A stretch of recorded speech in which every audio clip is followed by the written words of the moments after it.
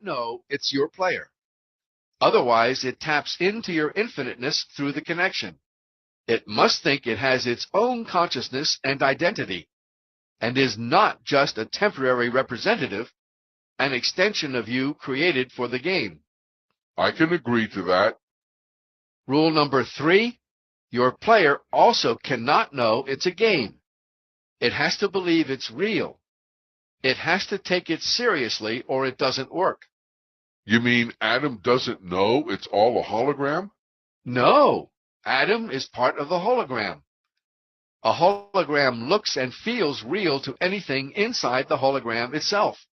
Adam thinks the garden I made for him actually exists. He even eats the holographic apples, for example. Well, I won't tell him it's not real.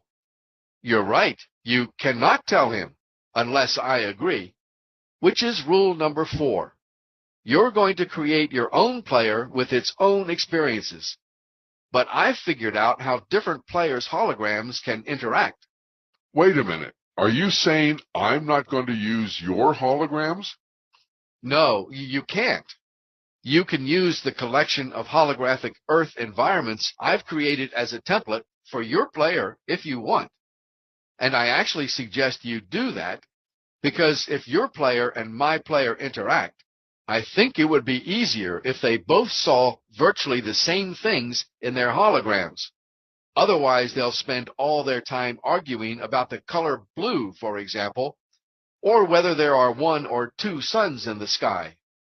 We wouldn't want that now, would we? Actually, it could be interesting, probably result in some strange feelings coming back through the connection. Maybe eventually get some players really upset if the reality they saw was too much different from other players.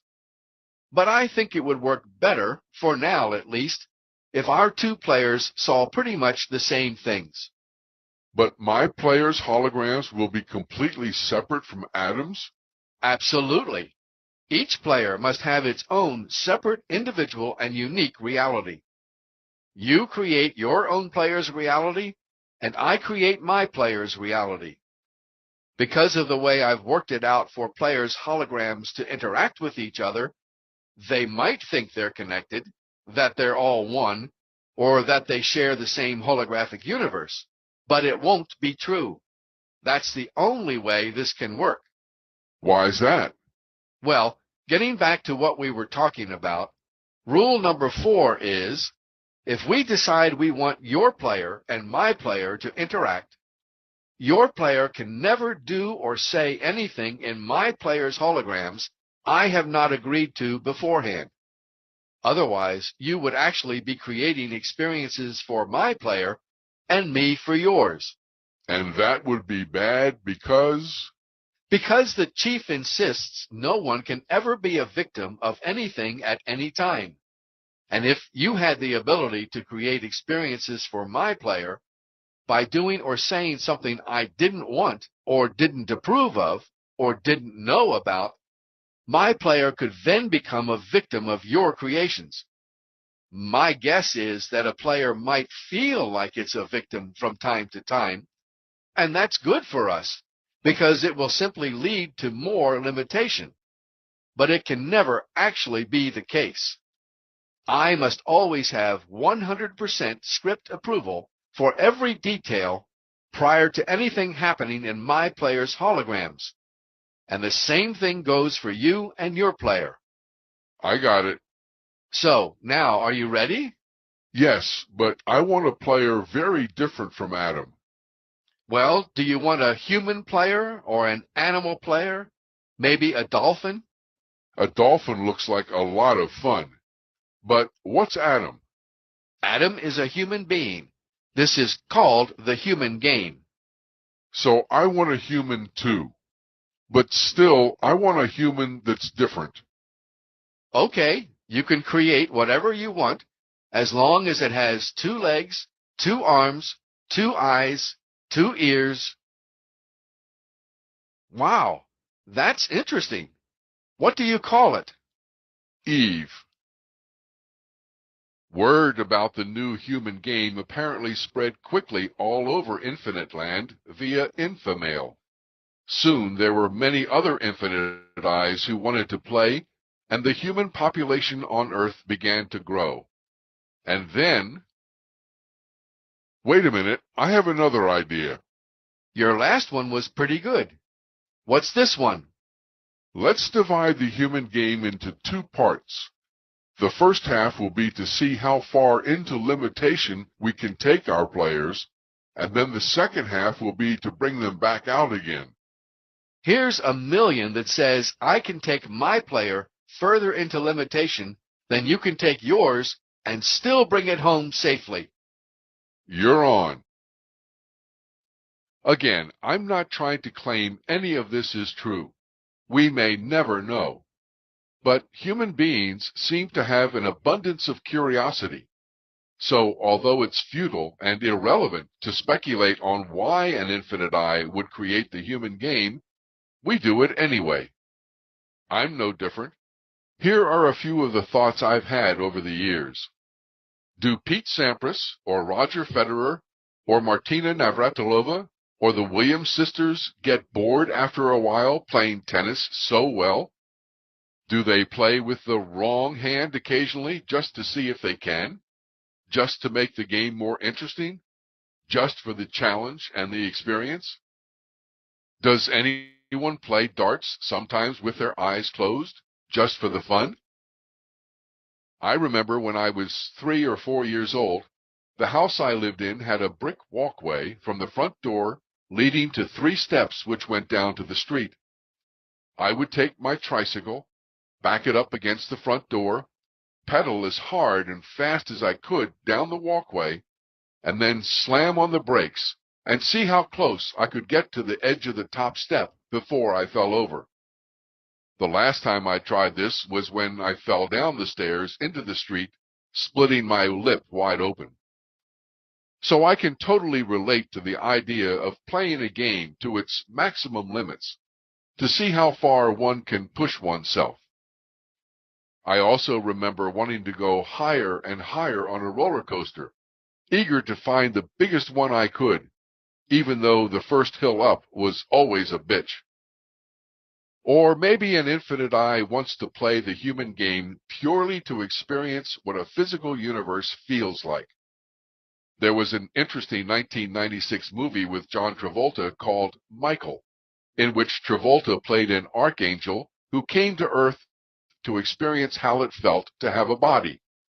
He reveled in it, smoking, drinking, eating as much sugar and meat as he could, exercising his very active libido, and enjoying every moment.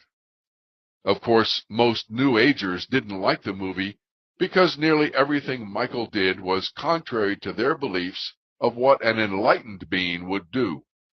But once again, this movie could provide a clue to an infinite eye's motivation. I'm sure you've heard the saying, as above, so below. Now we understand the opposite is true. As below, so above. We all go to the movies, watch sports, or listen to music in order to have an inner experience from the outer experience. Even golf is played for the inner experience it creates, according to the experts. The human game, then, could be called an outer experience created for a player by its infinite eye, so the infinite eye can have the inner experience, the feelings it receives through the connection to its player. There may be many other reasons why an infinite eye would create a player to experience life on Earth, and maybe you'll come up with one or more on your own. But the bottom line is, it doesn't matter why. And we will probably not know the complete answer as long as we are players on this side of the field. Fortunately, not knowing why doesn't affect the way we play the human game here and now. What matters is that the human game, as a model, answers a lot of questions more logically and more understandably and more consistently than any other model to date, like why our movies seem to be filled with drama and conflict, pain and suffering, and what our purpose is to be here. This model could change as we get more information, as more research is done in quantum physics, as more scouts come back with new reports of what they've found. But the most important thing is, right now, this model leads to very practical, useful, and effective ways to go through our metamorphosis in the cocoon. And that's the only real value in having such a model. So what if the opposite of everything we believed while in the movie theater is true? What if life is not a school, or a training ground, or a test, or a bitch, but a fun ride in an amusement park instead? What if the purpose of life on Earth is not to learn something, thinking, but to experience something, feeling? What if we as players are supposed to feel separate from our infinite eyes, rather than bemoaning the fact or trying to reconnect? What if our connection to our infinite eye has never been broken, but we were supposed to think it was in order to play the game? What if every experience we have ever had and will ever have is exactly the way our infinite eye wants it, and there is nothing to be changed, fixed, or improved in our holograms? What if all the things we have resisted are actually what our infinite eyes have wanted us to experience, and it is only our judgment and resistance causing our pain and suffering? What if we have never done anything wrong, but only think we have, and believe everyone else when they tell us we're defective and deficient, sinners who need to be saved? What if the earth doesn't need to be saved either, that it has its own infinite eye who is creating the precise experiences it wants as well? What if it is only our ego that says we have the power to create or change anything about our reality, and that all power actually resides with the infinite eye on the other side of the field? What if we don't need any self-help? No magic formulas, no secrets, no spiritual laws, no gurus, and no special techniques to try to make things different than they are? What if, no matter what we do in the first half of the human game, like meditate, pray, eat only organic food, and so on, it will not change anything until we have experienced all the imperfection and limitation and restrictions our infinite eye wants, and it's ready for us to play the second half? What if all we need to do is relax, enjoy the experiences our infinite eye creates for us, whatever they may be, and stop judging those experiences to be good or bad, better or worse, right or wrong? What if humankind itself has never made any mistake either, but instead has explored the heights of limitation as a species exactly as the infinite eyes wanted? What if, not understanding this, we have made up many stories to try to explain what we experience? Religions, philosophies, and beliefs, many of which contain some truth, but which are always altered so they actually lead into more limitation. What if it's now time in the human game for many more people to enter their cocoons, to play the second half of the human game, to go over the top of the first hill on the roller coaster and enjoy the ride back to Infinite Land? I highly recommend you watch a movie called The Game, starring Michael Douglas, produced in 1997. Chapter 12, The Two Halves Model. Before we go on, I want to make sure I'm not confusing you with too many mixed metaphors and analogies, and there are more on the way. For example, we just said the human game was divided into two halves. How does that line up with the movie theater and butterfly metaphors? The first half of the human game, going deeper and deeper into limitation and restriction, with all the drama and conflict and pain and suffering, would be stages 1 and 2 of a butterfly, the egg and caterpillar, or everything that happens inside the movie theater to the human children and human adults. The second half of the human game would be stages 3 and 4, the cocoon and the butterfly, or everything that happens once you walk out the back door of the movie theater and into your cocoon. If we take a look at the different rules for both halves of the human game, I think it might become more obvious. The rules for the first half of the human game, inside the movie theater, are: 1. The players must forget who they really are and believe they are something else instead. At the extremes, for example, that they are their body or their infinite eye. 2. The players must believe their holographic experiences are real, and what they perceive with their senses is actually happening out there in some objective and independent reality. 3. The players must believe what they encounter out there has power over them and the power to affect their lives. 4. The players must believe in the judgments of good and bad, right and wrong, better and worse, good and evil. 5. The players must believe there is something wrong with the reality they see out there that needs to be changed or fixed or improved. 6. The players must believe they have the power to create a different reality than what they are experiencing, and therefore feel defective and deficient, more limited, when they fail. 7. The players must believe they can think their way out of the human game by using their mind, or love their way out of it by using their heart. 8. The players must believe they can make something happen, and when they fail, blame themselves for not being smarter or better or working harder. 9. The players must believe there are goals to be reached, or agendas to be satisfied, or lessons to be learned. 10. The players must believe they, and they alone, are responsible for meeting their own needs and wants, which they have to fight for. 11. Fear and resistance are the foundations of the first half of the game, and judgment and their resulting beliefs are the glue that keeps the illusions working. 12.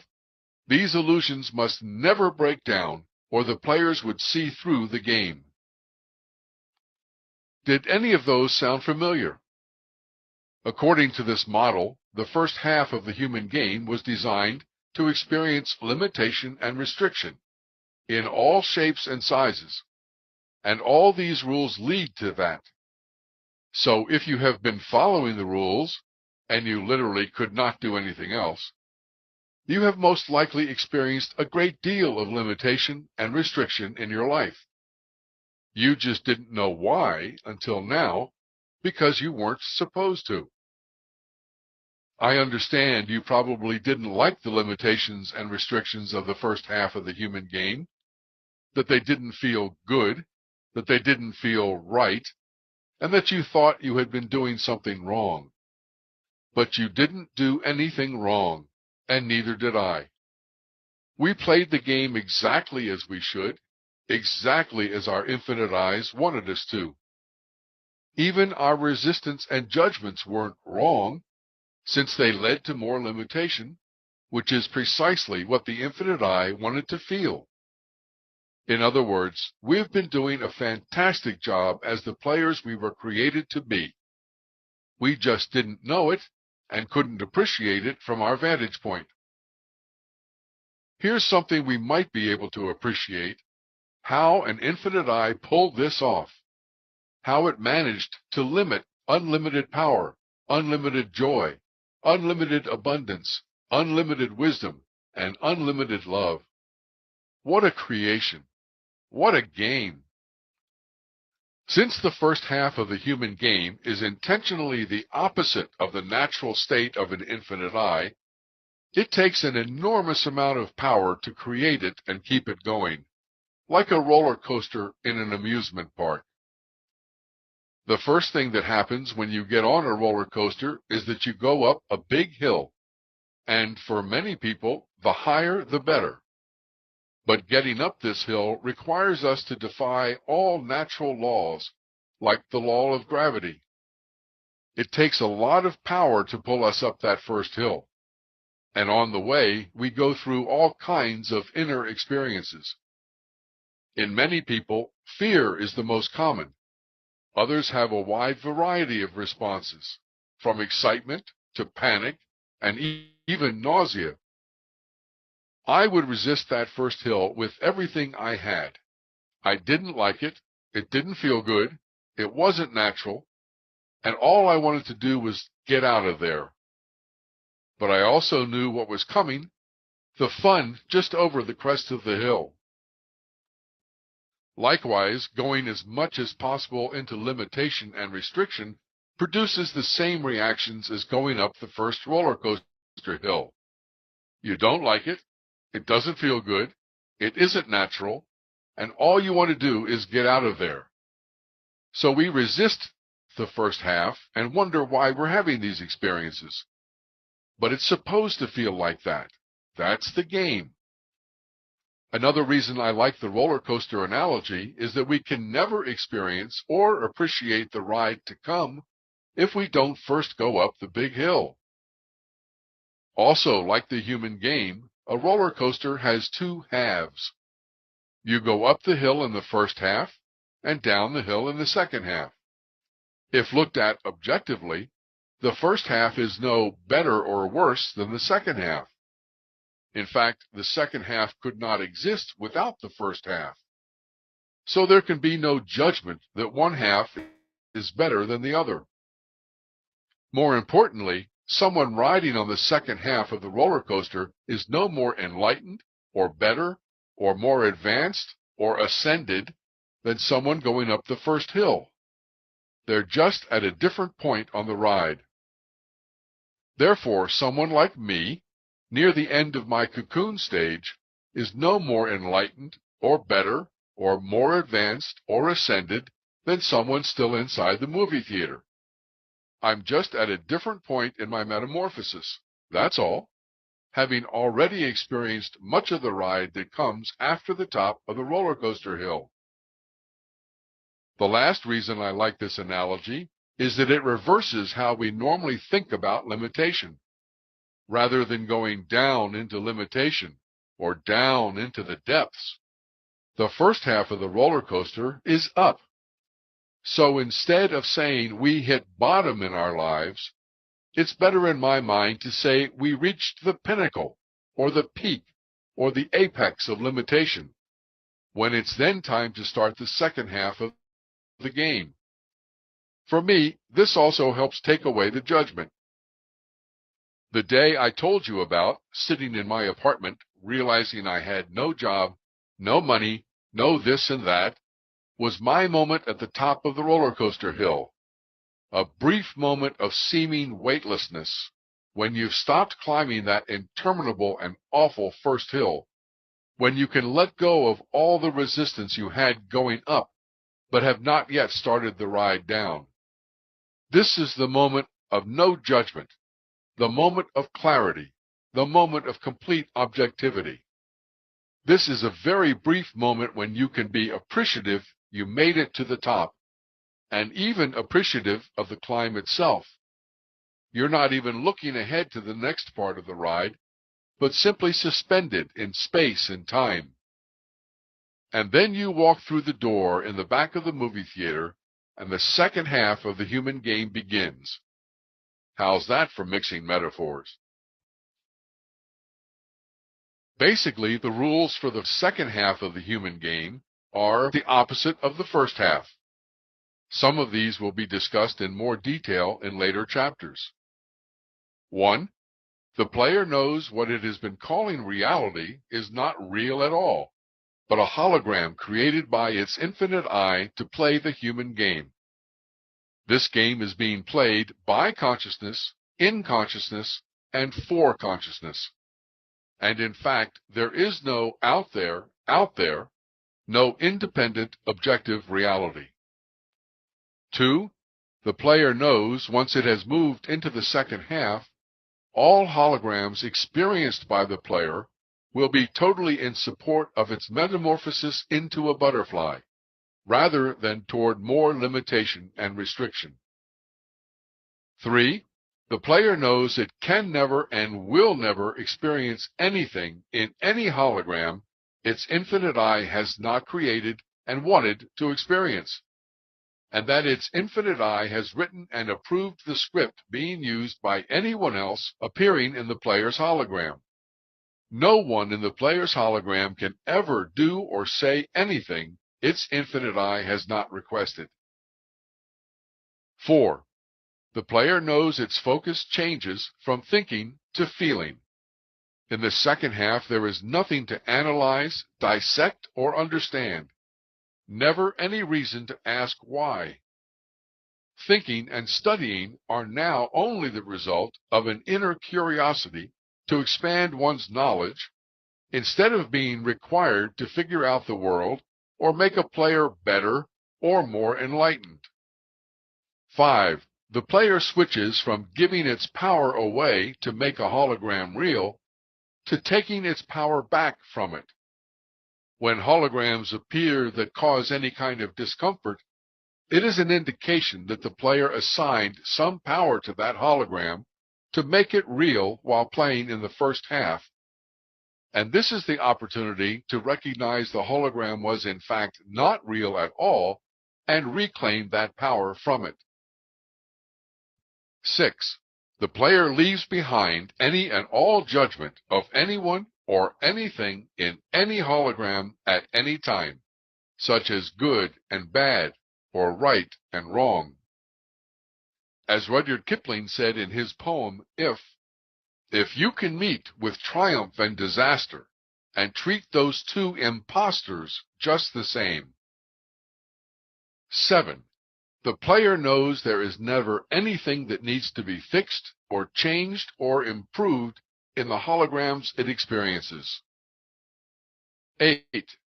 The player changes from being proactive to being reactive. There is nothing the player ever again needs to make happen. Being reactive means that when a holographic illusion that appears out there seems to require a decision, a response, or an action, the player takes it, as long as it does not include discomfort. Or, when the player feels an internal motivation or impulse to act, it does. In other words, the player follows its inner excitement as long as it is fun and brings total joy. 9. The player lives from moment to moment, one day at a time. There are no goals, no planning, no targets, no objectives, and no agendas. There is no past and no future, just now. 10. The player develops a deep love and sincere appreciation for its infinite eye, for itself as the player, and for all the first half holographic creations, even though at the time of the experience they may have seemed less than joyful. The player marvels in awe at the beautiful, perfect, and miraculous job the player did in the first half to convince itself it was real, and that the holographic world it saw around it was real. 11. The player has the knowing and the complete trust its infinite eye will take care of all its needs, including money, and there is no reason to worry about anything. The infinite eye would not create a hologram it wanted its player to experience if it did not also give it everything it needs for that experience. 12. The player wakes up each day looking forward with curious anticipation to the experiences its infinite eye will create for it that day, and the player buckles up, relaxes, and enjoys the ride. At the risk of overkill, I would like to offer two more analogies, or are they metaphors, to ensure I've expressed myself well. Actually, I mentioned one before, which I now want to expand on. Imagine a Greyhound bus driving down the highway. At the wheel is an infinite eye. The infinite eye realizes it cannot drive the bus and fully enjoy the scenery along the way at the same time, so it creates a player to sit in one of the seats and enjoy the scenery for it. In fact, the infinite eye realizes it can create 40 different players, if it wants, to occupy all the seats in the bus and get 40 different viewpoints of the scenery. If this surprises you, listen to Chapter 26, One Player per Infinite Eye, in Part 3 of this book. There is a wire connecting the infinite eye in the driver's seat to each of its players in the passenger seats, like an Ethernet connection.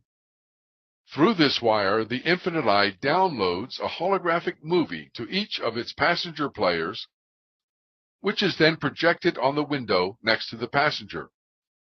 But rather than just seeing the 3D movie that is projected on the window, the passenger actually becomes immersed in the scenery and part of the movie itself.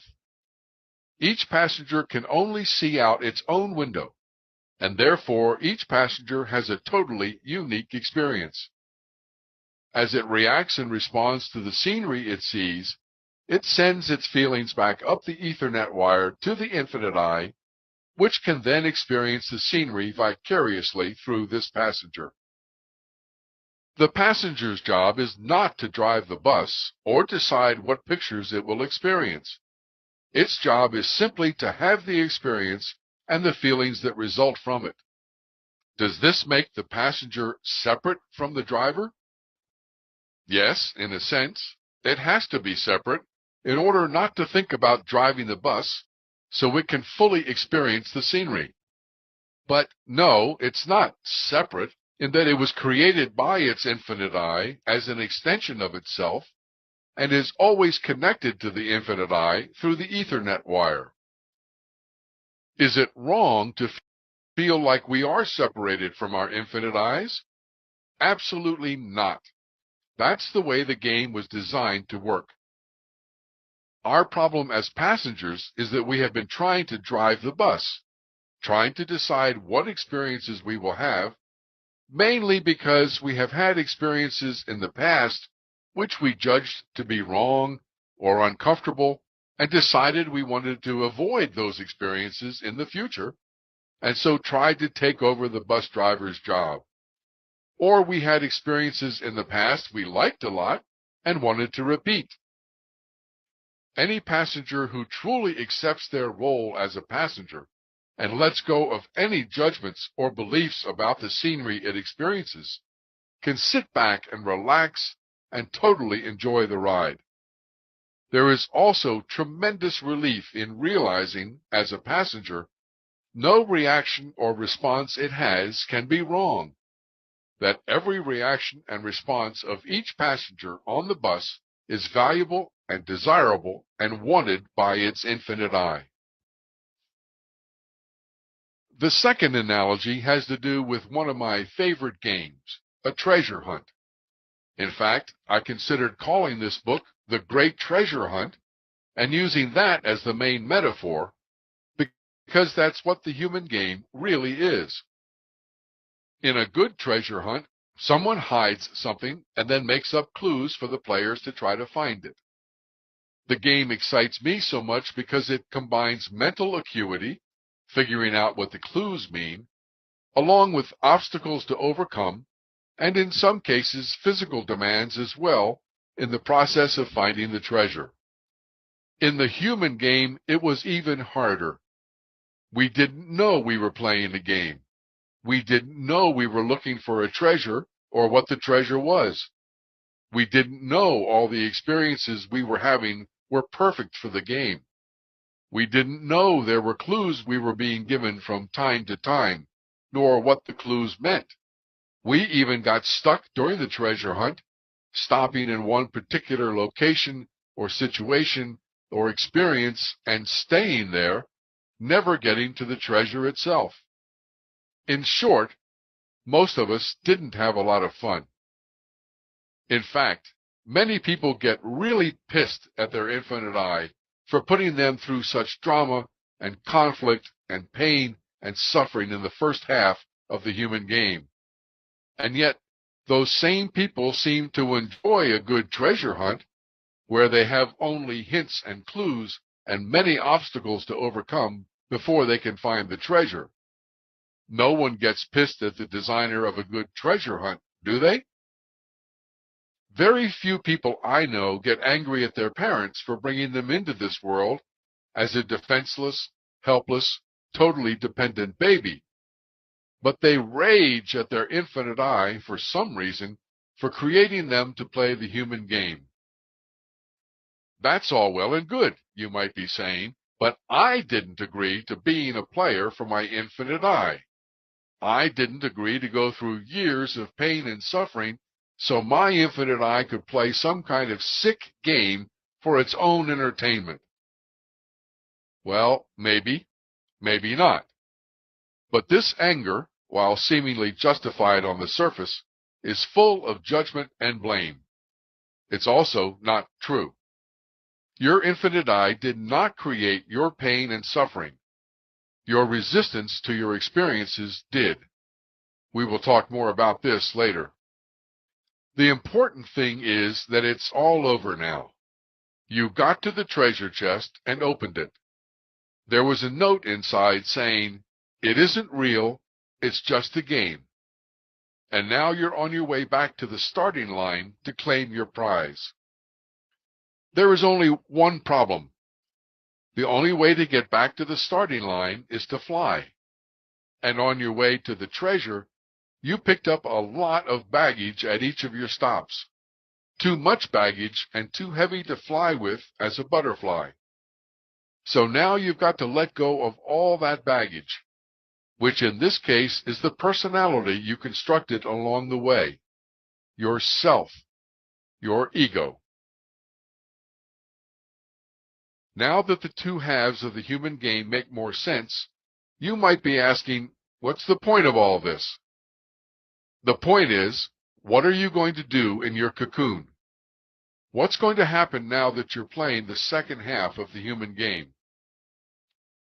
During the first half, you encountered numerous holographic experiences, which, based on the fears we will discuss later, you judged as bad, wrong, worse, evil, or just plain undesirable, and you tried everything in your power to change or fix or improve those experiences.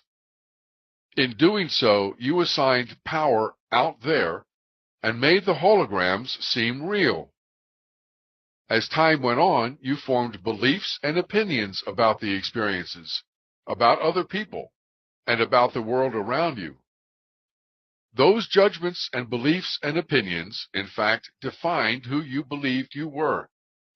They became part of your self, the layers of false identity called the ego. Now it's your job to reverse that process. Every judgment you made while inside the movie theater of good and bad, right and wrong, better and worse, good and evil, both as a human child and a human adult, are no longer valid. Every belief and opinion you held was based on a false premise, that the movies you were watching were real and are therefore untrue. Every attachment you made to these judgments, beliefs, and opinions created a new false layer of identity you believed was who you really were. So now you're going to be given the opportunity by your infinite I to revisit all those judgments and beliefs and opinions, and this time change your reaction and response to the experiences that created them. In the process, you will be able to let go of the layers of false identities that make up your ego and the fears underlying them, and make your way toward the true answer to who am I? How this happens is relatively simple. In fact, you don't have to do anything. It's much better if you don't try to make things happen anymore. Your infinite I will create everything for you, as it has always done. All you have to do is become fully conscious and aware of your reactions and responses to your experiences on a moment-to-moment basis, and be willing to look at them in the present time honestly and without justification. This means you have to stay awake with your eyes open and not in some meditative sleep or altered state of consciousness. But this is no cakewalk. It requires high mental acuity and includes deep emotional and even physical demands. Basically, you will relive or revisit many of the key experiences from your past, which means the movies that surround you in the cocoon for the next little while will look very much the same as they did in the movie theater. Some of the characters involved may be slightly different than the first time through the movie, but the basic theme is the same or very similar. This time, however, you have the choice of changing your reaction and response to these experiences by seeing the power you assigned out there to make your holographic universe seem real, and then letting go of the judgments, beliefs, and opinions you formed as a result. This will be a good start, and then it's on to the next experience. I want to be clear that you don't have to go searching in your past for an experience to process. Your infinite I will recreate these experiences in the present for you to deal with in the here and now. This is not psychotherapy designed to discover your mother didn't breastfeed you long enough or to overcome a dysfunctional family history. It's about what is now. It's about letting go of the fears that dominate your thoughts in the present, and about the attachments to yourself, the layers of false identities, the personality construct called the ego you think is you. It's about a war with Maya, the goddess of illusion, as Jed McKenna would say. It's about finding out who you really are. Chapter 13. The Process. I said at the end of the last chapter, you will relive or revisit many of the key experiences from your past, which means the movies that surround you in the cocoon for the next little while will look very much the same as they did in the movie theater. Some of the characters involved may be slightly different than the first time through the movie, but the basic theme is the same or very similar. This time, however, you have the choice of changing your reaction and response to these experiences by seeing the power you assigned out there to make your holographic universe seem real, and then letting go of the judgments, beliefs, and opinions you formed as a result. Different scouts have different methods for processing the holographic experiences created for you in the cocoon by your infinite I. And I doubt there's a right way or a wrong way, or just one way. There's no question there's only one place to end up, as a butterfly. But there may be as many ways to emerge from the cocoon as there are routes across the Rocky Mountains to the Pacific Ocean. It might be helpful to look at a couple methods used by other scouts to give you a clue about where and how to find what works for you. Robert Scheinfeld, whom I have called my mentor, came up with a process that goes something like this. 1. Remind yourself it isn't real. 2. Dive right smack into the middle of it. 3. Feel the discomfort energy fully. 4. When it reaches a peak, call it what it is and tell the truth about it. 5. Reclaim your power from the creation. 6. Express appreciation. In other words, as you continue with your life, immersed in the movies in your cocoon, there will be times when an experience brings you less than total joy. Discomfort, Robert calls it, which includes mental discomfort as well as physical and emotional discomfort, all the way from a slight emotional reaction to intense pain and suffering. The easiest way to spot this is that you will wish something about your present hologram would change because you don't like some part or all of it very much. Let's be very clear and specific about what we mean by discomfort. Physical discomfort should be fairly obvious, ranging from an owie to severe and debilitating pain.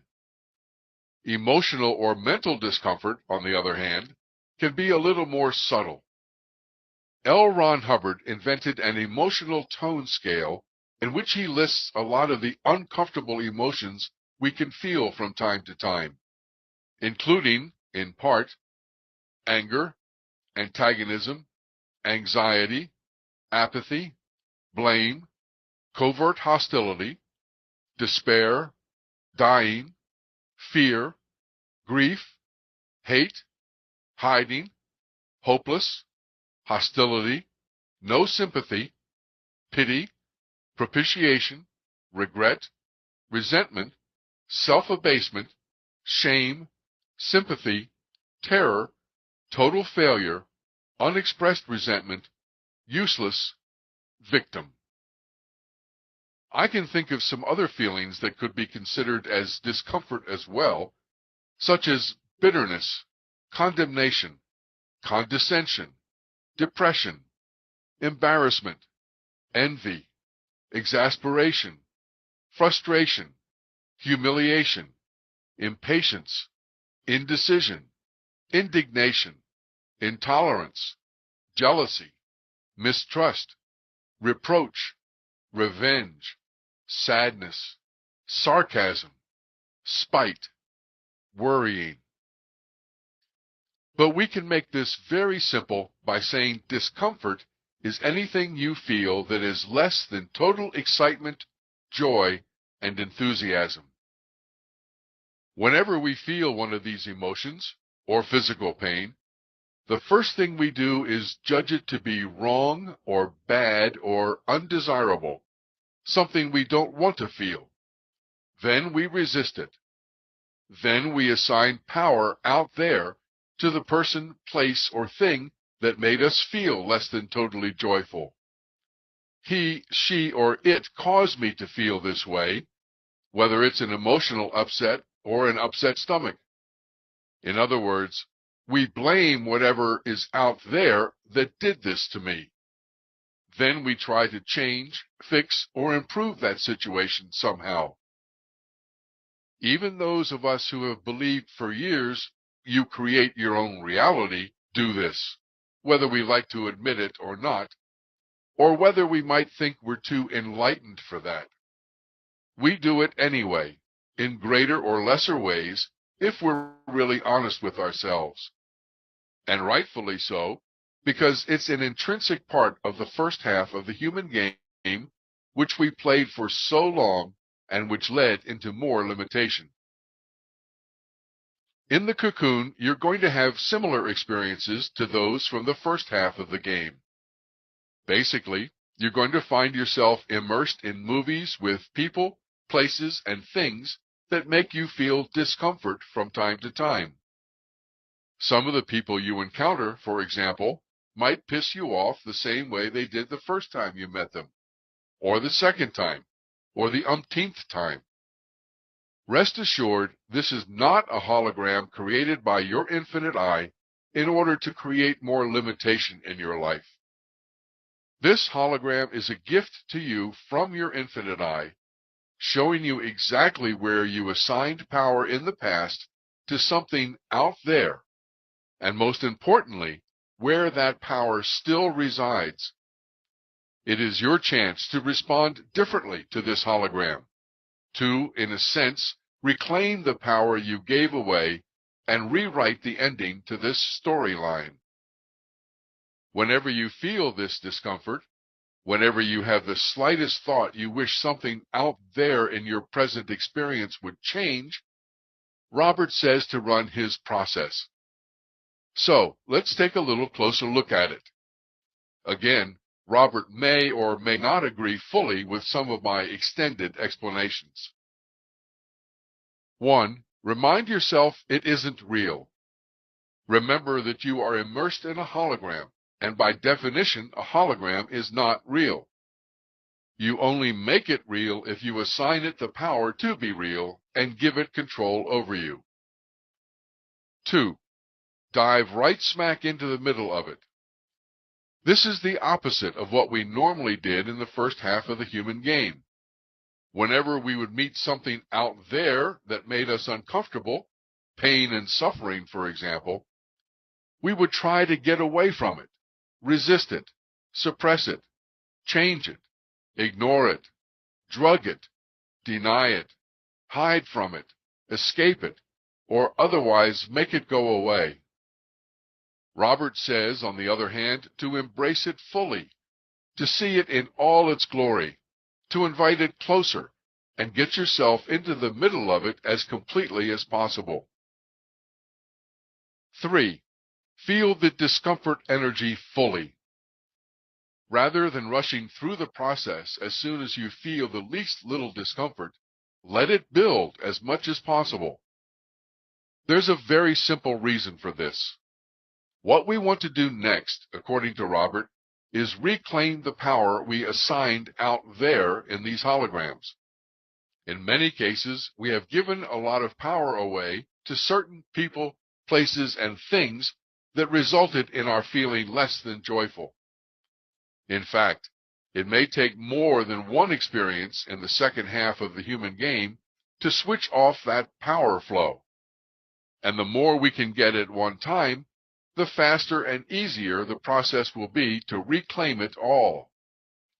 Therefore, let the discomfort grow as much as possible to process as much as you can at one time, and then be prepared to do it again later, either with the same person, place, or thing, or a similar situation, until all the power you have placed out there has been turned off.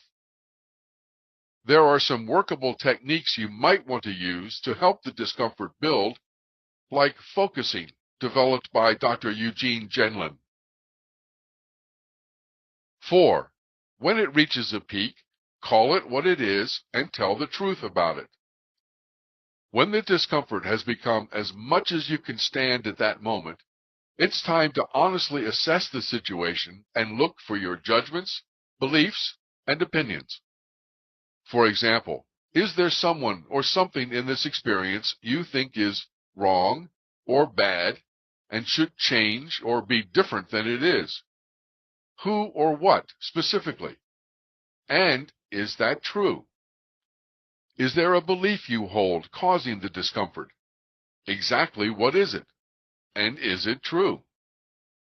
Did you form an opinion that is now causing you discomfort in this experience? What is it? And is it really true? It can help a lot to actually write these things down as you go through the process, at least in the beginning. One of the things you don't ask is why this experience is happening to you. That's a distraction that has no relevance and will keep you from focusing on what does matter. Asking why is what everyone does inside the movie theater because it leads into more and more limitation. But inside the cocoon, it's a useless concept. Maybe you will understand why, and maybe not. It doesn't matter. As the experiences in your cocoon continue, you might start to see patterns in your life that revolve around certain key judgments and beliefs and opinions. You can expect to have similar holograms appear that give you the opportunity to follow those patterns, perhaps back to the first time you formed that judgment, or adopted that belief, or created that opinion. So, calling it what it is means acknowledging and owning up to the fact that your discomfort is based on the judgments, beliefs, and opinions you formed as a reaction or response to this situation. The truth about it is that no one and nothing out there is going to change to make you happier. You're the one who's going to have to change your reactions and responses to your experiences. You're the one who's going to have to take 100% responsibility for how you feel and your condition in life. You're the one who jumped into this uncomfortable hole rather than being pushed or forced or tricked into it. The truth about it is that no one can ever be a victim of anyone or anything at any time in any experience. Likewise, there are no unwanted perpetrators. As long as you feel like you're a victim, you have assigned power out there that isn't real. The truth about it is that you have no power to change the experience or anyone or anything out there. The only power you have as a player is using your free will to change the way you react and respond to the holographic experiences created for you by your infinite eye. 5. Reclaim your power from the creation. Reclaim is Robert's word, and I think it can be a little misleading. A player has no power. We didn't create the hologram to begin with. We definitely made the hologram real by assigning it power, but the power we assigned it was as imaginary as the hologram itself. Reclaiming your power also suggests that when you have finished with the process, you will have more power than before you started, by taking the power back you had assigned to the hologram out there. This is also not true.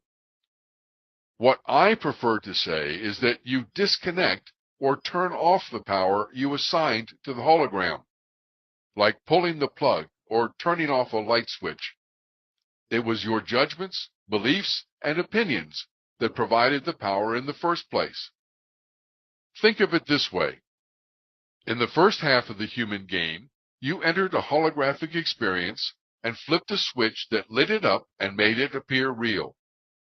It's still there, fully illuminated, when you revisit it in the second half, which is helpful because you need it as bright as possible to clearly see the judgments, beliefs, and opinions that were your reactions and responses, and which became part of your false self, the personality construct, the ego you have been thinking is you. When you have finished processing that hologram, you simply unplug the power source or turn the light switch off. In the beginning, it helped to visualize myself doing that. If there are still judgments, beliefs, and opinions associated with that holographic experience, in other words, you didn't get them all the first time, the light won't go off completely, and your infinite eye will give you another opportunity later to run the process on the same or similar circumstances again. 6. Express appreciation. Expressing appreciation is perhaps the most important step. Even if you don't like the experience you are having, do whatever possible, fake it until you make it, to express appreciation to your infinite eye for the experience, and especially thanks and appreciation to the person, place, or thing that was causing you the discomfort. After all, your infinite eye has just given you the gift of showing you where you assigned power out there in the past, and that's worthy of some appreciation. And the people, places, or things that caused your discomfort have given you the gift of expertly playing a role in your holographic movie to assist you in your process of becoming a butterfly. Definitely worthy of appreciation.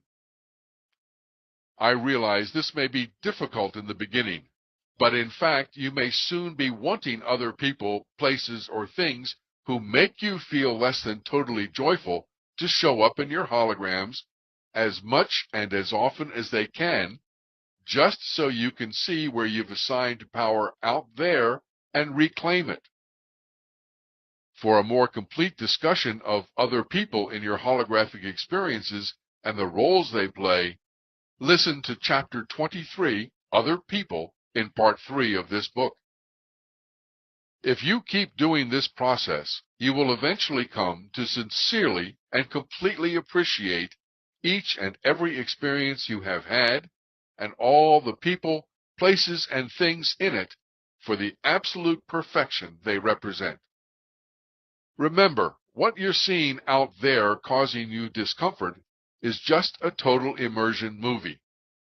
If you went to a play one night and were moved to tears by an emotional scene, let's say a woman who was dying of cancer, a la Love Story, you wouldn't blame the writer or director or the actors for making. That's why you went to the play in the first place, to have an inner experience from the outer experience.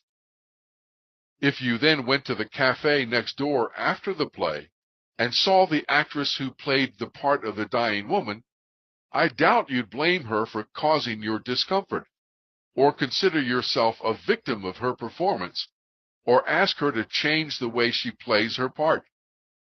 To the contrary, you'd probably praise her for doing such a good job to elicit your emotional response. That's what Robert's process is all about. Recognizing we are immersed in an amazing 3D holographic movie in order to have an inner experience from the outer experience. That our infinite eye is writing and directing every scene of that movie down to the smallest detail. That there are actors playing roles in our movies to which we are reacting and responding. That any discomfort we feel is based solely on our reactions and responses and the power we assigned out there to the movie. That the only power we have is to change our reactions and responses if we are not happy with them, and then express our appreciation to the writer, director, and actors who did their job so well to show us the true source of our discomfort and give us the opportunity to write a new ending for ourselves.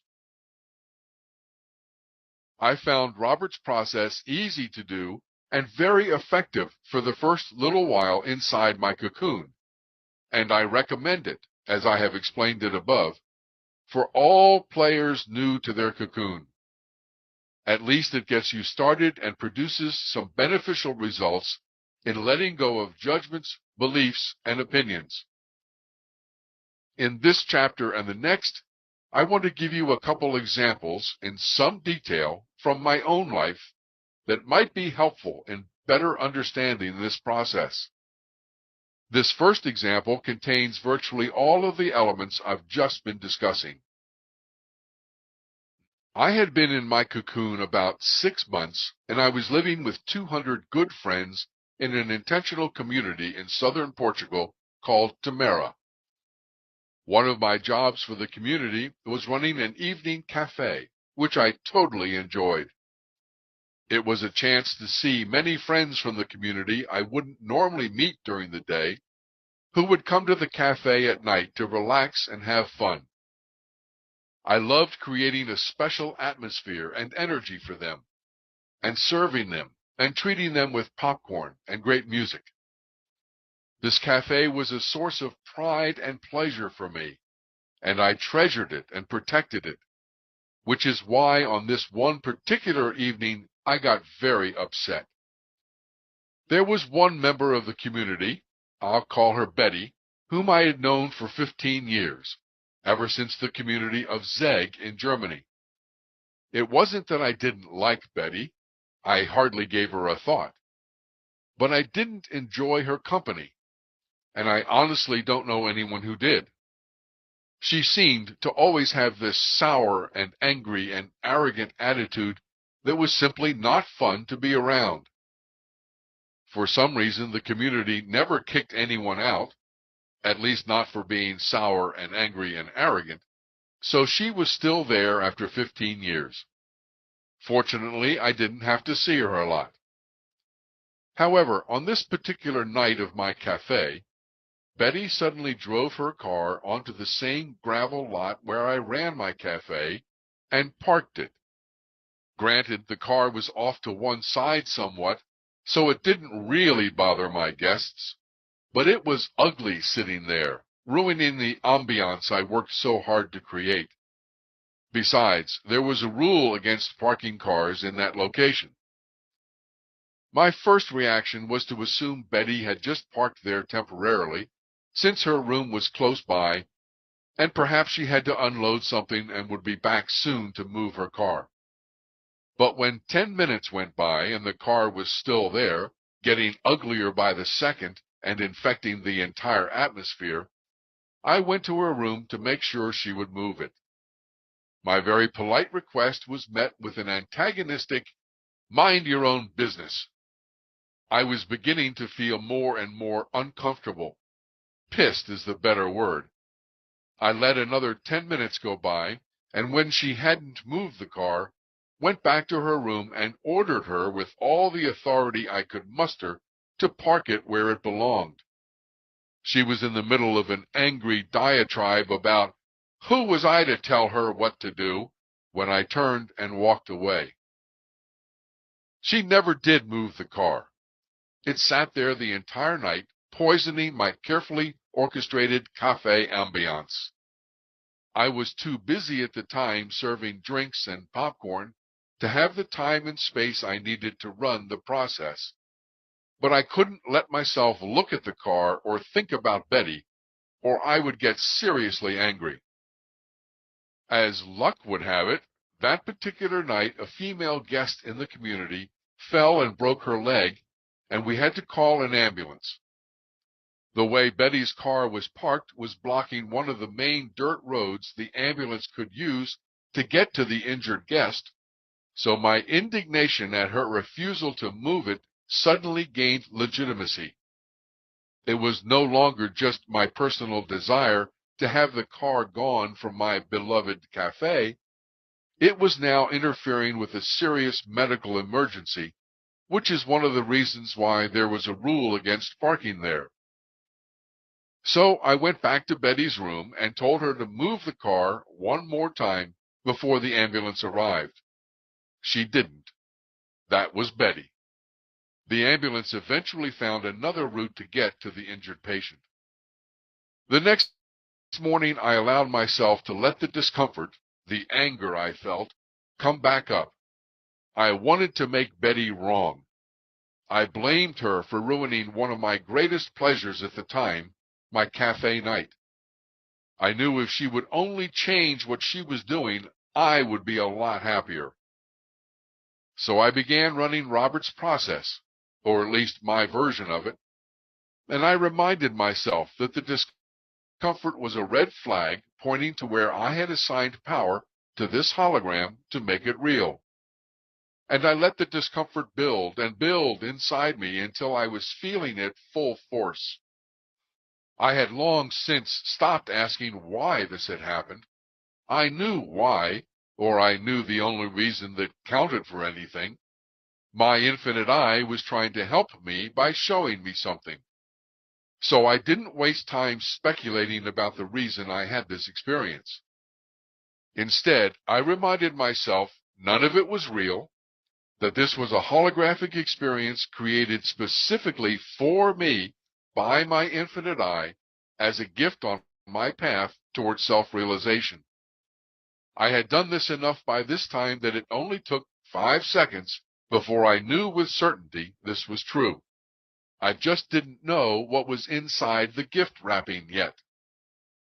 I admitted to myself I felt like a victim, that I believed Betty had interfered with the pleasure I got from my cafe, and that I was judging Betty for being wrong for what she had done.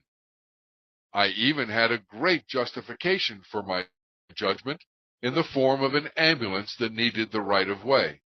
In fact, I could have found a lot of support from other members of the community about how right I was and how wrong Betty was. But that road leads nowhere.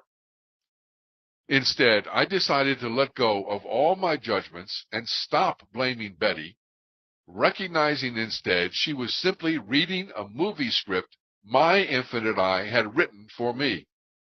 This had nothing to do with her and everything to do with me. Betty's behavior was not wrong at all. In fact, she had performed her part in my movie with great expertise. How could I possibly blame her for that? I also realized I believed she should follow the rules and that it was my place to make her do that. And my opinion was that she didn't even belong in this community, much less in my hologram. My anger then extended to the whole community for not kicking her out sooner.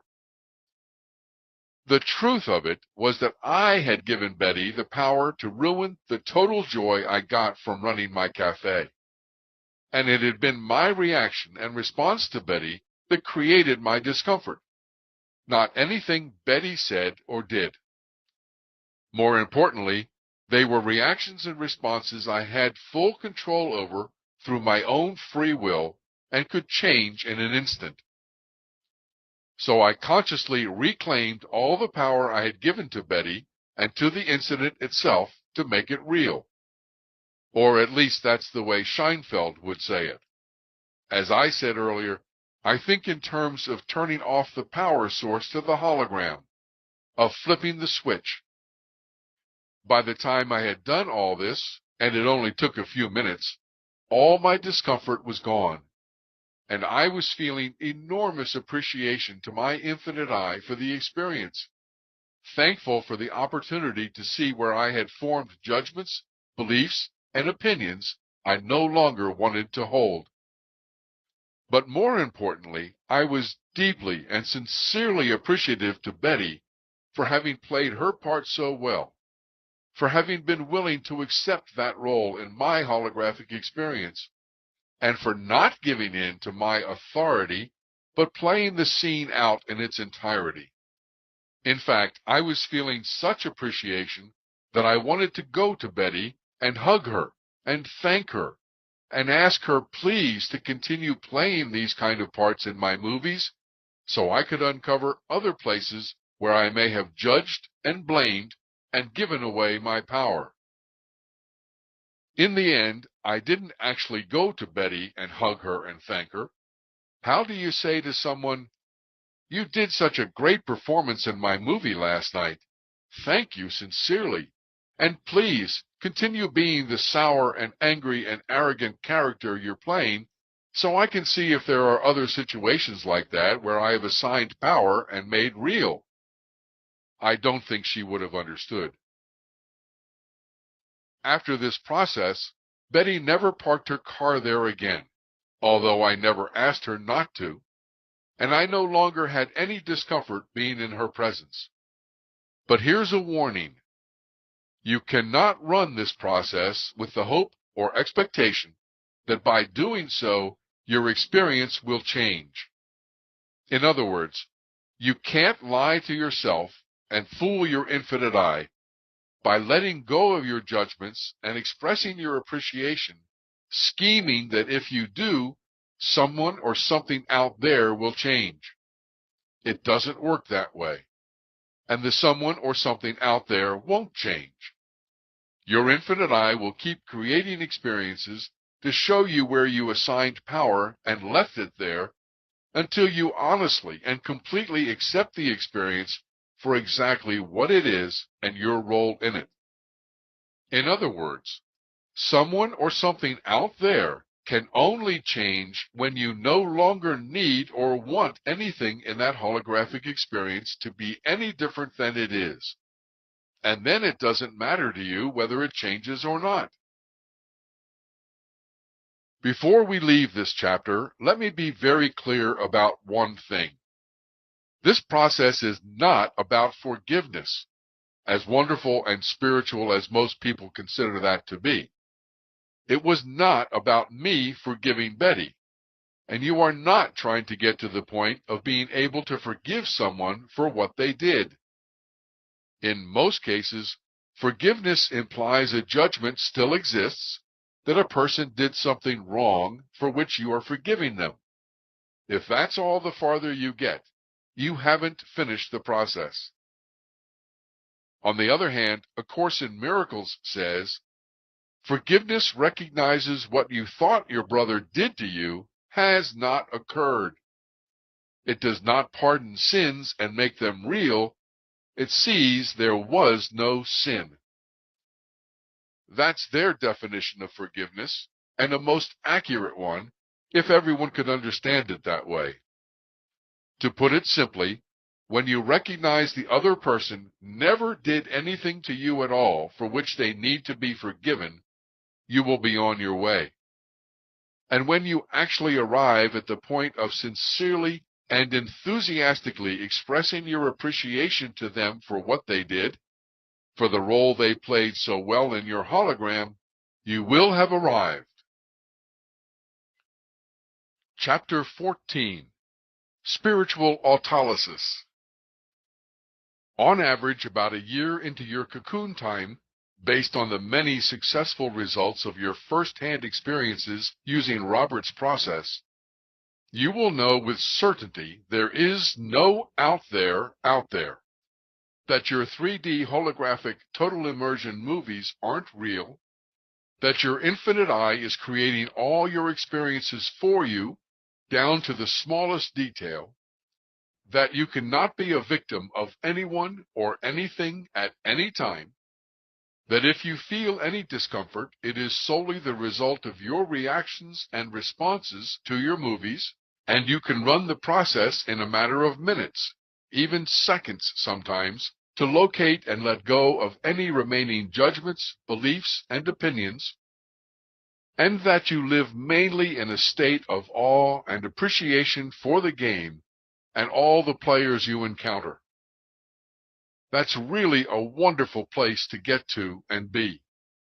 And yet, you feel you're not done, that there's something left to process, that you still have unanswered questions, that you do not yet have the one true answer to who am I, that you're only at the point of mild contentment with your life rather than constant enthusiasm and joy, and that you continue to experience some moments of discomfort from time to time. Although it produces some excellent results early on, I found Robert's process has its limitations. I know of others who reached this point as well. For a more complete discussion of why, please listen to Chapter 33, Robert Scheinfeld, in Part 3 of this book. Robert's process can be very effective when dealing with discomfort that seems to come from out there. But it's not as effective when you have reached the point where there is no longer any thought of out there, and you are more interested in looking in here. That's because judgments, beliefs, and opinions are only the tip of the iceberg. And once you've gotten comfortable and been successful in letting go of them, you're ready for the next stage of your metamorphosis. Underneath the judgments, beliefs, and opinions are the fears that led to them, and the layers of the ego created as a result. The false self you thought yourself to be, that Robert's process simply cannot address. At least, that was true in my case. In 2003, still inside the movie theater, I had a car accident which broke 11 bones in my neck and back, and I came within a millimeter of being paralyzed for life. One vertebra in my neck had to be taken out and replaced with a titanium cage, and I then needed 6 months in bed to recover. My ex-wife had been married to her new husband about 3 years at that time, and his mother had also recently come to live with them. But out of their love and caring, and going way beyond any call of duty, they put a hospital bed in their living room, and that's where I spent those 6 months recovering. Then they bought a travel trailer at their own expense, set it up just a short walk from their house, and moved me in there as soon as I could walk sufficiently to get back and forth, continuing to feed and take care of me for another 6 months. During that year, my ex-wife's new husband became my best friend, and his mother treated me as if I were her son. After 57 years, I finally had the kind of mother I wished for as a child, and a real brother to boot. My ex-wife's parents, who also lived nearby, were a constant source of love and support as well. What an incredible experience! The car accident was indeed a very special gift from my infinite eye on many levels. But how do you ever repay someone for that kind of love and caring? I felt such gratitude to my ex-wife and her husband, and to the entire family, and spent the next 7 years hoping to find ways to give back even a small percentage of what they had given me. This turned out to be the subject of a series of holographic experiences my infinite I would create for me once I entered my cocoon. During our 17 years together, I had been my ex-wife's scout and coach, as well as her husband. Part of my relationship to her, part of my ego identity, was to assist her, at her request, in seeing when she had strayed off her own chosen path and help her get back on course. Her new husband had, in fact, thanked me profusely many times for the excellent job I had done in this capacity. 10 years after we separated, I was still attached to this ego identity. So about a year and a half into my metamorphosis, when my ex-wife and I suddenly and unexpectedly started to have some communications problems, my ego said it would be a real gift to her and her husband if I once again exercised my identity as her coach and offered my assistance and support. Perhaps even a big enough gift to repay their love and generosity. If I could only get her to see and understand. But for the first time ever in our relationship, despite all the evidence I presented, my ex-wife did not agree she had strayed off course. This communication problem lasted about 6 months while I tried to do what I had done so well for her in the past, with zero success this time. I ran Robert's process very early on, leaving me with no discomfort, no emotional or mental upset on my side with her or the situation we were in. I did not blame her or judge her for anything she was saying or doing, and I no longer had any desire to fix her or improve her or change her. But still I knew something wasn't right with me, and I needed help. Something more than Robert's process to find it.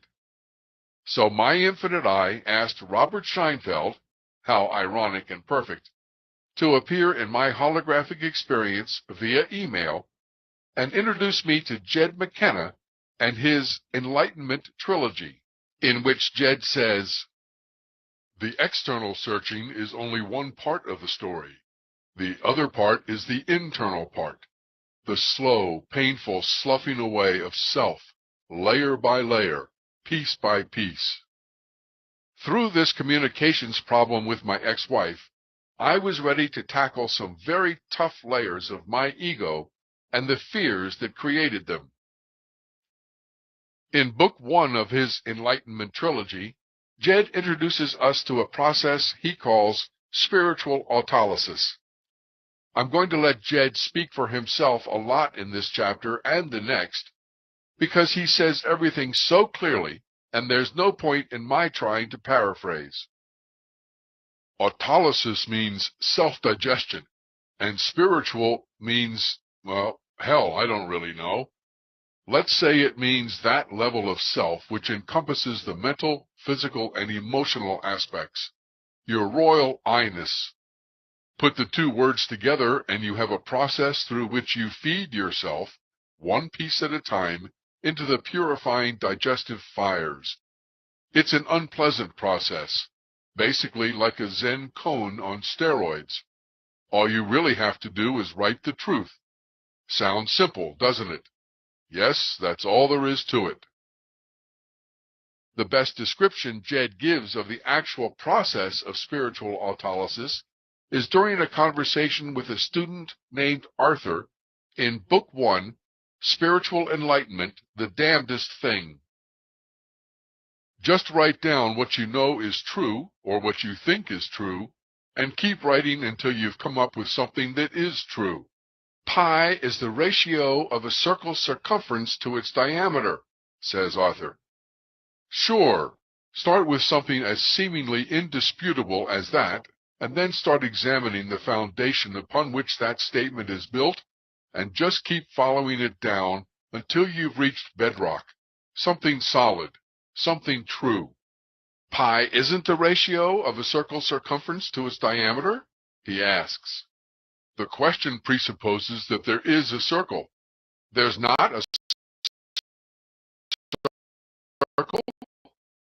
draw a circle, I. When did you confirm the existence of an I? Draw.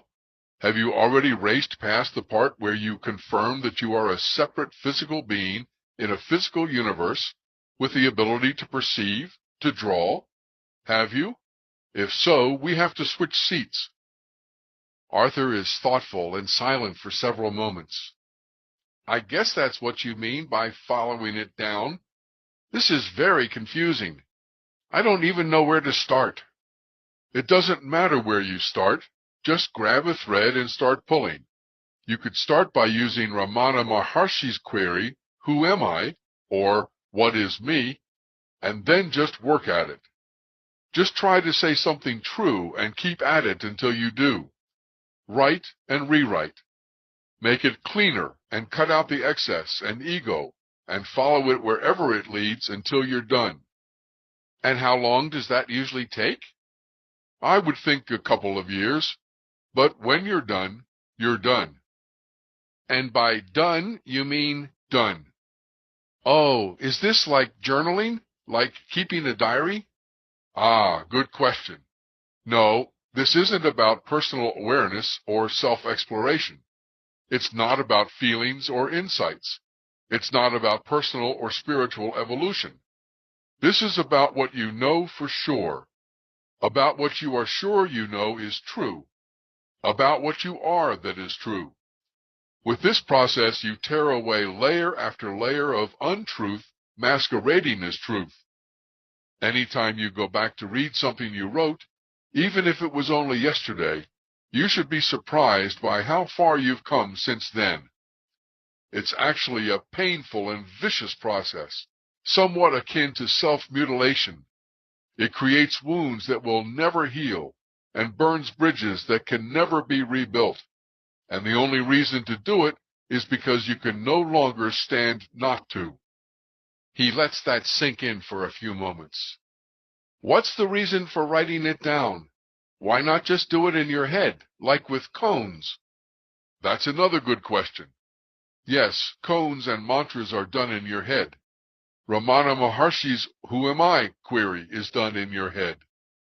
The reason for writing it down on paper or on a computer where you can see it is because the brain, unlikely as it may sound, is no place for serious thinking. Anytime you have serious thinking to do, the first step is to get the whole shooting match out of your head and set it up someplace where you can walk around it and see it from all sides. Attack, switch sides, and counterattack.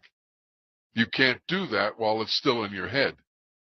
Writing it out allows you to act as your own teacher, your own critic, your own opponent. By externalizing your thoughts, you can become your own guru, judging yourself, giving feedback, providing a more objective and elevated perspective. Does that make spiritual autolysis a path of intellect as opposed to a path of heart, or a path of devotion, or a path of service? Frankly, you start losing me a little bit there, Arthur. I don't know what all these different paths are. Spiritual autolysis is an intellectual endeavor, but I balk at calling it a path of intellect.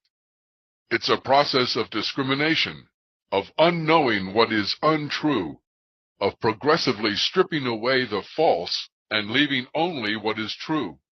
Discrimination is used in a machete-like manner for hacking one's way through the dense underbrush of delusion, or, if you prefer, in a sword-like manner for hacking off one's own delusion-riddled head.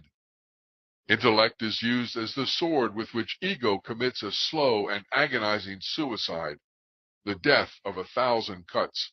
Whether that makes it this kind of path or that kind of path doesn't concern us here. That's something for a student of paths to worry about. If the question stays with you, then it's something you can address for yourself in the process of spiritual autolysis. This was exactly what I needed to process my current experience with my ex-wife. I needed to see my emotional attachments to her and her husband, especially the tricky ones that seemed so justified by well-earned and well-deserved gratitude. I needed to write down how these attachments were defining who I believed myself to be, and look honestly at the hold my ego had on me as a result. I wanted to find out what was really true about any of this, and spiritual autolysis was a powerful tool in that process. What I discovered, of course, was that my ego liked this role of being the coach for my ex-wife. It defined my identity, my relationship to her, especially since I was no longer her husband. In fact, my ego liked being a coach to anyone. It gave me the identity of a teacher, a mentor, a guru of sorts. It also satisfied a belief in helping others, in trying to mitigate their pain and suffering, in offering support by exposing the inconsistencies and contradictions that were making their lives less happy than mine. None of which can ever be true, of course. Isn't it amazing how arrogant our egos can be, thinking we know what's best for someone else or how they should live? It was my ego that wanted me to feel this eternal gratitude to my ex-wife and her husband, without any possibility of ever being able to pay them back, to keep me attached to this identity. That's the way the ego survives and grows and gains power. But it was clear the time had come for me to detach from the identity of a coach or mentor or teacher or guru to my ex-wife and anyone and everyone else, and from the endless gratitude to her and her husband. Detaching does not automatically mean disconnecting, however, although in this case my ex-wife finally asked that I take her and her husband off my mailing list, which I did, although I hope the disconnection is not permanent or even lengthy. Detaching means, well, I'll talk about it in detail in the next chapter. For now, think of the ego like an onion. Detaching is peeling off one of the layers and throwing it away. Or maybe you prefer cutting it up into little pieces, throwing it in a hot pan with some butter, and eating it with great appreciation for the flavor it gives to a hamburger or a zucchini. For more appreciation of the ego, please listen to Chapter 31, The Ego, in Part 3 of this book. Originally, I was quite surprised when my coaching offers were so adamantly rejected by both my ex-wife and her husband, given our history. Now I am so extremely appreciative to both of them, for it was only through their resistance that I was able to find and let go of these ego layers. What a relief it is not to feel like playing any of those roles anymore. And what a gift they gave me once again, although this time I am not bound to the ego by the gratitude. There were many fears I discovered as well as I ran Jed's spiritual autolysis on this incident with my ex-wife and her husband. The bottom line was that I was not enjoying our conversations anymore. I wasn't having fun being involved in her dramas, and I didn't look forward to listening to him recite conspiracy theories of government concentration camps ready to accommodate millions of Americans. The only reason I kept putting up with it was this endless gratitude. But I was afraid to let go of her and her husband, even knowing that I could never repay them no matter what I did. In addition to feeling I should feel grateful for the rest of my life, there was the fear of how it would look to others if I suddenly put an end to the endless gratitude. I was afraid of what the rest of the family would think. How ungrateful would it seem if one day I said, "You know, I am and will always be very appreciative of you and everything you did for me, but I can never pay you back, and I have to stop trying. That part of my life is over, and I no longer feel joyful or interested or compelled by gratitude in walking down the road you seem to be heading at the moment." What would my children think? Did I stand the chance of jeopardizing my identity as their father if they disapproved of my behavior with their stepmother? I was also afraid of losing the mother I had always wanted and just recently found, and the new brother I had come to love. These layers of identity had made up for years of my dysfunctional childhood, and I cherished them. Finally, and most importantly, I was afraid this was the last chance I would have to get my ex-wife out of the movie theater and into her cocoon, which was the gift I had been trying to give her. I still loved her and cared for her, and wanted her to find her way out of the drama and conflict and pain and suffering, the dream state she was so clearly still experiencing as a human adult. Of course, my ego loved this, feeling secure in its existence as long as I felt responsible for and was focusing on her spiritual evolution instead of my own. Detachment isn't always just from the things we don't like or want, but also from the things we want and love. I had to let go of the attachments to all of this, to all the fears that had created layer upon layer of my ego and formed the false belief of who I thought I was: coach, friend, father, brother, son. These were all just characters I played, none of which were who I really am at all of which are who I am not, in fact. The fact is that every judgment I ever made in my life has attached me to that experience and formed another layer of my ego, defining who I thought I was. Every belief adopted as a result of these judgments has been false, solidifying and justifying the ego. Every opinion based on those false beliefs will turn out to be in error when viewed from a new perspective of truth. That's why our infinite I gives us the opportunity to revisit or relive those experiences while in the cocoon, to let go of those judgments, beliefs, and opinions, to look head-on at the fears and break the attachments that have formed the false identity layers of the ego. This is all well and good, you might say, for something as insignificant as a little emotional upset over Betty's parked car, or a spat with your ex-wife, for the minor drama and conflicts in life. But what about real discomfort? What about physical abuse?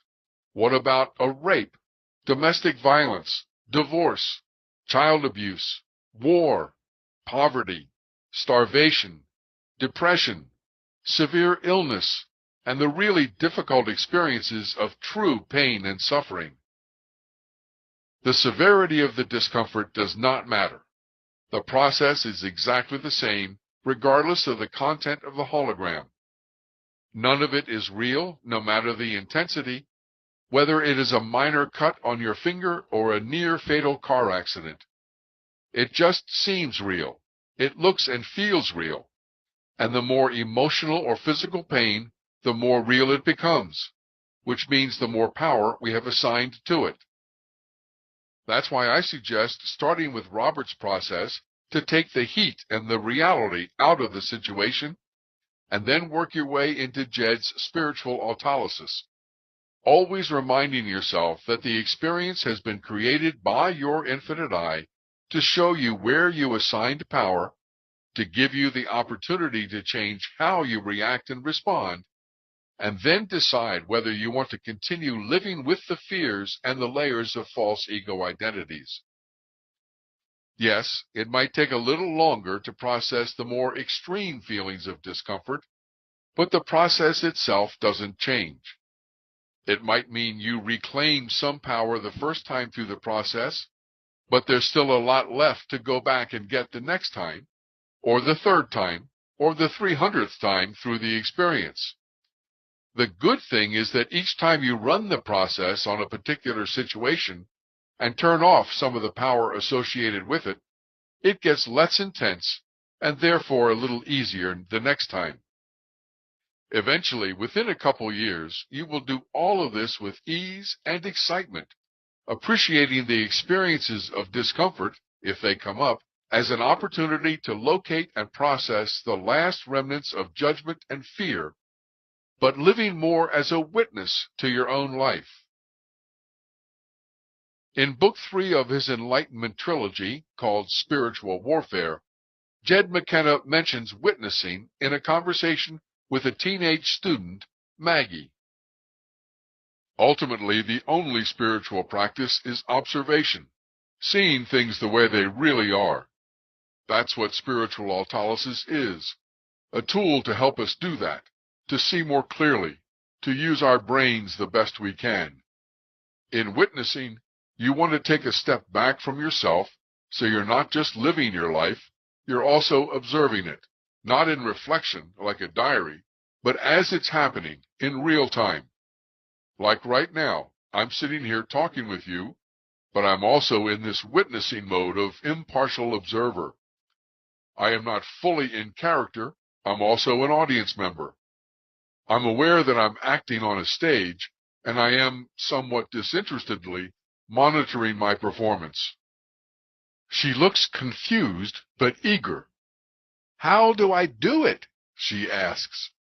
Well, in a way, you're already doing it, except your witness is kind of unfocused. She's bored, hungry, aggravated, muffled. You want to bring her into focus, sit her down and have her pay attention. Her? Her who? The little voice in the back of your mind. You know what it's like when you're bored, and in the back of your mind you're thinking about something else. You're not fully present. Your mind is somewhere else, wandering, daydreaming. Daydreaming is a very good word for it because it suggests that we're asleep while we're awake, which is exactly the point. We want to transfer our primary awareness out of the character we're playing and into the actor that's playing the character. We want to accentuate that distinction to help us stop blending the character we play with the actor playing the character. We want to take up primary residence in the actor instead of the character we're portraying. Does that make any sense? I don't know. You mean like being self-conscious all the time? Yes, but in an impartial sense, not in a judgmental sense.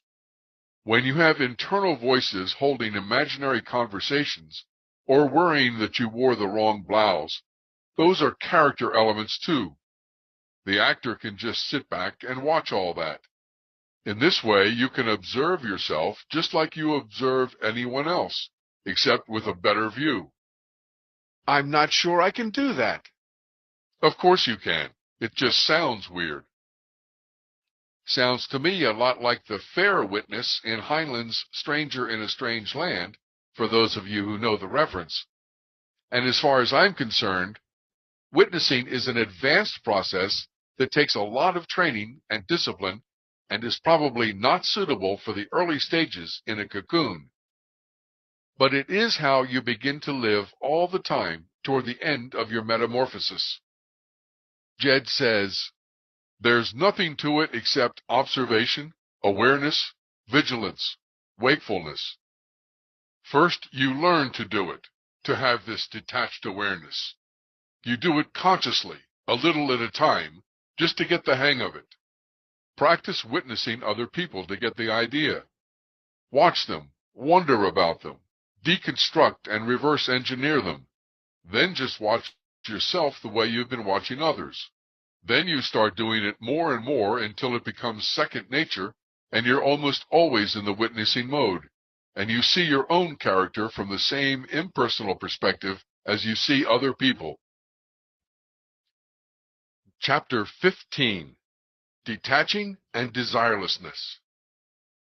I said in the last chapter that detachment isn't always just from the things we don't want or like, but also from the things we want and love. That may sound like you have to forsake everything in order to become a butterfly, which would make becoming a butterfly a lot less attractive to many people. But it's not true. So let me explain detachment a little more, and, as usual, let's first look at what detachment is not.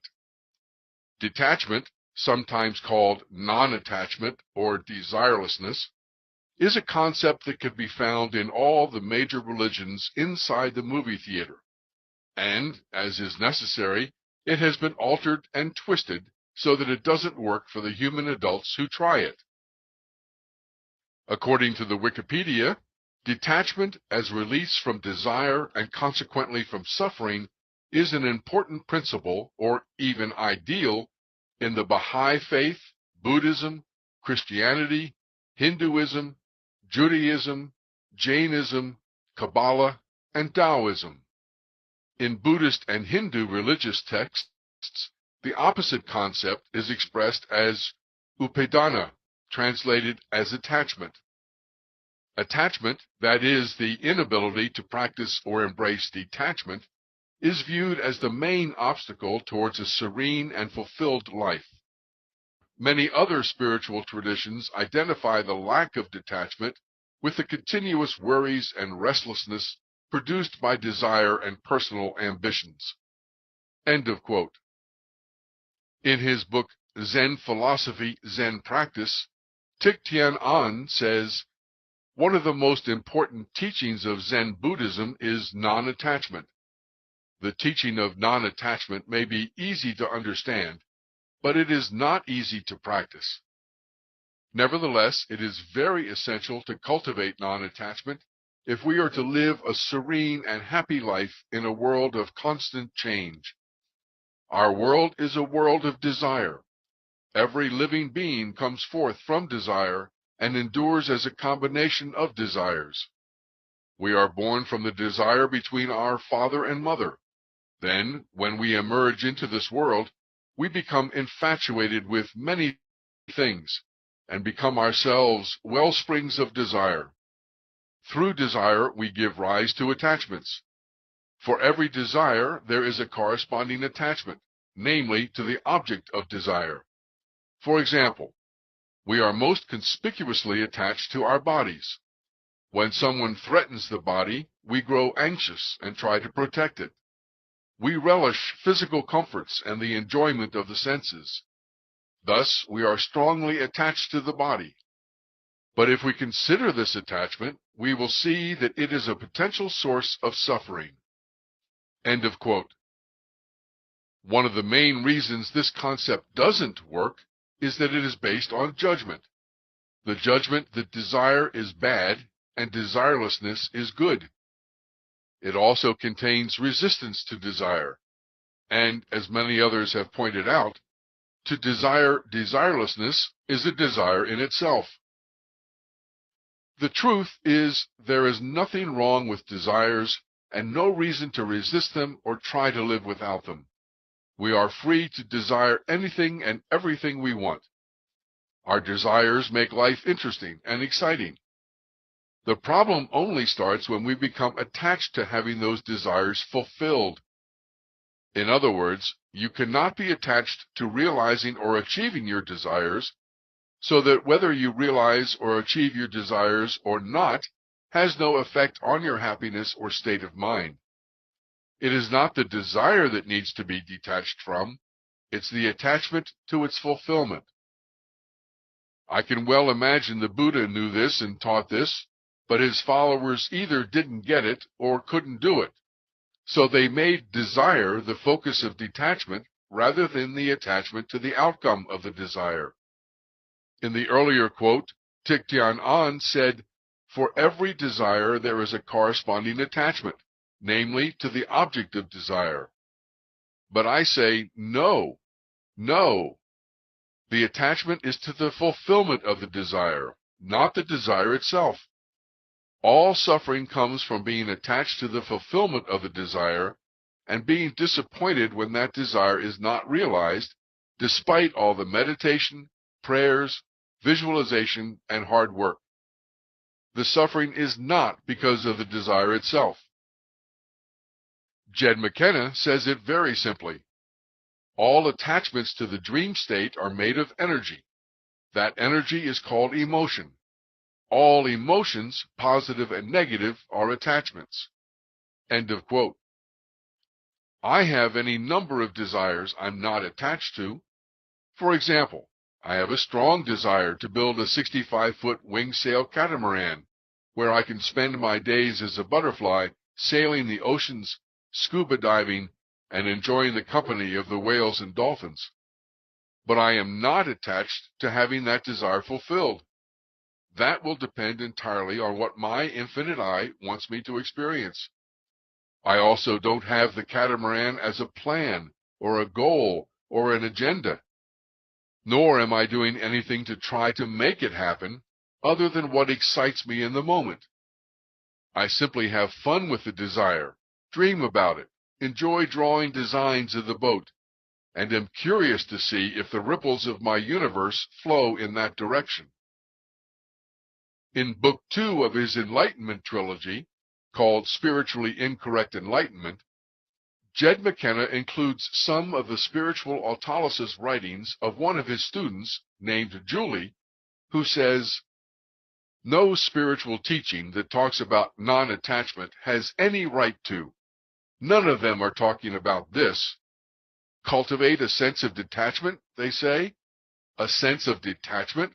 What planet are they from? They have no idea whatsoever what detachment means. They seem to be talking about detaching from your desire for a BMW or for Mr. Right. Try detaching from what you love, from what you are, from everything that characterizes your membership in the human race. And that's just for starters." End of quote.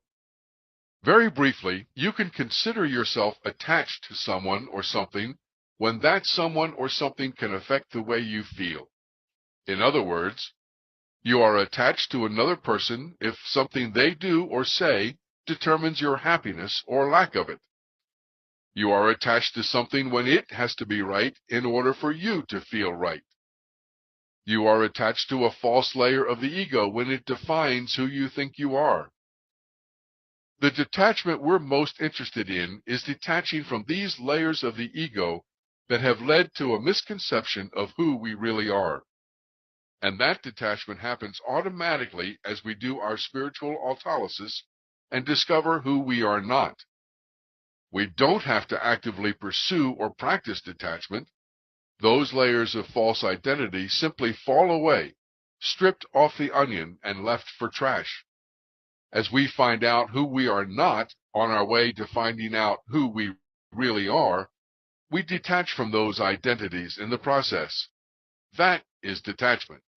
Or, as Jed McKenna says, you can forget about non-attachment. You're putting the cart before the horse. Non-attachment isn't the key to liberation. It's a byproduct. End of quote. One of the many wonderful gifts I have been given by other players in my life happened when I was 55 years old and fell in love with a woman who would soon start to act like my mother. For the first time in my life, she allowed me to closely examine the attachments I still had to both my parents, even though they were already dead at the time. Needless to say, these were less than pleasant memories. In fact, I cried almost every day for a solid year as I processed this part of my childhood. In addition to loving her, I became very attached to this woman, to the point that how I felt was totally dependent on what she did or said every minute of every day. It was so bad that if she didn't kiss me exactly right when we said goodbye in the morning, I was devastated and my day was ruined. It was the Al-Anon program that helped me break these attachments. Al-Anon doesn't teach that you have to leave an alcoholic you love, but that you can detach from them and the effects of their alcoholism, still love them, still live with them, and still be happy regardless of anything they do or say. Once I was able to detach from my parents and my fiancée, my happiness was no longer dependent on anything she did or said, or how she kissed me, and I grew to love this woman unconditionally. So when I talk about detaching, it doesn't mean you have to give up anything except your attachment. It doesn't mean you can't continue to love someone. It means you can no longer be attached to that love, or to that someone either. It doesn't mean you can't continue to want nice things in your life. It means your joy in life can't be attached to having those nice things. It doesn't mean you can no longer find total pleasure in your favorite meal with a good glass of wine. It means your happiness can't be dependent on whether you get it or not. It means letting go of the cave and your fellow prisoners in order to experience what it's like outside the cave. It means letting go of the movie theater and your fellow human children and human adults in order to find out what is true and who you really are. Listen again to Jed McKenna. The process of awakening looks like it's about destroying ego, but that's not really accurate. You never completely rid yourself of ego, the false self, as long as you're alive, and it's not important that you do. What matters is the emotional tethers that anchor us to the dream state, that hold us in place and make us feel that we're a part of something real. We send out energetic tendrils from the nexus of ego like roots to attach ourselves to the dream state, and to detach from it we must sever them. The energy of an emotion is our life force, and the amount of life force determines the power of the emotion. Withdraw energy from an emotion and what's left? A sterile thought, a husk. In this sense, freeing ourselves from attachment is indeed the process of awakening. But such attachments aren't what we have, they're what we are. End of quote. Think of it this way. In order to become a butterfly, a caterpillar has to give up the attachment to its body, the feel of the earth as it crawls along, the leaves it enjoyed eating, the 4,000 muscles it possessed, the hair it used as protection, and so on. But letting go of those attachments is well worth it when the end result is a butterfly with its bright colors, light body, wings to fly, and the magnificent taste of flower nectar. Being a caterpillar is a wonderful experience. Being a butterfly is total freedom. Here is some more from the spiritual autolysis writings of Julie in Jed McKenna's second book, Spiritually Incorrect Enlightenment. My mind is haunted. My thoughts are haunted. I am haunted, possessed, plagued with demons. My mother is here. My unborn children are here. My future is here. My dreams. Everyone who means anything to me, good or bad, pleasant or unpleasant, is here. How do they all fit? How could I have not seen them right away? Of course they're here. This is where they are. My attic is me. There's no place else. Whether or not they have physical counterparts out in the real world is meaningless to me, just as the fact that I might be a real person in the real world is meaningless to them. Perception is reality. I am possessed by my own perceptions, not by things and people, future and past, but by my perceptions of them. These are my connections, my attachments. Maybe all I really am is the sum of all these connections, these fearful longings and graspings. What is an attachment anyway? It's a belief, that's all. A strong one, maybe, but just a belief. And yes, Jed, I know, no belief is true. The pen is mightier than the sword, isn't it, Jed? You wrote about a sword, but that was just a metaphor. It's the pen.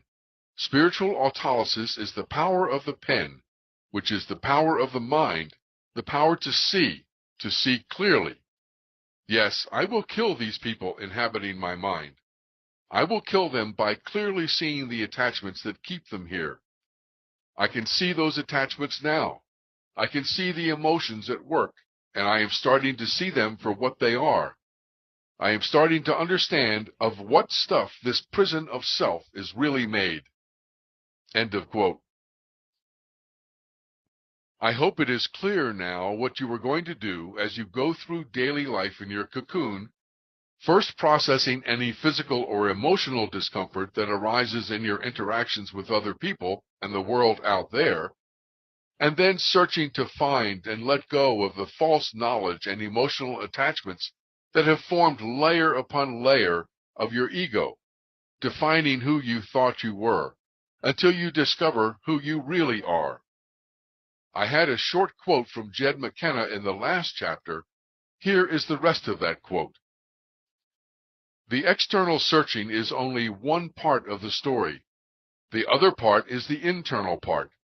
The slow, painful sloughing away of self, layer by layer, piece by piece. Spiritual debridement.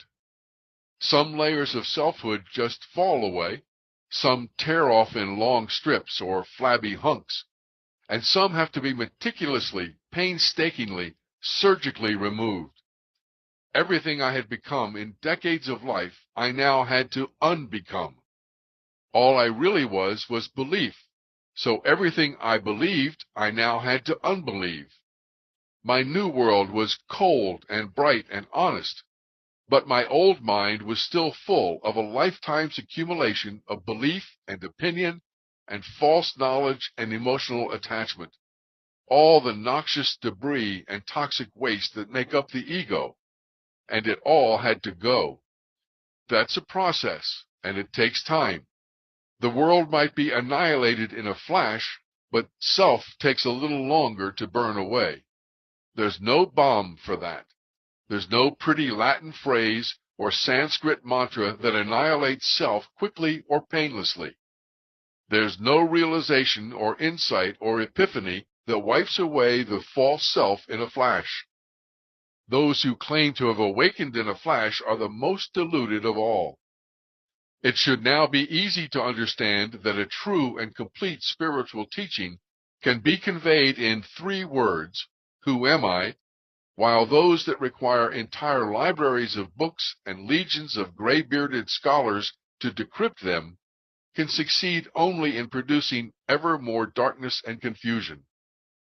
It should now be clear that there are no cases of instant enlightenment, that awakening is not the result of a single epiphany, but of a long, arduous journey wherein every step itself is a long, arduous journey.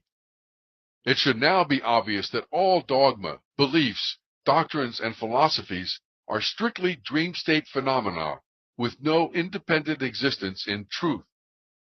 It should now be easy to look at any teacher or teaching, at any book, at any spiritual or religious assertion, and to instantly know its exact and certain value.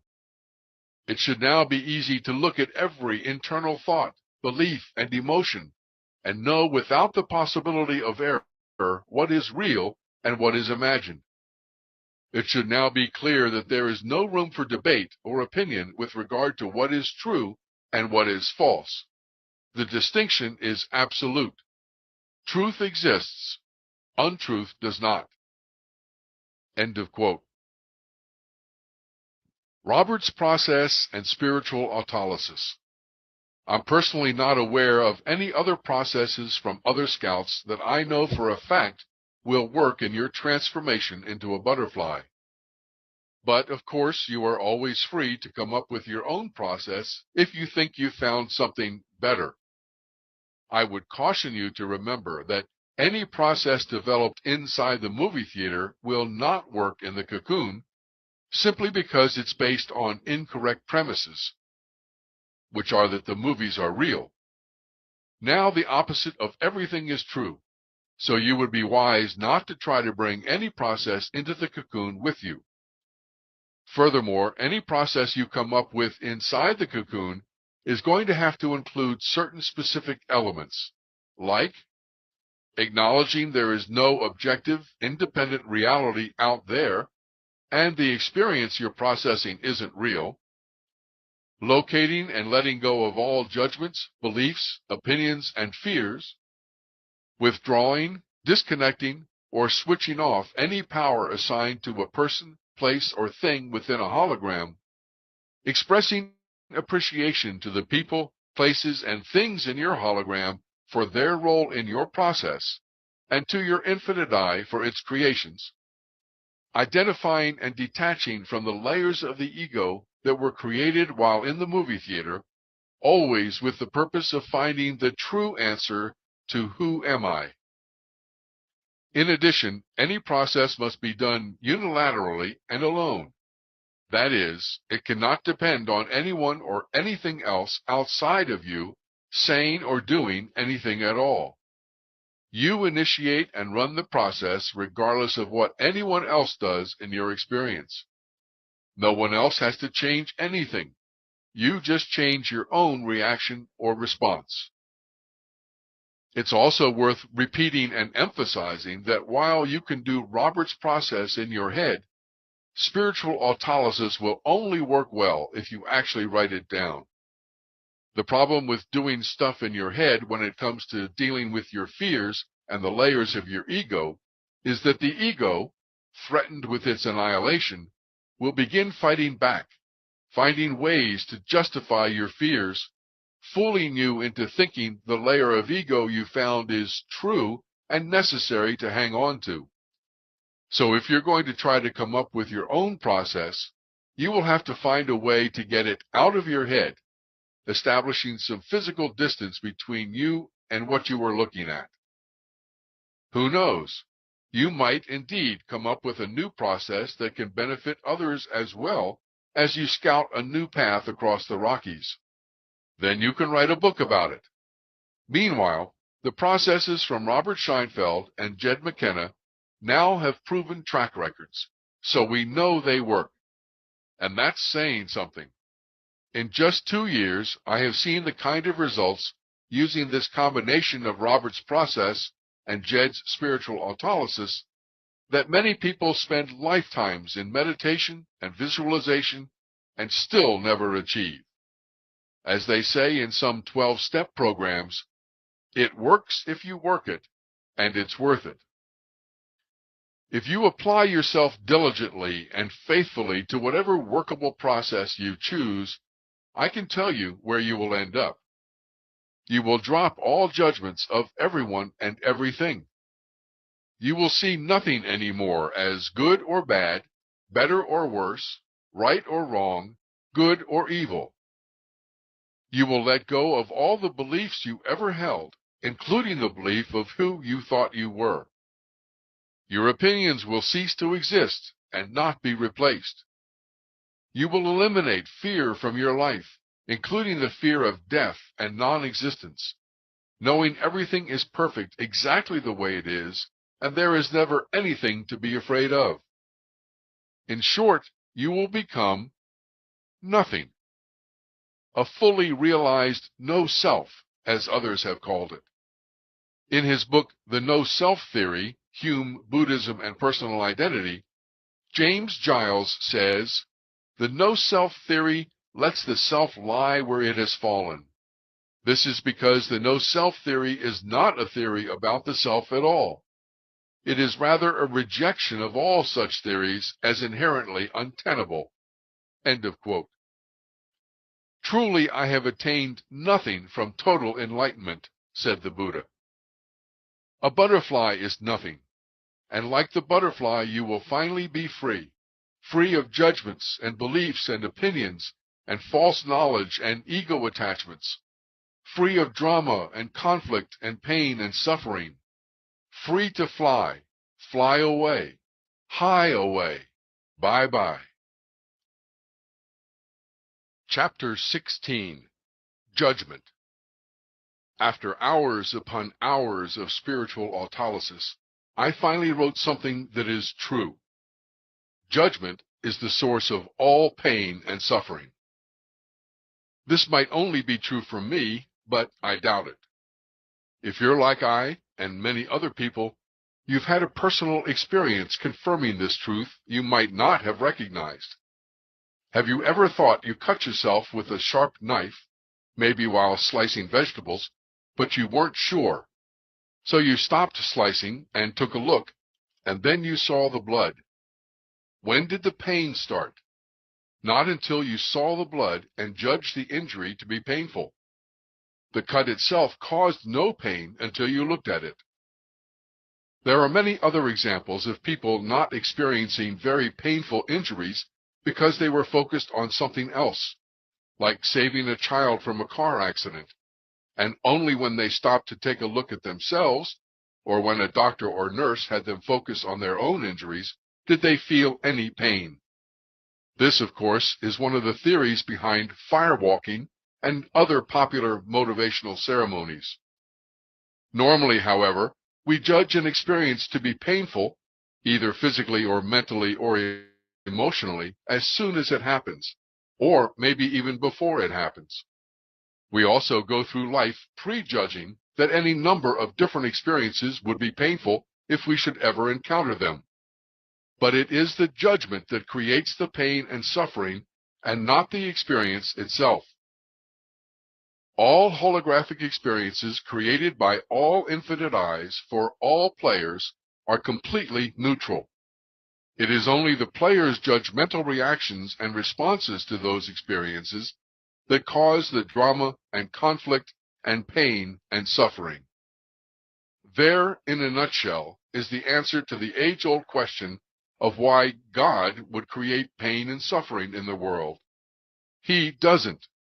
We do, by our reactions and responses to totally neutral holographic experiences.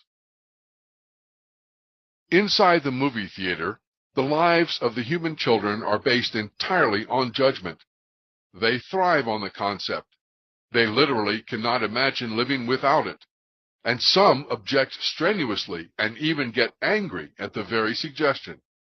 How could one possibly survive without judging everything to be good or bad, right or wrong, better or worse? Of course, they can hardly imagine living without the drama and conflict either, nor do they seem to want to. All the world's major religions and spiritual philosophies have judgment at their core as well. God is the supreme judge, for example, and He will judge you and your thoughts and actions to determine whether you will have an eternal life of bliss or damnation. All social mores, any given society's particular norms, virtues, or values, or conformity to the rules of right conduct, are based on judgment of what is right or wrong behavior, and we have set up judges to make those determinations in court. But as human children make their way to the back of the movie theater, after a while some of them start to question judgment as a concept. Perhaps it's not so good, so right, so spiritual to be so judgmental of other people. However, not even the human adults talk in any serious way about giving up judgment entirely. All of this is totally understandable and perfect, since judgment is the glue that keeps the illusion going in the first half of the human game. Letting go of judgment entirely is perhaps the most radical step any human being can take, which is why this book is subtitled, A New and Radical Approach to Spiritual Evolution. It is also a most joyful way to live, for without judgment, all experiences out there are seen as perfect and nothing needs to be changed, fixed, or improved. Now that you're in the cocoon, I'm suggesting it's time to let go of judgment altogether if you want to play the second half of the game and complete your metamorphosis into a butterfly. So let's take a closer look at judgment itself. Like consciousness, apparently it's not easy to define judgment simply and precisely. Here's what the American Heritage Dictionary says, taking out the legal and religious definitions. 1. The formation of an opinion after consideration or deliberation. 2. The mental ability to perceive and distinguish relationships, discernment. 3. The capacity to form an opinion by distinguishing and evaluating. 4. The capacity to assess situations or circumstances and draw sound conclusions, good sense. 5. An opinion or estimate formed after consideration or deliberation, especially a formal or authoritative decision. 6. An assertion of something believed. And here's what the Merriam-Webster dictionary says. 1. A formal utterance of an authoritative opinion. 2. The process of forming an opinion or evaluation by discerning and comparing. 3. A proposition stating something believed or asserted. At first glance, you might say these definitions have nothing to do with right or wrong, better or worse, good or bad, since those particular words are hardly mentioned. But take a closer look. Drawing sound conclusions requires a judgment that there are unsound conclusions. Having good sense requires a judgment of there being bad sense. Distinguishing relationships, evaluating, comparing, all imply and require a comparison, usually between right and wrong, good and bad, better or worse, or good and evil. Let's also talk about what judgment is not. Saying someone is fat, for example, is not a judgment if it is a true statement of fact. It becomes a judgment if there is the slightest belief the person is wrong for being fat, or needs to fix, change, or improve something about their fatness. Unfortunately, it's very easy for the ego to try to hide and justify a judgment by claiming it is really just a factual observation.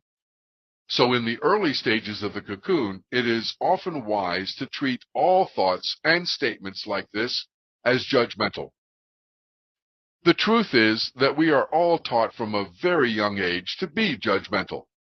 That is, to form a belief and opinion about someone or something by deciding first which is better or worse.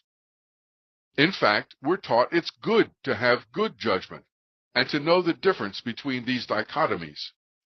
This is called duality, the state or quality of being two or in two parts. We all live in a state of duality as long as we are inside the movie theater.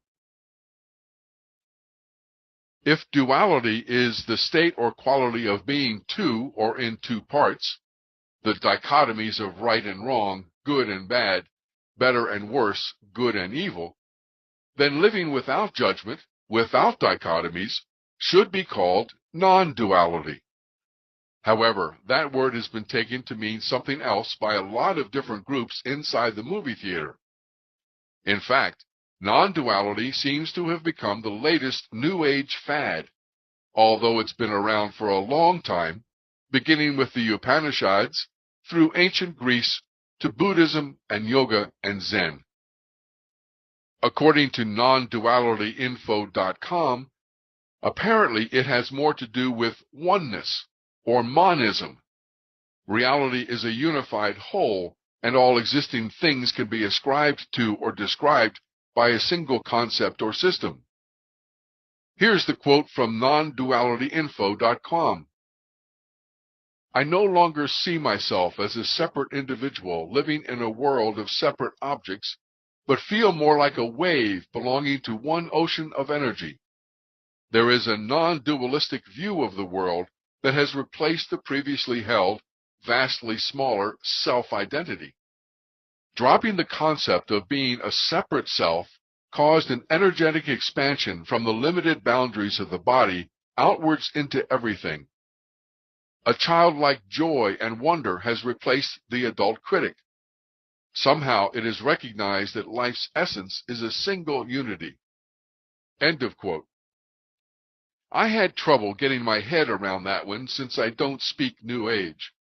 We'll talk more about this in Chapter 25, Are We All One, in Part 3 of this book. But then I ran across Mr. A. Walker, who said in a book review of 1. Essential Writings on Non-Duality, non-duality is a hard concept to grasp at first because the mind is trained to make distinctions in the world, and non-dualism is the rejection of distinction. End of quote. The rejection of distinction? Hooray, I thought. Looks like somebody gets it. And then he added, not to say that all differences are eliminated, merely transformed into relationships, unquote. Oops, sorry, I don't get it. What does that mean? Where are the lines talking about our daily judgment, which themselves are relationships between good and bad, etc.? Then I discovered there are thousands upon thousands of pages of books and other stuff written about non-duality. Apparently, it is quite a difficult subject to grasp and explain. But I don't see the problem or the need for all these books. What is there to explain? Give up judgment. Let go of the dichotomies. Stop living in duality. End of story. Well, if we can't call the state of living in non-judgment non-duality, what can we call it? Unfortunately, I couldn't come up with any real cool term, so I settled on neutrality for now. It seems the feeling we get the longer we remain a human adult, that deep down wondering whether being so judgmental is such a good thing after all, has some basis in truth. Thanks to quantum physics and the human game model, we now know there really is nothing to judge. The holographic movies we call our lives are not real, so what good does it do to judge them? The experiences we have, created for us by our infinite eye down to the smallest detail, are perfect exactly as they are and totally neutral. So what's to judge? And who are we to think we have the ability or the authority to decide what is right or wrong anyway? And on what basis? No, spirituality is not required anymore in order to give up judgment. You don't have to believe it's better to be non-judgmental. Although it might sound very radical, once you truly understand how our holographic universe works, letting go of all judgment is simply the next logical step. Many people, when they get to this point, can't go any further. It's absolutely necessary, they say, to know the difference between right and wrong. Without judgment, someone could do anything they wanted, and the world would be in chaos. My first response is to ask, how do you think we've done so far with judgment?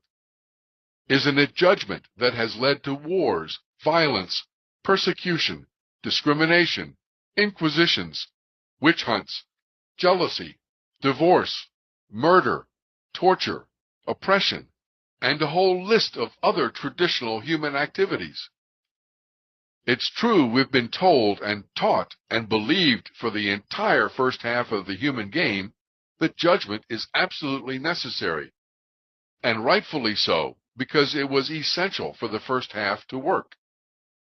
But just like we finally discovered the Earth is not flat, nor is it the center of our solar system, it's time to recognize our own judgment is the basic cause of our resistance to our experiences, and therefore all of our pain and suffering. The opposite of everything is true. It's the judgment that causes the chaos, not the lack of it. Besides, saying someone could do anything they wanted and the world would be in chaos is a statement that assigns power out there and ignores the fact that the someone and the world referred to are part of your individual and unique holographic experience and nothing more. They have no independent, objective reality. I ran across this essay on the internet written in strictly Christian terms by someone who's clearly not an expert in anything, like me, and maybe his phrasing can help others understand this better. God is all-loving, so there cannot be a favored mode of conduct or thought in the eyes of God. If there is no favored mode of thought and conduct, then all thought and action must be allowed by God. Therefore, there is no universal standard of thought or conduct, only personal ones. If all thought and action are allowed, there can be no right way or wrong way. There cannot be any judgment of thought or action. Otherwise, there are conditions placed on thought and action. If there are no conditions placed on thought and action by the Creator, then there is no right or wrong. Right and wrong must then be a human concept, not a universal one. Jesus said, "Resist not evil." Jesus understood universal law.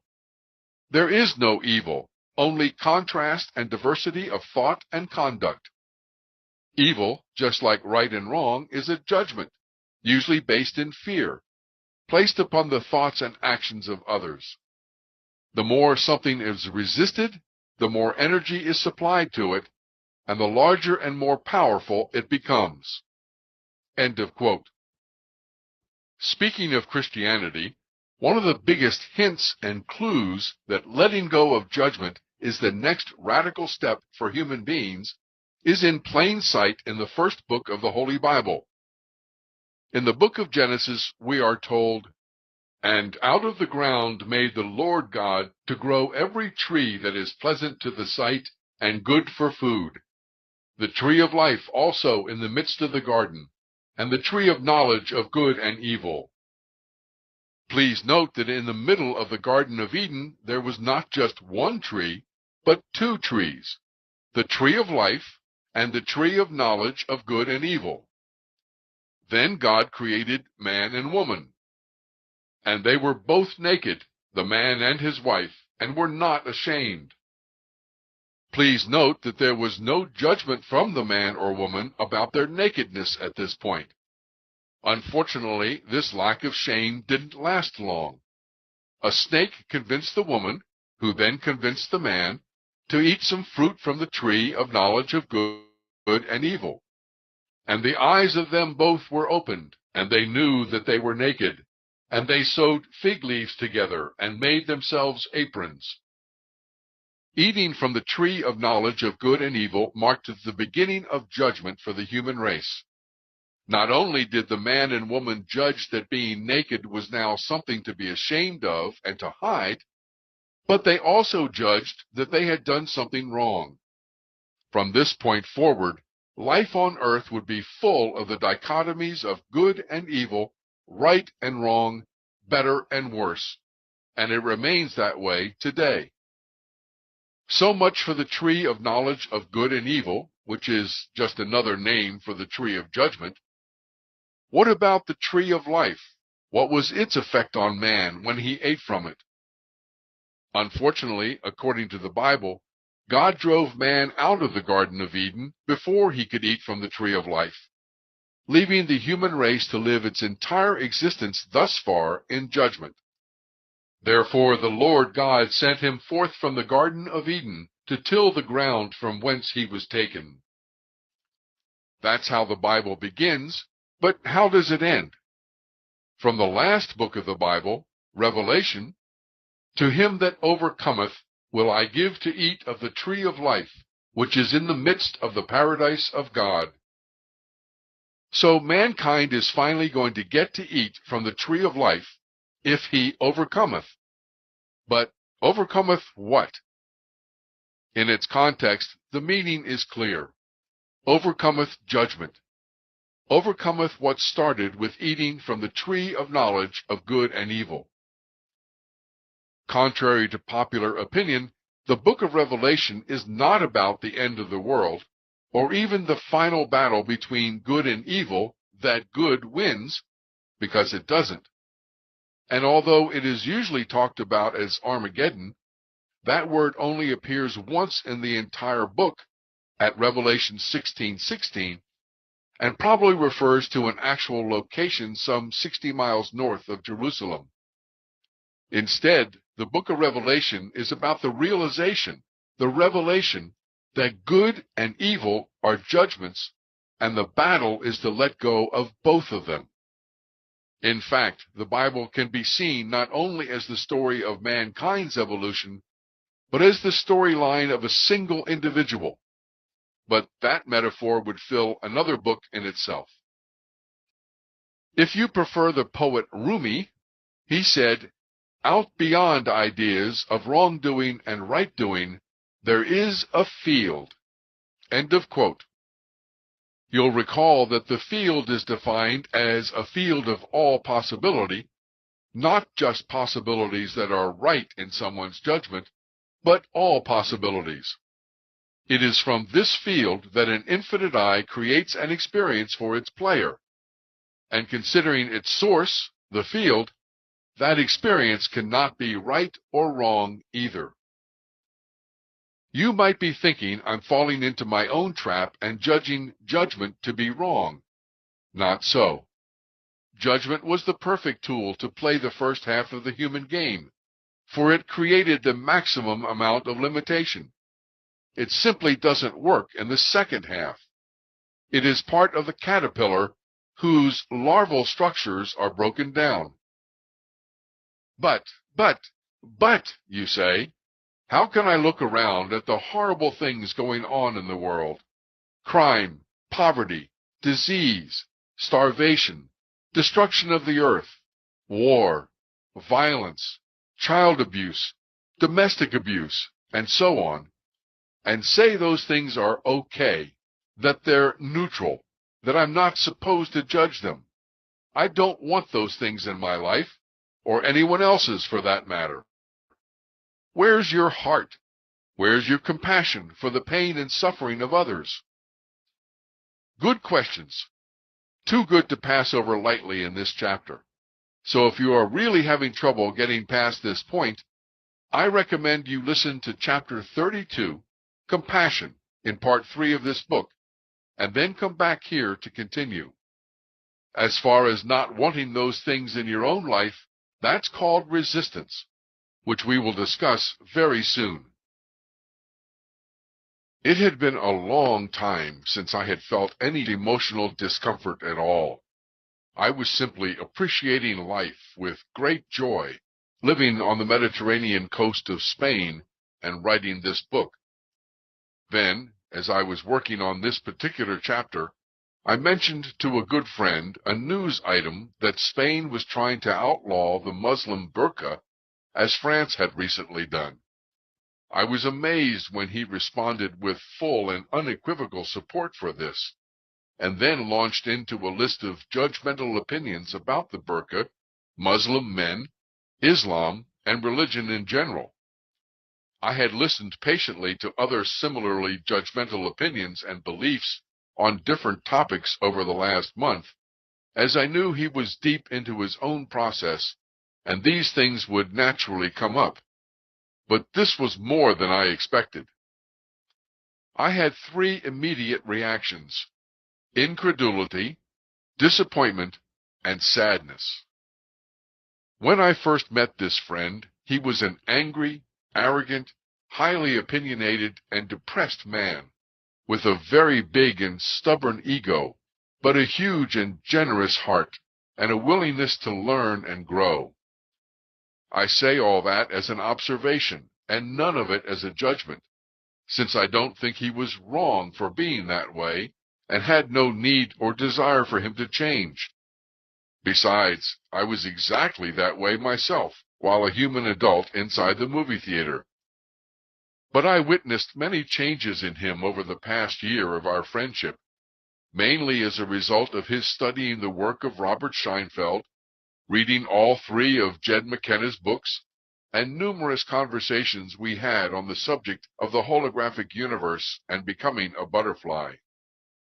I really could not believe what I was hearing this time, since he seemed totally comfortable with these opinions and showed no sign of recognizing their fully judgmental basis or the need to process them if he truly wanted to live in neutrality.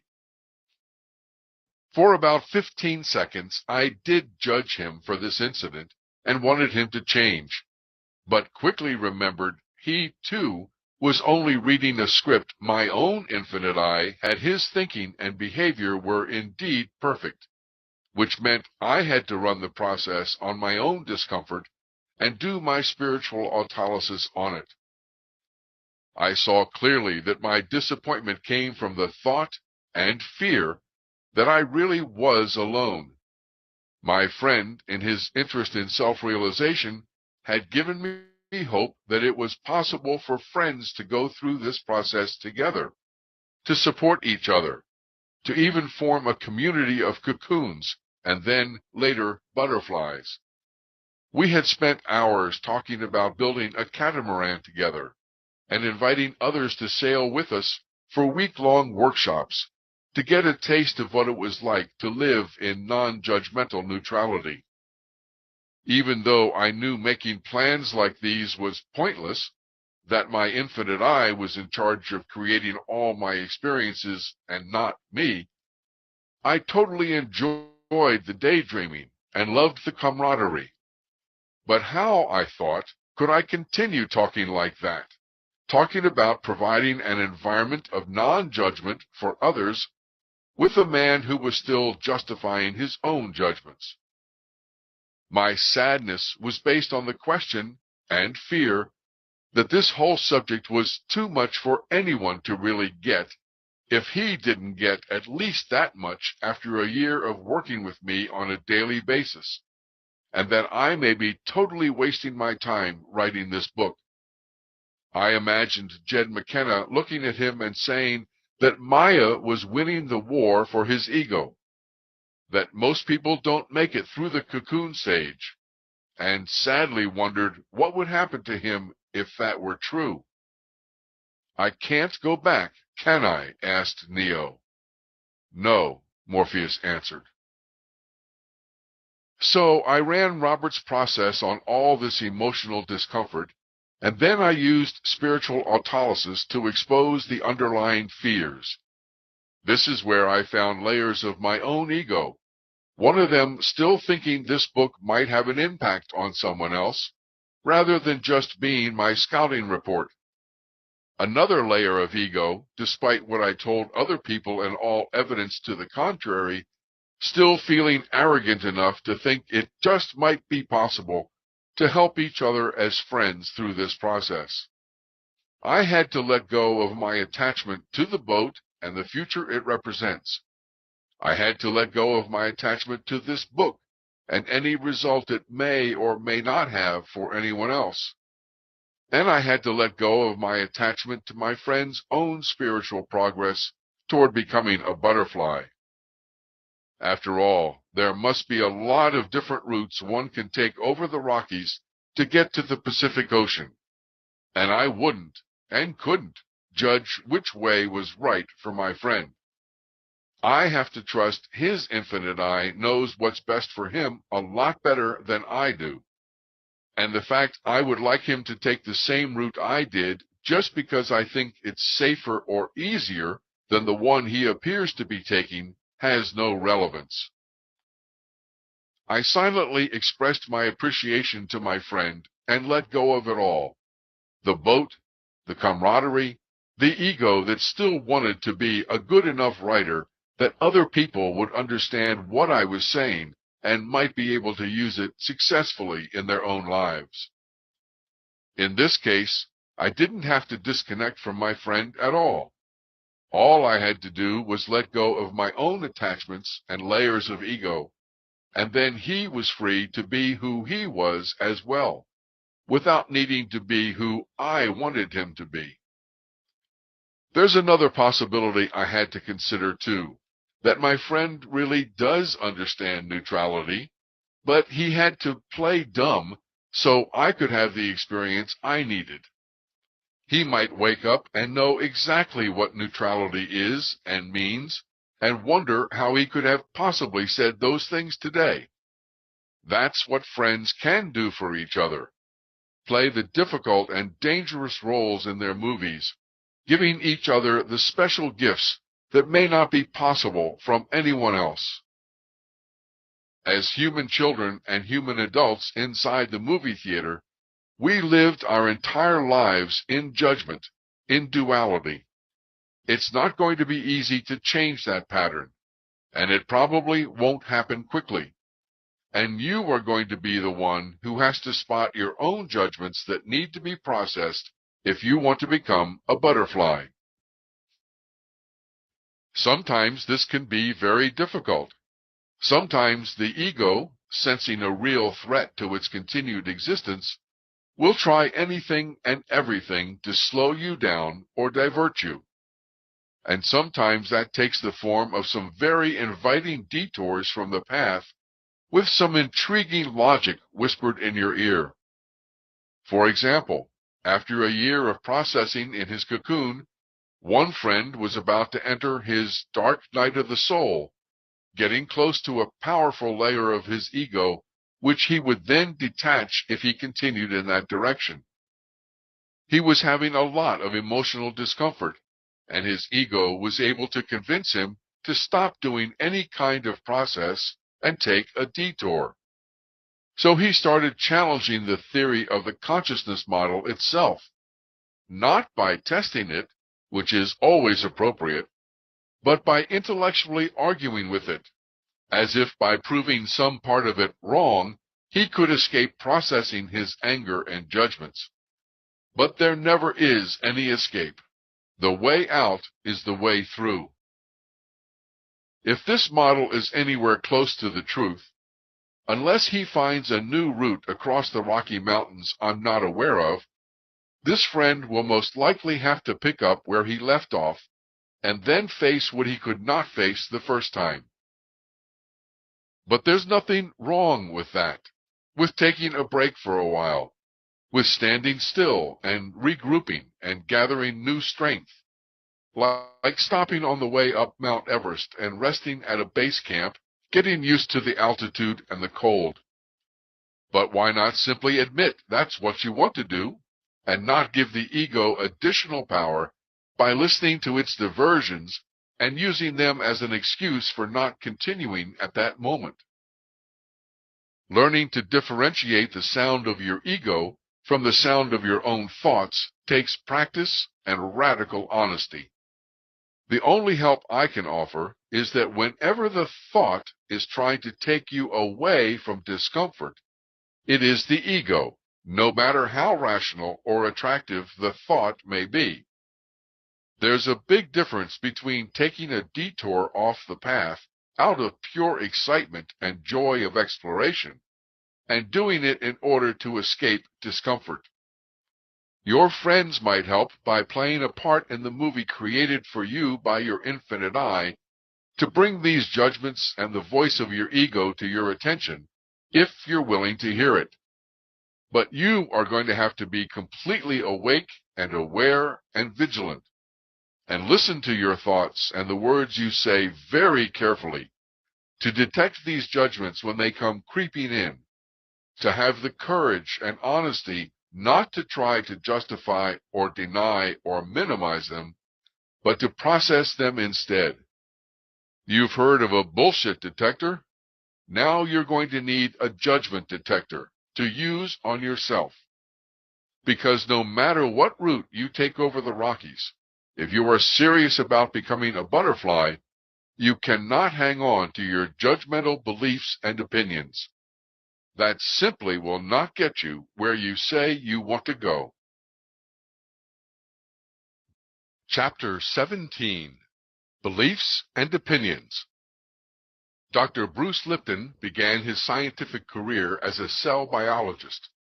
He received his Ph.D. from the University of Virginia at Charlottesville before joining the Department of Anatomy at the University of Wisconsin's School of Medicine in 1973. Where his research on muscular dystrophy focused on the molecular mechanisms controlling cell behavior. In 1982, Dr. Lipton began examining the principles of quantum physics and how they might be integrated into his understanding of the cell's information processing systems. In the process, he discovered that the brain of a cell is not in the nucleus, which is what I was taught in school, but in the membrane, the outer surface or skin of the cell.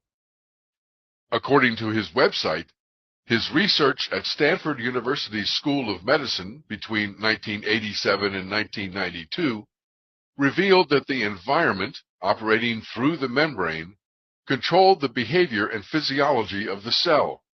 His discoveries, which ran counter to the established scientific view that life is controlled by the genes, gave rise to one of today's most important fields of study, the science of epigenetics. Many subsequent papers by other researchers have since validated his concepts and ideas. Epigenetics is to biology what quantum physics was to physics. It has turned our age-old understanding of biology upside down, or, as I've put it many times already, the opposite of what we have always believed is true. From epigenetics, we now know our perception of the environment controls our DNA, not the other way around. Bruce is a brilliant man and a good friend. Unfortunately, he still believes what's out there, the human body in particular, is real. But despite that, through his best-selling book, The Biology of Belief, and his live seminars called The Biology of Perception, he offers some very important insights into the effects of beliefs on our lives. For example, he says, how we see life determines our behavior, and since perceptions can be wrong, it is more accurate to say that beliefs control biology. What you believe creates your life. Unquote. The first example he offers is what is called the placebo effect. It is normally used as a medical term, meaning a patient is given something neutral, like a sugar pill, and yet it makes them feel better. There is no chemical reason in the placebo for it to have any effect at all on the body, but it does somehow. That somehow is because the patient believes it will, and nothing else. It is the patient's belief that changes their biology and their behavior. Bruce says, statistics reveal that 1/3 of all medical healings are the result of the placebo effect. But this placebo effect does not have to be limited to medicine or pills. In fact, it is in operation a lot of the time as we, the players, believe something, anything, is good for us that is actually neutral, and yet it makes us feel better. This, of course, is true for all homeopathic remedies as well. Homeopathy is still based on a belief that taking something from out there, natural though it might be, will have an effect in here. The other side of the coin, and not nearly as well known, is the nocebo effect. This is when a patient or a player believes something, anything, that is actually neutral is harmful to them, and it makes them feel bad or worse, when in fact there's nothing in the nocebo that can hurt them at all. According to Dr. Lipton, if a doctor tells you that you have a disease, or the doctor tells you that you're going to die, and you believe the doctor because he's a professional, the belief will give you a disease or will cause you to die. Unquote. The most famous nocebo currently may be HIV. According to Dr. Kary Mullis, Nobel Prize winner in chemistry, there is not one scientific paper that proves HIV causes AIDS. Here's how Dr. Mullis explains it.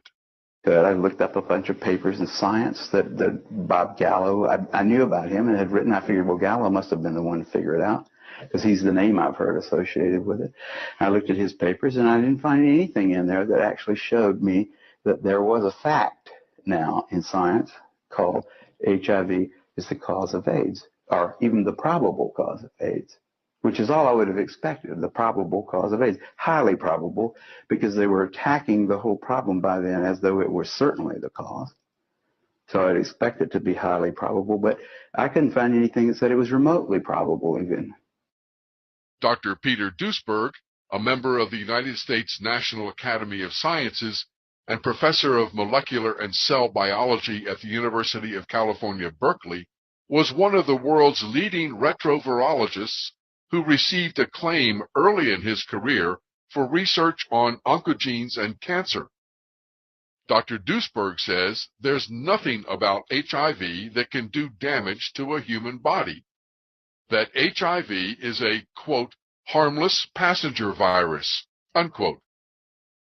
And according to the staff report of a U.S. congressional subcommittee, the Office of Scientific Integrity of the National Institutes of Health, and the Office of Research Integrity of the Department of Health and Human Services, the man who first claimed that he discovered HIV and that HIV was the cause of AIDS was guilty of, quote, scientific misconduct, unquote, and his research was called, quote, of dubious merit, unquote, and, quote, really crazy, unquote.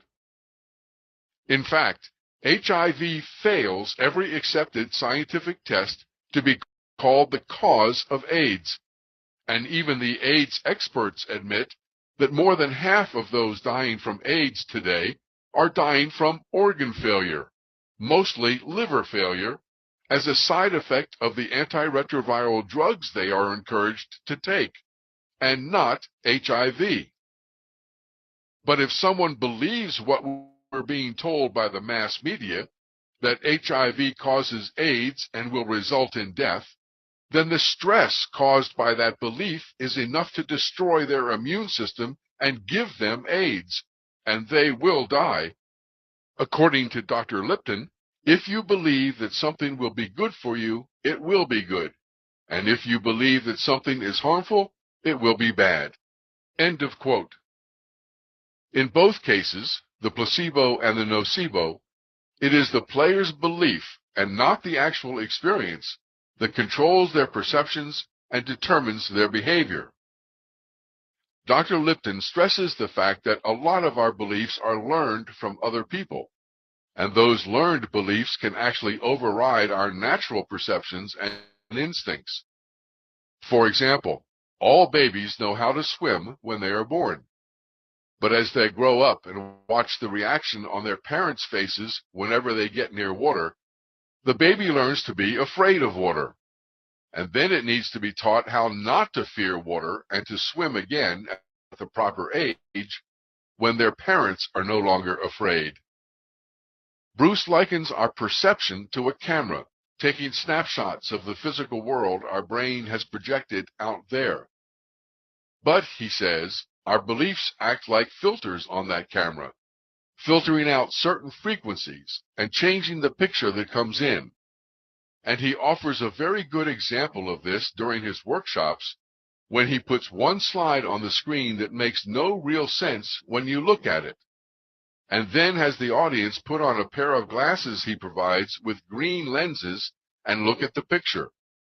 What they see is a nice picture with the word love on it. Then he has them trade the green lenses for glasses with red lenses and look at the same picture, and they see a scary picture with the word fear on it. In exactly the same way, Dr. Lipton concludes, our belief filters determine how we perceive our world and therefore how we react and respond to our experiences. He says, life has everything in it, but you will only see what you have belief filters to see. There is a classic psychology experiment where a red 6 of spades, along with other normal playing cards, is shown to a group of people who are writing down the cards they see.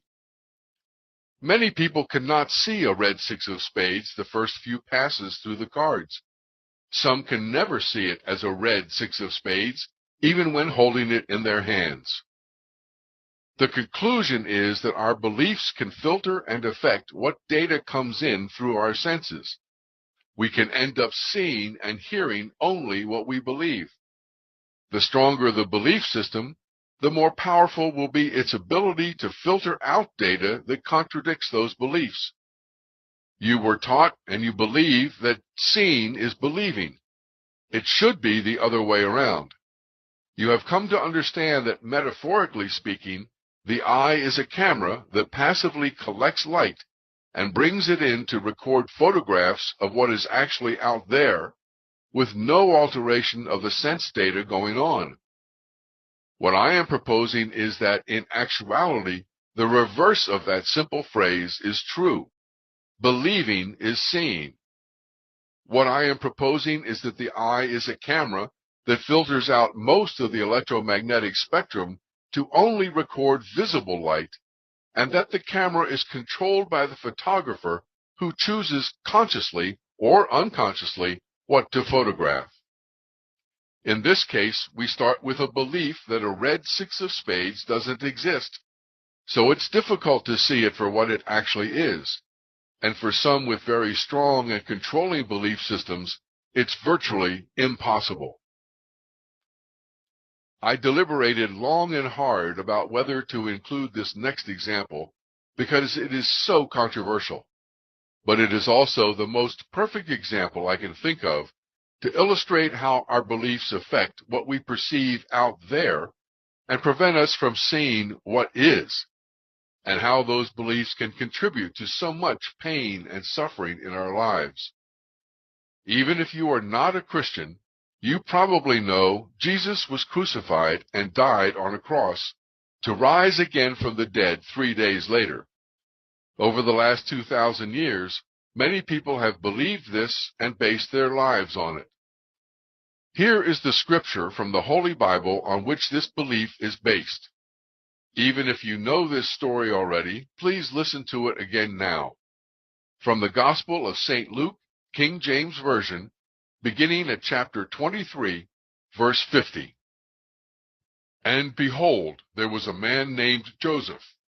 This man went unto Pilate, and begged for the body of Jesus. And he took it down, and wrapped it in linen, and laid it in a sepulchre that was hewn in stone, wherein never man before was laid. And the woman also, which came with him from Galilee, followed after, and beheld the sepulchre, and how his body was laid. And they returned, and prepared spices and ointments, and rested the Sabbath day according to the commandment. Now upon the first day of the week, very early in the morning, they came unto the sepulchre, bringing the spices which they had prepared, and certain others with them. And they found the stone rolled away from the sepulchre. And they entered in, and found not the body of the Lord Jesus. And it came to pass, as they were much perplexed thereabout, behold, 2 men stood by them in shining garments. And as they were afraid, and bowed down their faces to the earth, they said unto them, Why seek ye him that liveth among the dead? He is not here, but is risen. Remember how he spake unto you when he was yet in Galilee, saying, The Son of Man must be delivered into the hands of sinful men, and be crucified, and the 3rd day rise again. And they remembered his words, and returned from the sepulchre, and told all these things unto the 11, and to all the rest. It was Mary Magdalene, and Joanna, and Mary the mother of James, and other women that were with them, which told these things unto the apostles. And their words seemed to them as idle tales, and they believed them not. Then arose Peter, and ran unto the sepulchre, and stooping down, he beheld the linen clothes laid by themselves, and departed, wondering in himself at that which was come to pass. And behold, 2 of them went that same day to a village called Emmaus, which was from Jerusalem about 60 furlongs. And they talked together of all these things which had happened. And it came to pass that, while they communed together and reasoned, Jesus himself drew near, and went with them. But their eyes were holden that they should not know him. And he said unto them, What manner of communications are these that ye have one to another, as ye walk and are sad? And the one of them, whose name was Cleopas, answered, saying unto him, Art thou only a stranger in Jerusalem, and hast not known the things which are come to pass there in these days? And he said unto them, What things? And they said unto him, Concerning Jesus of Nazareth, which was a prophet, mighty in deed and word before God and all the people, and how the chief priests and our rulers delivered him to be condemned to death, and have crucified him. But we trusted that it had been he which should have redeemed Israel. And beside all this, today is the 3rd day since these things were done. Yea, and certain women also of our company made us astonished, which were early at the sepulchre. And when they found not his body, they came, saying that they had also seen a vision of angels, which said that he was alive.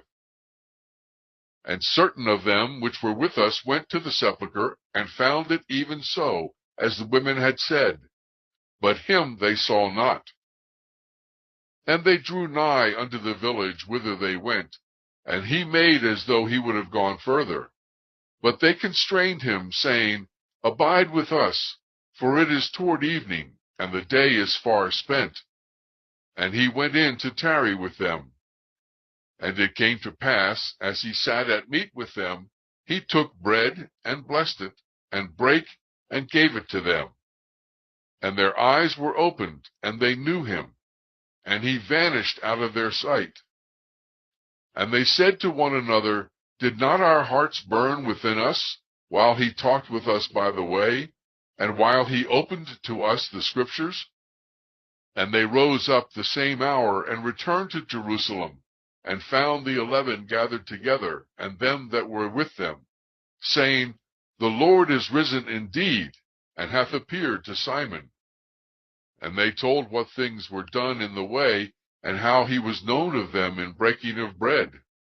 And as they thus spake, Jesus himself stood in the midst of them, and saith unto them, Peace be unto you.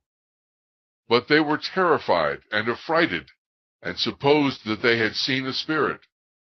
And he said unto them, Why are ye troubled? And why do thoughts arise in your hearts? Behold my hands and my feet, that it is I myself. Handle me, and see, for a spirit hath not flesh and bones, as ye see me have. And when he had thus spoken, he showed them his hands and his feet. And while they yet believed not for joy, and wondered, he said unto them, Have ye here any meat? And they gave him a piece of broiled fish, and of a honeycomb. And he took it, and did eat before them. But what if this were actually the account of a man who was taken down from his cross after just 3 hours, still alive, where he was treated for the wounds on his hands and feet and head and side, survived, left 3 days later under his own steam, and met his disciples on the road as he was walking out of Jerusalem?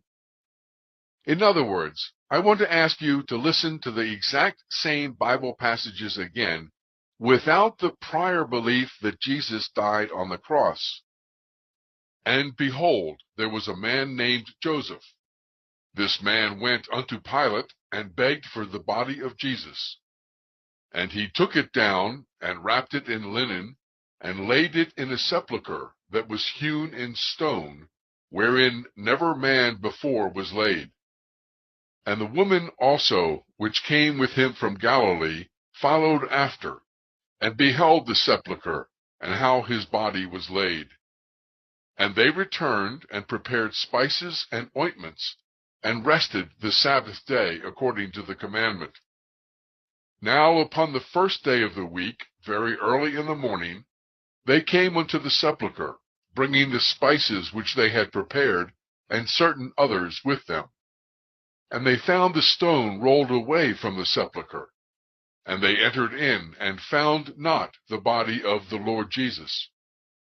And it came to pass, as they were much perplexed thereabout, behold, 2 men stood by them in shining garments.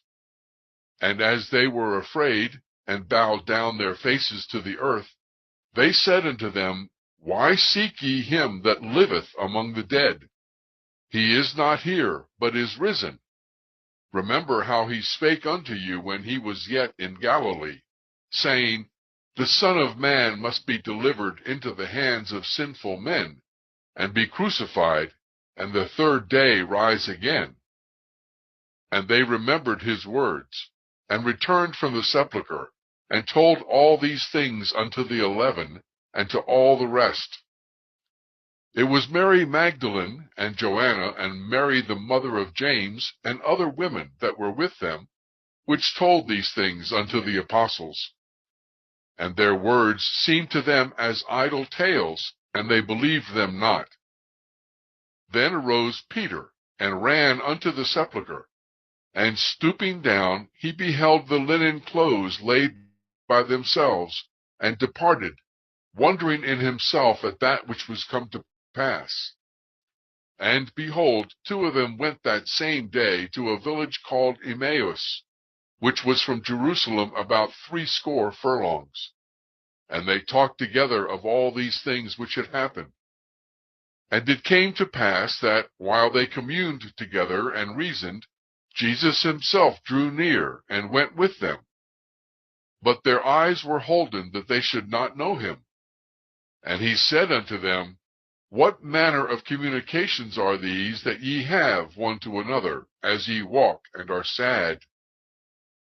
And the one of them, whose name was Cleopas, answered, saying unto him, Art thou only a stranger in Jerusalem, and hast not known the things which are come to pass there in these days? And he said unto them, What things? And they said unto him, Concerning Jesus of Nazareth, which was a prophet, mighty in deed and word before God and all the people, and how the chief priests and our rulers delivered him to be condemned to death, and have crucified him. But we trusted that it had been he which should have redeemed Israel. And beside all this, today is the third day since these things were done. Yea, and certain women also of our company made us astonished, which were early at the sepulchre. And when they found not his body, they came, saying that they had also seen a vision of angels, which said that he was alive. And certain of them which were with us went to the sepulchre, and found it even so, as the women had said. But him they saw not. And they drew nigh unto the village whither they went, and he made as though he would have gone further. But they constrained him, saying, Abide with us, for it is toward evening, and the day is far spent. And he went in to tarry with them. And it came to pass, as he sat at meat with them, he took bread, and blessed it, and brake, and gave it to them. And their eyes were opened, and they knew him, and he vanished out of their sight. And they said to one another, Did not our hearts burn within us, while he talked with us by the way, and while he opened to us the Scriptures? And they rose up the same hour, and returned to Jerusalem, and found the 11 gathered together, and them that were with them, saying, The Lord is risen indeed, and hath appeared to Simon. And they told what things were done in the way, and how he was known of them in breaking of bread. And as they thus spake, Jesus himself stood in the midst of them, and saith unto them, Peace be unto you. But they were terrified and affrighted, and supposed that they had seen a spirit. And he said unto them, Why are ye troubled? And why do thoughts arise in your hearts? Behold my hands and my feet, that it is I myself. Handle me, and see, for a spirit hath not flesh and bones, as ye see me have. And when he had thus spoken, he showed them his hands and his feet. And while they yet believed not for joy, and wondered, he said unto them, Have ye here any meat? And they gave him a piece of broiled fish, and of a honeycomb. And he took it, and did eat before them. Behold my hands and my feet, that it is I myself. Handle me, and see, for a spirit hath not flesh and bones, as you see me have. I could not imagine how that could be any clearer. Jesus is saying he's alive, that this was his actual physical body, not a spirit. And to prove it, he ate meat with him. There are even more telling phrases in the other Gospels. In the Gospel of St. Matthew, for example, chapter 28, starting at verse 5, And the angel answered and said unto the women, Fear not ye, for I know that ye seek Jesus, which was crucified. He is not here, for he is risen, as he said. Come, see the place where the Lord lay, and go quickly, and tell his disciples that he is risen from the dead, and behold, he goeth before you into Galilee. There shall ye see him. And Matthew chapter 28, starting at verse 10, Then said Jesus unto them, Be not afraid. Go tell my brethren that they go into Galilee, and there shall they see me. Then the 11 disciples went away into Galilee, into a mountain where Jesus had appointed them, and when they saw him, they worshipped him. A resurrected body would not need to go before anyone else to any place. It would just appear there spontaneously, nor would it need to tell anyone to go someplace to see it. The Gospel of St. Mark says, at chapter 15, beginning verse 43, Joseph of Arimathea, an honorable counselor, which also waited for the kingdom of God, came and went in boldly unto Pilate, and craved the body of Jesus. And Pilate marveled if he were already dead. The synonym for marvel is wonder. Pilate wondered how Jesus could be dead, because he had only been on the cross for 3 hours, and crucifixions normally would take a lot longer than that to kill someone. According to the Wikipedia, the Romans used crucifixion as a prolonged, agonizing, humiliating death. It is possible to survive crucifixion if not prolonged, and there are records of people who did. And in Mark chapter 16, starting at verse 1, and when the Sabbath was past, Mary Magdalene and Mary the mother of James and Salome had bought sweet spices that they might come and anoint him. To anoint means to smear or rub with oil or an oily substance, which even today is a common medical treatment for the wounds of a body that is still alive. And in Mark chapter 16, starting at verse 9, now when Jesus was risen early the first day of the week, he appeared first to Mary Magdalene, out of whom he had cast 7 devils. And she went and told them that she had been with him, as they mourned and wept. And they, when they had heard that he was alive, and had been seen of her, believed not. After that he appeared in another form unto 2 of them, as they walked and went into the country. And they went and told it unto the residue, neither believed they them. And when they heard that he was alive, how can that be misunderstood? And Mark chapter 16, verse 14, afterward he appeared unto the 11 as they sat at meat, and upbraided them with their unbelief and hardness of heart, because they believed not them which had seen him after he was risen.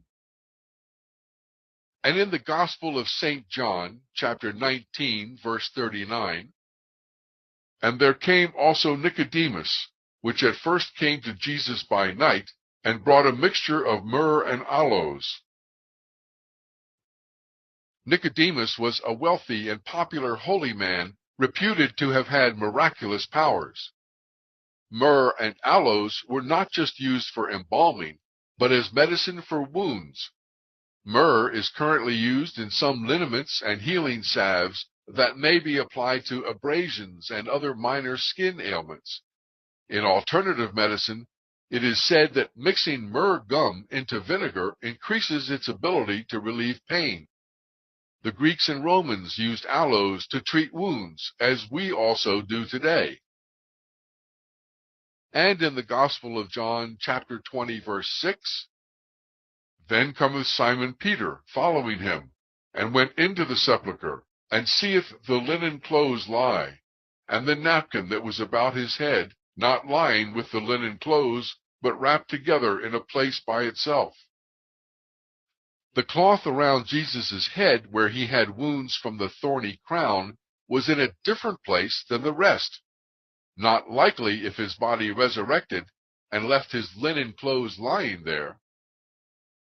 And finally, in John chapter 20, verse 19, then the same day at evening, being the first day of the week, when the doors were shut where the disciples were assembled for fear of the Jews, came Jesus and stood in the midst, and saith unto them, Peace be unto you. And when he had so said, he showed unto them his hands and his side. Then were the disciples glad when they saw the Lord. I need to add that it's quite likely Jesus' disciples really thought he had died on the cross, so I can understand their astonishment to find out he didn't. But even the Bible, when read without any prior belief, is quite clear that Jesus survived his crucifixion. For 2,000 years, Christianity has been based on the belief Jesus died on the cross, many say for our sins, and rose again from the dead. Think of the impact this one belief has had on the world and on many of us personally. Wars have been fought, millions have died, and millions more have lived lives of guilt and shame based on this belief. But there is ample evidence this belief is not true, and even the Bible does not say it happened that way unless you read the Gospels with that belief already in place. And then you still have to make some very big assumptions. Remember Occam's razor, that the best answer is the one with the fewest assumptions. So we start with a judgment that we are all, as human beings, innately defective. The Roman Catholic Church calls it original sin. We form a belief, despite the evidence, that a Son of God has been resurrected from the dead in order to save us from our sinful nature. And we are of the opinion that anyone who doesn't believe in him cannot make it into heaven. It makes for a very interesting game. Here's another quick example of how this judgment belief opinion cycle happens. Let's say you judge prostitution to be wrong, for whatever reason. You then form a belief that the government should do something to stop it, and you hold the opinion that any man or woman who engages in prostitution is acting immorally. And let's say your infinite eye creates an experience for you in your cocoon where you come face to face with this, such as your husband or wife or lover or son or daughter or good friend, someone you love and respect and admire, gets arrested on charges of prostitution, either soliciting or selling sex for money. I can imagine this might cause you some discomfort, severe discomfort if it were your husband or wife, I'm sure. So this is your chance to run Robert's process first, to take the heat and discomfort and reality out of the situation, and then run Jed's spiritual autolysis to discover the false belief, false information, and layers of ego that resulted from this judgment. Most of the time, you can simply follow the discomfort, the emotion or pain, for example, to uncover the judgment. In this example, it should be fairly easy to find the underlying judgment, that you consider prostitution to be wrong, and to use spiritual autolysis to ask, is that true? But sometimes it's not that easy. The judgment is not so readily available, buried more deeply, hiding from your awareness. So instead, you can follow the emotion to find the belief, and then follow the belief to find the judgment. Or, if the belief is also hard to get at, follow the emotion to find the opinion, then follow the opinion to find the belief, then follow the belief to find the judgment. You get the picture. Remember what Jed McKenna said, all attachments to the dream state are made of energy. That energy is called emotion. All emotions, positive and negative, are attachments. End of quote. So consider every emotion you have that is less than total joy, excitement, and enthusiasm to be a signpost, a red flag leading you to your opinions, beliefs, and judgments. In fact, you can do this for any opinion or belief at any time, without needing your infinite eye to create a catalytic experience for you. If you hear yourself offering an opinion, any opinion, look for the belief that led you to that opinion, then look deeper for the judgment that led to the belief. Remember that all judgments, beliefs, and opinions were formed inside the movie theater and are based on incorrect premises, so they are all untrue. This may be difficult for some people to accept, who have become very attached to their opinions, with multiple layers of ego for each one, piled on top of each other. But it is exactly these attachments and letting go of them that are the point of this whole process in the cocoon. Okay, you might say, I can see living without judgments. I can even imagine living without beliefs. But living without opinions? Isn't that kind of boring? Do you just accept anything and everything that is put in front of you in your hologram without question or discrimination? Yes and no. Yes, you accept anything and everything that is put in front of you, since your infinite I created anything and everything for you it wants you to experience, down to the smallest detail. It's true I no longer live with judgments and beliefs and opinions, except those occasional times when one might pop up for me to identify and process. But no, life is far from boring, and I do have my preferences. Jed McKenna started off book 2 of his Enlightenment trilogy saying, I hate L.A. I never could figure out whether Jed was expressing a judgmental opinion or just using some literary license for effect. I don't hate anything, but I prefer a lot of things. What's the difference? It can be very subtle and tricky at times, but I'll try to explain. An opinion, based on a belief and judgment, includes resistance to the opposite opinion. A preference has no resistance, but is merely an expression of choice. I prefer not to play tic-tac-toe, unless I am engaged with a very young child. I find the game very boring for me, since it's unwinnable when playing with anyone who has even the slightest clue of what's up. Now that I know a game like backgammon exists, I prefer to play it instead. I have no resistance to playing tic-tac-toe, no judgment about it, no beliefs about it, no opinions about it as a game. I just prefer not to play it under most circumstances. Likewise, I prefer not to play the judgment game, the belief game, the opinion game, the fear game, the first half of the human game inside the movie theater. I have no resistance to playing any of it if the appropriate circumstances were to arise, and it was clear my infinite I was creating that for my experience at the moment. And I have no judgment about it, no beliefs about it, no opinions about it other than how perfect a game it was at one stage of my metamorphosis, and how perfect it is for other people who still want to play it. But I also prefer not to spend a lot of time with people who are playing the first half of the human game. I enjoy living in a way that I'm not surrounded with the constant noise of other people's drama and conflict. I prefer not to talk about tic-tac-toe.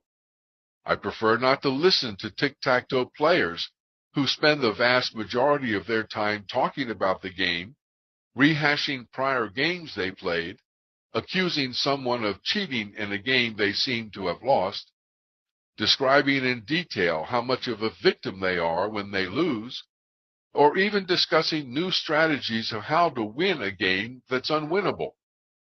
But I don't judge them. In fact, I totally support them to continue doing exactly what they're doing. I just don't find it at all interesting or fun to be part of that myself. I prefer silence to the sound of motorcycle engines.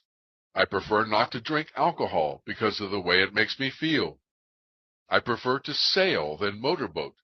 I prefer to eat protein and vegetables rather than carbohydrates. I prefer warm weather to cold, sun to snow, the beach to the mountains, and less or no clothes to more. I prefer watching a movie to small talk, a concert to a cocktail party, a solitary walk listening to good music in my earphones to a dinner party. I prefer diving 40 feet deep in the ocean to walking on land. Those would be my choices if I could choose.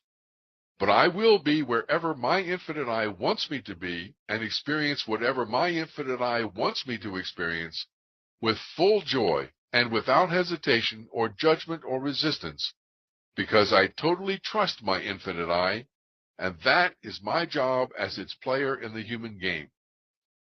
I would caution especially those who are new to their cocoon to be very wary of this opinion preference thing. Judgments are sometimes hard enough to spot for processing without making it any harder. And it seems so easy to say, I prefer not to be around that kind of person, and think it's a statement of preference when in fact it's a statement of judgment. I found it a lot easier in the beginning to simply assume that any preference I wanted to express was in reality an opinion based on a judgment and belief, and process it accordingly. After about a year, when I was more comfortable with letting go of my judgments and beliefs and opinions, when I felt fairly secure I could spot when my ego was trying to slip something by on me, I allowed myself to have preferences again. But I remain very vigilant and still challenge my preferences on a regular basis to make sure I'm not resisting anything, for resistance is the key. Chapter 18. Resistance. After more hours upon hours of spiritual autolysis, I wrote something else that is true. What you resist persists. I think I first heard that from L. Ron Hubbard, one of his genius moments as a scout many years ago, before others started saying it, and before he got lost on his way. So it is not something I came up with, but I did test it, and I did find it to be true.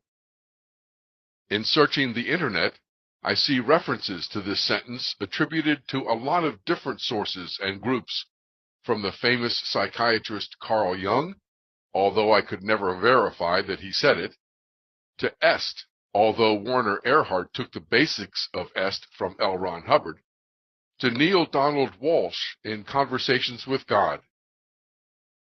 It was also used in Rhonda Byrne's The Secret. But, as is necessary inside the movie theater, the true meaning and application were altered so the human adults who try to use this gem of wisdom for their own self-improvement would find themselves going deeper into limitation instead.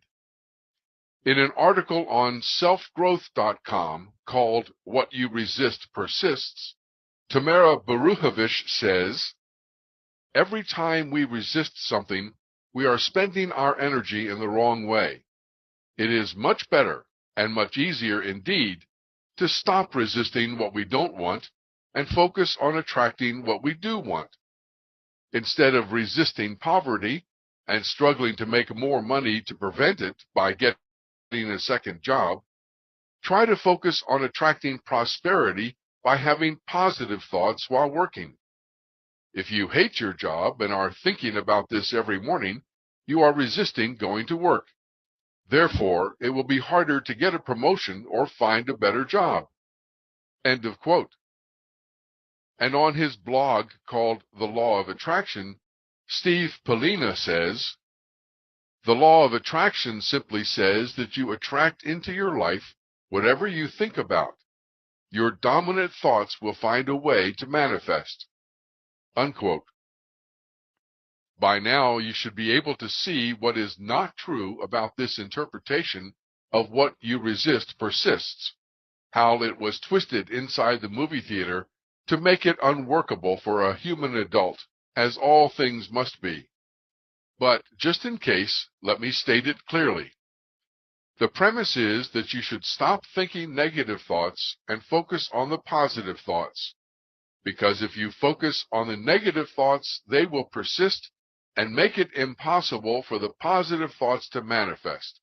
Fair enough? But that entire premise is based on a judgment, negative thoughts versus positive thoughts. It is also based on the untruth that you can manifest anything in your holographic universe, much less attract the positive things if you focus on them. The truth is that all resistance is based on a judgment. Or put it the other way, resistance would not exist without a prior judgment. If you judge something to be negative, you resist it. So the solution is not to try to deny or ignore the negative thoughts and focus on the positive ones, but to eliminate the judgment altogether that is the source of the resistance. You want a better job? Stop judging the one you have, and you will stop resisting it at the same time. Although I don't want to state this as truth, it has been my experience that as long as I judge and resist something, I stay in that experience. Only when I stop judging, and therefore automatically stop resisting, is it possible for my experience to change. My first example of this came when I was 20 years old. I was deep into Peter Marshall at that time, and I called God the Chief, as he did. I was in Caracas, Venezuela, helping to create the Spanish equivalent of Up With People for that country. I had been with Up With People about a year and spent most of that time as the drummer. But I wanted to be more than that. I wanted to be a musical director, and I kept judging my drumming to be less than what I wanted and was capable of, and therefore resisted it.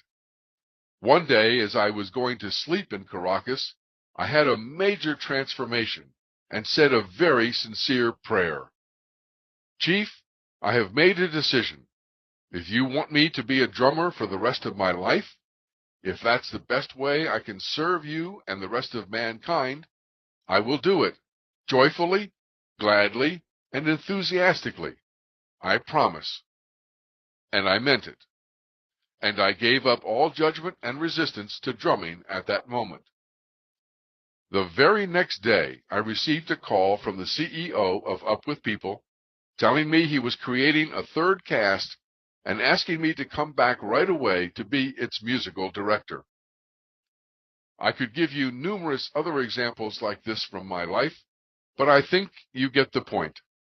What you resist persists. In fact, the more you resist negative thoughts and try to replace them with positive thoughts, the more negative thoughts you will have. Isn't that what it says? By trying to focus only on the positive thoughts, aren't you automatically resisting the negative ones? And then won't they persist? It's like the old game, try not to think about elephants. Of course, elephants are all you can think about then. That's law of attraction don't work. Or at least it's one reason. The other reason is that they are part of life inside the movie theater and therefore couldn't work except to create more limitation. For example, there seem to be a lot of peace workers springing up all over the place these days.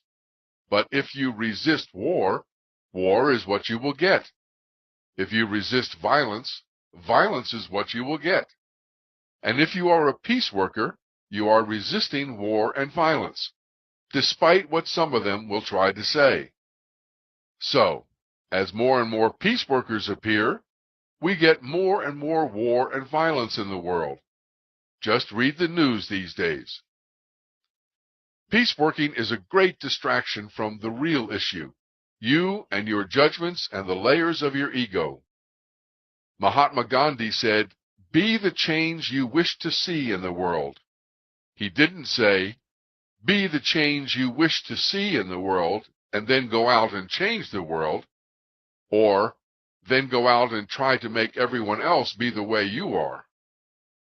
It's really pretty simple. Only when you stop judging war and violence to be wrong or bad, and understand and embrace them as perfect, along with everything else in your hologram, will you stop resisting them, at which point they no longer need to persist. In the King James Version of the Holy Bible, in the Gospel according to St. Matthew, chapter 5, starting at verse 39, Jesus said, "But I say unto you that ye resist not evil, but whosoever shall smite thee on thy right cheek, turn to him the other also. And if any man will sue thee at the law, and take away thy coat, let him have thy cloak also. And whosoever shall compel thee to go a mile, go with him twain. Give to him that asketh thee, and from him that would borrow of thee, turn not thou away." Unquote. So it's not just about not resisting. It's about embracing what you resist, about not trying to fix or change or improve something, but about realizing it is all perfect, war and violence included. That's what you resist persists means. And what is there to resist? Every experience you have, down to the smallest detail, was created for you by your infinite I, so why resist it? What are you actually saying when you resist an experience? You're saying your infinite I got it wrong and you don't trust it. By now, I'm sure you understand that writing this book is part of my own spiritual autolysis. So it doesn't surprise me when an experience pops up in my hologram to point out something to me to process as well as include it in the book. As I was writing the last chapter, some family of my friend had come to visit for a couple weeks, along with their 4-year-old son who had a habit of screaming at the top of his lungs, both in anger and in excitement. The screams were piercing, magnified by echoes off the walls and surrounding buildings. They hit a pitch that would shatter a glass. The parents did nothing when he screamed, except laugh a little.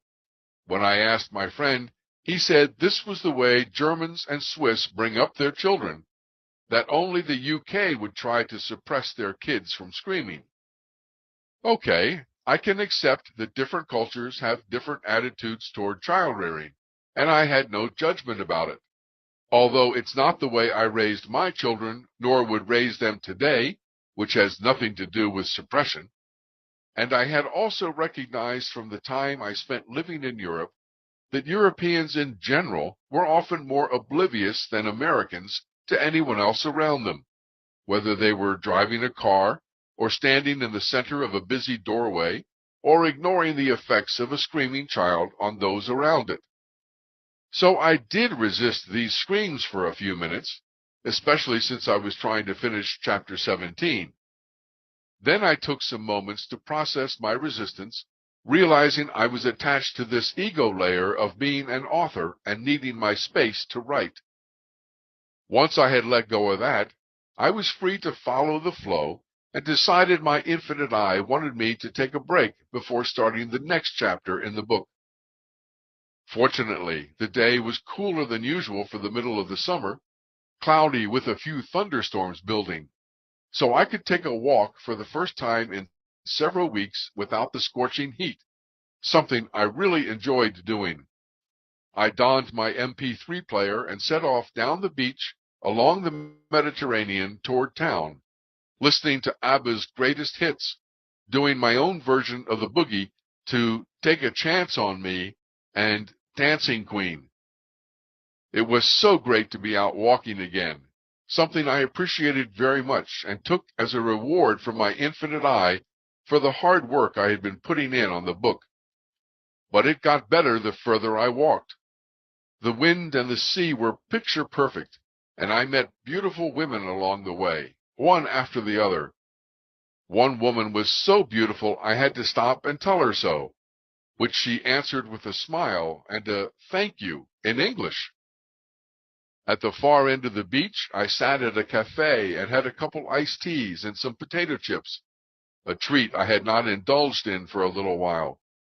I was so happy to have taken this walk and experienced so much pleasure and enjoyment and refreshment for both body and mind. Of course, I expressed my appreciation, silently, to the 4-year-old boy, his parents, and my friend for playing their parts to allow me to see and detach from another layer of my ego, and to get me away from my computer and out on the beach again, and to my infinite I for the amazing and beautiful experience, and to myself for being willing to examine my resistance as soon as it came up. I wouldn't have missed that walk for the world. This time I doubt the boy will stop screaming. Wow! He didn't stop completely, but the frequency is a lot less, and now it doesn't bother me nearly as much. I had a friend many years ago who made an obscene amount of money scraping old rubber off airport runways. Around the age of 55, he was diagnosed with cancer and given 2 years to live. Rather than resist the cancer, he decided to accept his fate and wanted to spend his last 2 years giving something back to the country he loved so much and had given him such incredible opportunities.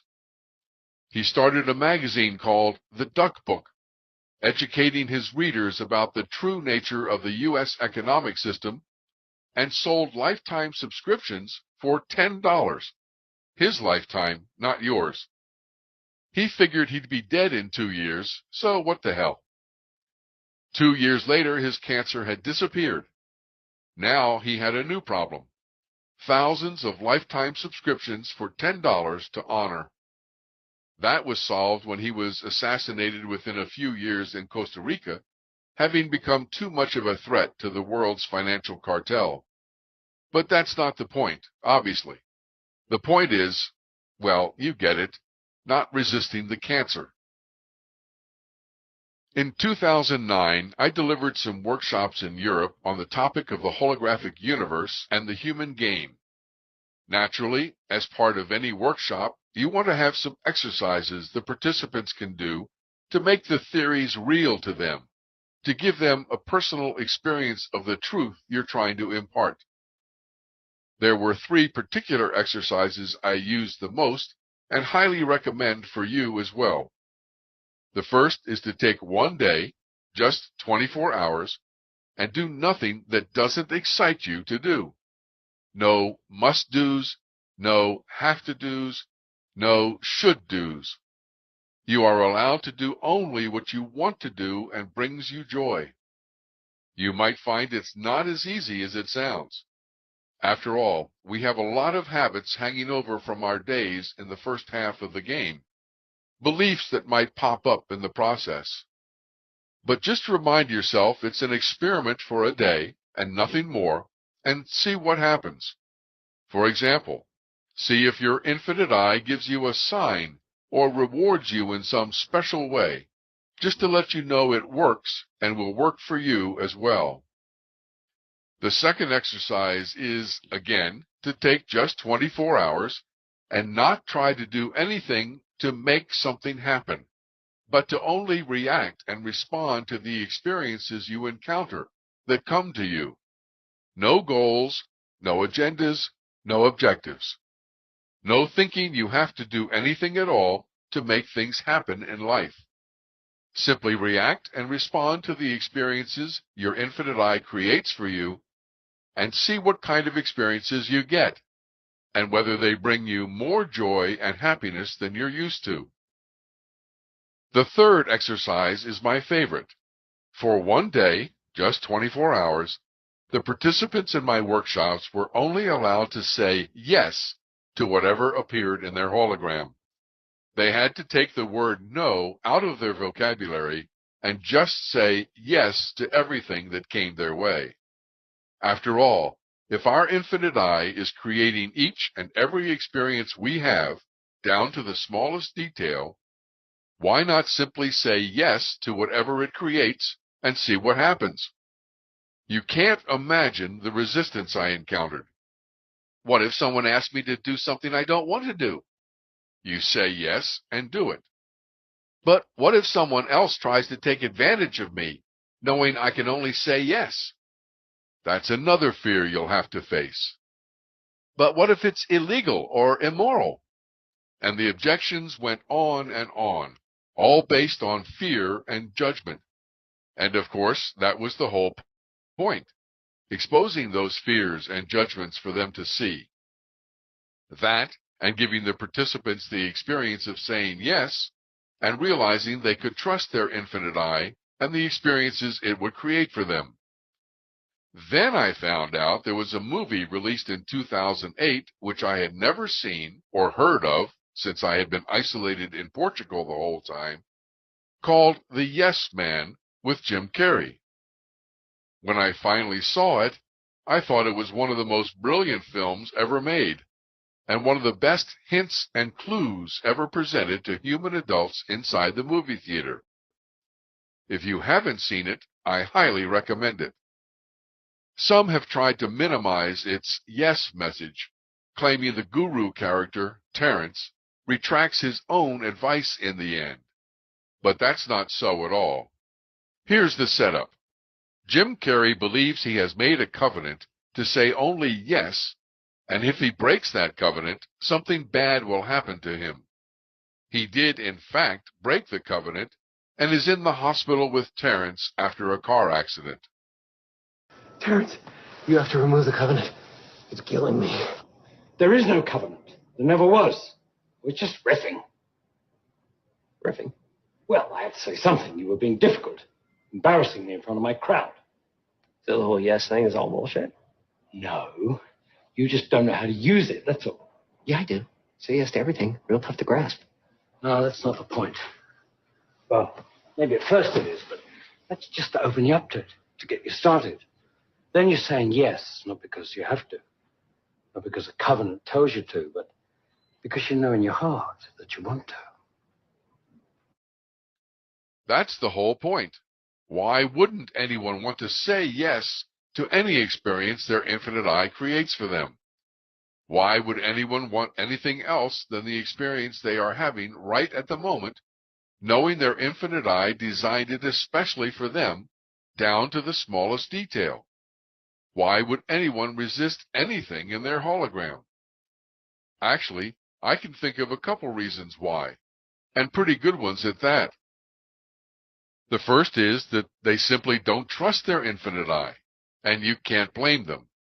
After all, they just spent their entire lives inside the movie theater having one experience after another they weren't too thrilled about, or at least wished would be better, and thought that there was something about them that needed to be changed, fixed, or improved. Said more simply, a lot of first-half experiences resulted in drama and conflict and pain and suffering, which we now know were caused by our own judgments and resistance.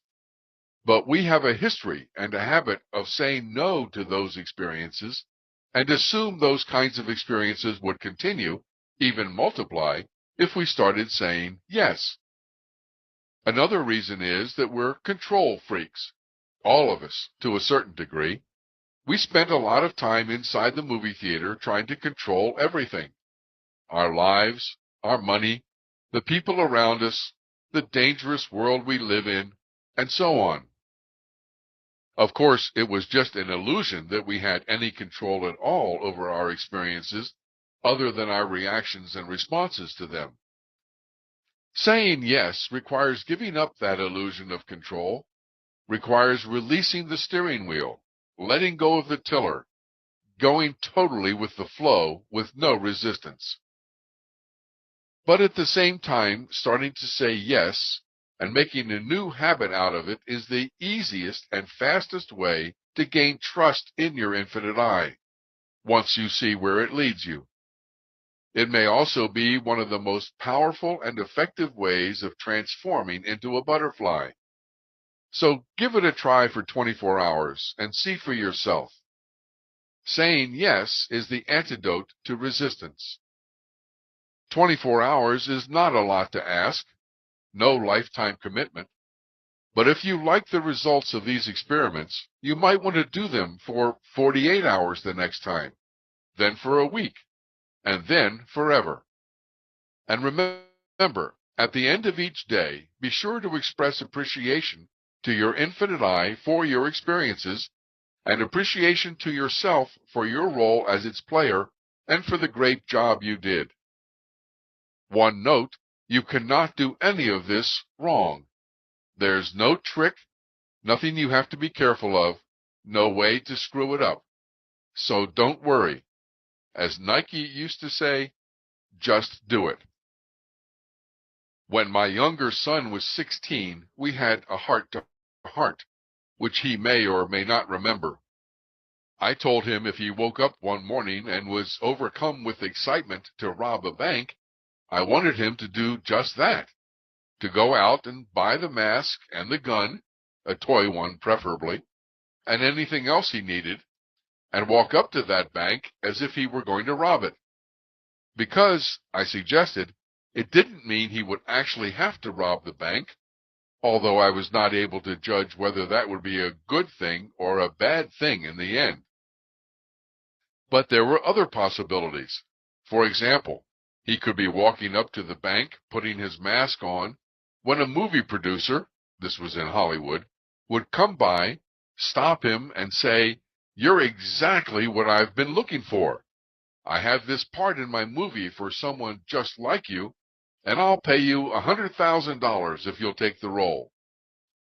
In The Yes Man, Jim Carrey realizes he would never have met the love of his life if he had not said yes, even though it was under the false impression he had to because of some covenant.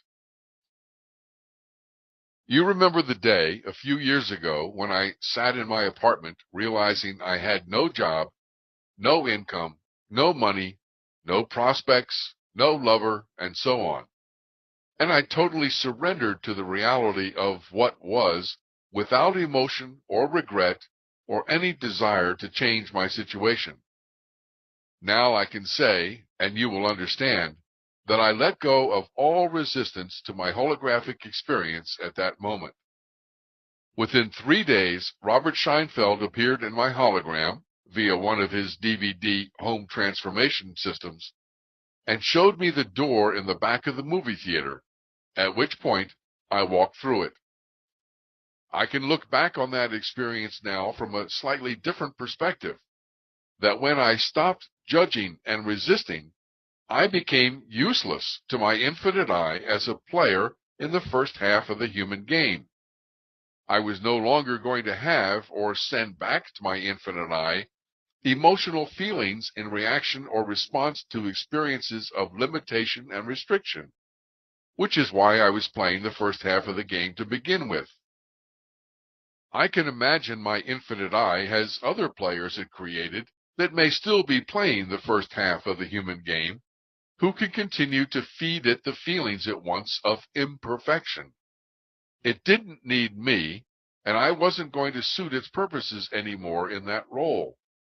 Instead, I began to feed it the feelings from the second half of the game, what it feels like once you're over the top of that first hill on the roller coaster and into the next part of the ride, which are just as valuable to it, I'm sure.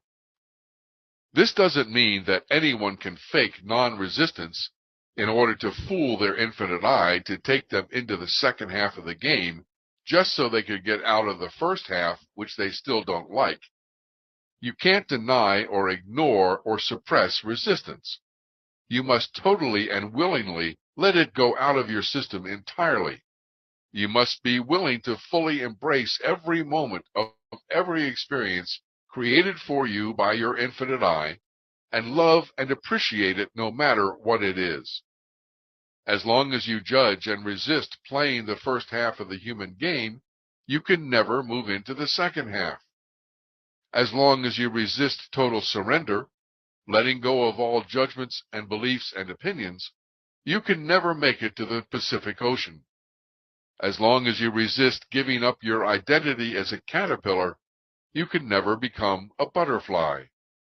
More easily said than done, perhaps, and very scary. Chapter 19. Fear. Inside the movie theater, I prided myself on not being afraid of anything, or not much at least. Talking dolls in horror movies were one big exception. For some reason, it scared the crap out of me when a plastic doll's head would turn, its mouth would open, and it would speak. Freaked me out. Once I got inside my cocoon, I had to be honest that I was, and had always been, afraid of a lot of things. We all are. In fact, fear is not only the first emotion we ever feel as a baby, but the basis of all judgments, beliefs, and opinions we form during the first half of the human game. According to the Holy Bible, fear was also the first reaction Adam and Eve had after they ate the apple from the tree of knowledge of good and evil. from Genesis chapter 3, verse 9, "And the Lord God called unto Adam, and said unto him, Where art thou? And Adam said, I heard thy voice in the garden, and I was afraid." If I tried to list out all the things I have been afraid of, it might take a whole book in itself.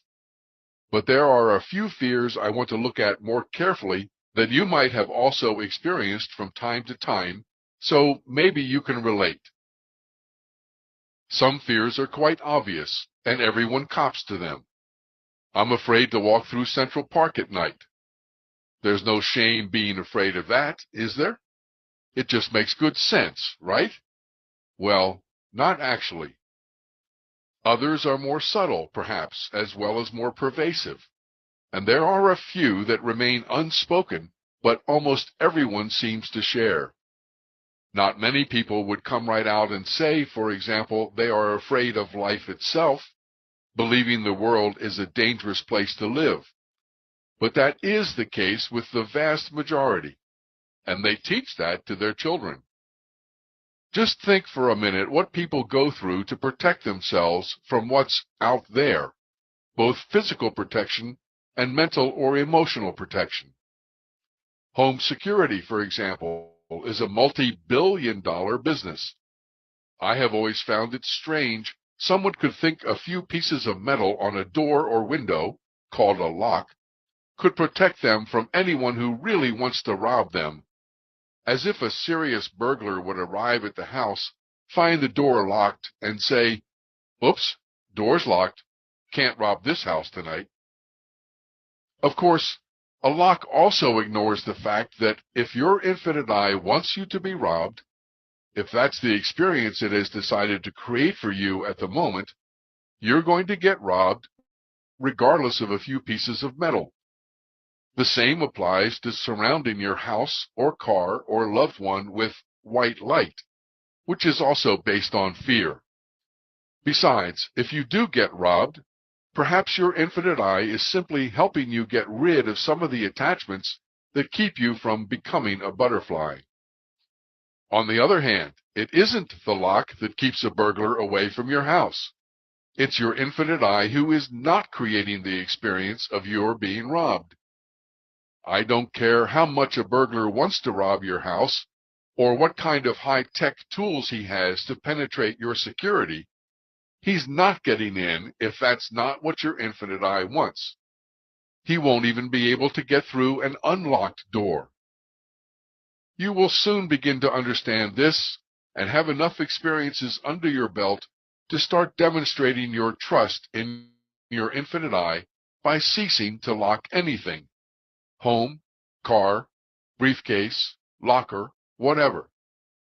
And it's important, once you let go of some of these lesser fears, to behave differently in your daily life, acting on your new understanding and letting go of old habits along with the fears.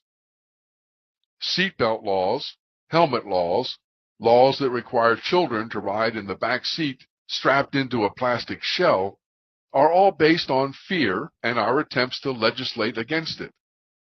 As a child myself, I always rode in the front seat without any restraints, like all other children my age.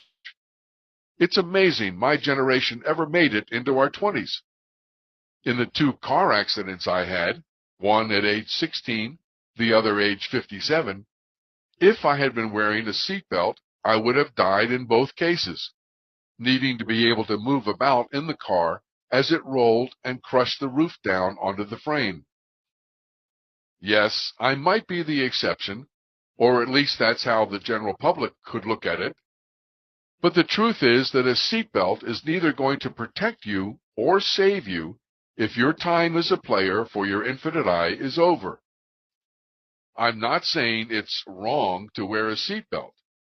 Just recognize and admit that it's based on fear, either the fear of a dangerous world or the fear of getting a ticket from a cop.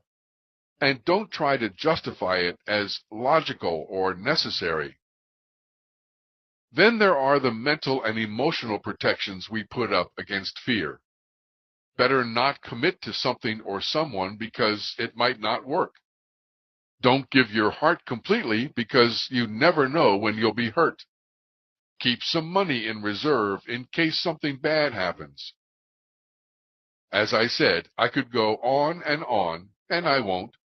You know what you're afraid of now. And you're going to find out all the other fears you're not aware of as you continue your transformation in the cocoon. But there are two fears in particular I want to address. One you're probably aware of, the fear of death. The other you might not recognize, the fear of non-existence. There was a famous saying that became popular for a while: "Today is the first day of the rest of your life." I assume it was supposed to convince people to think about each day as a new start, a new beginning, and free them from their past. Not a bad thought, and it might work for some people, especially if they use it to let go of all past judgments, beliefs, opinions, and fears. But we both know that's not what normally happens, even though the saying on its surface might be true. Then came "Live today as if it were your last," or, as Mahatma Gandhi is reported to have said, "Live as if you were to die tomorrow." Also not too bad. Better, in fact. Most people, thinking today were their last, might put aside all their shoulds, musts, and have-tos and live their excitement, doing what brings them joy. That, in fact, is how we could live every moment, regardless of when we think we will die. And then there is the Native American saying, "Today is a good day to die." Can you say that to yourself right now? Are you living your life so if you died today, you would have no regrets, no sorrow, no remorse? Could you meet death today and welcome it with open arms? You will find yourself living exactly that way when you get a little further into your cocoon and start to let go of all the fears you are carrying. But I'm starting to sound like some other New Age philosophers suggesting we need to let go of our fear of death. And that's not really what I'm trying to say at all. I'm saying we need to stop resisting death and begin to meet it eye to eye. Embrace it. Bring it into our conscious awareness on a daily basis and make it our constant companion. I'm suggesting we need to stop judging death as wrong or bad and life as right or good, to stop living in duality when it comes to life and death. It turns out that a lot of minds greater than mine have expressed this very thought. For example, Wolfgang Amadeus Mozart said, "As death, when we come to consider it closely, is the true goal of our existence, I have formed during the last few years such close relations with this best and truest friend of mankind that his image is not only no longer terrifying to me, but is indeed very soothing and consoling. And I thank my God for graciously granting me the opportunity of learning that death is the key which unlocks the door to our true happiness." End of quote. And Michael de Montaigne said, "Death has us by the scruff of the neck at every moment. To begin depriving death of its greatest advantage over us, let us adopt a way clean contrary to that common one. Let us deprive death of its strangeness. Let us frequent it. Let us get used to it. Let us have nothing more often in mind than death. We do not know where death awaits us, so let us wait for it everywhere. To practice death is to practice freedom. A man who has learned how to die has unlearned how to be a slave." End of quote. And Sogyal Rinpoche said, "Perhaps the deepest reason why we are afraid of death is because we do not know who we are. We believe in a personal, unique, and separate identity. But if we dare to examine it, we find that this identity depends entirely on an endless collection of things to prop it up: our name, our biography, our partners, family, home, job, friends, credit cards. It is on their fragile and transient support that we rely for our security. So when they are all taken away, will we have any idea of who we really are? Without our familiar props, we are faced with just ourselves, a person we do not know, an unnerving stranger with whom we have been living all the time, but we never really wanted to meet. Isn't that why we have tried to fill every moment of time with noise and activity, however boring or trivial, to ensure that we are never left in silence with this stranger on our own? When you start preparing for death, you soon realize that you must look into your life now and come to face the truth of yourself. Death is like a mirror in which the true meaning of life is reflected. End of quote. And the Dalai Lama said, awareness of death is the very bedrock of the entire path. Until you have developed this awareness, all other practices are obstructed. End of quote. And Socrates said, to fear death, my friends, is only to think ourselves wise without being wise. For it is to think that we know what we do not know. For anything that men can tell, death may be the greatest good that can happen to them. But they fear it as if they knew quite well that it was the greatest of evils. And what is this but that shameful ignorance of thinking that we know what we do not know? End of quote. Even Jed McKenna has a few nice things to say about death as well. We have taken death out of life, and that allows us to live unconsciously. Death never left, of course. We've just turned away from it, pretended it wasn't there. If we wish to awaken, and that's a mighty big if, then we must welcome death back into our lives. Death is our personal Zen master, our source of power, our path to lucidity. But we have to stop running from it in a blind panic. We need only stop and turn around, and there it is, inches away, staring at us with unblinking gaze, finger poised every second of our lives.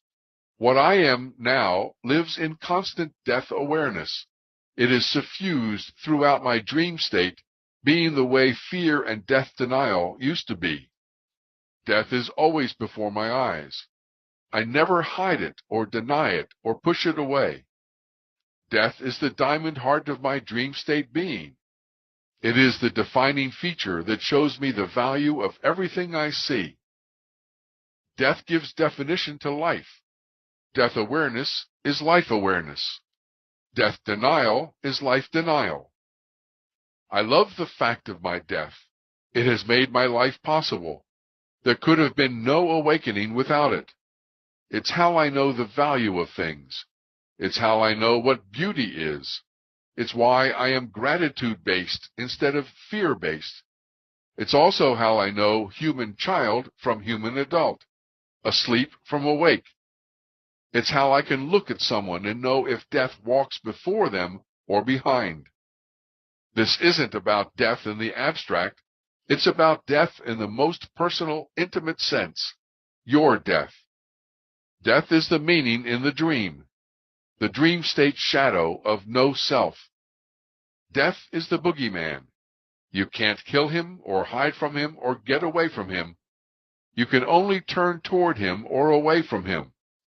If you turn toward him, befriend him, fully embrace him, not superficially, but as your own essential truth, then death is the demon you can ride into every battle. End of quote. And very well said. But please don't misunderstand me. If I'm scuba diving at 100 feet and my air supply suddenly stops, I will probably not just sit there and do nothing and let death do with me as it wants. I may. It would depend on the circumstances. But most likely I will try to get to the surface, try to survive, try to find air somehow, not out of the fear of death, but more from instinct than anything else. In fact, while I'm making my way up and thinking I would like to be able to breathe again, I'll be appreciating the beautiful opportunity of dying in a place I love more than anywhere else on earth, in the ocean with the fish and whales and dolphins. I had such an experience. When I first lost control of my car, doing 75 miles per hour down the interstate on cruise control, and it swerved and started to roll over, my first thought was, is this how I'm going to die? I remember asking the question with no emotion and no resistance and no panic, and the answer came back immediately, no. So I continued to completely relax, not resisting, not trying to stop the rolling, not trying to brace myself against anything, just totally going with the flow and the motion, letting my body move freely wherever the car wanted to take it. In fact, my non-resistance to what was happening is without question the physical reason I was not killed as the roof caved in during the first roll. Would I have reacted any differently if the answer had come back, yes, this is the way you're going to die? I doubt it. In that case, what's the point of resisting? Judgments, beliefs, opinions, and the fear of death. I stumbled on a great example I think ties all this together in a nice, neat package. We begin with the fear of death, and therefore fear of anything that can cause that death. Skin cancer can cause death, so we fear skin cancer. We're told, and buy into the judgment, that exposure to the sun is bad because it causes skin cancer. We believe we have to protect ourselves from the sun and its harmful rays, and we form an opinion that we should never go out into the sun without sunscreen, or we'll get skin cancer and die. Now let's look at the truth. Skin cancer was fairly rare until the 1950s, the same time that Coppertone began marketing its patented sunscreen and created the now famous Coppertone Girl. Let me say that again.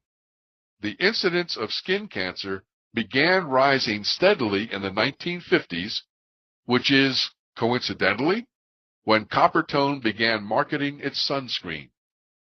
Then, as more and more people used sunscreen between 1950 and 2010, skin cancer became the most common form of cancer in the United States. And each year there are more new cases of skin cancer than the combined incidence of cancers of the breast, prostate, lung, and colon.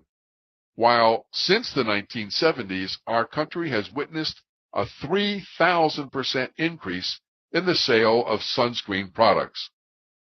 Don't we have to ask, does sunscreen actually prevent skin cancer or cause it? Isn't it strange that the more people use sunscreen to prevent skin cancer, the more skin cancer we get? We resisted death, we resisted the sun, and we resisted the skin cancer. And we did all this on a massive scale. As a result of this resistance, we took measures to try to prevent what we feared. The result, of course, was more skin cancer and more death. And we're back to what you resist persists. That's how it works inside the movie theater. And it's a good example of what you need to do in your cocoon. Work this equation backwards, starting with your opinions and the actions you take based on them, digging deeper to find the beliefs that are under the opinions, finding the judgments and resistance that led to those beliefs, and not stopping until you clearly state the fear that began it all. Then you do your spiritual autolysis, asking yourself, is that fear really true? In this case, you are probably well aware of your opinion not to go out in the sun without sunscreen. It should not be very difficult to quickly realize you hold a belief that you have to protect yourself from the sun and its harmful rays. From there, you should be able to find the judgment that exposure to the sun is bad because it causes skin cancer. And then it's just a short jump to the fear of skin cancer and death. Remember what Jed McKenna said, All emotions are attachments, and the energy source of all attachments is fear. I want to repeat at this point that the choice is always yours. You can decide you like these fears, that these fears are right and justified, and you don't see any point in getting rid of them. I am not trying to convince you of anything. My only job as the scout is to point out that the choice is between continuing to live in fear or living free as a butterfly. How do you deal with the fear of death? You make death your friend, your partner in life, your daily companion. You welcome it, accept it, embrace it, appreciate it. You understand it, look forward to it, and above all, stop judging and resisting it. Here's how Jed McKenna explains it. The contemplation of death, of one's own mortality, is a real and powerful meditation. Death awareness is true zazen. It's the universal spiritual practice, the only one anyone ever needs, and the one everyone should perform. So, yes, you'd want to do whatever you have to in order to bring this living awareness into your life. Develop the habit of thinking of death every time you look at a watch or clock, every time you sit down to a meal, every time you go to the bathroom. Take a walk alone every day and think about what it means to be alive, to walk, to see and hear, to breathe. It's not an exercise. It's not something you're trying to make yourself believe like an affirmation. It's something that's real and central to your every thought and act. If you knew you were going to die tomorrow, what would you do today? And why the hell aren't you doing it? End of quote. Basically, we're talking about letting go of our attachments to life itself, peeling off the layers of the ego that determine our identity and dictate our behaviors based on our fear of death. This is a big step you will take in the cocoon, but it's not the biggest. As you process your fear of death and begin to embrace it with excitement, you're going to discover there is a more fundamental fear, a more basic fear, a more hidden and powerful fear on which the fear of death depends and from which it grows. It is the fear of non-existence. Like an iceberg, the fear of death is only the part sticking up above the water, with the fear of non-existence as the biggest part lurking below where you can't see it. And like the Titanic, you're going to hit this iceberg, guaranteed. How you handle the collision with your fear of non-existence will determine whether you survive your transformation into a butterfly or not. So I want to take a close look at this fear of non-existence. As we've discussed, when an infinite I creates a new player, it gives it free will. Maybe it didn't have to. Maybe there's not some ultimatum from the chief. But that's exactly the way the human game works best, if a player has total free will to choose their reactions and responses to the experiences created by its infinite I. This free will and the process of choosing reactions and responses require a certain level of self-consciousness in order for them to work. This self-consciousness is a personality construct, what we normally call an ego. As we react to our fears and form judgments, beliefs, and opinions, we add layer upon layer to this ego, each layer with its own false identity. And the sum total of these layers creates the overall identity, the personality construct we call I. Inside the movie theater, the ego has a very important role, and we begin to identify with the ego, begin to think it is who we are. So when we get inside the cocoon and begin to annihilate the ego, one layer at a time, we're liable to encounter some resistance from the ego itself. In short, the ego will fight for its life, wanting us to believe we are something we are not, it, and that we cannot live without it. The fear that develops is all about who we are if we are not the ego. In other words, the fear of being nothing without it. The fear of non-existence. Since the beginning of recorded history until present time, all religions, spiritual philosophies, and belief systems, including the most recent New Age theories, have all had one thing in common: a solution for this fear of non-existence, the idea we are really an immortal soul which will continue to exist after our physical death. But is that true? Does that stand the test of spiritual autolysis?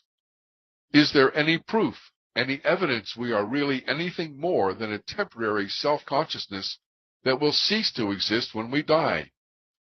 Is the idea of a soul and the immortality of that soul simply our solution to the fear of non-existence, leading to more judgments, beliefs, and opinions? Is it possible being an immortal soul is just another layer of ego we need to let go of? I see myself as a player in a game, much like Douglas Hall discovered in the movie The 13th Floor. I cannot honestly say it's true I will survive the death of this body. Perhaps, like Douglas, I might find myself on another level, in another game, but that remains to be seen, and there's nothing to suggest that here and now. I realize this is all theoretical at the moment, but it will become very real to you as you progress inside the cocoon and start peeling off layers of the ego. And I can guarantee you the fear of non-existence will come up in full force. If you continue with your transformation into a butterfly, you're going to have to answer these questions for yourself. Chapter 20. Who am I? Finally, I have the opportunity to tell you how I feel standing where I am, looking at the Pacific Ocean, close to emerging from my cocoon as a butterfly. For me, life is full of excitement, joy, amazement, appreciation, fun, laughter, surprises, fulfillment, relaxation, and especially peace of mind. I don't worry about anything anymore, particularly money. I know with certainty from direct experience of testing and challenging the model that my infinite I will provide everything I need for the experiences it wants me to have, and it always has. If it doesn't, I can't have those experiences, since I have no power as a player on this side of the field to create anything for myself. I may not know where the money is coming from all the time, but I don't need to know. I just know it will be there, often from sources I would never have guessed or planned for. I live in total trust of my infinite I. That's easy for me to do because I've had so many experiences that have proven my infinite I is fully trustworthy, that it loves and cares for me as its representative in the human game, and that it will create for me, and always has, exactly what it wants me to experience down to the smallest detail. I have no personal needs or wants or desires that have to be fulfilled, although I do have my preferences, as I explained previously. I never think about what I do not have, but only express my appreciation for what I do have. After all, our needs and wants are often based on judgment, needing and wanting something we don't have because we think it's better than what we've got. The truth is, as you let go of judgments and beliefs and opinions, the only thing you ever need and want is exactly what's right in front of you. I don't plan for the future, and I doubt whether the past ever existed. I have no goals, no agendas, no objectives, nothing I feel I need to do or should do or have to do, or must do. I live in the moment. But I can still dream. Rudyard Kipling said it best in his poem, If you can dream and not make dreams your master, if you can think and not make thoughts your aim, if you can meet with triumph and disaster, and treat those two impostors just the same. I have very minimal drama or conflict in my daily life, and virtually no pain or suffering, with one exception I'll speak about in a minute. I am free of the world of dichotomies, which means I simply do not see right or wrong, good or bad, better or worse, good or evil in my holographic experiences. Only occasionally, when I still need to process some lingering layer of ego in my cocoon, I might judge something out there that I encounter. And I trust my infinite eye will create holograms for me in order to see those judgments and process them, so I don't have to go looking for anything. But it's been a long time now since any of those experiences of any consequence have appeared.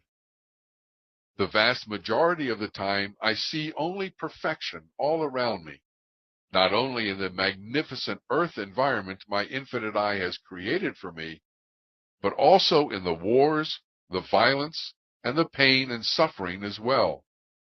After all, I know from my direct experiences of testing and challenging the model that none of it is real, but a game being played by consciousness, in consciousness, and for consciousness. The way I relate to other people, to the world, and to myself is the way I have always wanted to relate. I have a wonderful family and many friends whom I love, but am not attached to. I do not belong to any group, but I never feel alone or lonely. I wake up every morning with excitement and curious anticipation to discover what holographic experiences my infinite eye has in store for me that day. It's such a relaxing way to live, knowing I do not create the experiences I have, and not having to think I must do something to make something happen. As long as my infinite eye wants me as its player, I know from direct experience it will provide everything I need to survive, and I don't have to be constantly striving to make ends meet. And it's quite a load off to realize I have never done and can never do anything wrong. That every reaction and response I have to every experience is valuable and wanted by my infinite eye.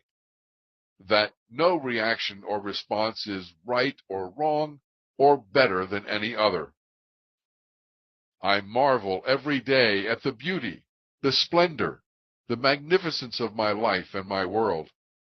Here I am on the Mediterranean coast of Spain, surrounded with water and trees and beach and blue sky and warmth.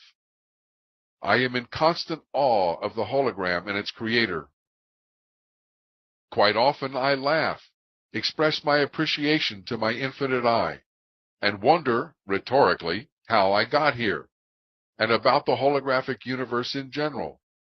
How amazing that each player has its own unique and independent holographic experience, and yet those individual holograms can interact so seamlessly and perfectly that we can give each other gifts.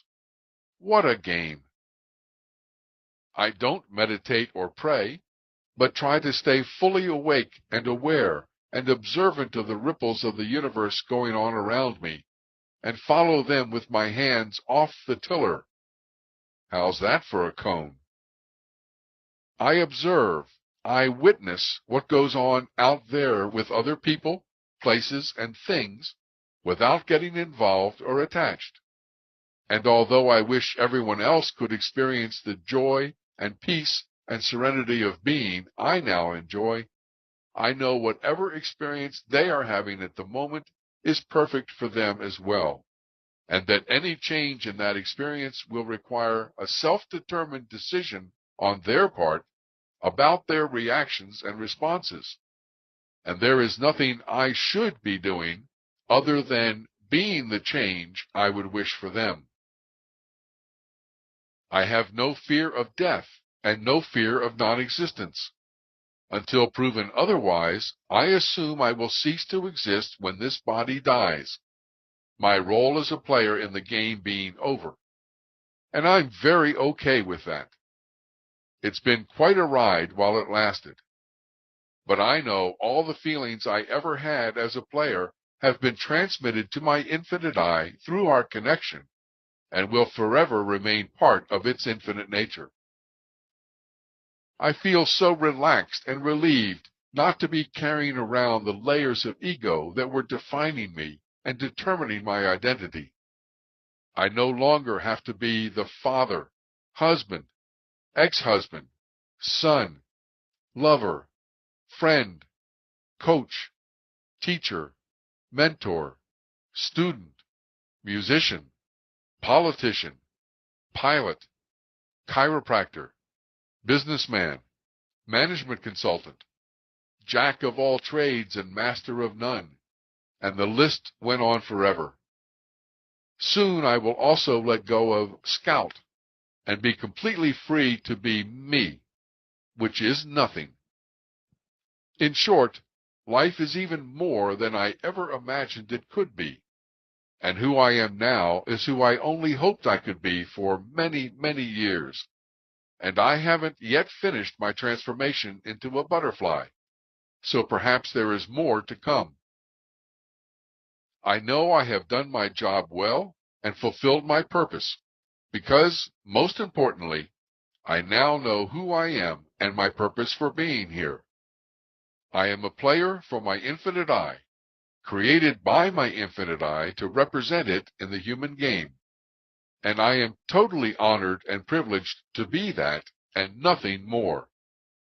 I have given up trying to be something I'm not. I call it serenity of being, that state of complete acceptance with total joy and appreciation for who I am. I remember a night in 1995 when I was sailing in the East Atlantic Ocean from Madeira to Tenerife in the Canary Islands. It was a night straight out of a dream. I was standing at the wheel of the Kairos, an 80-foot wooden schooner, looking up into a midnight sky overflowing with stars. There was no other light, no land in sight. A gentle wind filled the sails, and the only sound was the ship responding with ease through the peaceful waters. From time to time, dolphins would leave green phosphorescent trails as they darted toward the bow. I was alone on deck. There were 20 others on board that week for a workshop, including a dozen beautiful women who would say yes if I asked. But at this hour they were asleep below, trusting me to captain them safely to our next destination. Could there be anything more perfect, I thought, turning the wheel slightly to adjust our course. But with the next thought, the dream was gone. So why am I not happy? It was true. When I honestly looked at the way I felt at that moment 15 years ago, I wasn't happy.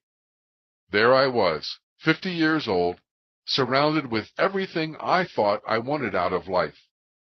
In fact, I had more than I had asked for. I had achieved it all and found myself in the very scene I always assumed would deliver me to nirvana.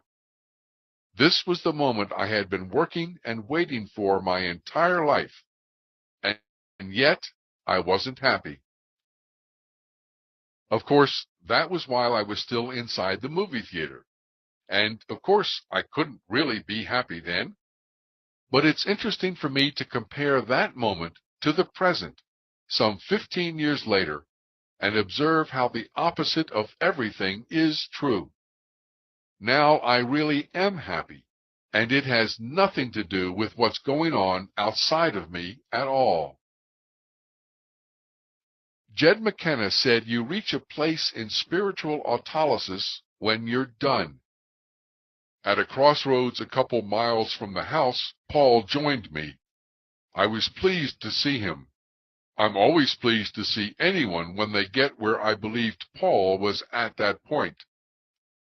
He joined me silently, and we walked on. It was 10 minutes before he spoke. "I'm done."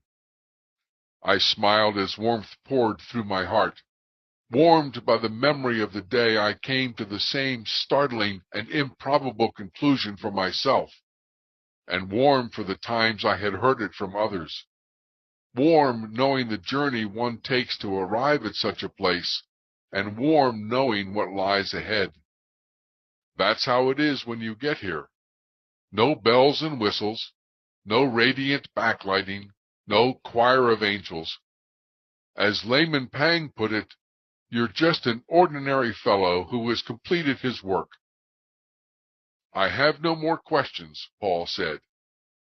He didn't just mean he had no more questions for me. He meant he had no more questions, period. That's how it is when you get to the end. You're just done. End of quote. I may not have any more questions, or at least none of any real importance, but I can't say I'm done. I'm not, and I know that. I'm still in the cocoon, and even though I can see it, like a bright light at the end of a tunnel, the Pacific Ocean is still some distance away. I made it across the Rocky Mountains, although the climb up to the divide was difficult and full of limitations and restrictions. I made it through the great North American desert, where I had to get rid of a lot of baggage I had collected along the way if I was going to survive. And I made it past the Sierra Nevada, the last of the ups and downs before reaching the ocean. In the process, I found a way that was safe for others to travel to the same place. Not an easy route, but a safe route, if they want to go there.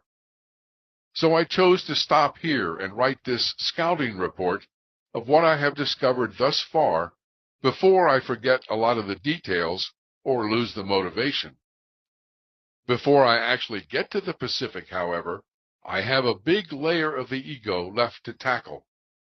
It has to do with the body, and it's sitting here waiting for me to process during the rest of the stay in my cocoon. Robert Scheinfeld calls these packages of baggage eggs.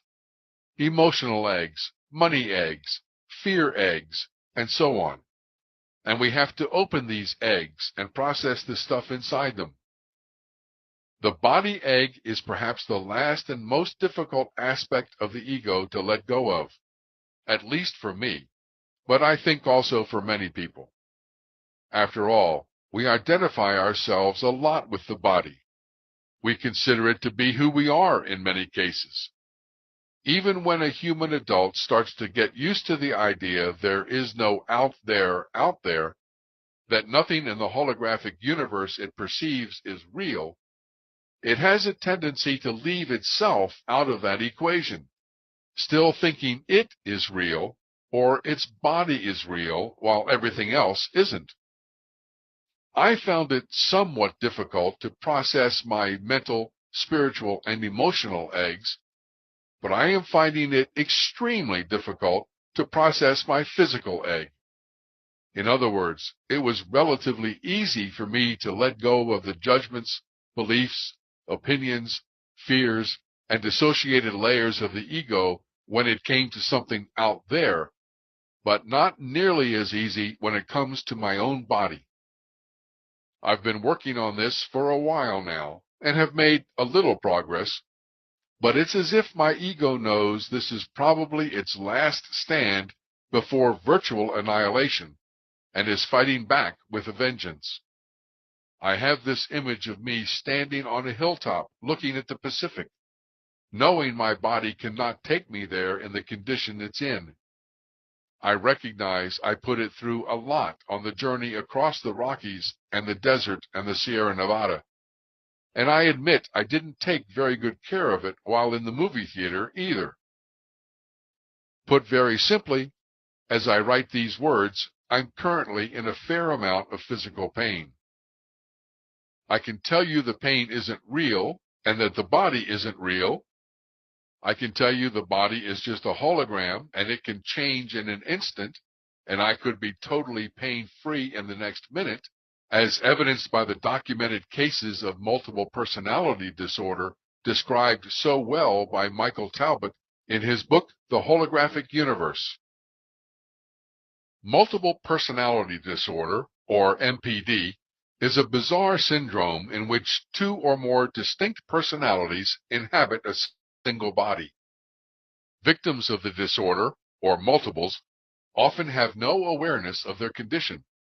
They do not realize that control of their body is being passed back and forth between different personalities, and instead feel they are suffering from some kind of amnesia, confusion, or blackout spells. Most multiples average between 8 to 13 personalities, although so-called supermultiples may have more than 100 sub-personalities. In this sense, becoming a multiple may be the ultimate example of what quantum physicist David Bohm means by fragmentation. It is interesting to note that when the psyche fragments itself, it does not become a collection of broken and jagged-edged shards, but a collection of smaller wholes, complete and self-sustaining with their own traits, motives, and desires.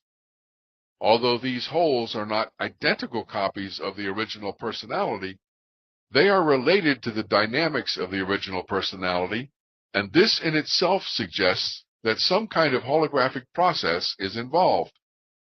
Another unusual feature of MPD is that each of a multiple's personalities possesses a different brainwave pattern. This is surprising, for as Frank Putnam, a National Institutes of Health psychiatrist who has studied this phenomenon, points out, normally a person's brainwave pattern does not change even in states of extreme emotion. Since brainwave patterns are not confined to any single neuron or group of neurons, but are a global property of the brain, this too suggests that some kind of holographic process may be at work. Just as a multiple image hologram can store and project dozens of whole scenes, perhaps the brain hologram can store and call forth a similar multitude of whole personalities. In addition to possessing different brainwave patterns, the subpersonalities of a multiple have a strong psychological separation from one another. Each has its own name, age, memories, and abilities. Often, each also has its own style of handwriting, announced gender, culture and racial background, artistic talents, foreign language fluency, and IQ. Even more noteworthy are the biological changes that take place in a multiple's body when they switch personalities.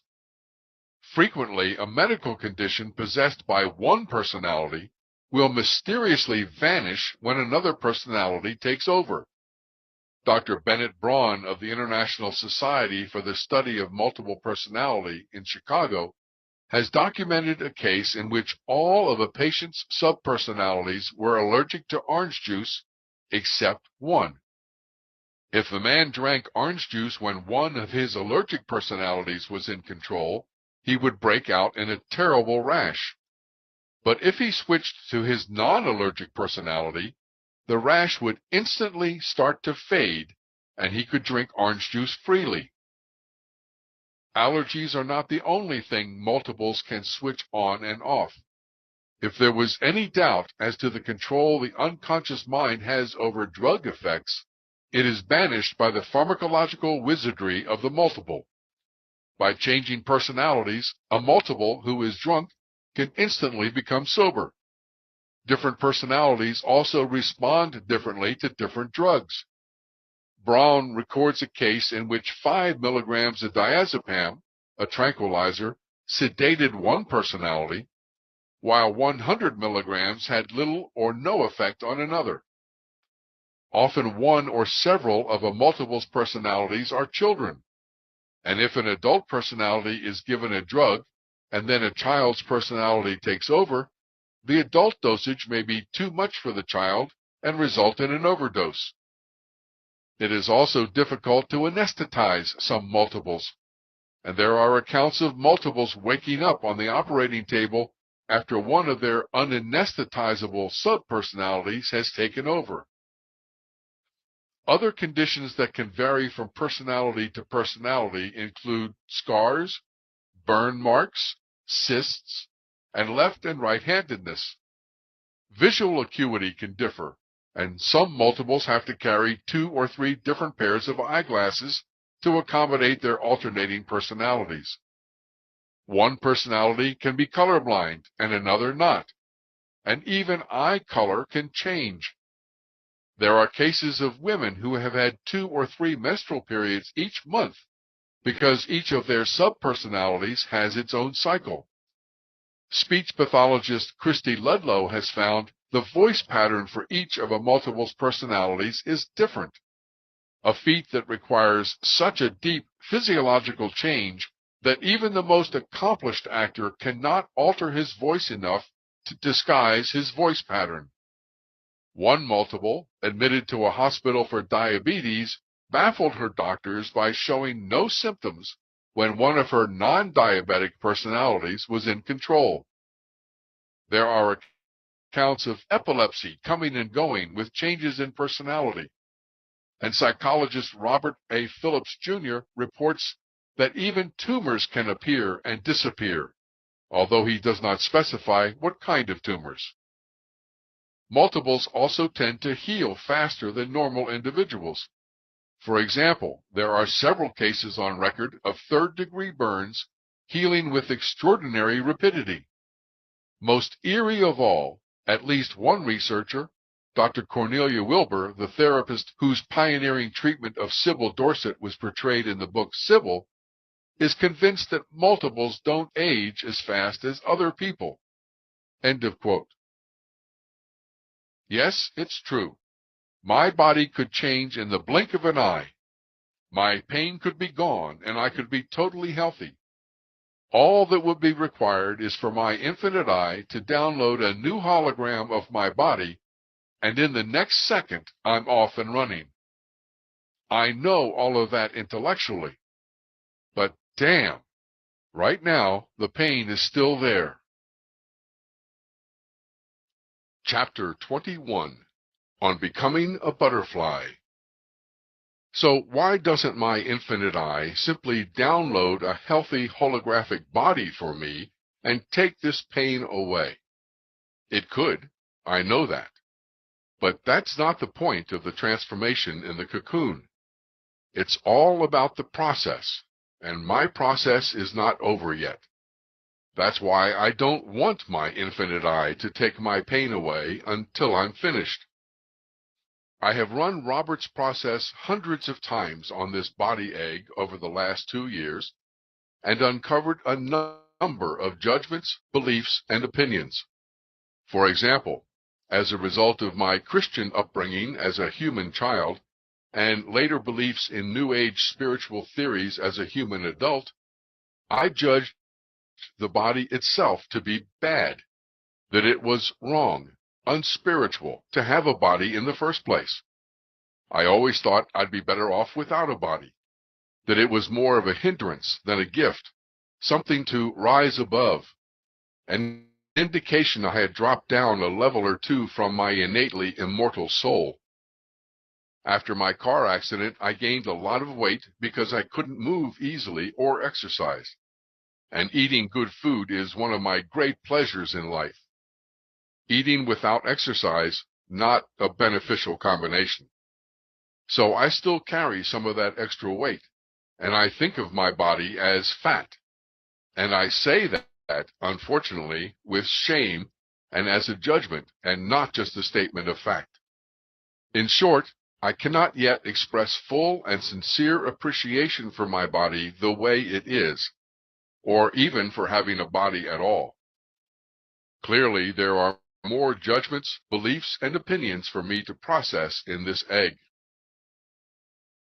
I have uncovered some of the fears associated with my body as well. One is the fear that if I don't have a perfectly healthy body, people are going to discount the scouting information I'm offering.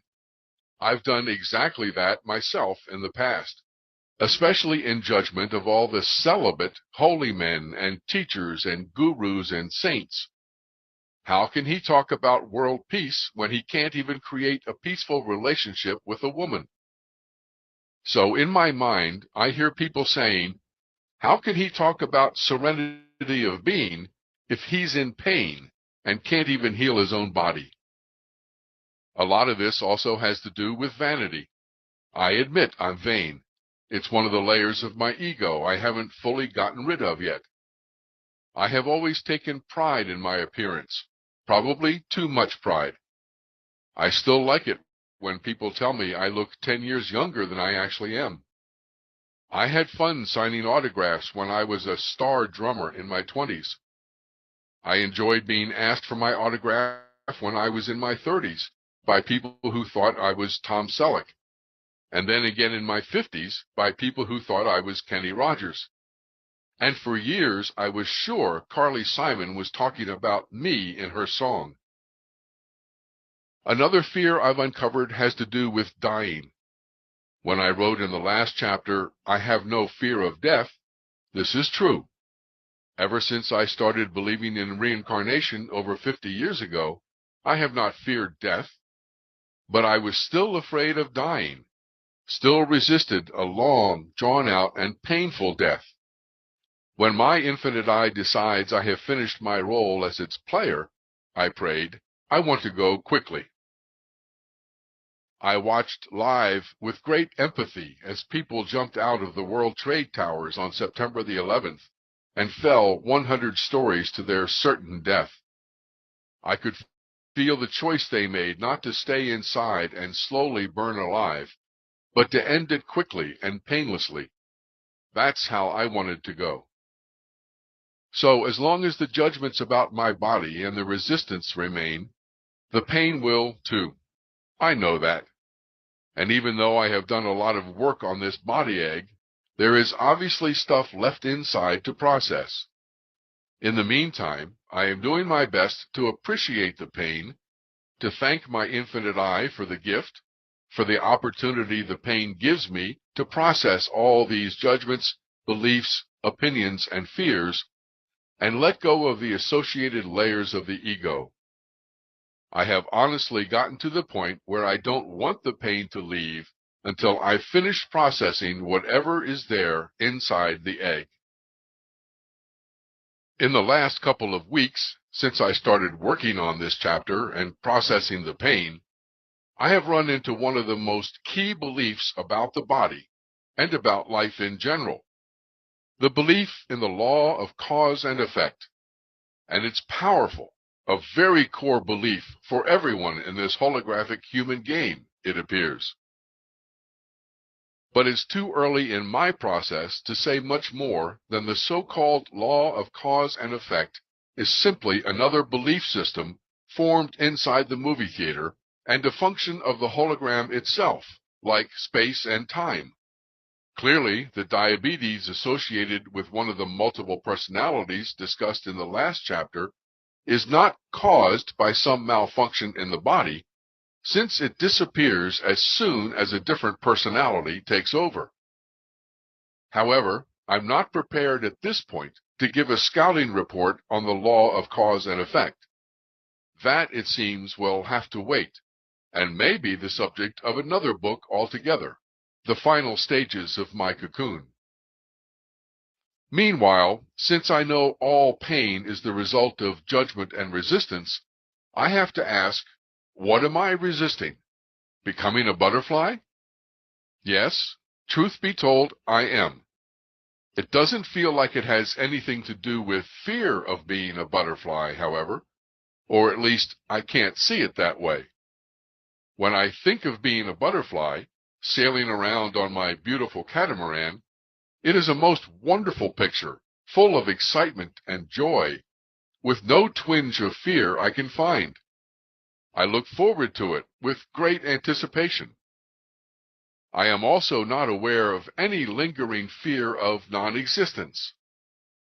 But just as it's possible not to be afraid of death and still be afraid of dying, Perhaps buried very deeply is the fear of the final stages of the cocoon, of not knowing what becoming a butterfly would mean in my relationship to the people I love, my children and grandchildren most specifically.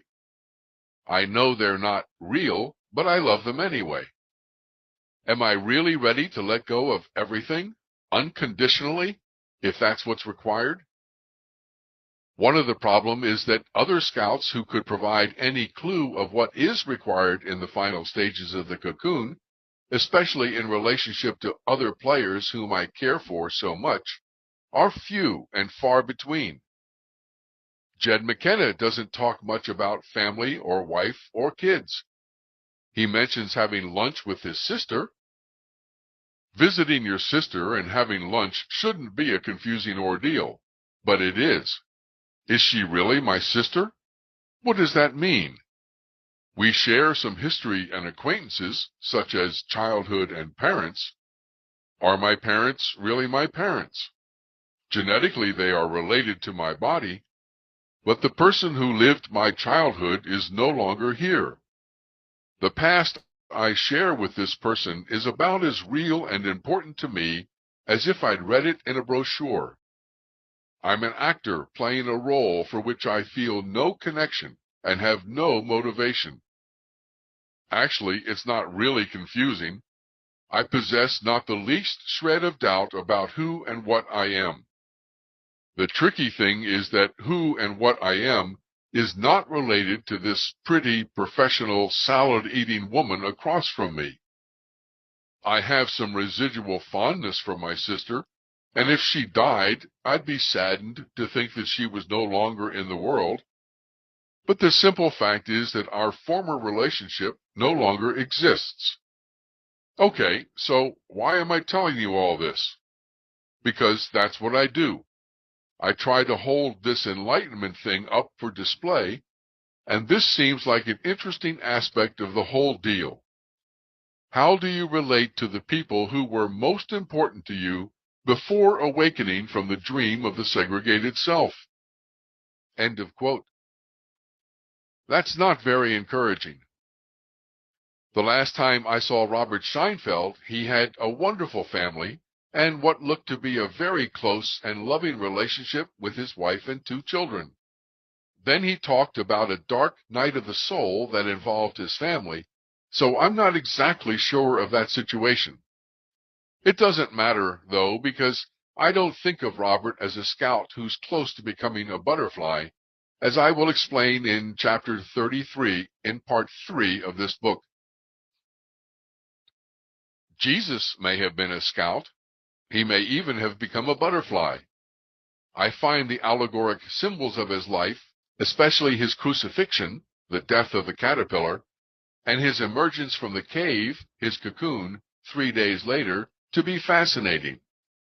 But that will have to wait until the next book. The point is that all the evidence suggests Jesus had a wife and child, but that after he became a butterfly, he never saw them again, since they went to the south of France and he went to live and finally die in a community in Kashmir. There may be other scouts who have maintained so-called normal family relationships with ones they loved after they transitioned into a butterfly, but I don't know their stories. So there is the chance that once you complete your transformation into a butterfly, real communication with players in the cocoon or the movie theater is no longer possible, which is why we don't hear from any butterflies or read their books.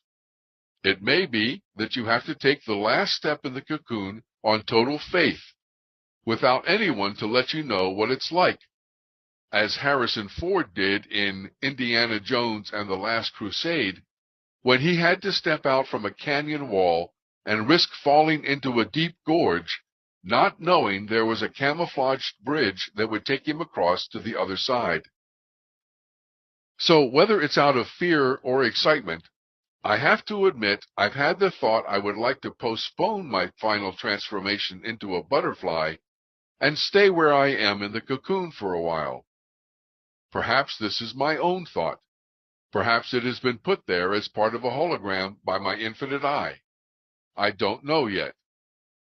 However, I am excited and very curious about a game I see developing if I'm reading the ripples in the universe correctly.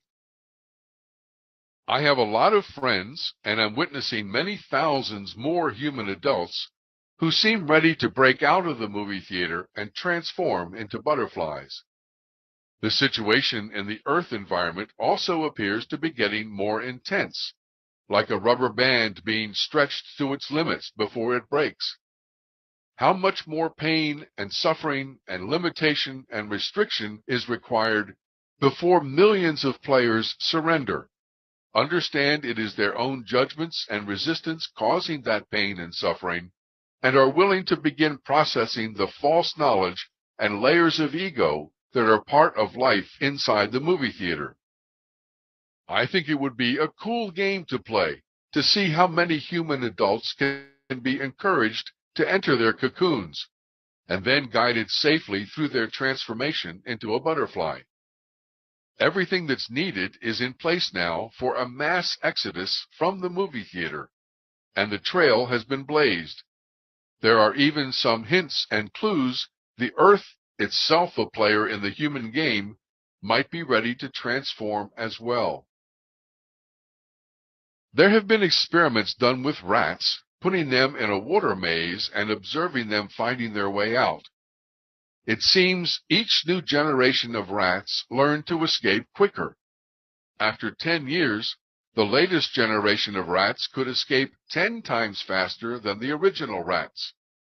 Interestingly, rats of the same lineage in other areas of the world also escaped 10 times faster, a phenomenon which cannot be explained by any localized instruments.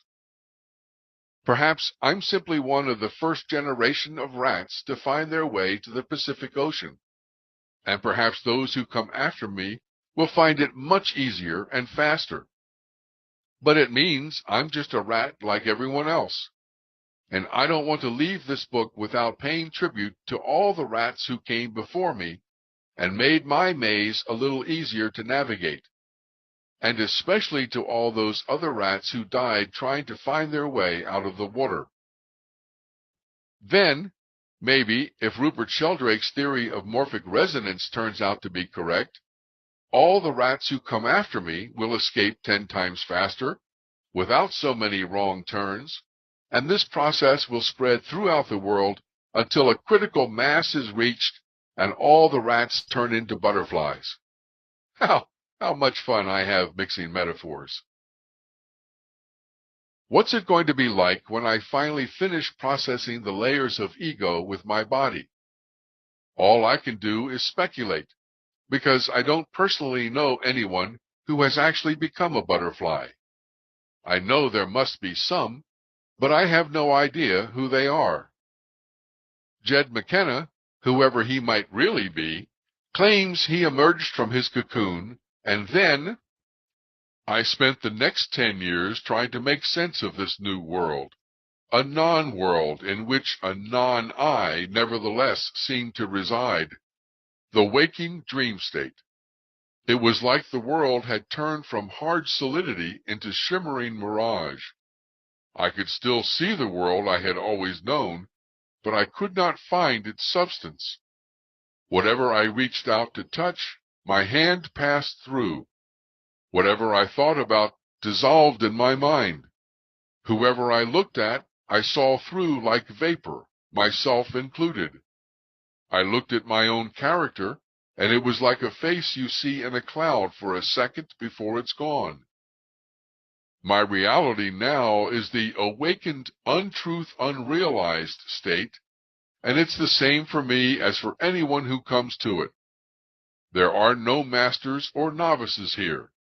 There are no teachings or beliefs, no Hindus or Buddhists or Jainis or Advaitins, no masters or yogis or swamis, no discorporate entities or higher-level energies or superior beings. Awake is awake. Everything else is everything else. Unquote. Keep peeling away layers of an onion, and what do you have when you get through? Nothing. It isn't that you peel away the layers and finally get to the onion. You get to the no onion. The same thing is true for the self. After peeling away all the layers of ego, you get to no self. Jed says it takes about 10 years to get used to living as a no self, to get accustomed to being awake from the dream state, to operate without false knowledge and a false ego. I don't know about that, because I assume he's talking about living those 10 years after emerging from his cocoon as a butterfly. First, I'm not certain it's true he's a butterfly, and secondly, I won't know until I get there. I do know it is a very different way to live, a very wonderful and joyful and peaceful and exciting way to live, and even where I am now takes some getting used to. There were a lot of questions I had as I blazed this trail to the Pacific Ocean, and in the next part of this book, I want to share some of the answers I came up with based on the information I found along the way. But before I go, I began this book talking about Plato's cave, that a human child is like a prisoner who is chained and can only see the wall in front of them, that a human child believes the shadows it sees on the wall are real, that when a human child realizes it is not really chained at all, it gets up and walks to the back of the cave and sees the fire and the men on the walkway that create the shadows on the wall, that this new human adult begins to recognize that the shadows are not real, and that a few human adults will eventually walk through the door in the back of the cave and out of the cave entirely. Then I switched metaphors and said this human adult, once through the door, will enter a cocoon, where it will undergo a process of transformation, letting go of its judgments, beliefs, opinions, fears, and layers of the ego that it believed itself to be as a caterpillar. I have said I am near the end of my cocoon phase, standing at a point overlooking the Pacific Ocean, poised to become a butterfly, and that anyone who wants to can join me here. I have achieved this serenity of being by a strong will and determination to find the truth, a lot of hard work, a lot of processing, and a lot of support from my infinite I. I did it by following my discomfort, physical and emotional, to locate the judgments, beliefs, and opinions I had formed during my time inside the movie theater. I did it by going further to expose my fears and embracing them, especially the fear of non-existence. I did it by identifying the layers of the ego I had created and throwing them away, one by one, until there is virtually nothing left. I did it by letting go of a self that wasn't true and finding the no self that was. Anyone who wants to can stand where I am standing now. Anyone can reach the Pacific Ocean and emerge from their cocoon as a butterfly. I am not special. I am not any better than anyone else. And I certainly am not any more enlightened. Enlightenment is a word that belongs inside the movie theater, in the first half of the human game, since it automatically carries a judgment with it. A judgment that one state of being is better, more enlightened, than another. I'm simply near the end of the roller coaster ride, reporting back to those still going up the first hill, and those just at the top, ready to take the plunge, trying to give some clarity and some encouragement about the ride to come and how much fun it can be. If you're still inside the movie theater, my best advice would be to realize it's just a game and that it isn't real. And, now that you know the true source and reason for all your drama and conflict and pain and suffering, to let go of your resistance and relax and learn to appreciate and enjoy every moment of every experience you're having. Remember, you're on a roller coaster, and that going up that first hill is an essential part of the ride. The more you resist that hill, the more needless pain and suffering you will have. If you've walked out of the movie theater and are starting off in your cocoon, hang on for the ride of your life. And if you meet me on the road, it means I'm still playing the scout. So kill me, and then go further. Part 3. Questions and Answers. Hello, Neil. How do you know that name? I know a lot about you. Who are you? My name is Trinity. Trinity. I know why you're here, Neil. I know what you've been doing. I know why you hardly sleep, why you live alone, and why night after night you sit at your computer. You're looking for him.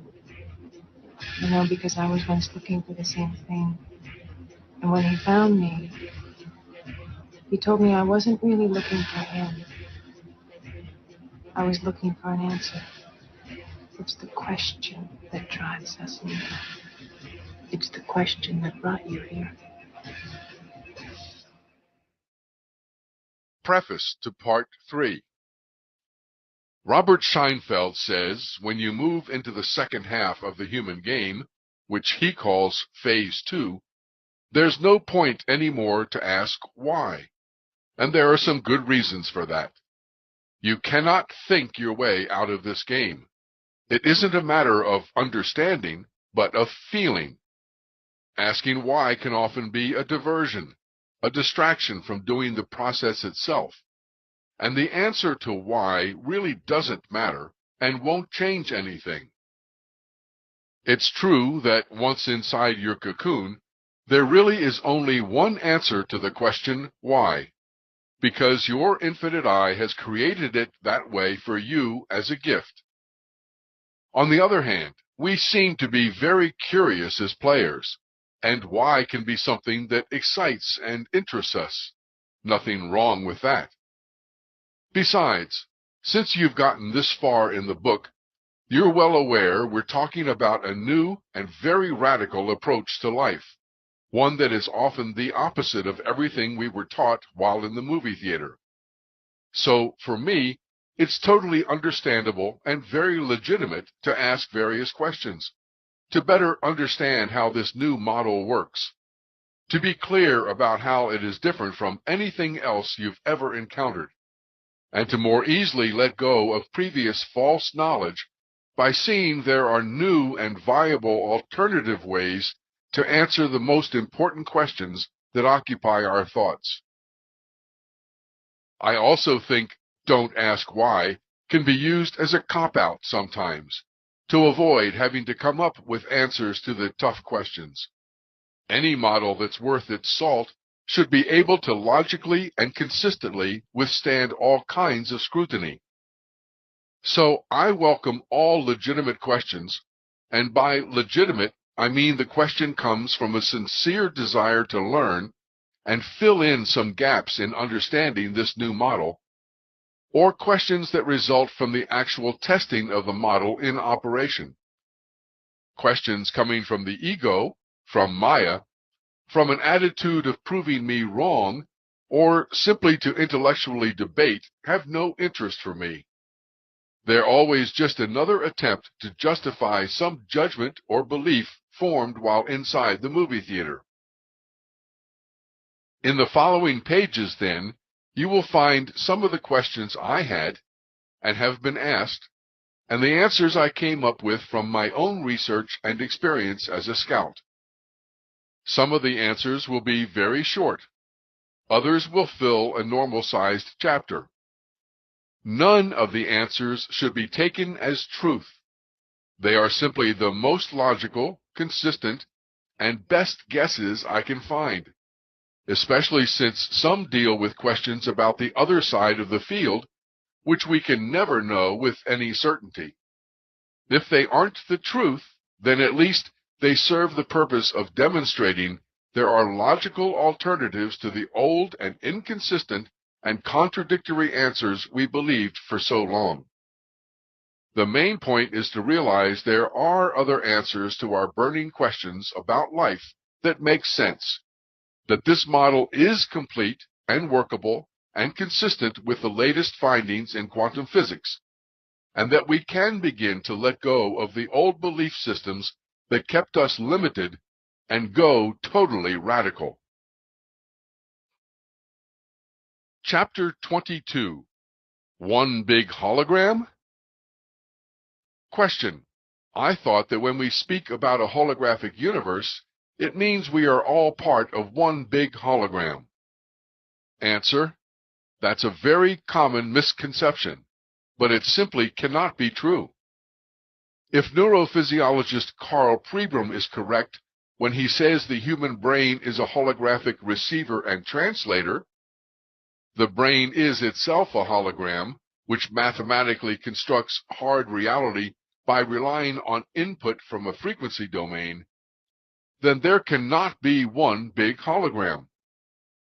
If the physical universe we live in were one giant hologram that was shared by all of us, there would have to be one giant brain to receive it as it was downloaded from the field and convert it from its natural wave state into particles we could perceive. And we would all perceive those particles exactly the same way. We would all see the same reality. That obviously doesn't happen. Each person, in fact, seems to see a slightly different reality than anyone else. In fact, our mental hospitals are full of people we call psychotic who see a very different reality than the rest of us. Psychosis means an abnormal condition of the mind and is a generic psychiatric term for a mental state often described as involving a loss of contact with reality. People experiencing psychosis may report hallucinations or delusional beliefs. Standing in a room next to someone who is psychotic, you might see a pleasant, safe atmosphere. The psychotic, on the other hand, could see a torture chamber. That simply would not be possible if there were one big hologram both of you were perceiving. It is possible, however, if you are each perceiving your own reality, a separate hologram downloaded to each separate brain. A simple car accident viewed by 10 different people can have 10 different realities of what happened. You could walk out of a restaurant and your friend could comment on how rude the waitress was, and although you heard the waitress say the same words, you thought she was fine and helpful. Or, who are you going to host your website with? XYZ Company. What? Them? Yes, why? I tried them once. Horrible experience. They really screwed me up. I've been hosting with them for 10 years. Always had great service, and they're never down. There's even a better example, I assume, that has happened to all of us at one point or another. You see someone walking down the street, and you turn to a friend and say, "Wow, hey, is that Brad Pitt?" And your friend looks and says, "He doesn't look anything like Brad Pitt." And you insist, yes, he looks exactly like Brad Pitt. So what happened here? When you look at the movies or pictures in a magazine, you see Brad Pitt one way, and the person you saw walking down the street looked just like that to you. Your friend, on the other hand, sees Brad Pitt in movies or magazines differently, and also sees the person on the street differently, and therefore doesn't agree with you. If we all lived in a giant common hologram, one big holographic universe, we would all see both Brad Pitt and the person walking down the street the same way, and there would be common agreement on how they look. So each individual human brain receives and translates its own separate hologram downloaded by its own infinite eye from the field. This, of course, is inherent in the truth, you create your own reality, if we would just pay attention to what those words really say and mean. Chapter 23. Other people. Question. If we don't share one big common hologram, how can you and I go out at night and see the same stars, or watch the same movie, or see the same people?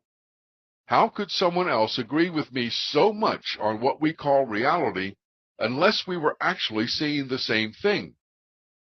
Answer. Before we talk about whether you and someone else are seeing the same reality, I have to find out who you think this someone else is who's agreeing with you. Do you think they really exist? Question. Oh, well, okay. So, what about the other people who appear in my hologram? Aren't they real? Or is my infinite I creating them too? Answer.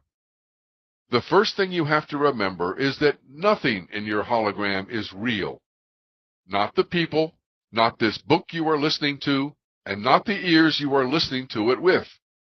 It's all a hologram, and by definition, a hologram isn't real. At least not in the way we have always thought about things as real. So let's change the question a little, because I know what you're trying to ask.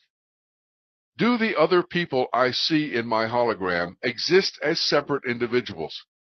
Are they players in their own right, as I am, with their own infinite eyes?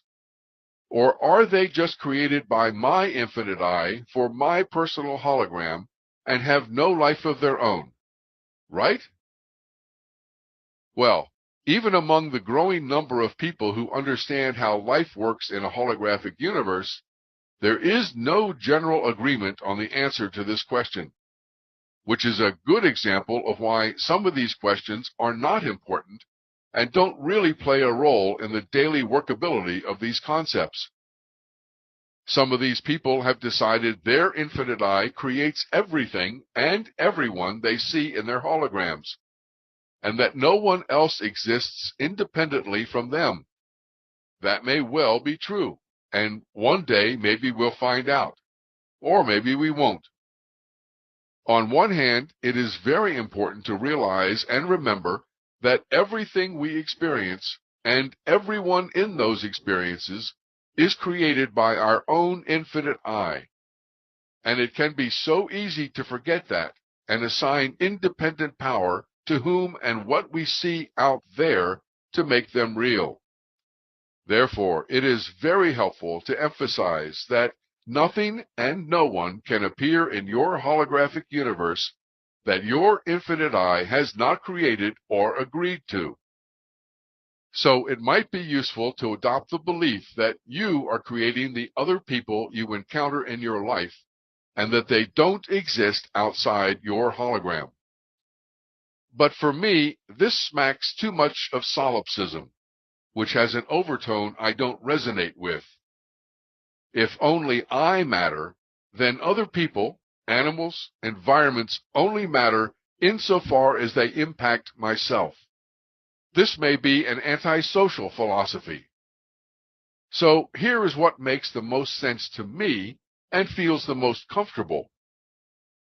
If the holographic universe is like a total immersion movie, someone had to write the script for everything that happens in that holographic movie. That someone is your infinite I. But that script would be very limited and lonely if you were the only actor in it. And there are God knows how many other infinite I's in greater metropolitan infinite land who have players representing them as well. So let's say my infinite I wants me to experience a car accident for whatever reason, which is exactly what my own infinite I did. My infinite I could create a hologram where I have that car accident by myself with no one else involved in the accident, which is what happened to me. And that's fine. But let's say for some reason my infinite I would prefer me to experience a car accident that involved other people, rather than just me. My infinite I could send an infomail around infinite land asking if there is anyone who wants to have their player be part of this car accident as well. Most car accidents today involve more than one person, so Apparently, there is a lot of interest in Infinite Land for this kind of holographic experience. Therefore, my Infinite Eye gets some positive infimale responses from other Infinite Eyes, and together these Infinite Eyes work out the details and write a joint script for this accident movie. But there is one catch. No player can say or do anything in any other player's hologram that their own Infinite Eye has not approved. In other words, whatever one player says or does to another player has been requested and approved by its Infinite Eye. This means no one can be a victim of anything that is said or done in any hologram they experience, because their own Infinite Eye has either written the script itself or had 100% script approval prior to the hologram being downloaded to its player. No victims, no perpetrators, period. So, now these players get in their car accident. Each player can, and probably will, experience that accident slightly differently than any other player, since each player has their own individual hologram as their reality. In fact, two players will often disagree, honestly and sincerely, about what actually happened in that accident. We already know virtually everyone who witnesses a car accident will have a different story of what happened. But the other person I get in a car accident with, more than likely, will be another player representing another Infinite Eye, as I see it. So while my Infinite Eye created them in my hologram, they actually do exist as a separate player with their own self-consciousness and their own Infinite Eye. This seems to me to be true for all the other people who have an impact on our lives. I would say almost anyone who has a speaking part in your holographic total immersion movie is another player, whose Infinite Eye has agreed for them to read the script your own Infinite Eye wrote for the experience it wanted you to have. According to Robert Scheinfeld, other people serve three main purposes in your holographic experience. 1, to reflect something you think or feel about yourself. 2, to give you the gift of information or insight. 3, to set something in motion to support you. On the other hand, there are a lot of extras in your holographic total immersion movie who have little or no impact on your life. They are there to make your total immersion movie seem more real. It would be very strange to walk down Fifth Avenue in New York City and see no one else, just like it would be very strange to watch a movie about New York City with no people in it. You can watch Tom Cruise freak out in exactly that situation in the movie Vanilla Sky. Extras play an important role in our holograms, but as in Hollywood, those extras can be computer-generated, a product of special effects, and do not necessarily need a life of their own. There was a recent miniseries on HBO called John Adams. It was brilliant. They also aired a short segment on how the miniseries was made, which you can watch on YouTube.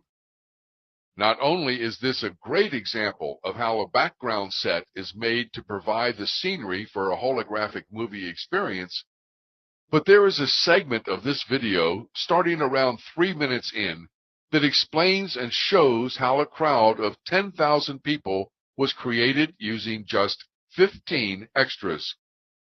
If we've figured out how to do that in our physical universe, imagine what your Infinite Eye can do in your holographic universe. So the other people you see in your hologram are players whose Infinite Eyes have volunteered their players to play a role for you and to read the script your Infinite Eye has written, or they are extras created by your Infinite Eye to fill up your reality. Question: but if they're not just computer-generated extras, how does my Infinite Eye know how to create that significant other person in my hologram to look and act like they do?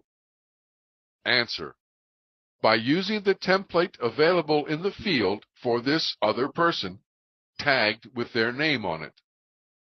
In other words, there's a template in the field with the name Stephen Davis, which contains the wave frequencies used to create me in a hologram. And there's a template in the field with your name on it as well. All other players that have been created by their infinite eyes have templates also. When the other player's infinite eye agrees to play a role in your hologram, it gives permission to your infinite eye to access the template in the field that describes this other person: their name, height, weight, eye color, attitudes, etc. And then your infinite eye plugs that template into the holographic experience it is creating for you. But that other person must read the script word for word your infinite eye wrote for you. Looked at it from the other direction, your infinite eye has agreed and volunteered you to play a role in other players' experiences as well, and they access the template with your name on it and plug you into the hologram they create for their own player. But then you are always reading the script their infinite eye wrote for them. Perhaps you've been fortunate enough to have an actual virtual reality experience in one of those amazing virtual reality machines. It, of course, looks and feels very real. According to quantum physics, life itself is a virtual reality experience, a holographic universe created for us by our infinite eyes. So what about the people you meet while in one of these virtual reality machines? They have been created by the software programmer who wrote the experience you are having, were they not? Everything they do or say has been predetermined and is part of the virtual reality script. Now, what if two people, each in their own virtual reality machine, could interact? In other words, what if someone else doing their own virtual reality trip could appear in your virtual reality experience?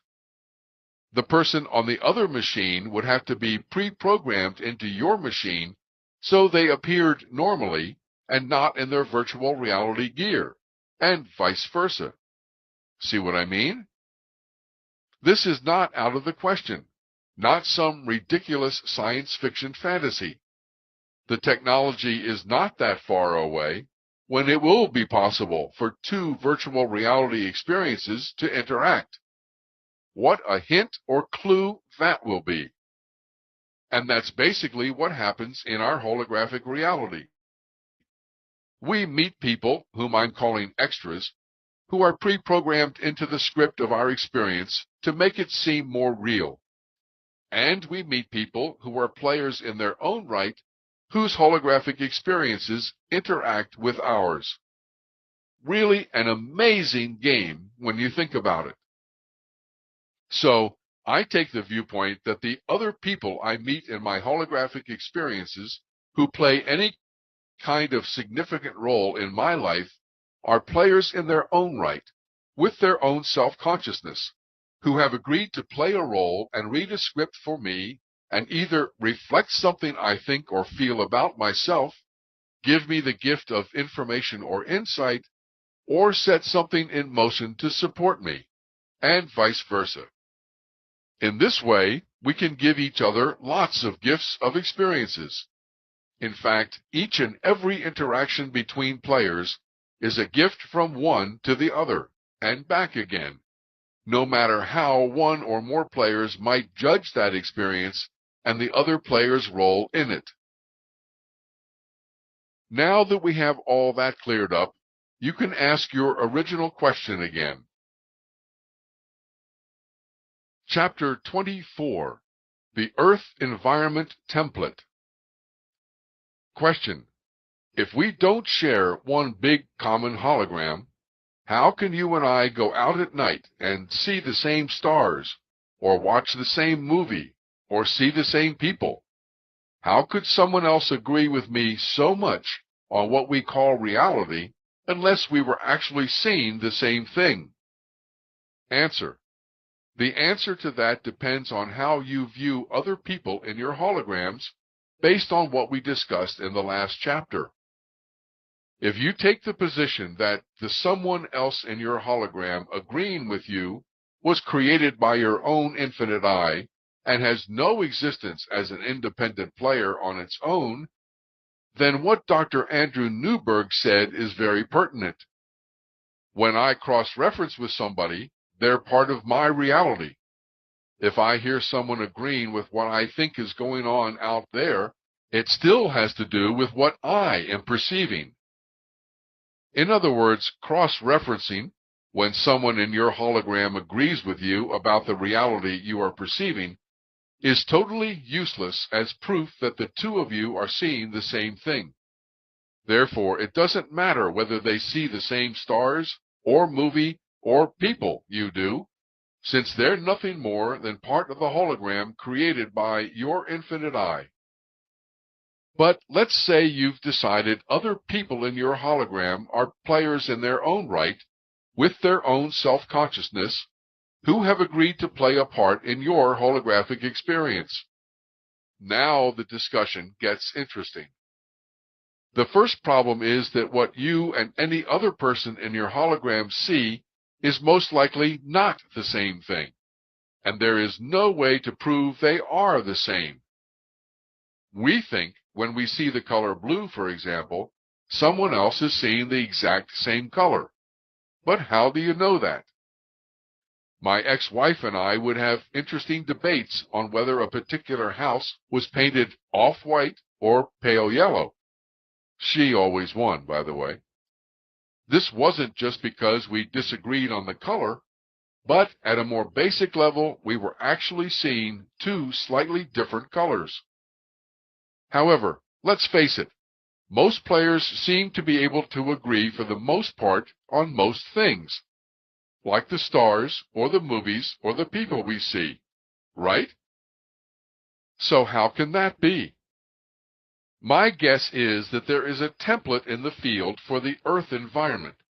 So when an infinite I wants to create a normal holographic experience for its player, it doesn't have to create the Earth, the stars, the sun and moon, this book, or the rest of the universe from scratch every time.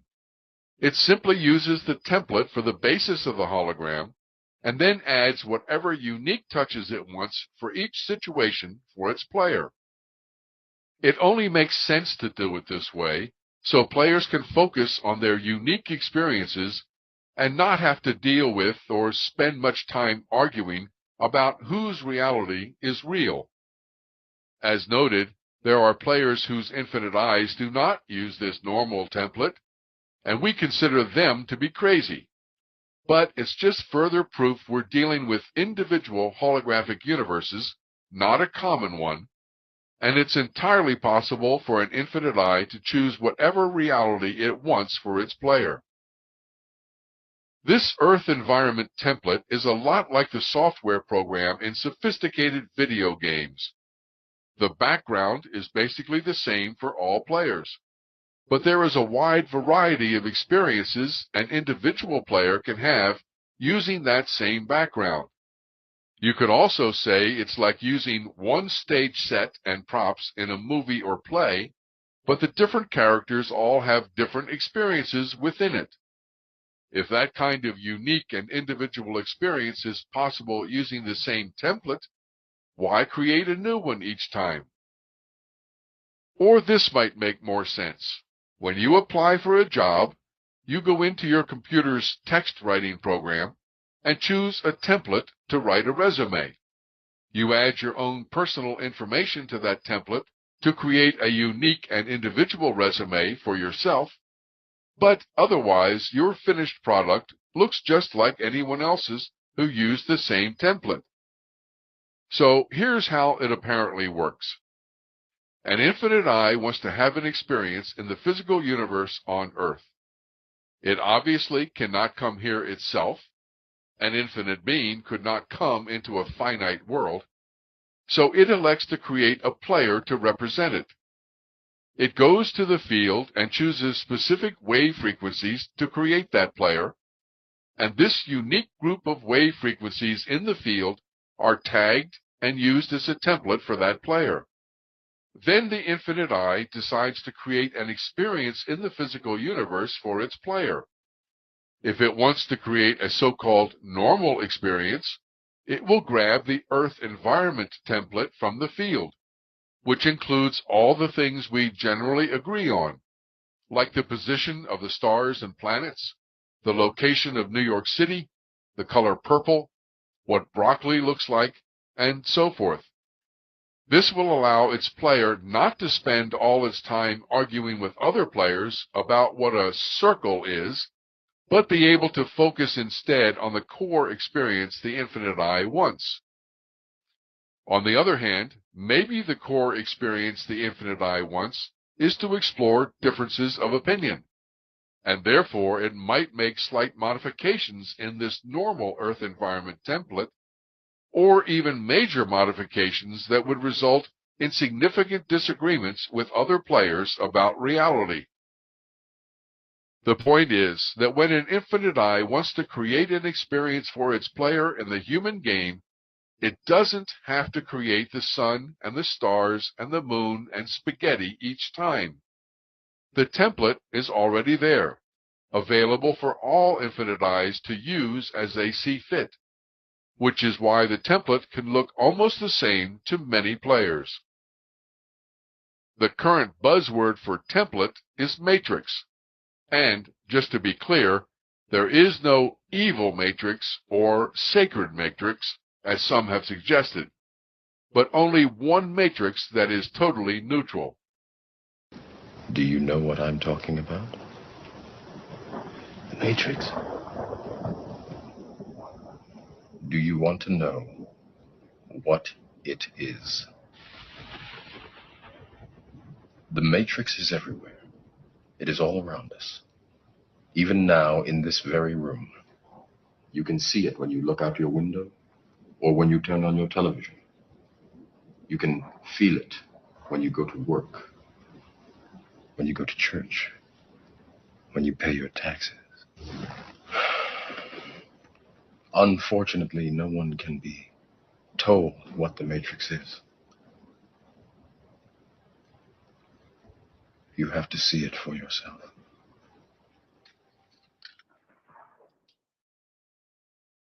Chapter 25. Are we all one? Question. Don't What the Bleep Do We Know and The Secret and many other New Age philosophies say we are all one? In fact, doesn't quantum physics say we are all connected? And haven't some of the recent experiments proven that? Haven't we been told if a butterfly flaps its wings in Brazil, it can set off a tornado in Texas? Answer. Yes, yes, yes, that's what we've been told. But is any of it really true? First of all, there is no we. There is only I and other people who appear in the unique and individual hologram my infinite eye creates for me.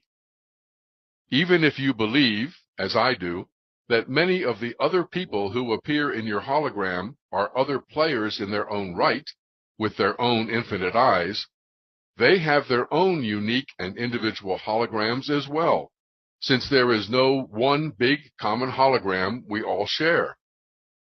So how did We Are All One become such a popular New Age fad?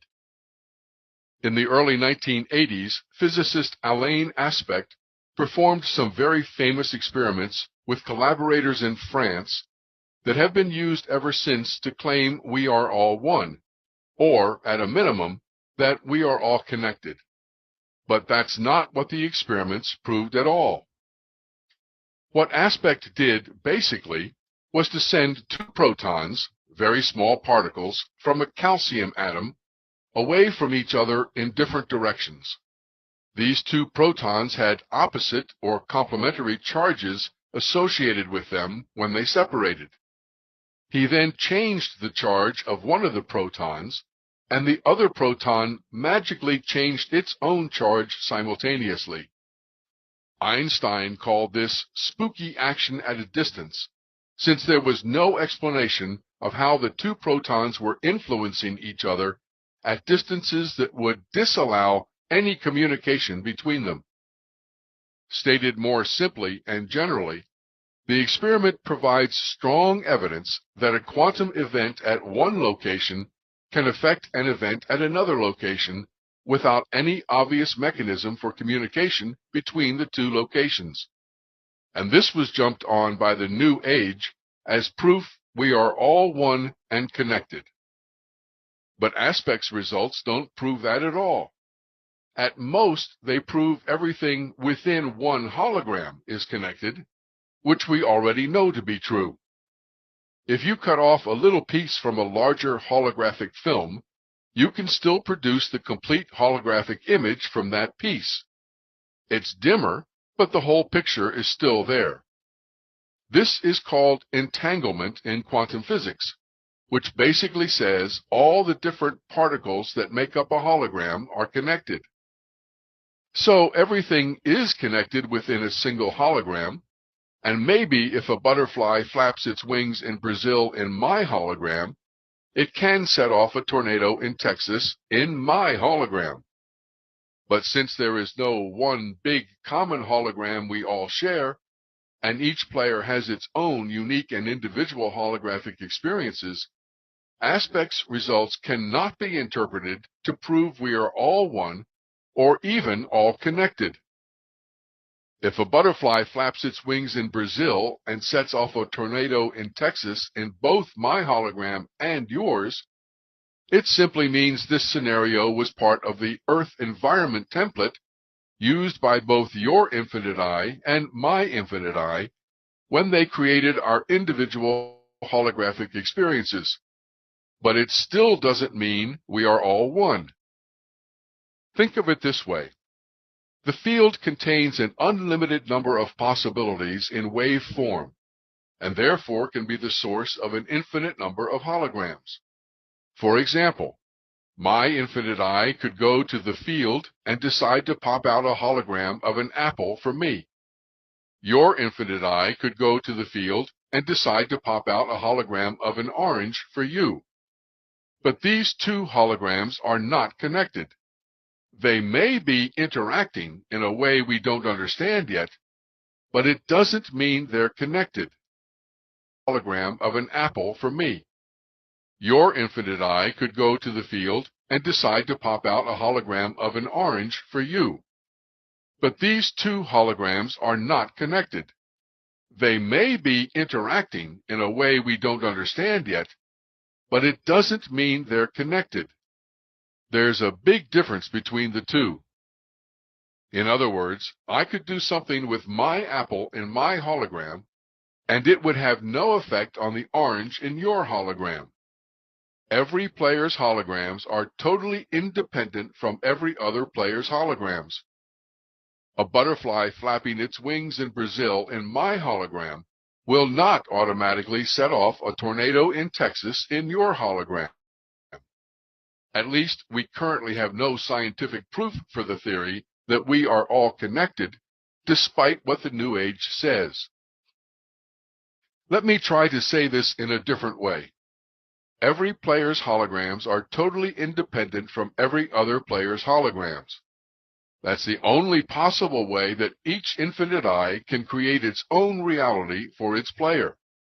It's the only way there can be no victims or perpetrators. It reminds me of a psychology fad in the 80s and 90s around codependency. One player's holograms are not codependent on any other player's holograms. There may be interaction going on between two independent players' holograms, but what happens in one player's hologram is not codependent on what happens in any other player's hologram.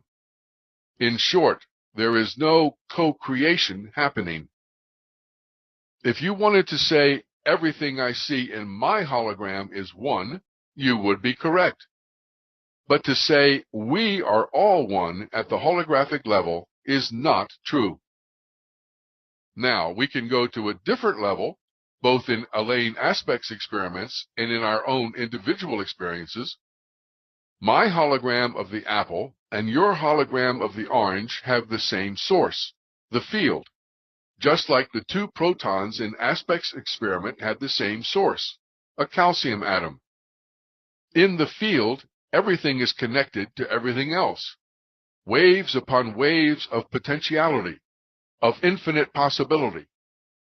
But when some of those specific waves are chosen by an infinite eye and downloaded to a human brain, that connection in the field does not follow into the physical universe. It would be true to say something like, all our holograms have the same source, the field, just like it's true to say a brother and a sister have the same source, their parents. But just like the brother and sister are not connected at the level of the physical universe, ignoring the rare anomaly of Siamese twins, and just as they are clearly not all one, neither are our individual holograms we perceive as the physical universe we live in. At the level of the field, however, not only are we all one, but everything is all one, since the field is the source of everything in the form of wave frequencies that later appear in the holographic universe as particles. We've been talking apples and oranges. Now let's talk apples and apples, which gets a little trickier. My infinite eye pops out an apple in my hologram. Your infinite eye pops out an apple in your hologram. Our two holograms interact, and although you see your apple slightly differently than I see my apple, both apples are sitting in the same location on a kitchen counter we both have in our holograms. I pick up the apple and eat it, and you watch. I say, I'm eating the apple, and you say, you're eating the apple. But now we're back to what Dr. Newberg said, that cross-referencing proves nothing. It is still impossible to prove my eating the apple in your hologram, or your telling me I'm eating the apple in my hologram, are evidence of any connection between the two holograms. As I said, it's entirely possible the apple both of us see on the kitchen counter is part of the Earth environment template our infinite eyes used to create this particular experience, and therefore common to both your hologram and mine. But that still doesn't mean your hologram and my hologram are connected, or that you and I are all one. Imagine sitting at a table in a restaurant having a conversation with a friend of yours. What she is saying to you is a script written for her to read by your infinite eye, to be part of your holographic experience. What you are saying to her is a script written for you to read by her infinite eye, to be part of her holographic experience. Yet it appears that these two holograms are interacting. Now imagine that in your hologram, the music playing in the background is much too loud and annoying, disrupting your ability to hear and concentrate on the conversation with your friend. Your friend, however, hardly hears the music and has no problem with it. Your friend's problem is that there is a man sitting at the next table who is chewing food with his mouth open, making her sick. You see the man, but he doesn't appear to be chewing with his mouth open to you, and he doesn't bother you. So, what's happened here? Each infinite eye has used the Earth environment template to create an experience for the two of you in this particular restaurant, and both of you see essentially the same things: the tables and chairs, wait staff, bar, drinks, food, and so on. But each infinite eye has custom-made the holographic experience for its own player, adding little personal touches here and there. In your friend's hologram, the music is literally not too loud. It's not just that she doesn't hear it as too loud. It literally is not too loud, a different volume entirely for her than for you. You might even ask her if she doesn't think the music's too loud, and she would say, No, it's fine. In your own hologram, the man is not chewing with his mouth open at all. It's not just that he is and it doesn't bother you. He's not. Your friend might even ask you if it doesn't bother you that the man is eating with his mouth open, and you would say, I didn't notice. While they might be interacting, how can anyone try to say these two separate holographic experiences are connected, or that you and your friend are all one? At most, two interacting players might be experiencing the same Earth environment template, but that's it. There is even one philosophy that believes the idea we are all one is a kind of hypnotic implant that is finally coming to the surface to be seen as an error and cleared away. Chapter 26. One player per infinite eye. Question. Is an infinite eye limited to having only one player representing it in the human game? Answer. I can't say for sure, of course, but probably not. Think about it this way.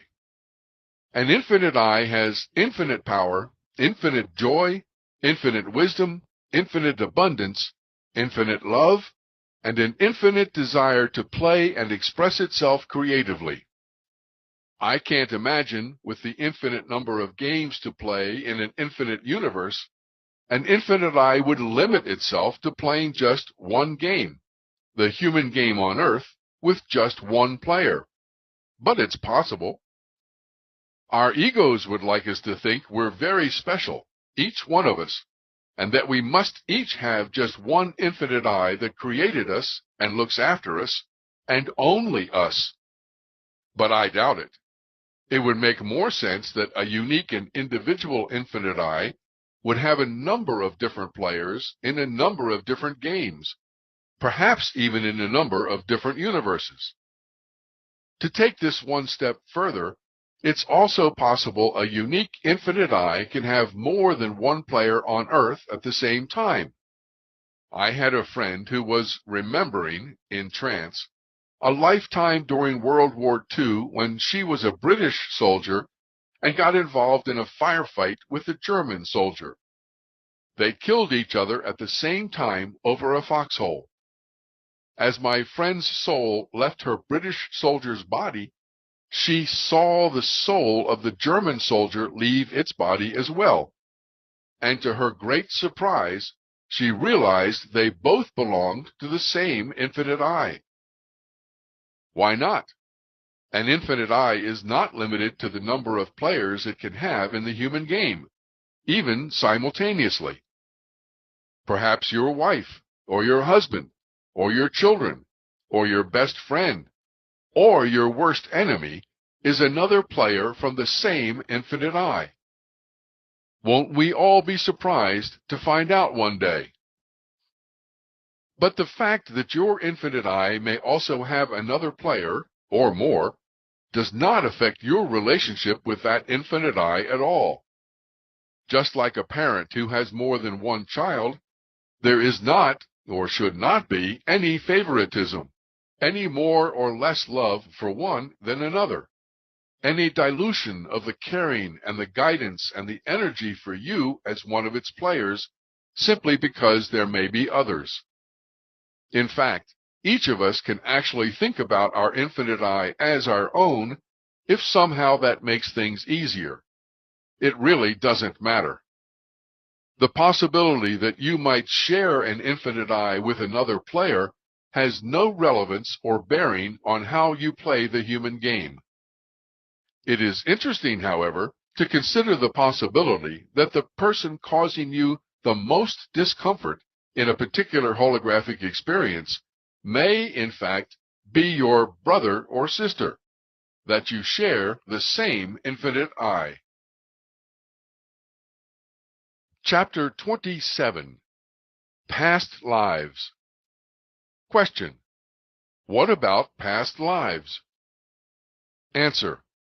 I love this question because I believed in past lives for about 50 years, before encountering quantum physics and the truth of the human game model. Not only did I believe, but I had many detailed memories of a number of those past lives. But before we can talk about past lives, we have to talk about time.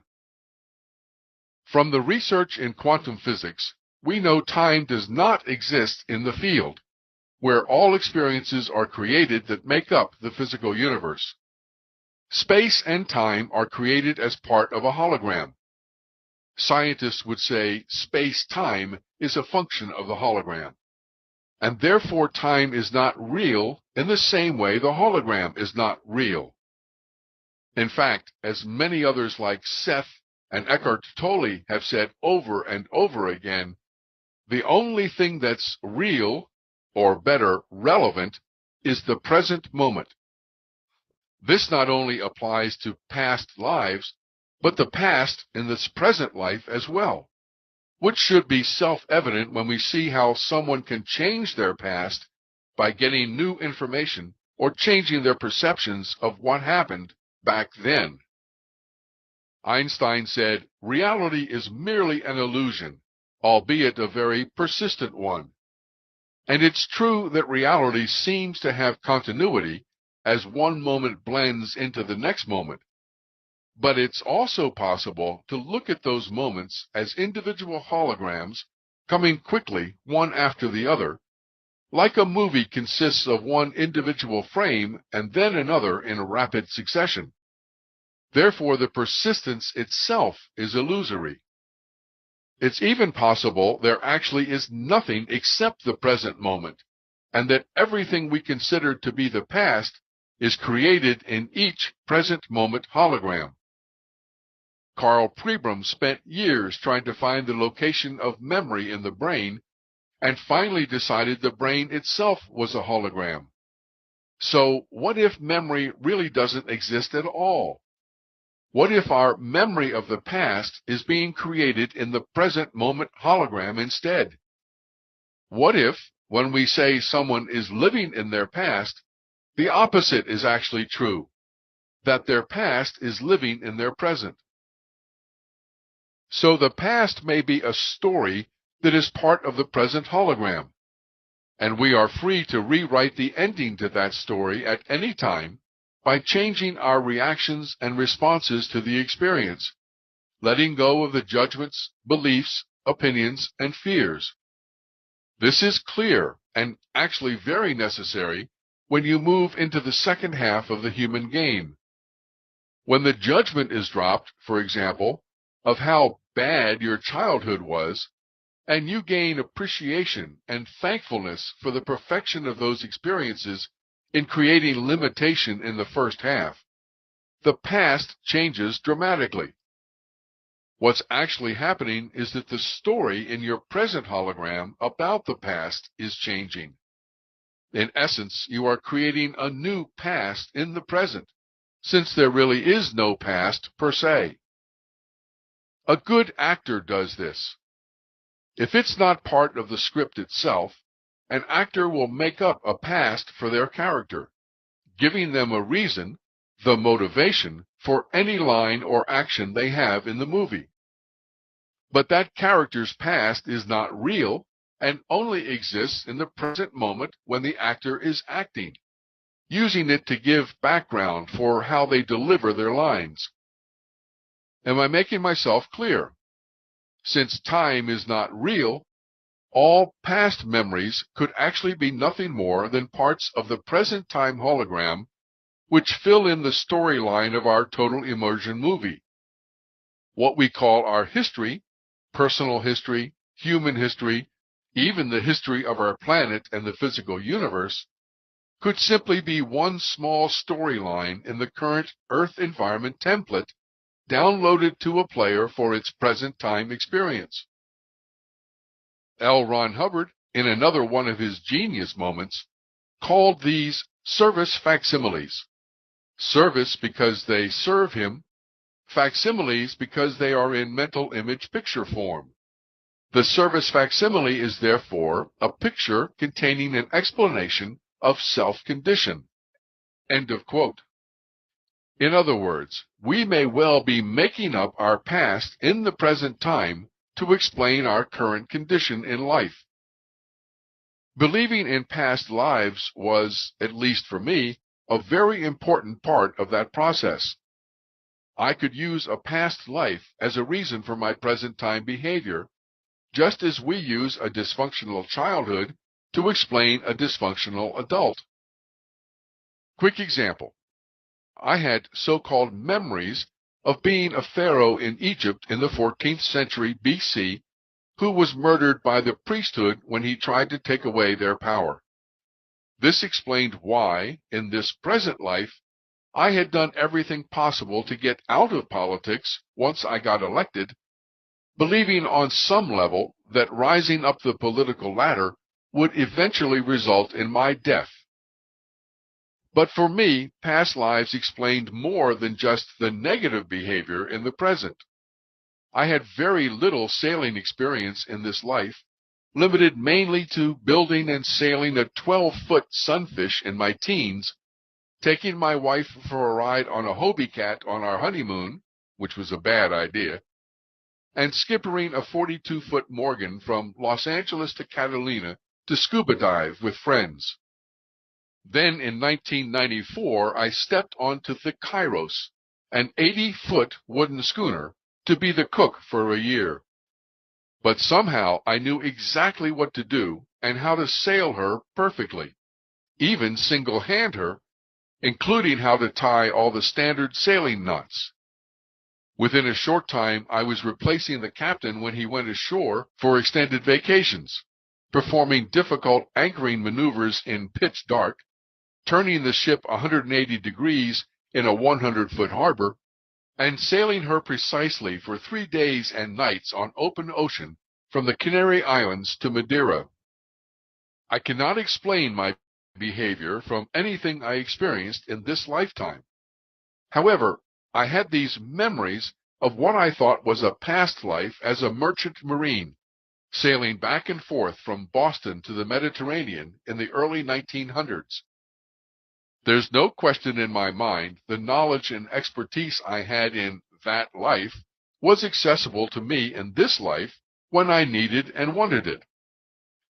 But if there is no past, and therefore no past lives, if we are making up our past in the present, how can I explain this behavior? How could I know how to sail such a ship with virtually no experience? There is another explanation, one that aligns nicely with quantum physics. Physicist Fred Alan Wolf wrote a book called Parallel Universes: The Search for Other Worlds. And there is a major theory within quantum physics called the Many Worlds Interpretation, or MWI, which the Wikipedia explains this way. Many Worlds claims to resolve all the paradoxes of quantum theory, since every possible outcome to every event defines or exists in its own history, or world.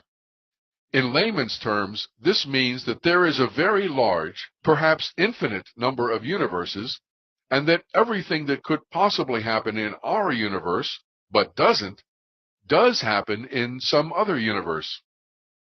Prior to Many Worlds, this universe had been viewed as a single world line. Many Worlds rather views it as a many-branched tree where every possible branch of history is realized. End of quote. Fred Alan Wolf said, "What is a parallel universe? Like an everyday universe, it is a region of space and time containing matter, galaxies, stars, planets, and living beings. In other words, a parallel universe is similar and possibly even a duplicate of our own universe. Not only in a parallel universe must there be other human beings, but these may be human beings who are exact duplicates of ourselves, and who are connected to ourselves through mechanisms only explainable using quantum physics concepts.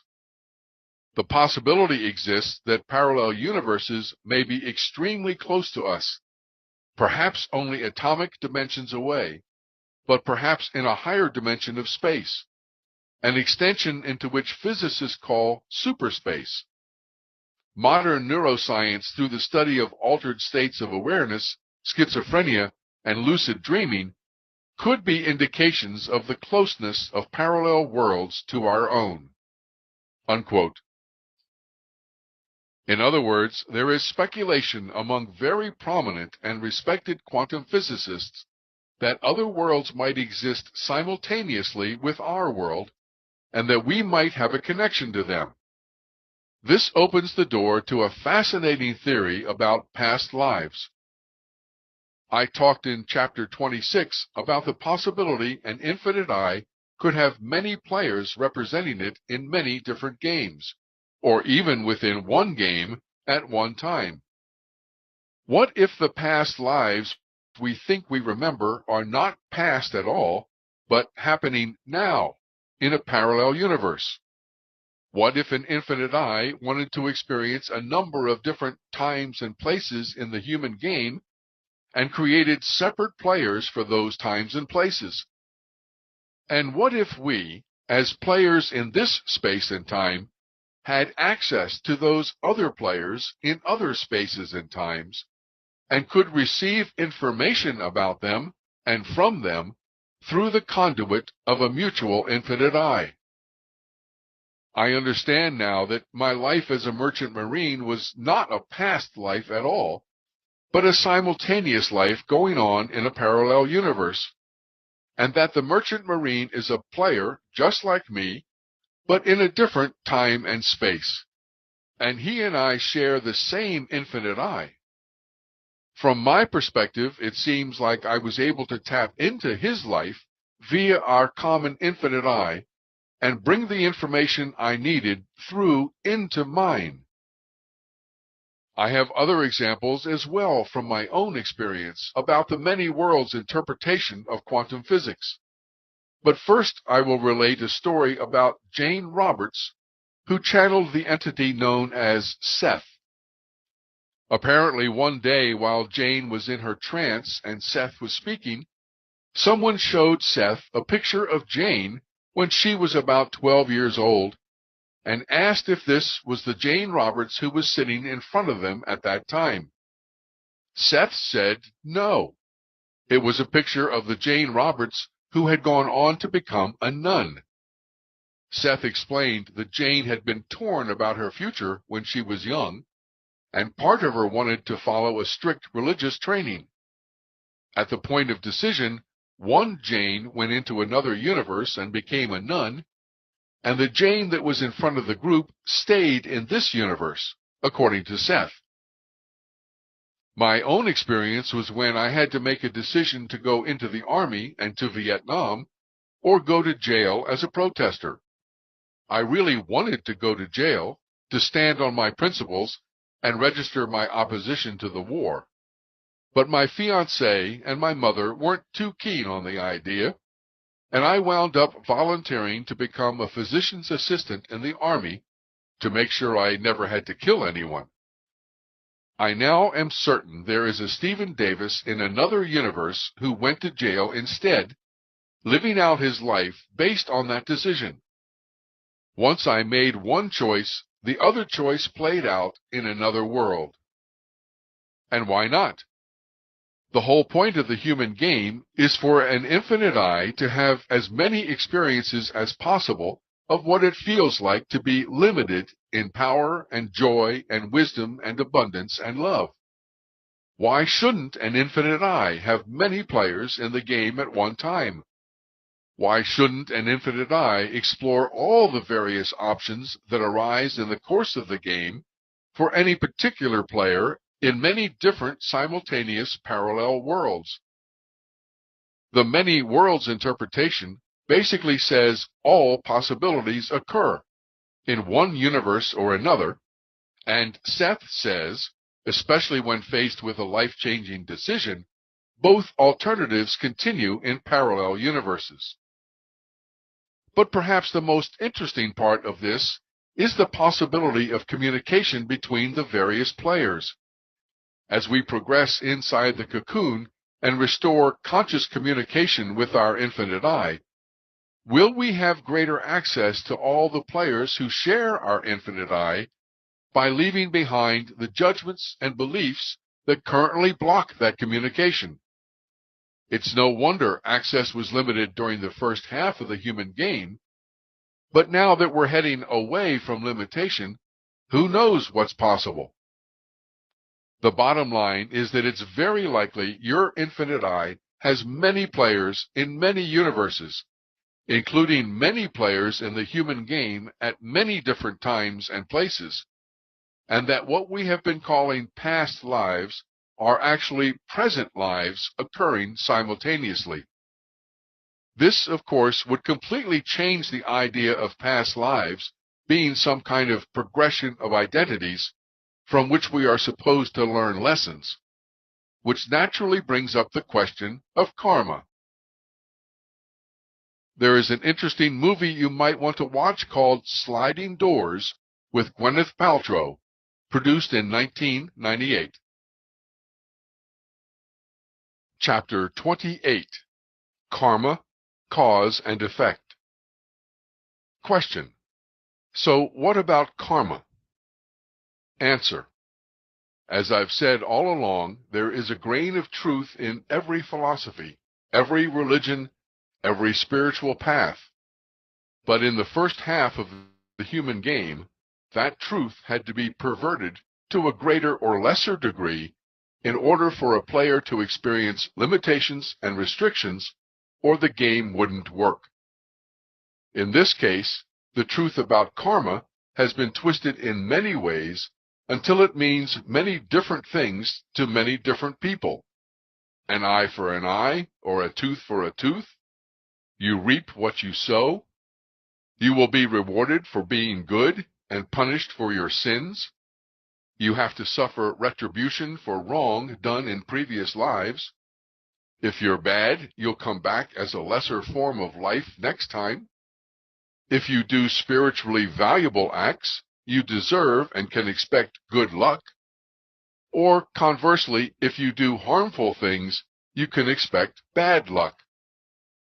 You can see first half thinking and judgments and beliefs in every one of those concepts. Clear evidence that karma, no matter what it means, belongs inside the movie theater. So what's the truth about karma? The Wikipedia says, karma is not punishment or retribution, but simply an extended expression or consequence of natural acts. Karma means deed or act, and more broadly names the universal principle of cause and effect, action and reaction, that governs all life. End of quote.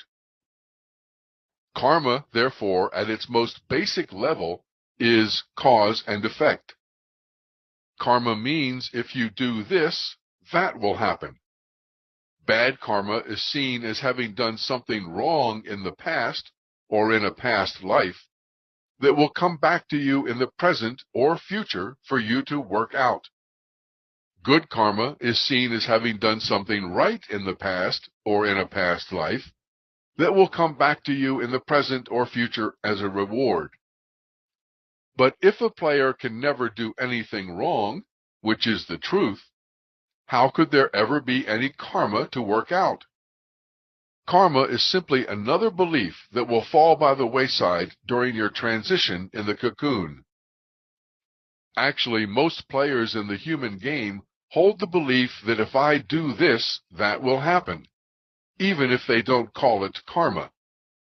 Most people just call it the law of cause and effect, except there is no law of cause and effect.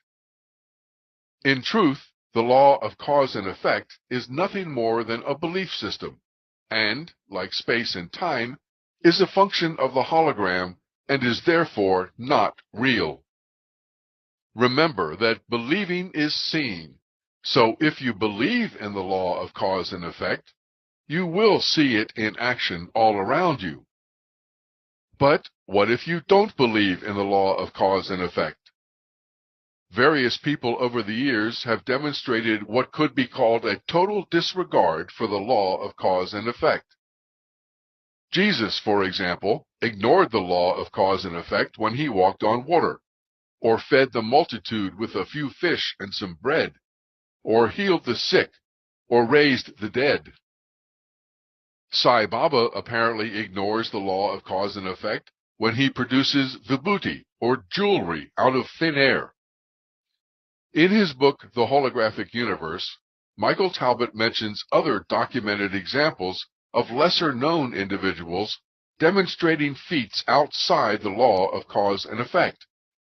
For example, biologist Lyle Watson was investigating one of the so-called Philippine psychic healers, but instead of touching a patient, all he did was hold his hand about 10 inches over the person's body, point at his or her skin, and an incision would appear instantaneously.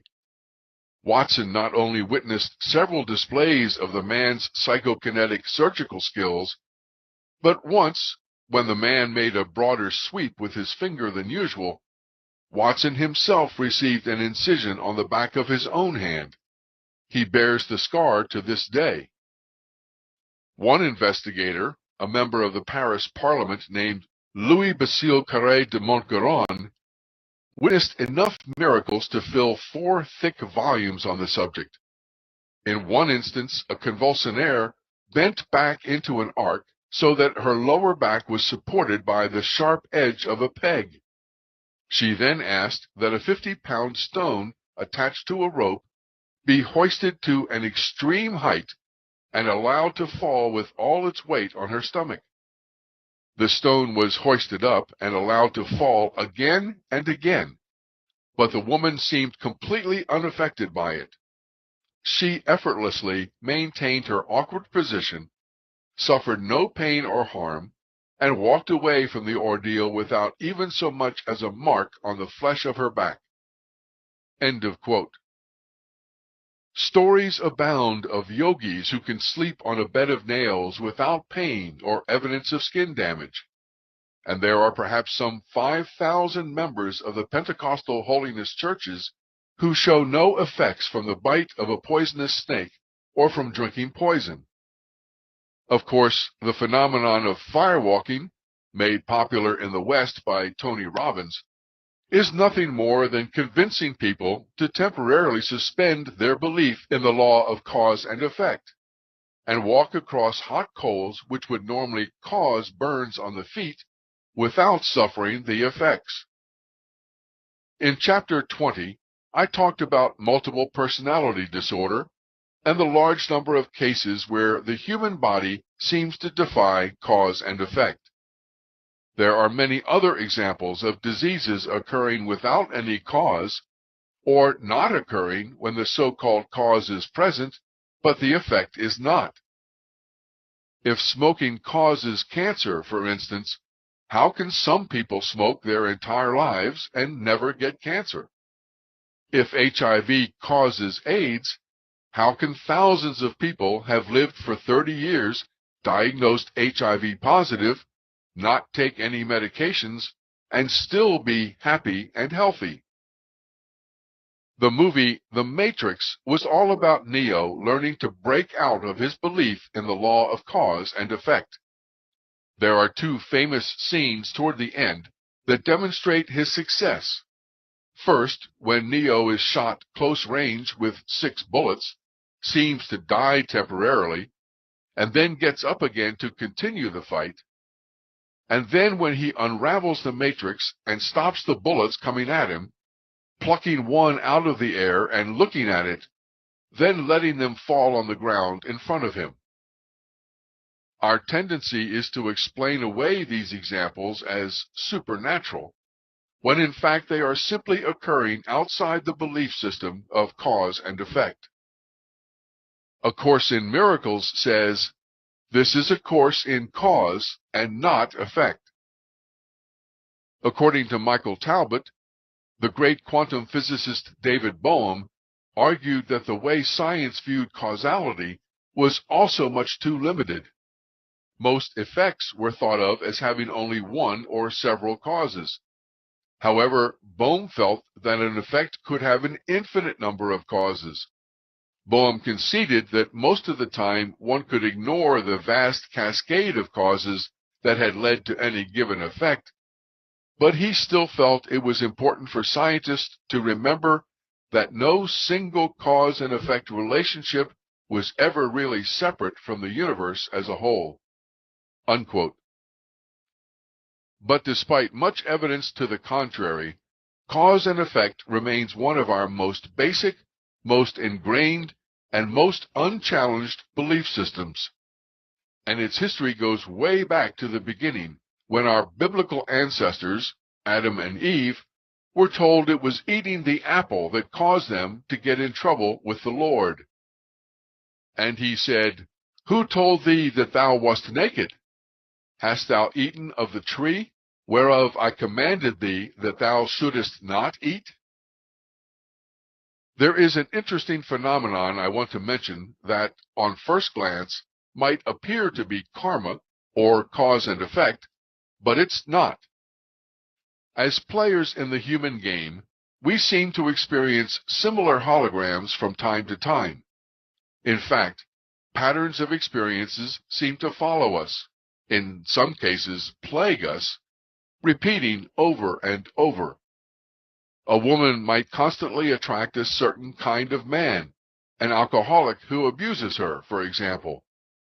A man might find himself getting fired from one job after another, always for the same reason. I'm sure you're aware of at least a few of your own patterns. So what's going on here? One way to look at karma and cause and effect is that we, as players, can continue to experience similar holograms as long as we feel like we're victims of someone or something out there, the effect of someone or something else that is the cause. Until we have accepted the fact we cannot be the effect of anyone or anything at any time. Until we have let go of the ideas of victim and perpetrator. Until we no longer think the cause is anywhere except with our own infinite eye. This is even true in the beginning of the second half of the human game, as our infinite eye creates situations for us similar to what we encountered in the first half when we assigned power out there to give us the opportunity to reclaim that power and no longer see ourselves as the effect in our holographic experiences. In other words, karma could be seen as a series of holographic experiences created and offered by an infinite eye to give the player the opportunity to assume full self-responsibility, 100% cause, for their own reactions and responses. On the original grade chart developed by L. Ron Hubbard for Scientology in the 1970s, the EP, end phenomenon or end result, of the level called OT8 was at cause over life, matter, energy, space, and time. This was revised in 1988, after Hubbard's death, since it was impossible to achieve using the techniques offered by the church. But it was a good thought to begin with. And it is achievable, but part of the process of getting there involves dealing with this belief in the law of cause and effect, and the judgment and fear beneath it.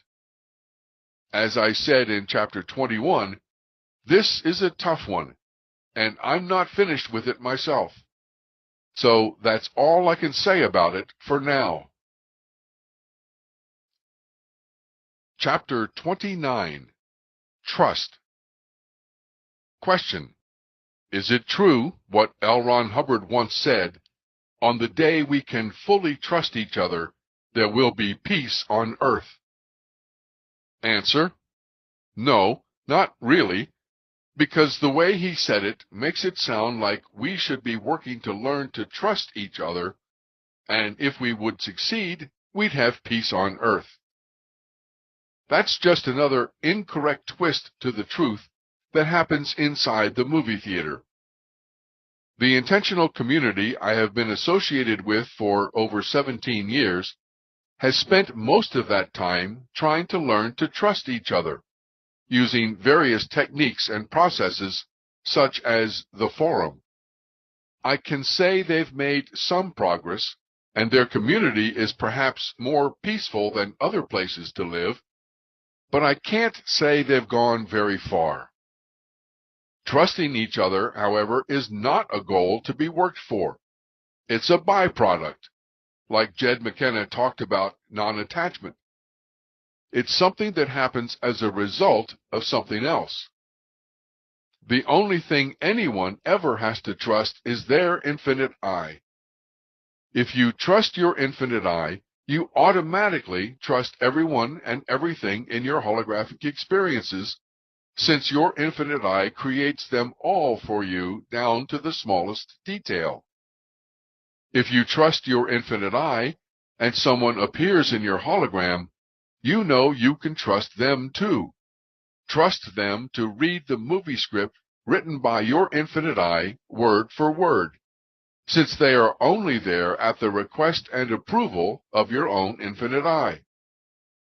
In fact, it's futile to spend time trying to trust each other when there is always the possibility in the back of your mind that someone out there could do something bad to you. If you fully trust your infinite I, you know that's simply not possible.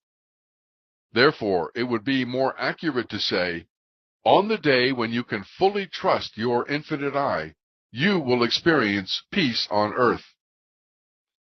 Yes, individual peace is possible, regardless of what is going on out there in your hologram. In fact, individual peace is the only thing you have any control over through your free will to react and respond to your holographic experiences. War and violence may be raging all around you, and you can still be in peace because you fully trust your infinite I and the experiences it creates for you.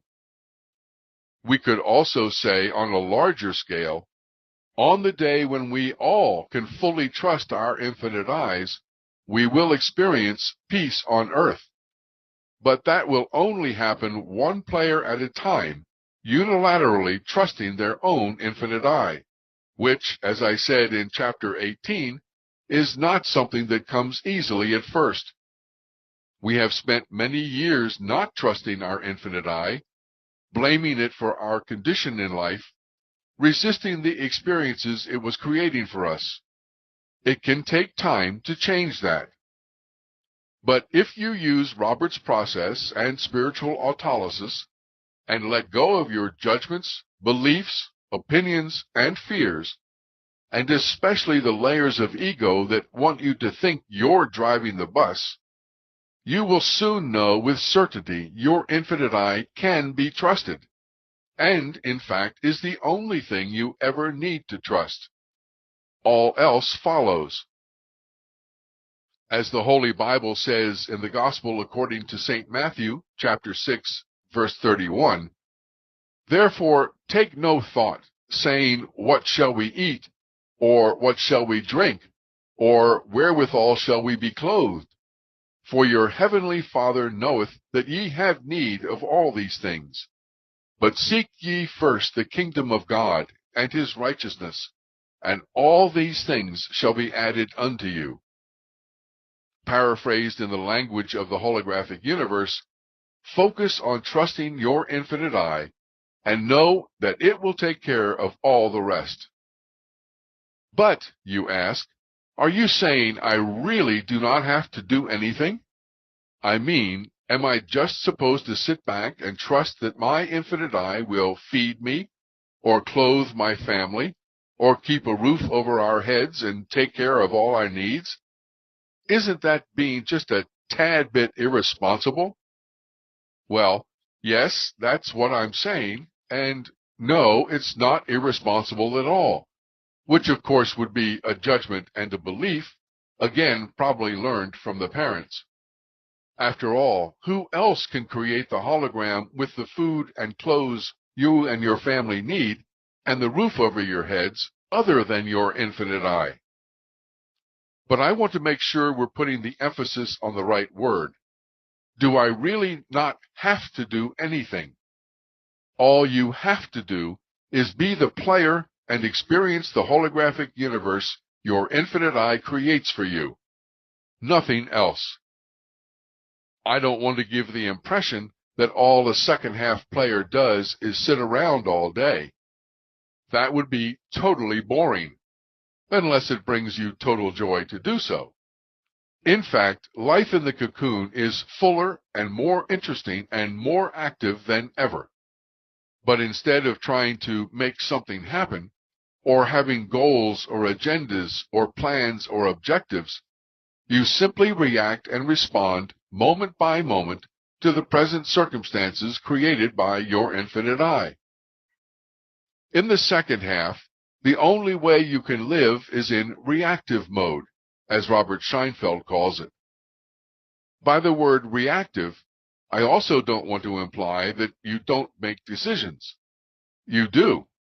Sometimes even decisions that involve the future, like scheduling to give a seminar or agreeing on a date for a child's wedding. When a holographic experience appears in our reality, we are free to act on it, to take whatever action is appropriate and necessary in that moment. That's a lot different than trying to make something happen or believing we must do something in order to have a life. An infinite eye probably has a lot of interesting experiences planned for its player, especially in the second half of the game, if we would stop trying to create our own lives and trust our infinite eye to bring us a life we could only dream of, and certainly are not capable of creating ourselves. You're listening to this book, I assume, because you aren't totally happy with the way things are going in your life. I also assume you've been trying to be the bus driver. Why not give your infinite eye a shot at it?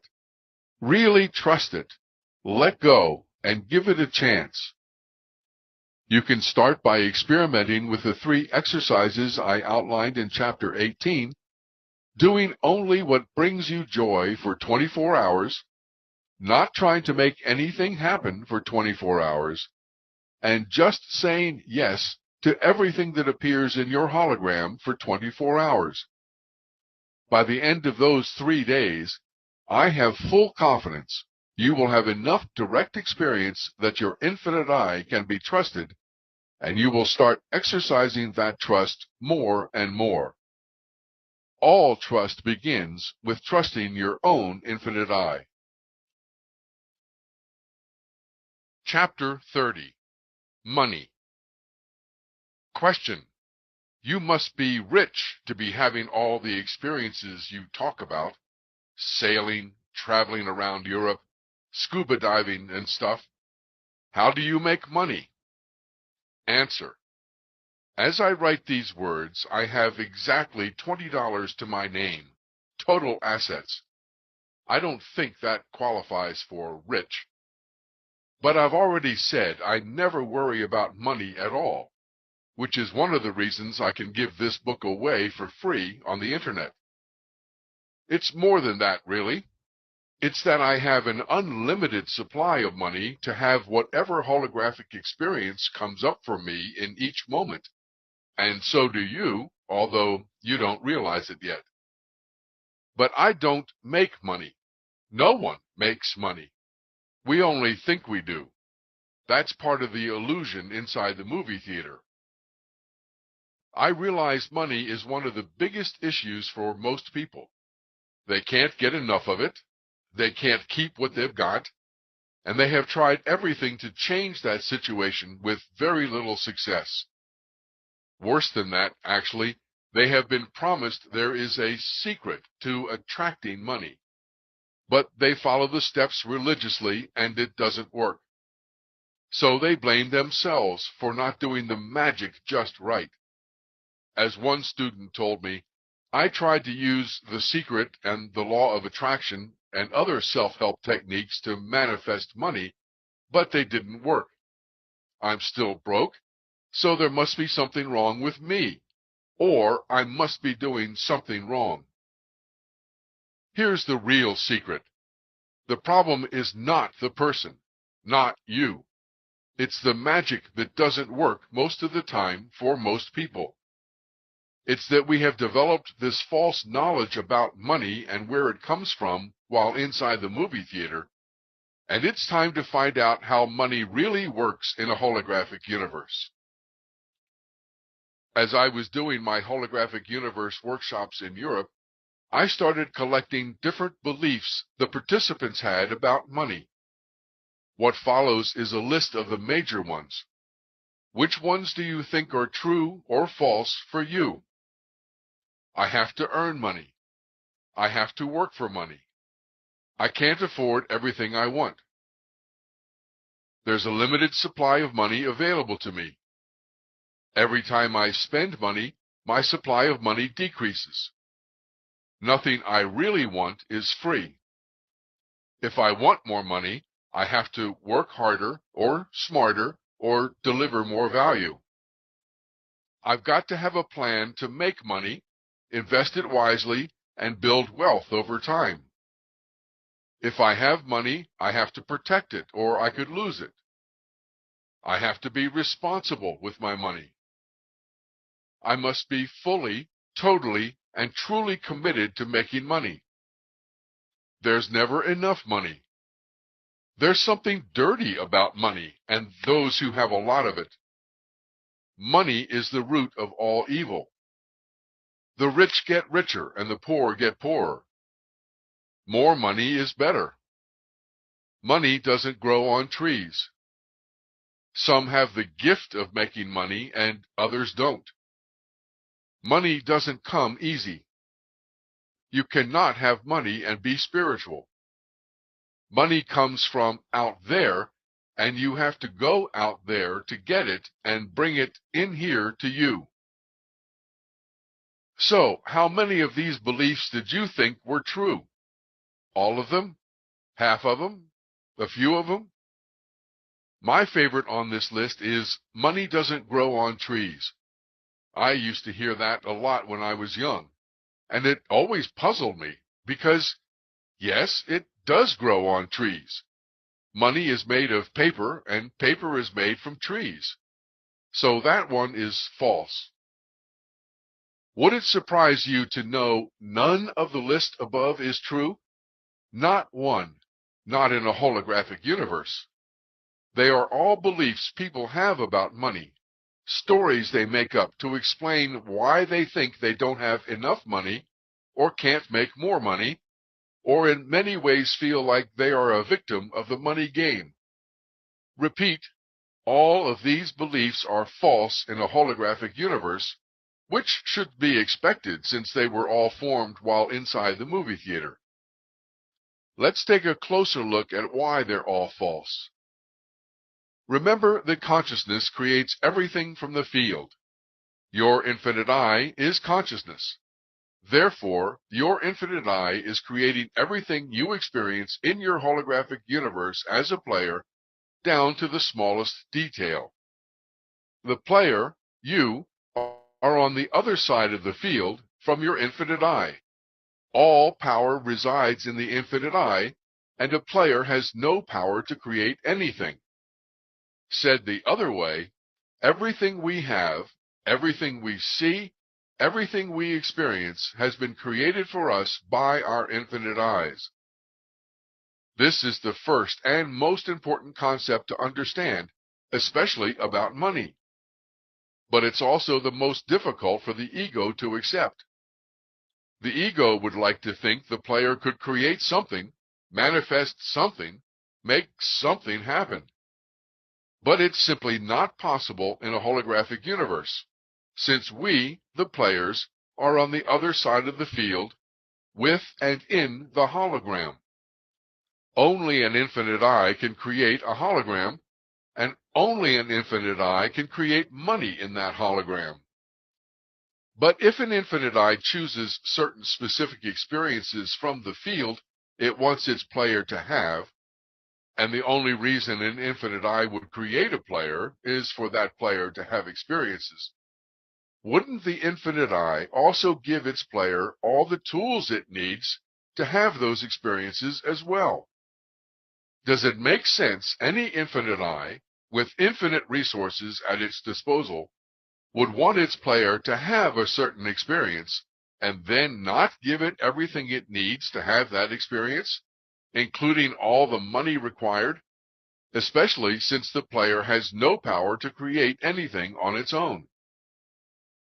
So, the first thing to understand about money is that it is created by your infinite I. And if your infinite I wants you to have any particular holographic experience, it will have to provide all the money you need to have that experience as well.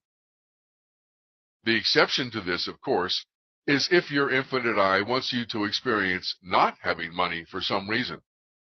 But it's still providing all the money you need for that experience, even though all the money you need might mean not enough as far as you're concerned. It's true most players think they make money, and they have developed all kinds of beliefs about how that money has to be made, by working, by selling something, by getting loans or gifts, by inheritance, by many different methods. The truth is, the infinite I is the one who creates the money for its player, but it can only send that money to its player in ways that the player thinks it can receive it. This is where the player's beliefs come in. So let's look again at that list of beliefs about money we had above. I have to earn money. I have to work for money. I can't afford everything I want. There's a limited supply of money available to me. Every time I spend money, my supply of money decreases. Nothing I really want is free. If I want more money, I have to work harder or smarter or deliver more value. I've got to have a plan to make money, invest it wisely, and build wealth over time. If I have money, I have to protect it or I could lose it. I have to be responsible with my money. I must be fully, totally, and truly committed to making money. There's never enough money. There's something dirty about money and those who have a lot of it. Money is the root of all evil.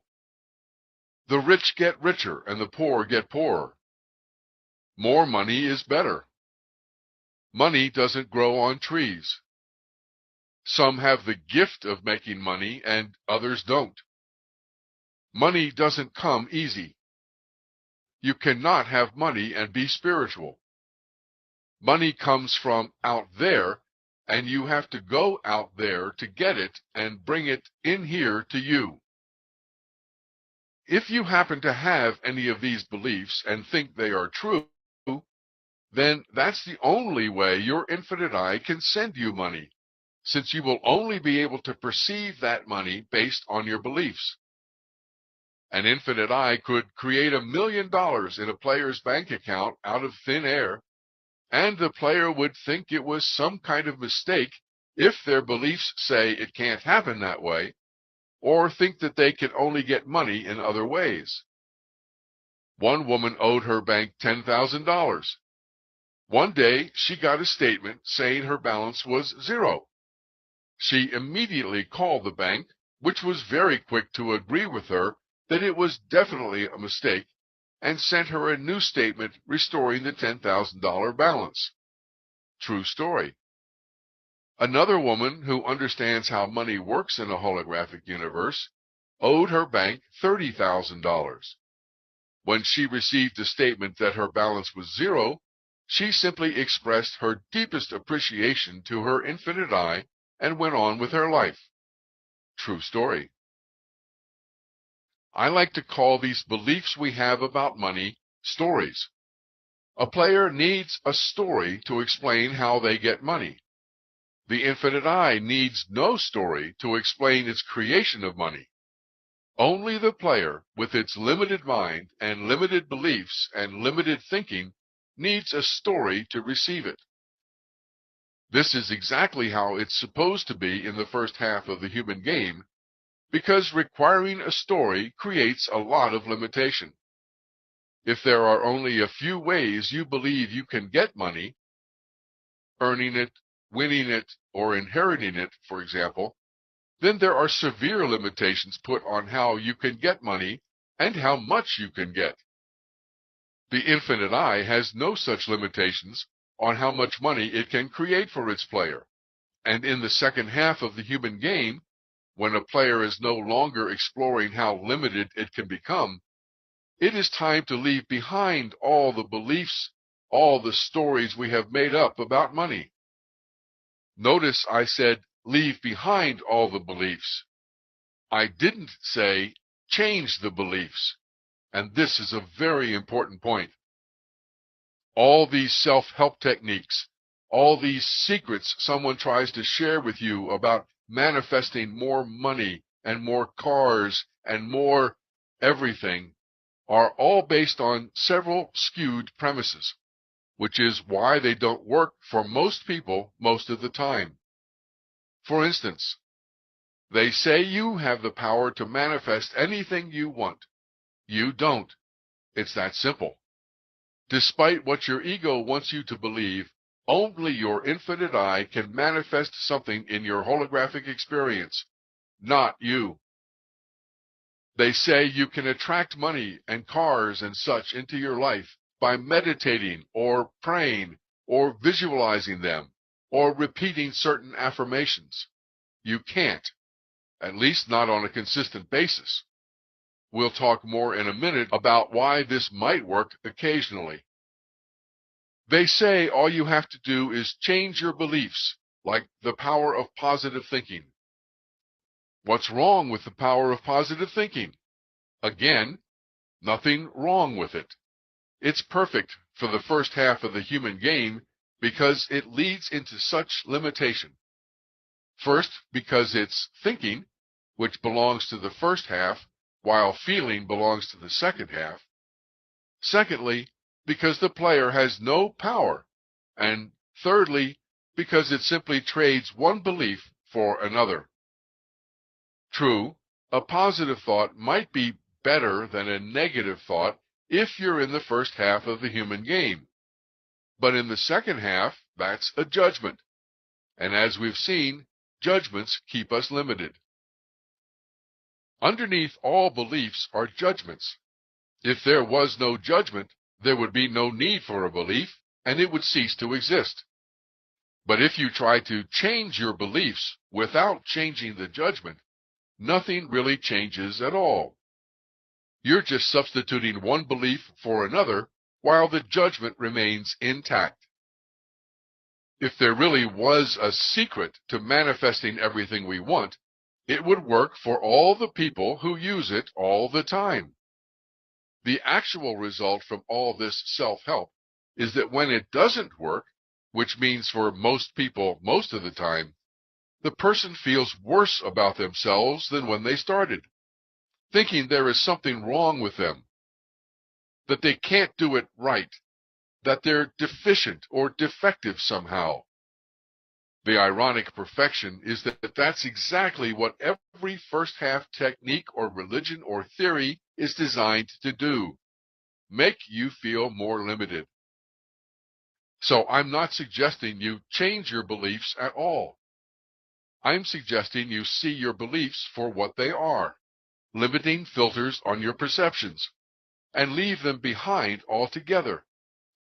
Even in the powerful example Dr. Lipton used in his seminar, where people saw one picture of fear with one set of glasses and another picture of love with another set of glasses, it was still trading one filter for another, and neither filter allowed you to see the whole picture. As players in the second half of the human game, we don't need beliefs. We don't need stories. What we need to do now is to see the whole picture, both fear and love, end our judgments of both of them, and, like triumph and disaster, start to treat those two imposters just the same. We talked in chapter 24 about virtual reality in a machine. If part of your computer-generated virtual reality experience was to look at your bank account and see $1 million in it, I wonder whether you would say, this must be a mistake. I didn't earn that money. Most likely you would realize it was created out of thin air by the designer of your virtual reality experience and would not need to figure out how it got there. In fact, you would know how it got there. But according to quantum physics, life itself is a virtual reality experience, a holographic universe created for us by our infinite eyes. If we, as players, would stop needing some story about how money can come to us, it would take away all the limitations we put on receiving money and make the infinite eye's job so much easier. One question I hear a lot from friends, especially peace workers: how do we get our infinite eyes to create more money for us since we want to do good things with it? The answer may be difficult for some people to take. The question itself is a lot of the reason you may be having trouble. Why? First of all, the thought that you want to do good things with money is still a judgment. In fact, there's even one group who thinks there is something innately wrong with money and that it needs to be humanized, which they would be happy to do if you just give it to them. As far as your infinite eye is concerned, there are not good things or bad things that can be done with money. Money, like everything else, is neutral. Money does not need to be spiritualized or humanized or purified by using it for all the right reasons. There are no right ways or wrong ways to use money. That's just another judgment to let go of. As you recall, in the first half, the game was to see how much limitation a player could experience on the outside so the infinite eye could have an inner experience. That means the infinite eye can use money, for example, as a tool to create limitation. For some people, it might mean not having much money or none at all. That alone can produce a great deal of limitation. For other players, their infinite eye might choose to give them all the money they can have, even more than they can spend, and experience the limitations that come with wealth, like realizing that peace and joy are not the result of having a lot of money. I'm sure you know people who are wealthy but very unhappy at the same time. In fact, having money can often be more limiting than not having it. Or maybe an infinite eye gives its player money and they lose it and experience limitation in that way. Or maybe a player is very comfortable financially, but something happens to the economy and the player feels victimized by powers beyond its control when the fortune they think they worked so hard to create is suddenly gone. All of these possibilities and more can lead to limiting experiences in the first half of the human game. The bottom line is that it is the infinite eye who decides how much money you're going to have based on the experiences it wants you to have, and the best way it decides it can create those experiences. That's true in the second half of the human game as well. In the second half, the infinite eye wants you to enjoy infinite abundance, and that includes having all the money you want and need.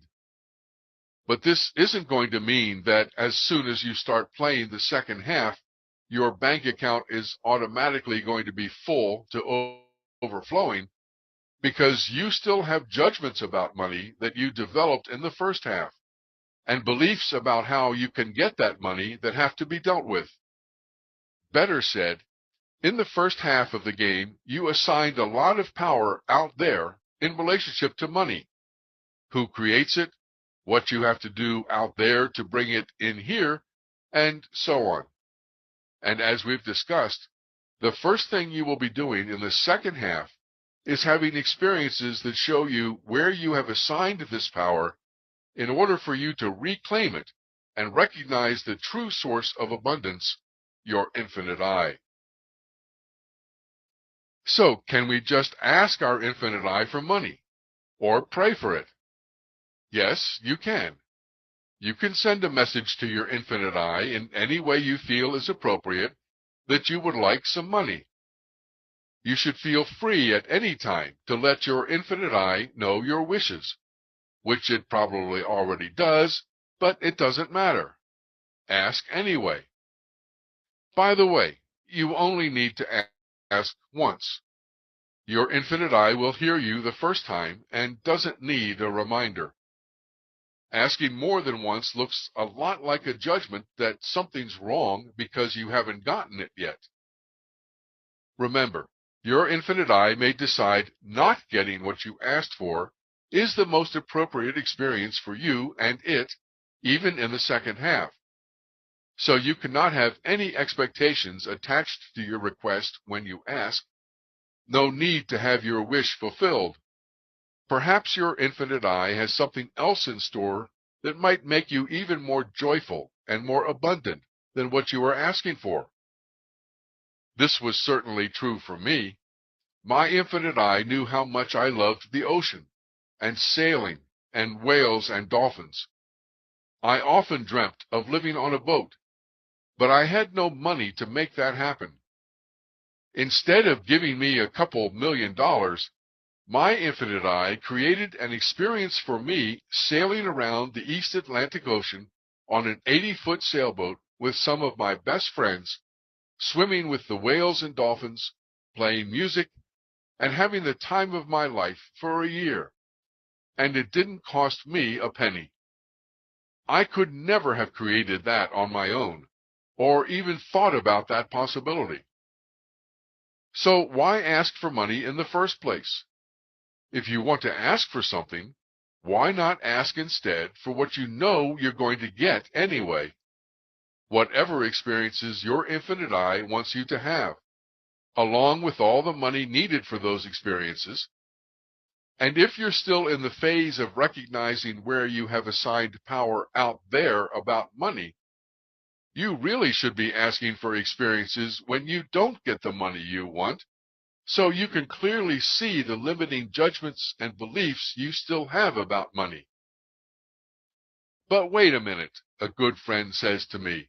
I decided I wanted a motorcycle, so I used the secret, visualized what I wanted, and I got one. Fantastic. I am sincerely happy for you and glad you got what you wanted. But I have to disagree with you about how you got it, since you have no power to create anything, and neither does some secret law of attraction. Only your infinite I could create a motorcycle for you, and I can think of a lot of other explanations of how and why you got what you wanted. For example, since I know you, I know what a really good man you are. And if I were your infinite I would give you a motorcycle too, just to reward you for what a great job you're doing as my player. I can also imagine it happened the other way around, that your infinite I wanted you to have a motorcycle and has wanted that for a long time, but your beliefs made it difficult to get one for you until you decided you could manifest one using some secret formula. That, by the way, is the one benefit of the secret and the law of attraction, that you expand your beliefs about how things can come into your reality. Or maybe your infinite I wanted you to begin to realize that it was the source of all your experiences, and deepen the connection and communication with you.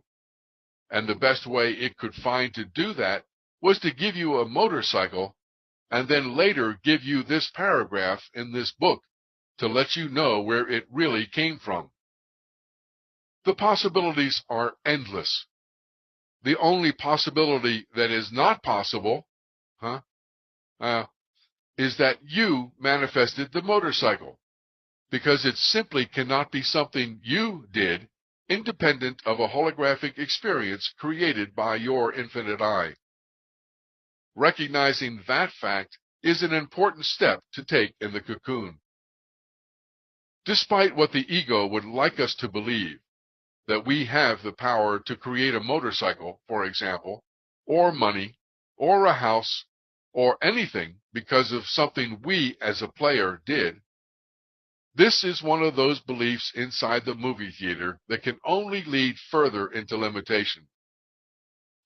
By design, it's important the player misassign the true source of its experiences in the first half, or the illusion would be broken and the game would be up.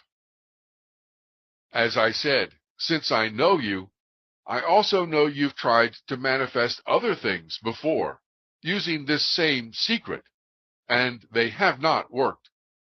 What's important to understand is that it wasn't you who did anything wrong in those other cases. In fact, you, and all of us, have done everything perfectly as players, whether we realize it or not. The techniques we have tried to use to make our experiences different are what do not work. Yes, they all contain some truth and some workability some of the time for some people, but they are anywhere from slightly skewed to way off target in order to make the first half of the human game possible. Now that we're playing in the second half, the truth, the whole truth, and nothing but the truth can be revealed. And as players, we will be given new opportunities to experience something very different. For instance, off the top of my head, I can think of 6 general ways in which we blocked the flow of money in the first half of the human game that we might have to take a close look at in the second half in order to start behaving in the opposite way. 1. Having judgments and beliefs about money. 2. Wanting money because you think something has to be fixed, changed, or improved in your experiences or out there. 3. Thinking you have the power to create money. 4. Thinking you have to do something to get money. 5. Thinking money has to have a story of how it comes to you. 6. Not trusting the infinite I. We've talked a lot about most of these already, so let me just make a few additional comments. I know so many people who want money because they want something out there to be different. Maybe it's to save the whales, or end poverty or hunger, or create world peace. Noble thoughts, all of them, but still judgments that something's wrong and needs to be fixed, changed, or improved.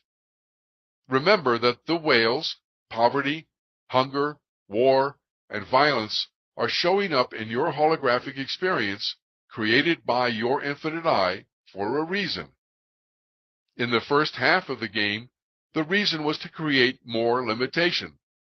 In the second half, it's to show you where you assigned power out there and forgot the fact your infinite I was creating everything in your hologram and none of it was real.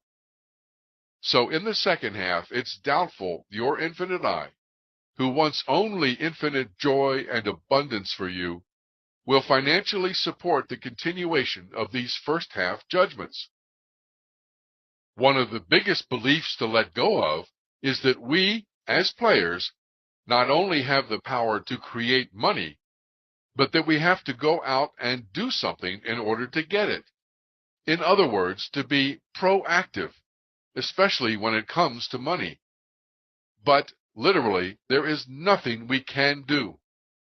Our infinite I is doing it all for us, and our only part is to leave behind our judgments and beliefs and therefore be more able to receive the abundance trying to come our way.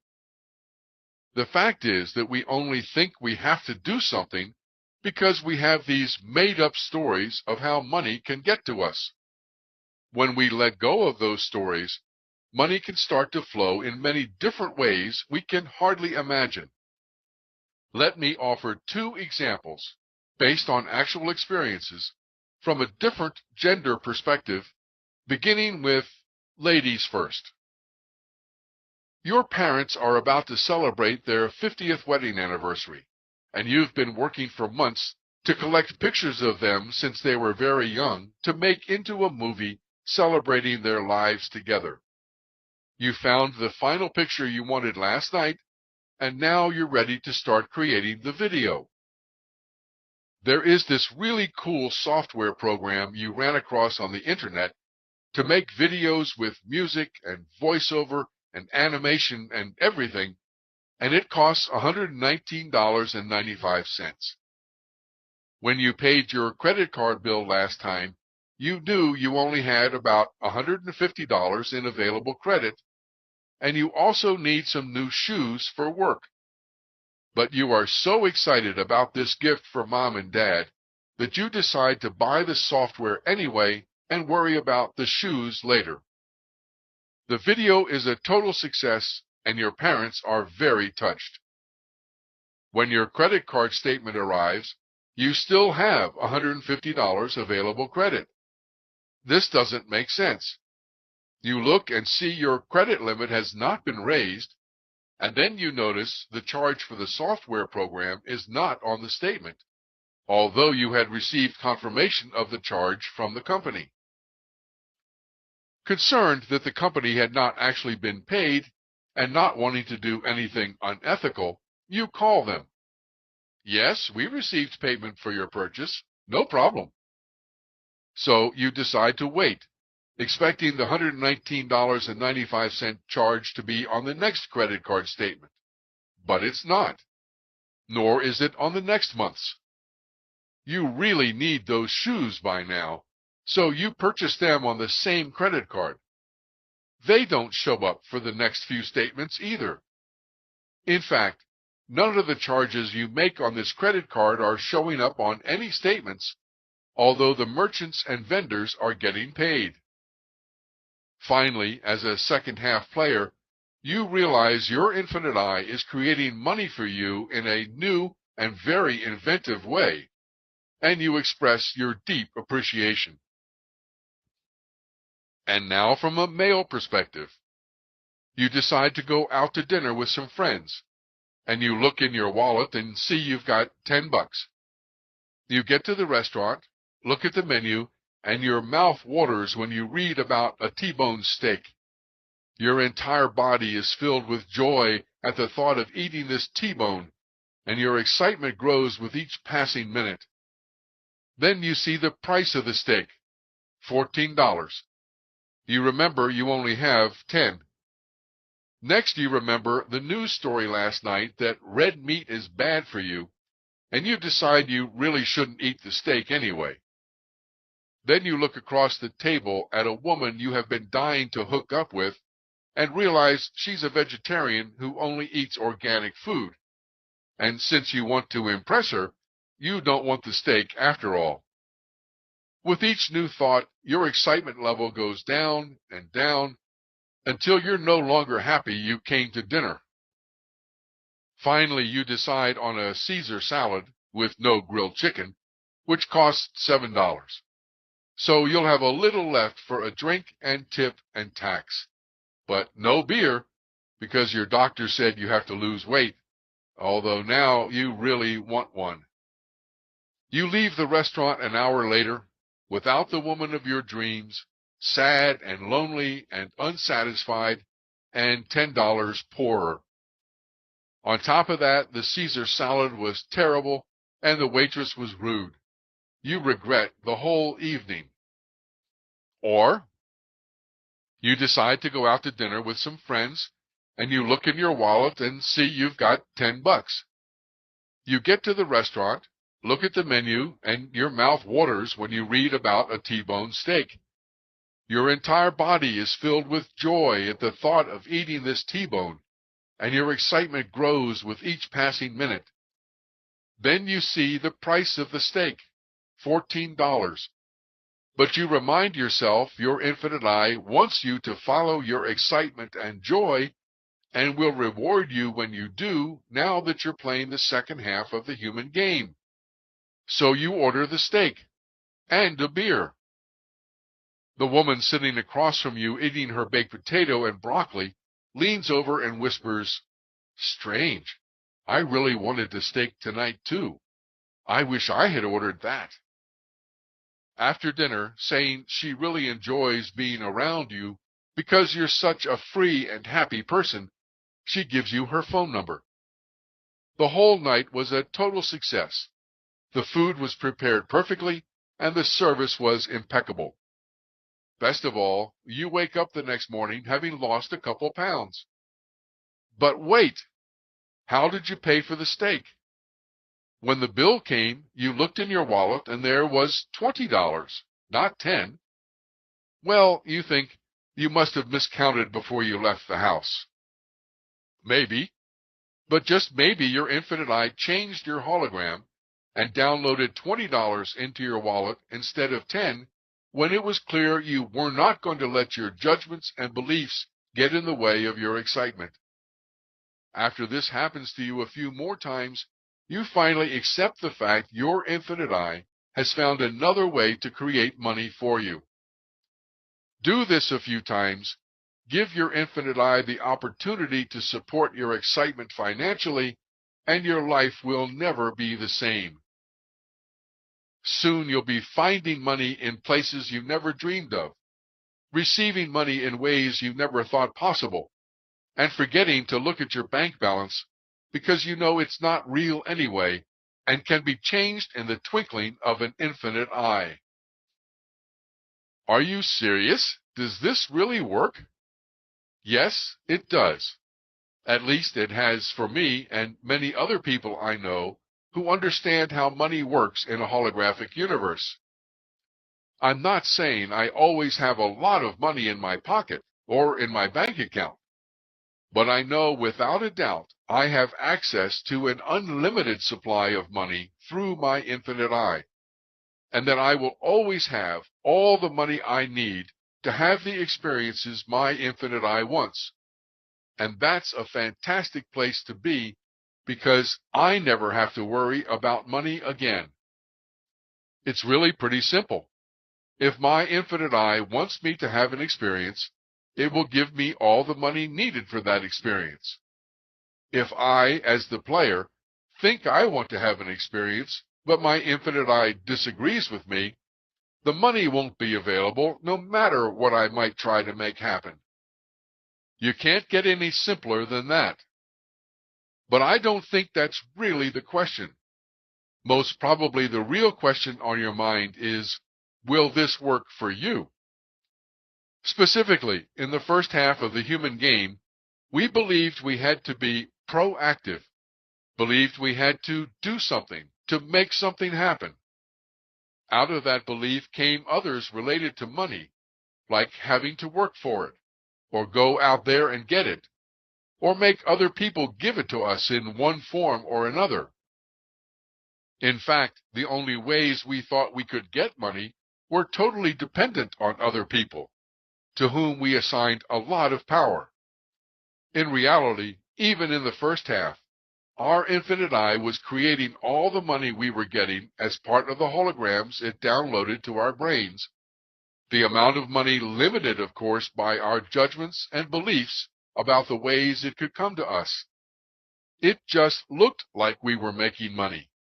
It just looked like we were dependent on other people to give it to us. In the second half, we can leave all that behind with the absolute certainty that all the money we need for any experience will be part of any hologram our infinite eye downloads to us. But please don't misunderstand.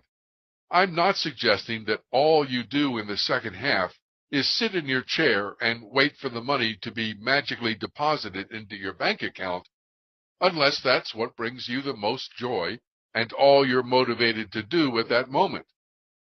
I am suggesting that whatever you feel excited to do, whatever brings you joy, is where you should focus all your attention and energy, rather than doing something that doesn't bring you joy because you feel you have to make money.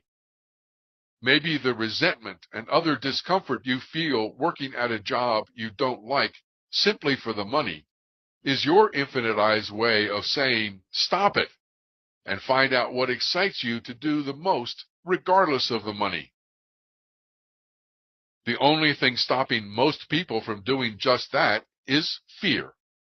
But who knows? Perhaps what really excites you would bring in more money than whatever job you hate now. There's only one thing I can guarantee you, based on my own experience and the results of testing and challenging this model. Once you've processed your judgments, beliefs, opinions, and fears about money, your infinite I will have a much easier job getting the money to you to follow your excitement. And you will grow to trust your infinite I completely that it will provide all the money you need to have the experiences it wants. I could give you quite a few examples from my own life when money appeared in my bank account or my wallet for absolutely no reason. Exactly the amount I needed to do something and exactly right on time.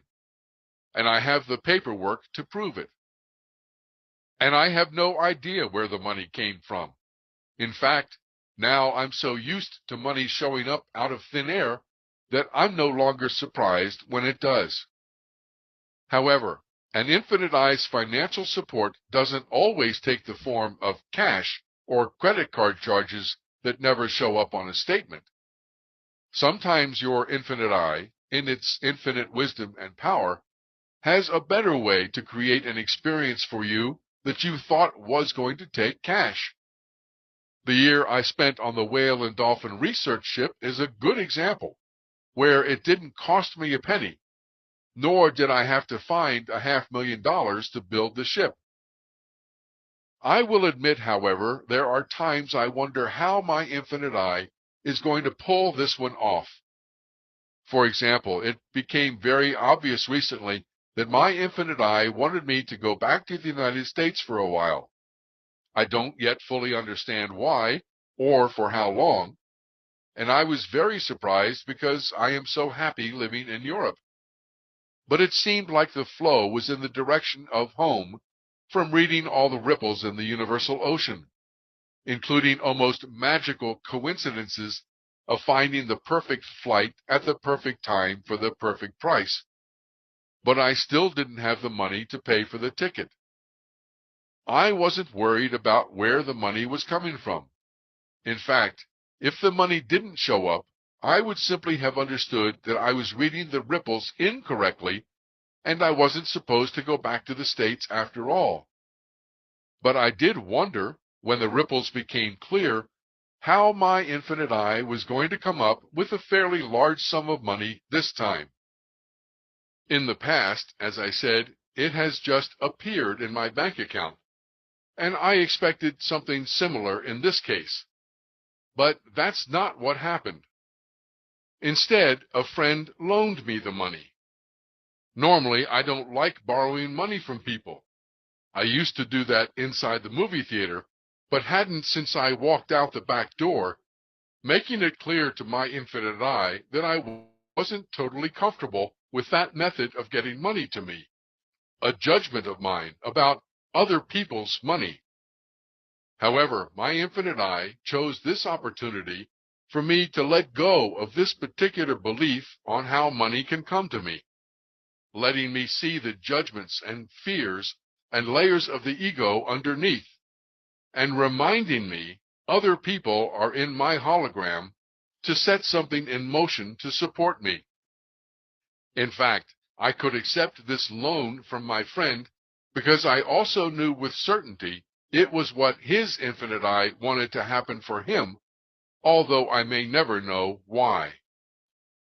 Here's the best way I can come up with to explain this in a nutshell.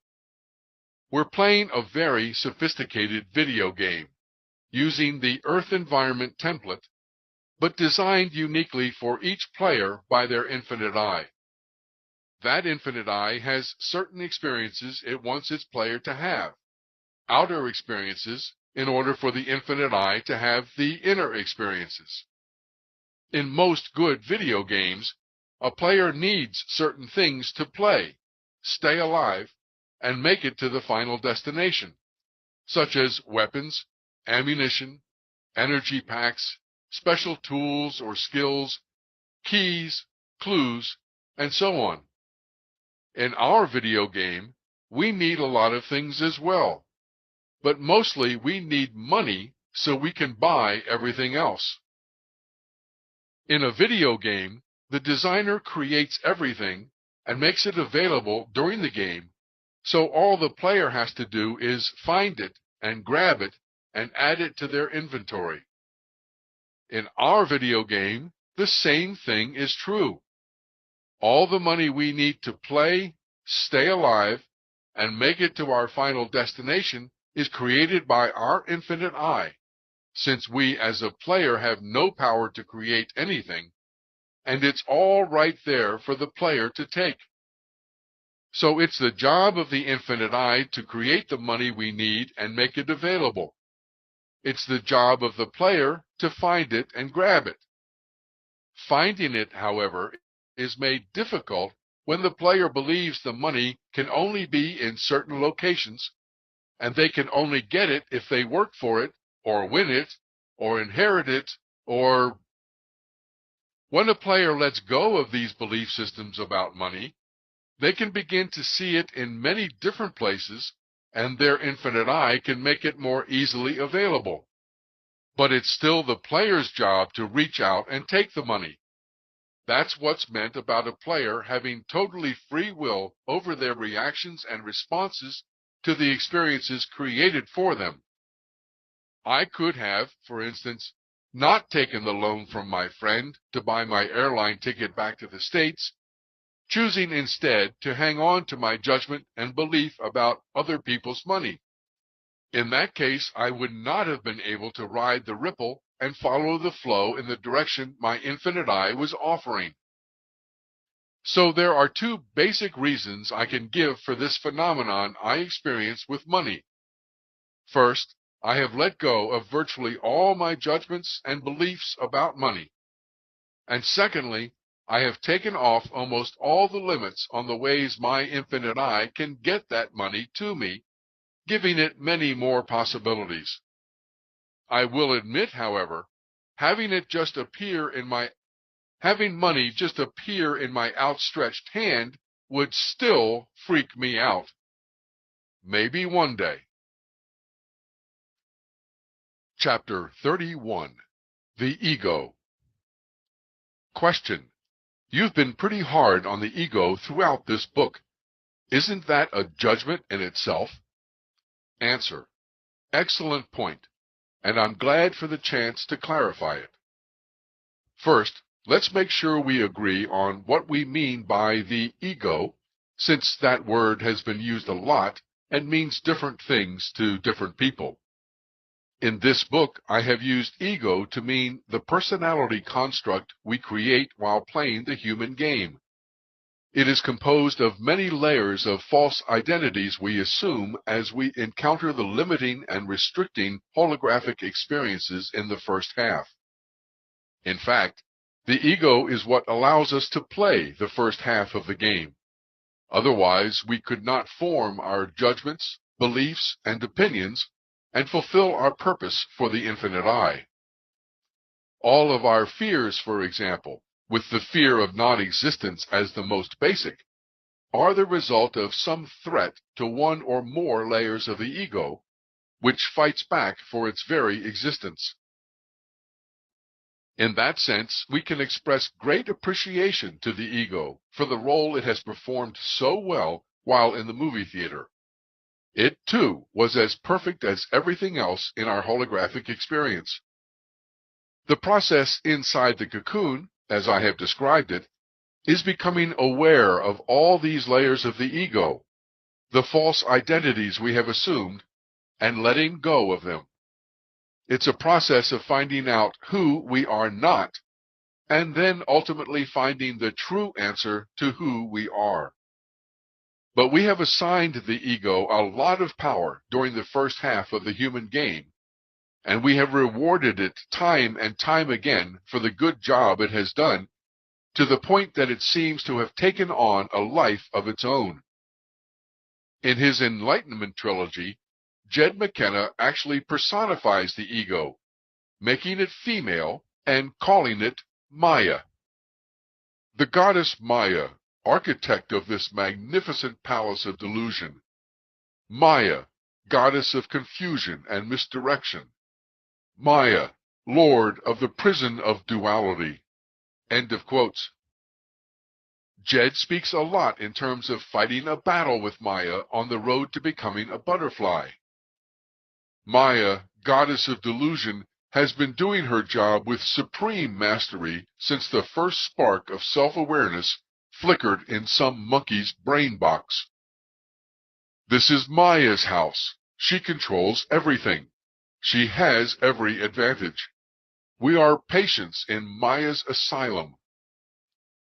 Thumb through any magazine, flip through the channels of the TV, go wherever there are people, and you'll see nothing but a morbidly juvenile, fear-infected, stunted, runtish race over which Maya reigns supreme and unchallenged.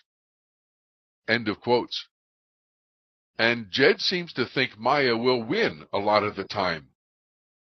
You think you're on top of something, but the only thing to be on top of is Maya, and she's on top of you like a house on a mouse. This is the one true war of which all others are but shadows, and for which all other conflict is but a metaphor. In the short term, Maya almost always crushes the rebellion. By my estimate, her win-loss ratio is better than 100 million to 1. End of quotes.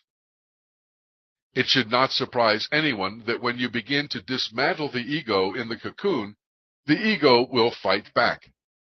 It knows it is literally fighting for its life, because if you follow through with the process and spiritual autolysis, the end result is its virtual annihilation. We will never eliminate the ego completely as long as we have a body and play the human game. But we should not make the mistake of judging or blaming the ego, or view the transformation into a butterfly as an all-out war with the ego. After all, the ego is simply another piece of the hologram that isn't real, but only looks and feels real. And it has played its part perfectly in our holographic experiences, just like anything and anyone else we have encountered while playing the human game. Any other approach will continue to assign power to the ego it does not possess on its own. As Jed says, fear of truth is the foundation upon which Maya's palace of delusion is erected. She has no power but that we give her. Viewed this way, the idea that Maya is evil, that delusion is negative, that the dream state is a prison, or that the dualistic universe is anything other than the grandest and most wonderful of all blessings, is laughably absurd. Why hate Maya? Where would you be without her? If you planned a walking tour from Maine to Florida, starting in January, the first thing you'd do would be to put on some warm clothes. As you walked, and the temperature went down even more, you'd keep adding layers of clothes to keep you warm. But by the time you got to South Carolina in April, you'd start taking off those layers, one by one, since you no longer need them to protect you from the weather. Once you hit Florida, you would have discarded almost every piece of clothing you had. I doubt you'd curse those clothes or consider them to have been wrong. More likely, you would appreciate the warmth they provided you, be grateful to have had them, and thank each piece as you threw it away for the role it had played on your successful trip. In Chapter 16, I mentioned a good friend who had been in his cocoon for about a year and a half, making some real progress, when his ego, Maya, began fighting back with a vengeance. As we all do, he was experiencing holograms that brought back to life the more difficult judgments, beliefs, opinions, and fears he had formed inside the movie theater during his first half years. And when the going got tough, he didn't seem to like how he was feeling. Apparently, he thought he had done enough work by then and should only be experiencing holograms of the second half variety. So he began blaming his infinite I for, quote, fucking him over as usual, unquote. He stopped running the process or doing spiritual autolysis and started to justify his judgments, maintain his beliefs, and strengthen his opinions. Every player has free will to decide how they want to react and respond to the holographic experiences they encounter, and this was his choice, to let Maya win this one, at least for the time being, even though he didn't recognize that's what he was doing. He wasn't wrong for making that decision, because that has to be perfect too. But my friend, who in so many ways has been such great support to me in writing this book, helped me to see just how clever Maya can be and gave me the opportunity to emphasize another important point. In the preface to Part 2, I talked about presenting you with models, not belief systems, and that a model is designed to be tested and challenged to see how well it performs. In this case, Maya convinced my friend he was making a legitimate test or challenge to the model rather than escaping the discomfort and leaving her alone to survive in peace by prompting him to ask questions about the theory of the model, questions that began with why and what if, and I'm not sure I agree that. However, the only valid and legitimate test or challenge to a model is to see how well it performs in application, not in theory. In my friend's particular situation, the model was clearly working perfectly, producing exactly the kind of results it was supposed to. He just didn't like the way it felt at the time. But no one said it was going to feel good all the way through the cocoon, especially if you hit a dark night of the soul. So if there's still discomfort, keep running the process. It's only the ego talking when there's the thought to get out of what you're feeling and go back into your head. And Maya speaks in very sophisticated, inviting, and clever ways. So know this about the ego. You shouldn't underestimate it, you won't outsmart it, and you can't resist it. There's an old story about how you cook a frog. You don't boil a pot of water on the stove and drop the frog in, because it will just jump back out to get away from the heat. Instead, you put the frog into the pot while the water is cool and slowly turn up the heat while the frog sits there until it's boiled. You don't take a big bite out of an onion or it will overpower you. You eat an onion one slice at a time until it's all gone. Annihilating the ego is a similar process. One layer at a time as your infinite I provides the appropriate holographic experiences. As I said about death, you must meet the ego eye to eye, understand it, accept it, embrace it, appreciate it for what it is and the service it has provided for you, and then quietly and systematically dismantle it one layer at a time until there's nothing left, expecting each new layer to be more difficult than the last and not quitting until you're done. Chapter 32, Compassion. Question. This whole model seems to me a very selfish way to live. Where's your heart? Where's your compassion for the pain and suffering of others? Answer. I have no interest in justifying or defending selfishness. I will leave that to people like Robert Ringer, who wrote Looking Out for Number One, Ayn Rand, who wrote The Virtue of Selfishness, Bud Harris, who wrote Sacred Selfishness, A Guide to Living a Life of Substance, David Seabury, who wrote The Art of Selfishness, the Hellers, who wrote Healthy Selfishness, Getting the Life You Deserve Without the Guilt, and Mahatma Gandhi, who said, Be the change you wish to see in the world. As for my heart, it is as open as it has ever been. As you drop all judgments, beliefs, opinions, and fears, your heart cannot do anything except open wider and wider and be filled with love and appreciation for the perfection of everything, and especially love for your own infinite I. But compassion is a very different story. It's true, compassion is the new spiritual buzzword, perhaps helped a lot by the Dalai Lama. Like judgment, compassion has been made to seem right and proper and a good thing to have. In fact, being compassionate has become the hallmark of enlightenment and the most important trait a good person must have, in the same way judgment has become a symbol of intelligence and reason. But let's find out what compassion really means. The American Heritage Dictionary defines compassion as the deep awareness of the suffering of another coupled with the wish to relieve it. And the Merriam-Webster Dictionary defines it as sympathetic consciousness of others' distress together with a desire to alleviate it. It should be clear by those definitions that compassion belongs in the first half of the human game, inside the movie theater, and not in the second half. Why? What's wrong with compassion? Nothing is wrong. That would be a judgment.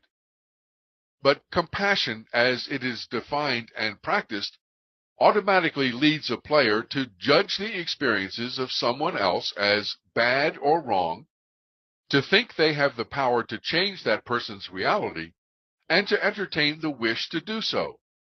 And none of that is possible or appropriate in the second half of the human game. It also inevitably leads the player who's trying to be compassionate into frustration, sadness, and sometimes even despair. Or, in other words, it leads further into limitation and restriction. Therefore, by its very nature, compassion is not part of infinite joy. It also doesn't feel like joy. It actually feels bad to identify with someone else's pain and suffering. In fact, we're supposed to feel bad for someone else if we're compassionate. I feel bad for them. The synonyms given in the dictionary for compassion are pity and sympathy. I doubt anyone would suggest pity and sympathy feel joyful.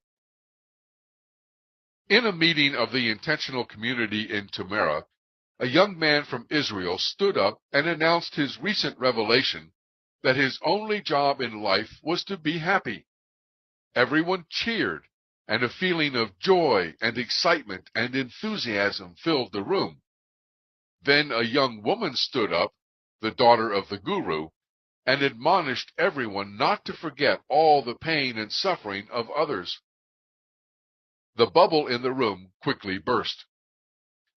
Try to recall right now what it feels like to be compassionate. Does it feel like joy to you?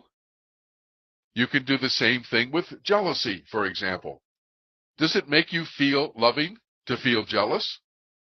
Does it make you feel expansive and powerful? Does it make you feel all warm and fuzzy like love does? In the same way that jealousy cannot be part of infinite love, compassion cannot be part of infinite joy. It's as simple as that.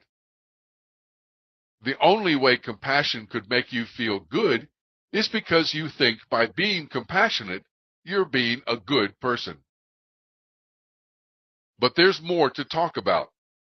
Let's really dissect this thing called compassion, since it's become such a big button in the first half of the human game. Remember that the holographic experiences you perceive are not real, and that your infinite I is creating your reality. Remember also that the people you see in your holograms, the other people, are actors playing a role for you and reading a script word for word written by your infinite I. Think again about the analogy of our holographic universe to a total immersion movie, created as an outer experience to give you and your infinite I an inner experience. Whatever you perceive then in your reality is being played out for you, for your experience, for your benefit, by actors, like a movie or a play. If you went to a play at your local theater, there might be an emotional scene where some character you cared about was killed, or maimed, or raped, or tortured, or starved, or displaced, or abused. If it's a good play with professional actors, a convincing script, and perfect scenery, you should feel what the writer of the play wanted you to feel.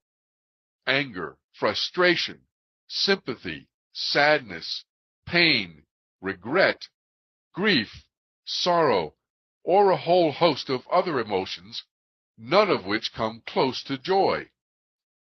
But that's what the play was designed to do.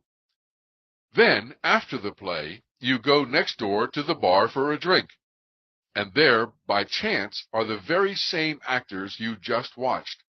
But they're very much alive, healthy, happy, unscathed, enjoying a beer and joking around with the rest of the troupe. When you see them there in the bar, would you feel the same emotions for them you did during the play? Obviously not. You would probably feel a little silly expressing compassion for the actor you had just watched starving that is now sitting in front of you eating peanuts and popcorn.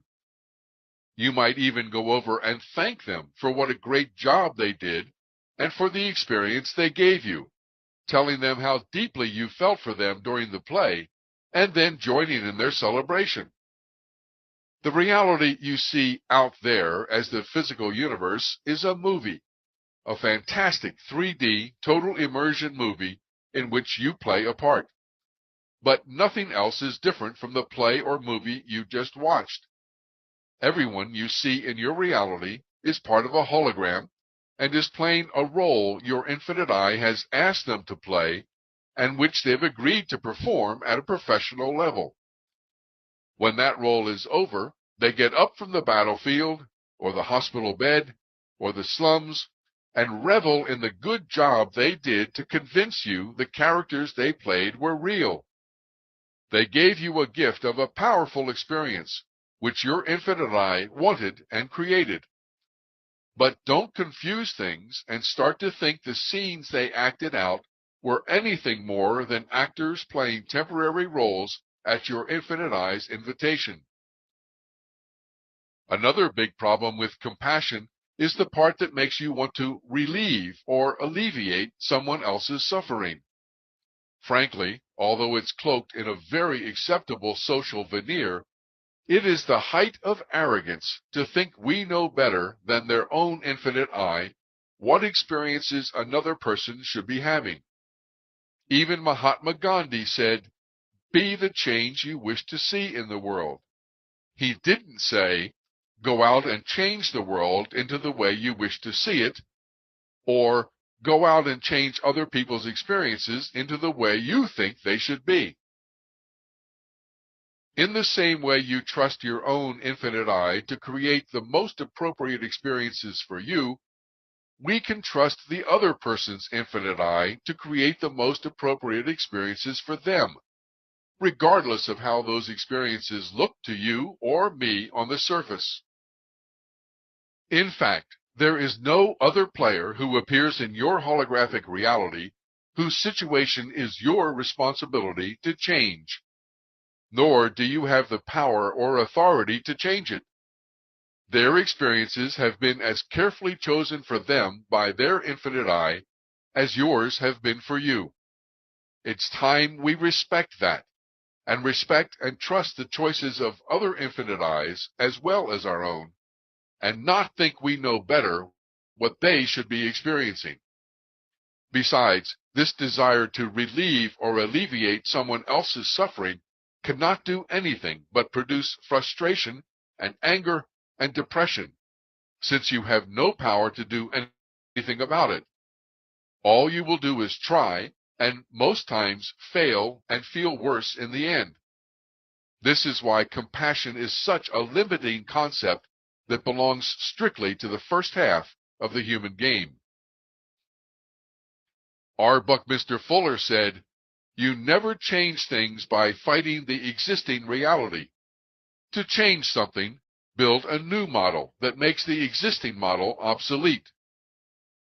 End of quote. The concept of compassion, by its very nature, tends to make us ignore this wisdom and fight against what we see happening in the world. Many peace workers, for example, take up the slogan, "Say no to war and violence." But the mere act of thinking or acting against war and violence because of compassion is indeed fighting the existing reality. But wait a minute, you protest. Are you saying I should do nothing when I see another's pain and suffering in my hologram? Are you suggesting I sit back and simply watch while a child gets beaten, or a woman raped, or people die from starvation or disease? Absolutely not. That's not what I'm saying at all. But rather than compassion in the first half that can only lead to more limitation, empathy rather than sympathy, and ethics and excitement will determine your reaction in the second half of the human game. Here's what I mean. Once you have run the process on those holographic experiences you encounter as you start the second half, anytime you have felt discomfort with someone or a particular situation, you will view those incidents of pain and suffering that might come into your hologram very differently. But there is something extremely important to remember. As long as you feel discomfort, and that includes the discomfort of compassion, you are still assigning power out there, and there is still judgment. Only when you can see someone else's pain and suffering without the judgment it is bad or wrong or needs to be changed, can you cleanly take any action. Then you are free to follow your excitement and joy in any specific circumstance. For example, I'm often asked what I would do if a hologram popped up where a child was being beaten in front of me. I honestly cannot give you a generalized answer because so much of it depends on the situation. But my own ethics might lead me to want to do something about it, since I am the caretaker of my holographic experiences my infinite eye has created for me. Maybe I would step in between the adult and the child and inform the adult I do not judge what she or he is doing, but I request she or he beat me instead of the child, and I would not resist. However, that's just one possibility. Under no circumstances would I judge what was going on as right or wrong, or good or bad, nor judge the actors playing their parts, nor think I must or should change the action itself. But right now, I can imagine my personal feeling of excitement and joy would be to prefer to be beaten myself than to watch the child being beaten. I would also never strike back or try to defend myself. Neither would Mahatma Gandhi, as he proved time and again. Okay, that's a particular individual situation. What about the millions of people starving in the world? Those getting killed and maimed every day in countless wars and other violence? Those who are homeless and hungry and sick, which is a fair number of the Earth's population if we watch and believe the TV news. What about them? Be the change you wish to see in the world, Gandhi said. So here's another tough concept. In spite of all the pain and suffering we are shown out there, our only job as a player in the second half of the human game is to reclaim the power we assigned out there in the first half, and take the roller coaster ride back to infinite joy, infinite power, infinite wisdom, infinite abundance, and infinite love. It is solely our responsibility to live our own reality.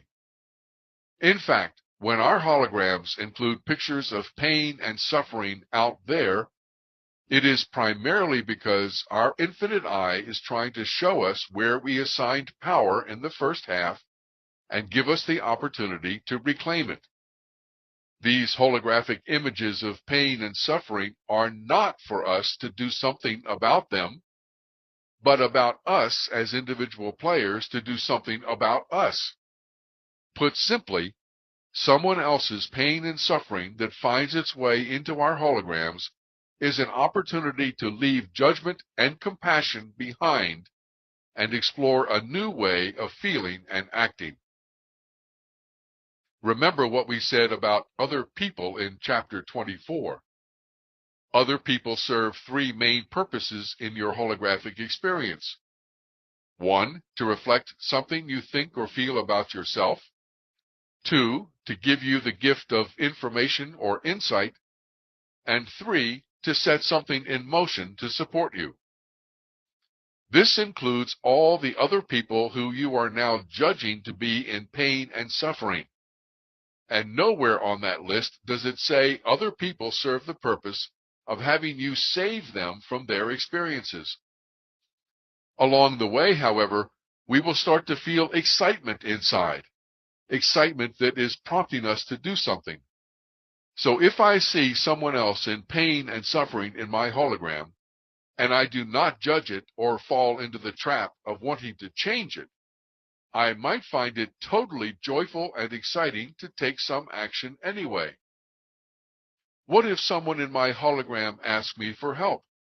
I give it gladly, as long as it brings me total joy to do so, without judgment or discomfort, as long as I have no expectations of the outcome. Please don't get me wrong. I am often touched on a very deep level when I see someone in my hologram in pain or suffering, and I will give my help if asked, if I can do it without the intention to fix, change, or improve things. But I also know it is impossible for them to be a victim, just as it is impossible for me to be a victim of anyone or anything out there. So I offer my support in any way I can while they have such a difficult and limiting experience, because I know they are playing in the first half of the human game. This is really no different than giving encouragement to someone on the first hill of a roller coaster, supporting them in any way possible to hang in there. This may be a crude example, but it's the best I can think of at the moment. Someone calls out to me from the roller coaster going up the hill. They say they're getting sick and need help. I will do everything in my power to get to them, bring them a barf bag, hold their hair back while they get sick, offer them some encouraging words, or give them whatever assistance I can at the time. What I won't do is judge their experience as wrong, or that it should be different and needs to be changed, or sympathize with them, or pity them, or try to get them off the roller coaster. I've been there. It doesn't feel good, and I know it. I also know the experience they're having has been carefully chosen for them by their own infinite eye, and it is perfect for them at that moment. After all, they cannot ride the roller coaster without going up the first hill. There's an old saying in the recovery business that an alcoholic will not quit until they've had enough to drink. A Course in Miracles says, if your brothers ask you for something, do it, because it doesn't matter. So if your alcoholic brother asks you for a drink, exactly what is the compassionate thing to do? According to recovery principles and A Course in Miracles, maybe it would be to give them the drink they ask for, rather than judging and trying to change the experience they're having because you know what's best for them. There is, of course, a natural desire that all the players we meet in our holograms experience the same joy and power and abundance and love we have. And when we see someone else in our hologram not in that condition, we can easily wish something different for them and want them to join us in the joy and power and abundance and love of the second half. But what we cannot do is to judge their situation to be bad or wrong, or even that our situation is better than theirs, and then try to do something to change their circumstances. Many years ago, I gave up the idea of trying to save the world or even end war on this planet when I realized war had been a very valuable experience in my own life, if nothing else, to show me who I was not and how I did not want to behave. And who was I to try to limit other people's experiences who might benefit from the same opportunities? Today, I am excited about finding out how to download other frequencies from the field, as will be explained in Chapter 36, that create a peaceful and harmonious life on planet Earth, but without any judgment that all people should live that way, or that the way other people are living now is somehow wrong. The point the young Israeli man was making in Tamara was that rather than becoming bogged down in someone else's pain and suffering and feeling that pain and suffering himself, he decided his only job was to be happy, to provide others with the hope and the inspiration and the model of how their lives could be different. I seriously doubt those in pain and suffering want us to join them in their misery. I don't think they want us to pity them or feel their pain. I think instead they would prefer for us to be happy so they know it is possible for themselves as well. Therefore, rather than compassion in the second half of the human game, we follow our excitement and our joy and our passion, and take whatever actions we feel moved to take in relationship to our holographic experiences, as long as there is no judgment or discomfort involved. After all, the world doesn't need to be saved. It's perfect exactly as it is, down to the smallest detail. Saving the world, as wonderful as it may sound on the surface, is not only the height of arrogance in thinking you know how the world should be, but also one of the most clever temptations the ego, Maya, has come up with to maintain her power and existence. I realize there is a lot of social pressure to be compassionate these days, but in fact, this whole compassion thing is one of the greatest lies that keeps people inside the movie theater, for the simple reason that focusing on compassion for others keeps players from looking at themselves. As long as your time and attention is tied up trying to alleviate the pain and suffering of others, you will never have what it takes to process your own judgments, beliefs, opinions, and fears. Instead, you will hang on for dear life to this layer of the ego, this identity you are not, called compassionate. Chapter 33. Robert Scheinfeld. Question. You mention Robert Scheinfeld a lot, but you don't quote him very much, and it's not clear exactly what you think about his work. Answer. I cannot tell you how much I appreciate Robert Scheinfeld and the role he played in my transformation. It was Robert, through his Busting Loose from the Money Game DVD home study course, which is no longer available, who ushered me through the back door of the movie theater and into my cocoon. It was Robert who introduced me to the concept of the human game, and especially the two separate and opposite halves, which explained so much about me and my own life. It was Robert who provided the basic process which I used with success for the first year in my cocoon, letting go of the judgments and beliefs and opinions about what was out there and reclaiming the power I had assigned to make my holograms real. It was Robert who introduced me to Jed McKenna's Enlightenment Trilogy, which was the next step I needed in my transformation in the cocoon. Fortunately, I had the opportunity to meet and talk with Robert and express that appreciation. I attended one of Robert's live workshops and went through 3 of his home transformational systems, along with following him on Facebook and listening to his Phase 2 players' discourses. I consider Robert to be a fellow scout. But after the first year in my cocoon, I met Robert on the road, and I killed him. Not literally, of course. If you don't recognize the reference, it's from the book Kill the Buddha by Dai Kuang, who said, Zen Master Lin Chi spoke thus, if you meet the Buddha, kill the Buddha. If you meet a patriarch, kill the patriarch. Lin Chi isn't condoning murder. He is using a metaphor to explain the nature of Buddhism. Don't believe what someone says, no matter how holy they are, just because they say it. Listen to their words and then explore them yourself. End of quote. Based on this, Sheldon Kopp then wrote the best-selling book called If You Meet the Buddha on the Road, Kill Him. It was clear to me when I met Robert on the road that he had stopped along his path as a scout and had gotten totally immersed in writing his books and creating his home transformational systems and offering his workshops.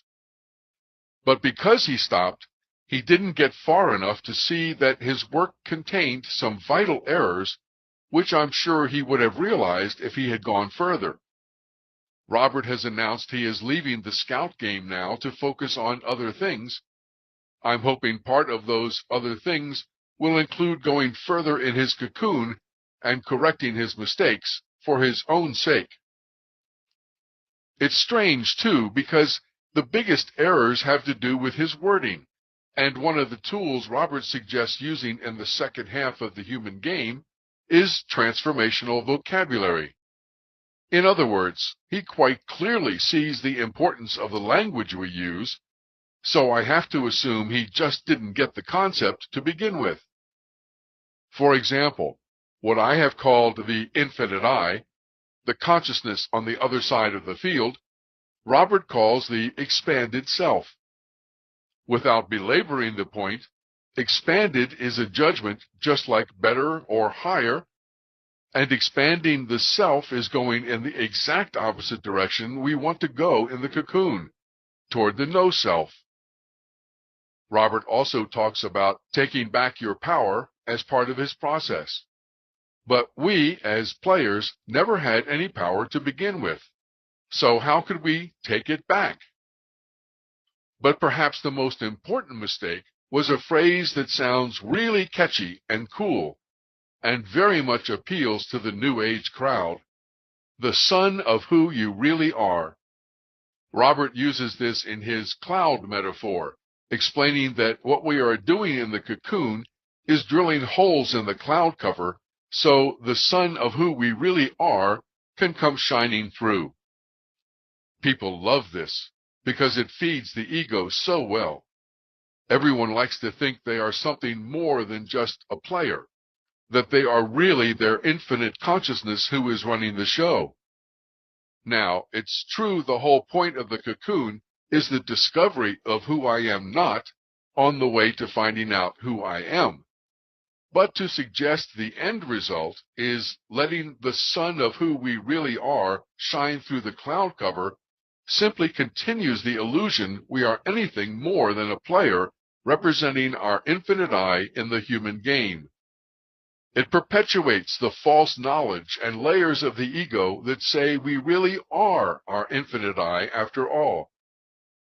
Lastly, as I mentioned before, Robert's process is excellent in addressing the judgments, beliefs, and fears we have created while in the first half of the human game, as long as you're dealing with what you think is out there. But it is simply not designed, or very workable, in finding the fears that lie underneath or detaching from the layers of false identities that make up the ego. I would love to be able to recommend Robert's work since it meant so much to me. And you could read and watch it with a discriminating eye, on the lookout for the errors, and it might be something helpful to you as well. You can start at robertscheinfeld.com. But I have known too many people who have followed Robert and call themselves Phase 2 players who don't have a clue about the deep fears and layers of the ego Robert's work does not address. and who go around talking about the reality they are creating and the joy of reconnecting with the sun of who they really are. That being said, I want to acknowledge that Robert has done a wonderful job of making this information available in the back of the movie theater and presenting it in such a way that many more human adults are entering their cocoons. He is a marketing genius, no doubt. And of course, even his errors are perfect. I also want to point out, like Robert, I stopped while in the cocoon to write this book, and maybe other books, we'll see. I went farther than Robert, but I still stopped. My only hope is that I have not made the kind of major mistakes Robert did. Chapter 34. Jed McKenna. Question. You seem to use a lot of quotations from Jed McKenna, who isn't a real person, or at least that's not his real name. Do you think he's actually for real? Answer. I said Robert Scheinfeld stopped along his path as a scout. I think Jed McKenna also stopped at a certain point to write his Enlightenment trilogy. He claims to have emerged from the cocoon as a butterfly when he says, "All that scorched earth wandering wasn't the end, it was just the beginning." I still had my own personal deconstruction to do, which is how I spent almost the next 2 years until I got to a place called done. My reality now is the awakened, untruth, unrealized state. I spent the next 10 years trying to make sense of this new world, a non-world in which a non-I nevertheless seemed to reside. End of quote. But I don't know whether that's true, for a couple of reasons. One, I don't believe it's possible for Jed to write his 3 books without stopping in the cocoon and delaying the final transformation into a butterfly. Maybe in the years after he finished his last book, he went on to become a butterfly. That's entirely possible, since we've never heard from him again. Reason 2? Well, I'll get to that. First, I'll answer your question. When I read the Enlightenment trilogy by Jed McKenna the first time through, I knew immediately this man, whoever he really was totally authentic. He had to have actually experienced what he was writing about, or he couldn't use those words and describe his condition so perfectly. I knew here was a man, another scout, who stood in full view of the Pacific Ocean, and he was expressing the very same thoughts and feelings I have come to know can only be thought and felt when one has reached this point along the journey. For example, Jed says, "I am here, live, on the scene, and I have chosen to describe it as I see it. I don't defer. I don't rely. If what I describe conflicts with the 10,000 other reports, no matter how revered those reports and those who filed them may be, then to me those reports are nothing more than fable and folklore and should be consigned to the dust heap of history. The simple fact is that I am here, and here doesn't look all that much like anyone says it does, and I'm not going to waste my time or anyone else's pretending otherwise. It should be noted that here isn't mist-enshrouded or poorly lit. It's neither mysterious nor mystical. My knowledge is unflawed, and my vision is unobstructed. This is a tricky point to make, but a critical one. I am not interpreting. I am not translating. I am not handing something down that was handed down to me.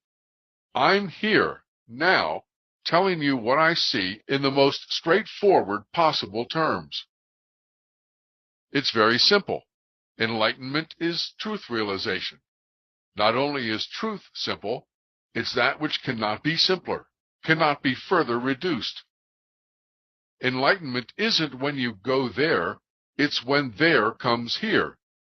It's not a place you visit and then remember wistfully and try to return to. It's not a visit to the truth, it's the awakening of truth within you. It's not a fleeting state of consciousness. It's permanent truth realization. It's not a place you visit from here. This is a place you visit from there. The enlightened view life as a dream. So how could they possibly differentiate between right and wrong or good and evil? How can one turn of events be better or worse than another? Of what real importance is anything in a dream? You wake up and the dream is gone as if it never was. All the characters and events that seemed so real have simply vanished. The enlightened may walk and talk in the dream world, but they don't mistake the dream for reality. The truth, though, is that nothing is really wrong. Nothing is ever wrong, and nothing can be wrong. It's not even wrong to believe that something is wrong. Wrong is simply not possible. If something isn't wrong, then nothing needs to be made right, which would mean that nothing needs to be done. The enlightened have awakened from the dream and no longer mistake it for reality. Naturally, they are no longer able to attach importance to anything. To the awakened mind, the end of the world is no more or less momentous than the snapping of a twig. The wise see the same in all, says the Gita. The wise are impartial, says the Tao. The enlightened cannot conceive of anything as being wrong, so they don't struggle to make things right. Nothing is better or worse, so why try to adjust things? Once you get past the notion that duality, by any name, is bad, and unity, by any name, is good, you also get past any need to help or save anyone. I, for instance, don't do what I do because I think it needs doing. I am moved by no ethical or altruistic motive. I don't think something is wrong and that I have to make it right. I don't do it to ease suffering or to liberate beings. I do it simply because I'm so inclined. I heard that Maharishi Mahesh Yogi was very happy with his reclusive life in the foothills of the Himalayas and may never have rejoined society, but that he began hearing the name of an Indian city in his head. It simply appeared unbidden in his thoughts. When he finally mentioned it to someone, they advised that the only way to get the name of the town out of his head was to go there. He did, got swept into a speaking engagement, and the whole transcendental meditation movement grew out of it. That makes sense to me. You observe events, and you allow the flow of things to do the steering, and you go where you go. Fear, regardless of what face it wears, is the engine that drives humans as individuals and humanity as a species. Simply put, humans are fear-based creatures. It may be tempting to say that we are equal parts rational and emotional, balanced between left and right brain, but it's not true. We are primarily emotional, and our ruling emotion is fear. Fear of the hollow core. Fear of the black hole within. Fear of non-being. Fear of no self. The fear of no self is the mother of all fears, the one upon which all others are based. No fear is so small or petty that the fear of no self isn't at its heart. All fear is ultimately fear of no self. This trajectory I'm on will take me as close to non-existence as anyone can get and still have a body. In other words, I will continue to channel progressively less and less energy into my dream state being. My teaching will reduce down to its most refined and least tolerant form. My interest will withdraw from the world, and I will become as minimal as a person can be. I had spent years as a closet butterfly, moping around with caterpillars and dreaming highly fictionalized dreams of becoming a butterfly. I knew that I was distinctly different from the caterpillars. I knew that an uncrossable chasm separated us, that I wasn't one of them anymore, that they weren't like me, nor I like they. I knew I was able to communicate with them only in the most superficial sense based on my rapidly fading memories of their language and habits. What it took me a while to understand, though, was that the reason I wasn't one of them anymore was because I was something else, and that the difference was absolute. I had earned admission to a whole new reality, but I hadn't yet passed into it because no one explained to me that this new order of being I had become was what caterpillars meant when they said butterfly. And then one day, there it is. Nothing. No more enemies, no more battles. The sword that seemed welded to your hand can now be dropped. Once your fingers can be pried from it, there's nothing left to contend against, and nothing left that must be done. And there will never be anything that must be done ever again. Enlightenment isn't like graduating high school only to start college, or even finishing college to enter the real world. It's the final graduation. No more hunt, no more chase, no more battle. Now you can go out into the world and do whatever you want. Learn guitar, jump out of airplanes, write books, tend grapes, whatever. Those quotes are from just the first few pages of Book 1, Spiritual Enlightenment, The Damnedest Thing. And there are 3 books in all. Definitely worth the read. That being said, it is also clear to me Jed and I took different routes to get to the same place, which results in a disagreement on several key points. I want to discuss those in some detail, mainly to let you know different scouts will have different ways of expressing the path, and that Jed and I are not 100% in agreement except about the end result. For example, his underlying tone when discussing human children is one of judgment and criticism for being asleep within the dream state. He says, human childhood is petty and fearful and grating. It's a hideous affliction. End of quote. Jed obviously does not share the concept of the movie theater being intentionally designed to create limitation and restriction. If he did, he couldn't judge the state of being a human child, but would instead see it as a perfect part of the game. Or, for example, Jed's constant reference to Maya as the goddess of delusion and as the personification of the ego can easily lead one to believe there is some force out there, some entity, some power that is intentionally trying to keep people from joy and abundance and truth. He says, Maya might best be understood as the intelligence of fear. She is the keeper of the kept, the warden of the dream state. It is Maya who bestows upon us the miraculous and life-giving power to see what's not and to not see what is. It is Maya who makes the dream state possible and escape from it nearly impossible. She enables the dream state to exist, and if you wish to awaken from it, then it's her you must destroy, layer by layer. End of quote.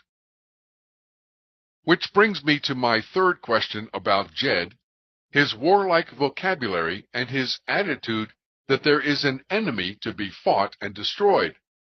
He says, real spirituality is a savage insurrection, the oppressed rising up in a do-or-die bid for freedom. It's not something people do to improve themselves or earn merit or impress friends or to find greater joy and meaning in life. It's a suicidal assault on a foe of unimaginable superiority. People who take this stuff seriously have no need of me or anyone else, only of finding the next question, of taking the next step, of finding the next enemy and fighting the next battle. People who don't take this stuff seriously are invariably looking for ways to occupy and distract themselves so they don't have to take any real steps or fight any real battles. End of quote. Jed's third book is even entitled Spiritual Warfare. So I have to assume the route Jed took across the Rocky Mountains required a lot of fighting to get through, a lot of battles with the elements, the Indians, the wild animals, a lot of machete work to cut through the trees, whereas the route I took had very little of that. In fact, one of the key steps inside the cocoon is the realization there is no enemy, no out there, no duality of it or them versus me. Jed also makes no mention of quantum physics, or of any real scientific understanding that it isn't real, it's just a game. Instead, the general tone of his books is to take all this very seriously. He says, personal revolution is fueled by emotional energy of the purest intensity. That intensity comes from focus, and that kind of focused emotional energy doesn't look like love or tranquility or compassion. It looks like seething rage or ugly business, but that's how it works. Suicidal discontent, that's how revolutions are won, and that's why they so seldom are. Rockets aren't launched into space on chanting and prayers, and escaping the ego's gravity requires an equivalent amount of explosive force. We have to take all the emotional energy we normally blast out in 1,000 directions to keep our dream state characters animated and focus it on a single point. It's all or nothing. End of quote. But, in fact, it's all just a game. A wonderfully complex, exciting, challenging treasure hunt for the truth. Finally, Jed uses his first book, Spiritual Enlightenment, the Damnedest Thing, to describe his process and transformation inside the cocoon. He speaks of the state of freedom from the movie theater in glowing terms, and the reader should come away from that book wanting to be where Jed is. Then Jed spends half of Book 2, Spiritually Incorrect Enlightenment, describing how difficult it is to get where he is, giving excellent examples from one of his students, Julie, of her own spiritual autolysis process. A realistic look at the time everyone will spend inside the cocoon. The other half of the book is Jed patting himself on the back for being the first ever to figure out Melville's Moby Dick. In his third book, Spiritual Warfare, Jed bends over backwards to try to convince the reader they don't want to go where he is, but to stay inside the movie theater as a human adult instead. He says, the most important distinction to be made between these two states is that human adulthood makes sense and enlightenment doesn't.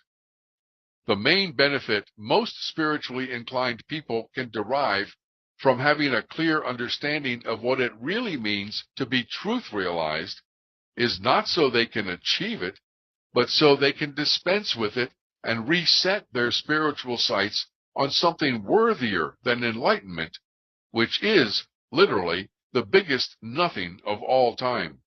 End of quote. I could mention other smaller areas where I disagree with Jed, but I'm not trying to be picky.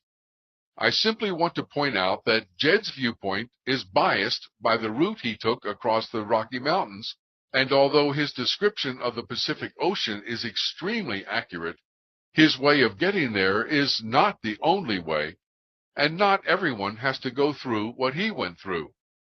Nor will everyone feel the same way Jed does when he arrives. I don't, for example.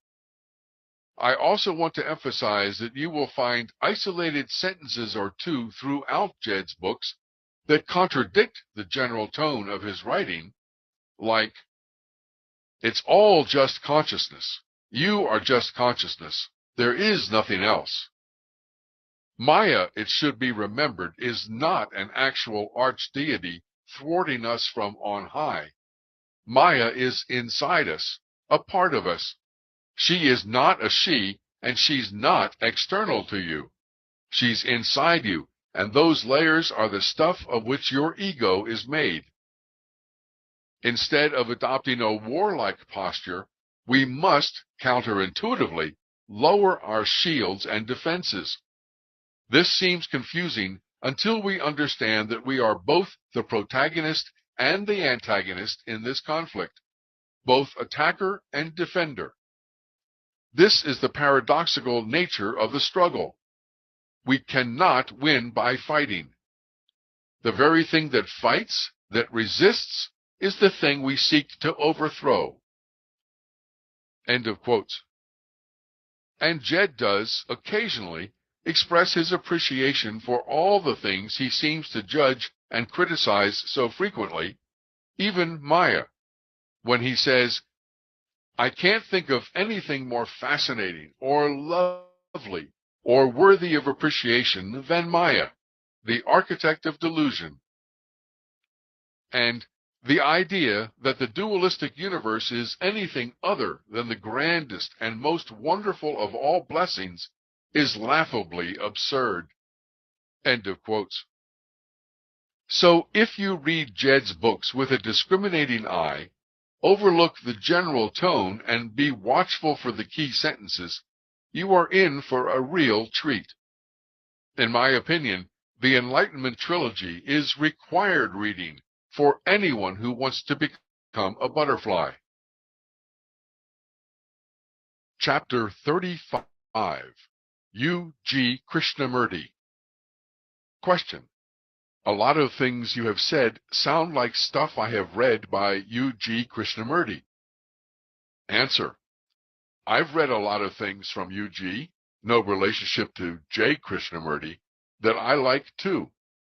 There are other things I've read where he seems to contradict himself a lot, things I disagree with, or maybe things I don't totally understand. But here's a sample from this anti-guru of what I like. People call me an enlightened man. I detest that term. They can't find any other word to describe the way I am functioning. At the same time, I point out that there is no such thing as enlightenment at all. I say that because all my life I've searched and wanted to be an enlightened man, and I discovered that there is no such thing as enlightenment at all. And so the question whether a particular person is enlightened or not doesn't arise. I don't give a hoot for a 6th century BC Buddha, let alone all the other claimants we have in our midst. They are a bunch of exploiters, thriving on the gullibility of the people. The holy men are all phonies. They are telling me only what is there in the books. That I can read. Do the same again and again. That I don't want. Experiences I don't want. They are trying to share an experience with me. I'm not interested in experience. As far as experience goes, for me, there is no difference between the religious experience and the sex experience or any other experience. The religious experience is like any other experience. I am not interested in experiencing Brahman.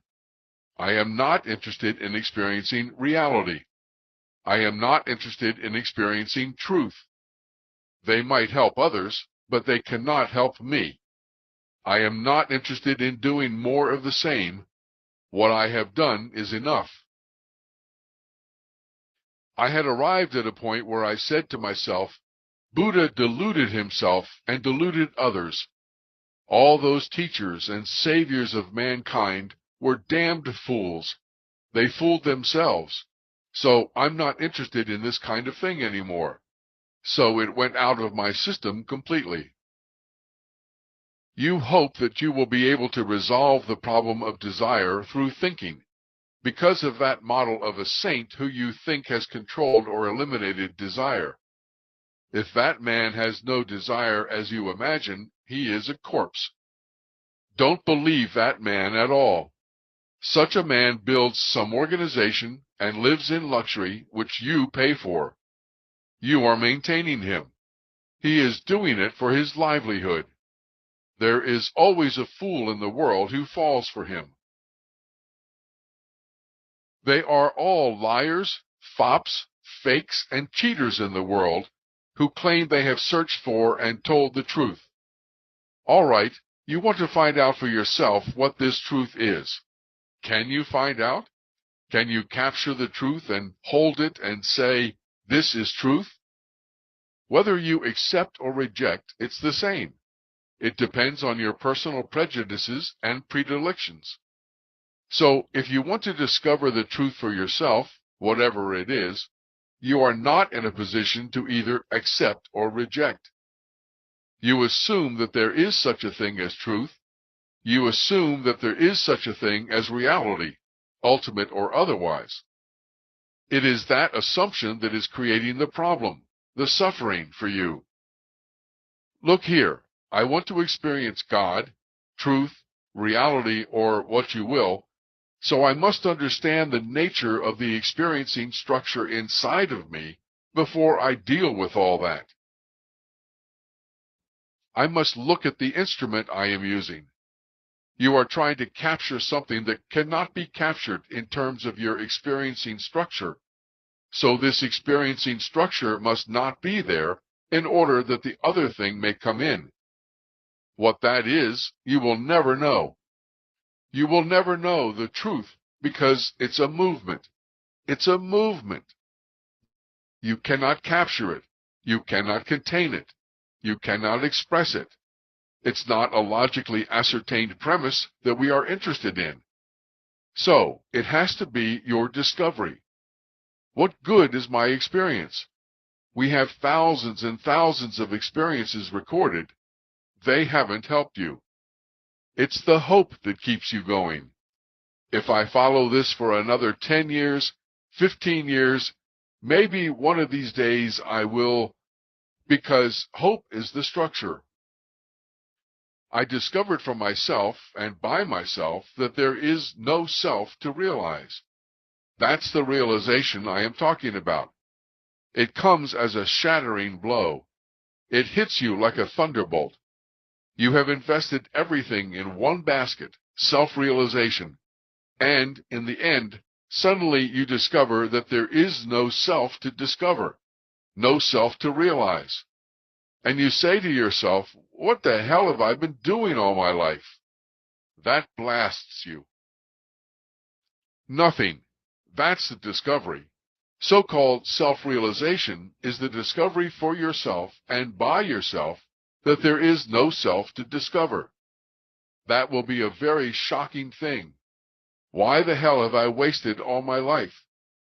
It's a shocking thing because it's going to destroy every nerve, every cell, even the cells in the marrow of your bones. I tell you, it's not going to be an easy thing. It's not going to be handed over to you on a gold platter. You have to become completely disillusioned. Then the truth begins to express itself in its own way. I have discovered that it is useless to try to discover the truth.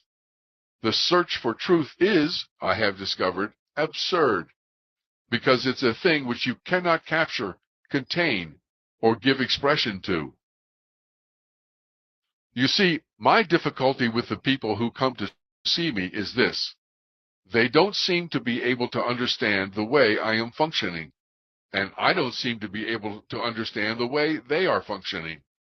How can we carry on a dialogue? Both of us have to stop. How can there be a dialogue between us both? I am not trying to sell anything here. It is impossible for you to simulate this. This is a thing that has happened outside the field, the area in which I expected, dreamed, and wanted change, so I don't call this a change. I really don't know what has happened to me. What I am telling you is the way I am functioning. There seems to be some difference between the way you are functioning and the way I am functioning, but basically there can't be any difference.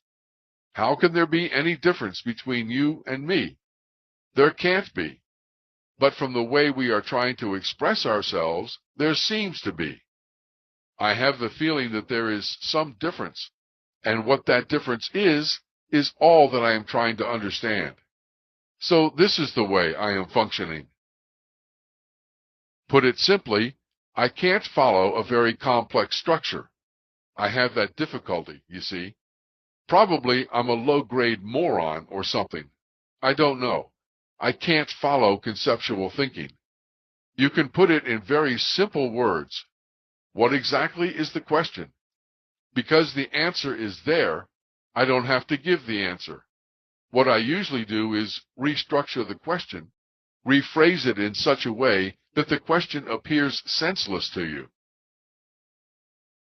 If somebody asks me a question suddenly, I try to answer, emphasizing and pointing out that there is no answer to that question.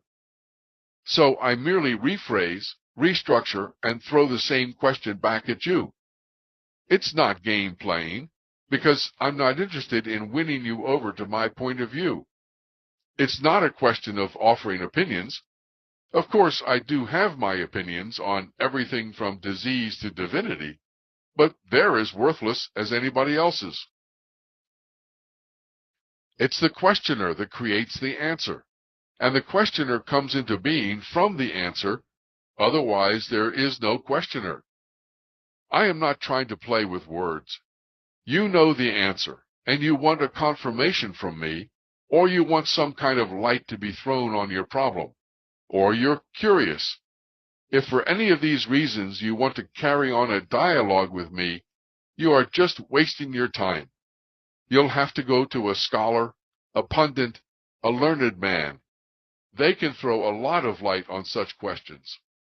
That's all I am interested in this kind of a dialogue, to help you formulate your own question. Try and formulate a question which you can call your own. Your natural state has no relationship whatsoever with the religious states of bliss, beatitude, and ecstasy. They lie within the field of experience. Those who have led man on his search for religiousness throughout the centuries have perhaps experienced those religious states. So can you. They are thought-induced states of being, and as they come, so do they go. Krishna consciousness, Buddha consciousness, Christ consciousness, or what have you, are all trips in the wrong direction. They are all within the field of time. The timeless can never be experienced, can never be grasped, contained, much less given expression to by any man. That beaten track will lead you nowhere. There is no oasis situated yonder. You are stuck with the mirage. You see, people usually imagine that so-called enlightenment, self-realization, God-realization, or what you will, I don't like to use these words, is something ecstatic, that you will be permanently happy, in a blissful state all the time. These are the images they have of those people. There's no relationship at all between the image you have of that and what actually is the situation. That's why I very often tell people, if I could give you some glimpse of what this is all about, you wouldn't touch this with a barge pole, a 10-foot pole. You would run away from this because this is not what you want. What you want does not exist, you see. We don't want to be free from fear. All that we want to do is play games with it and talk about freeing ourselves from fear. You see, the search takes you away from yourself. It is in the opposite direction. It has absolutely no relation. The search is always in the wrong direction. So all that you consider very profound, all that you consider sacred, is a contamination in that consciousness. You may not like the word contamination, but all that you consider sacred, holy, and profound is a contamination. Understanding is a state of being where the question isn't there anymore. There is nothing there that says, now I understand. That's the basic difficulty between us. By understanding what I am saying, you are not going to get anywhere. The consciousness which is functioning in me, in you, in the garden slug and earthworm outside, is the same. In me, it has no frontiers. In you, there are frontiers. You are enclosed in that. Probably this unlimited consciousness pushes you. I don't know. Not me. I have nothing to do with it. It is like the water finding its own level. That's all. That is its nature. That is what is happening in you. Life is trying to destroy the enclosing thing, that dead structure of thought and experience, which is not of its nature. It's trying to come out, to break open. You don't want that. As soon as you see some cracks there, you bring some plaster and fill them in and block it again. It doesn't have to be a so-called self-realized man or spiritual man or God-realized man that pushes you. Anything, that leaf there, teaches you just the same, if only you let it do what it can. We have very strange ideas in the religious field. Torture this body, sleep on nails, control, deny things. All kinds of funny things. What for? Why deny certain things? I don't know. What is the difference between a man going to a bar for a glass of beer and a man going to a temple and repeating the name of Rama? I don't see any basic difference. I am not against escapes, but whether you escape through this avenue or that avenue, an escape is an escape. You are escaping from yourself. What you do or do not do does not matter at all. Your practice of holiness, your practice of virtue, that is socially valuable for the society, but that has nothing to do with this. By conserving sex energy, you are not going to improve yourself in any way. It is too silly and too absurd. Why have they laid so much stress on that? Abstinence, continence, celibacy is not going to help to put you in this state, in this situation. You don't know what is good. You only know what is good for you. That's all you are interested in. That's a fact. Everything centers around that. All your art and reason centers around that. And I am not being cynical. That's a fact. Nothing wrong with it. I'm not saying anything against it. The situations change, but it is that which is guiding you through all situations. I'm not saying it is wrong, you see. If it is not so, something must be wrong with you. As long as you are operating in the field of what they call the pair of opposites, good and bad, you will always be choosy in every situation. That is all. You cannot help doing that. A moral man is a chicken. A moral man is a frightened man, a chicken-hearted man. That is why he practices morality and sits in judgment over others. And his righteous indignation. A moral man, if there is one, will never, never talk of morality or sit in judgment on the morals of others. Never.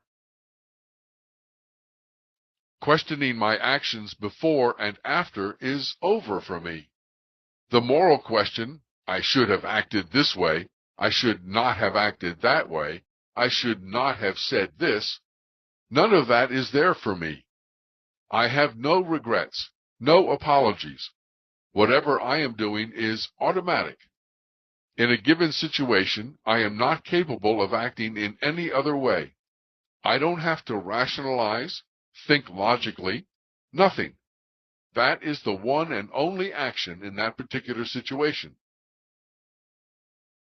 You are asking me, has anything any purpose? Look here, a lot of meanings and purposes have been given to you. Why are you still looking for the meaning of life, the purpose of life?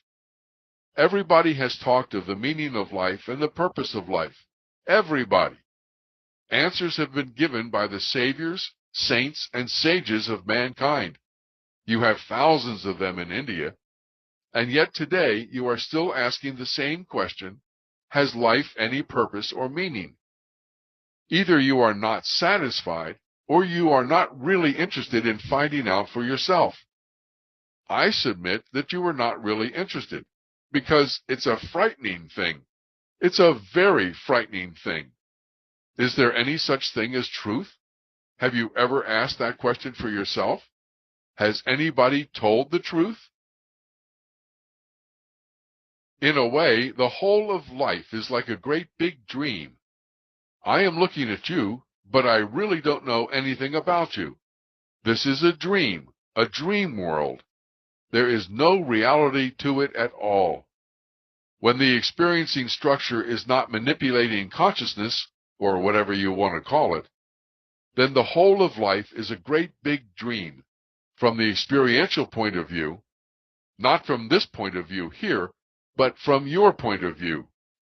You see, you give reality to things, not only to objects, but also to feelings and experiences, and think that they are real.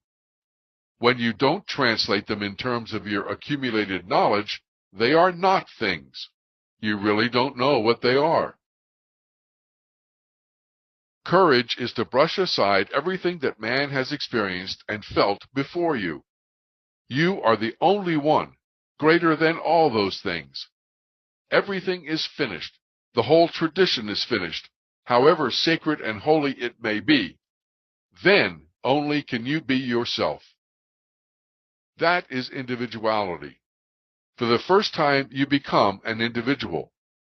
As long as you depend upon somebody, some authority, you are not an individual. Individual uniqueness cannot express itself as long as there is dependence.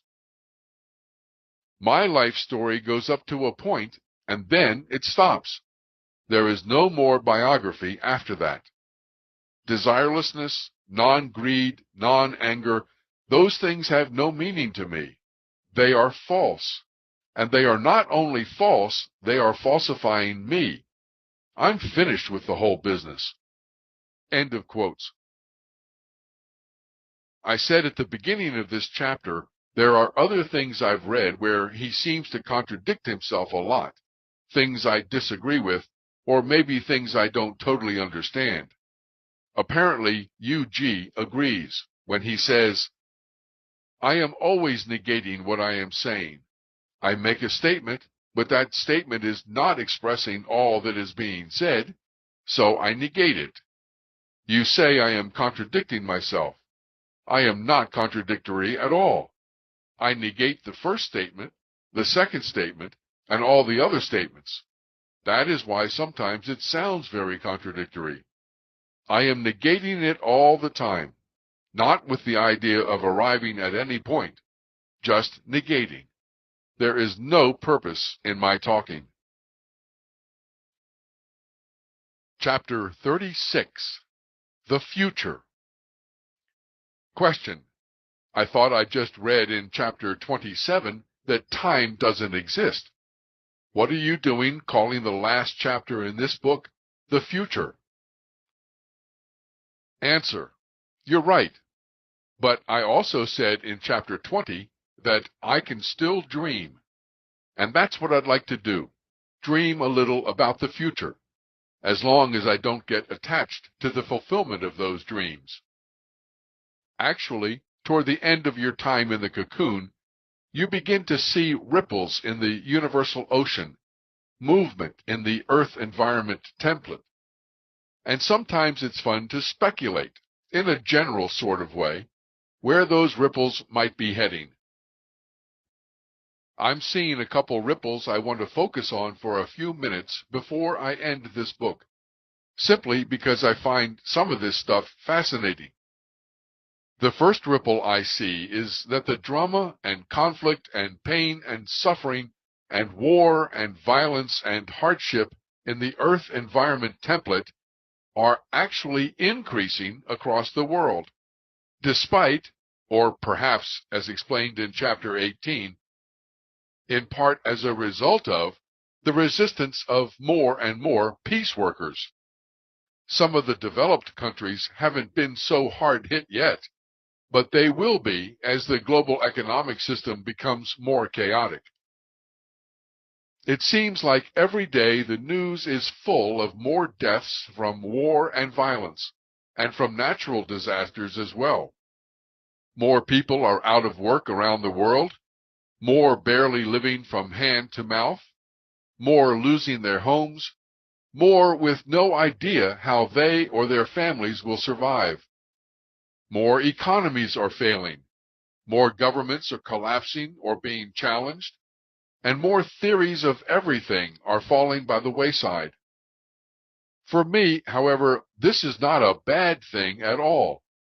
It may actually be signaling the beginning of a mass exodus out of the movie theater, with large numbers of players gathering around the garden ready to eat from the tree of life.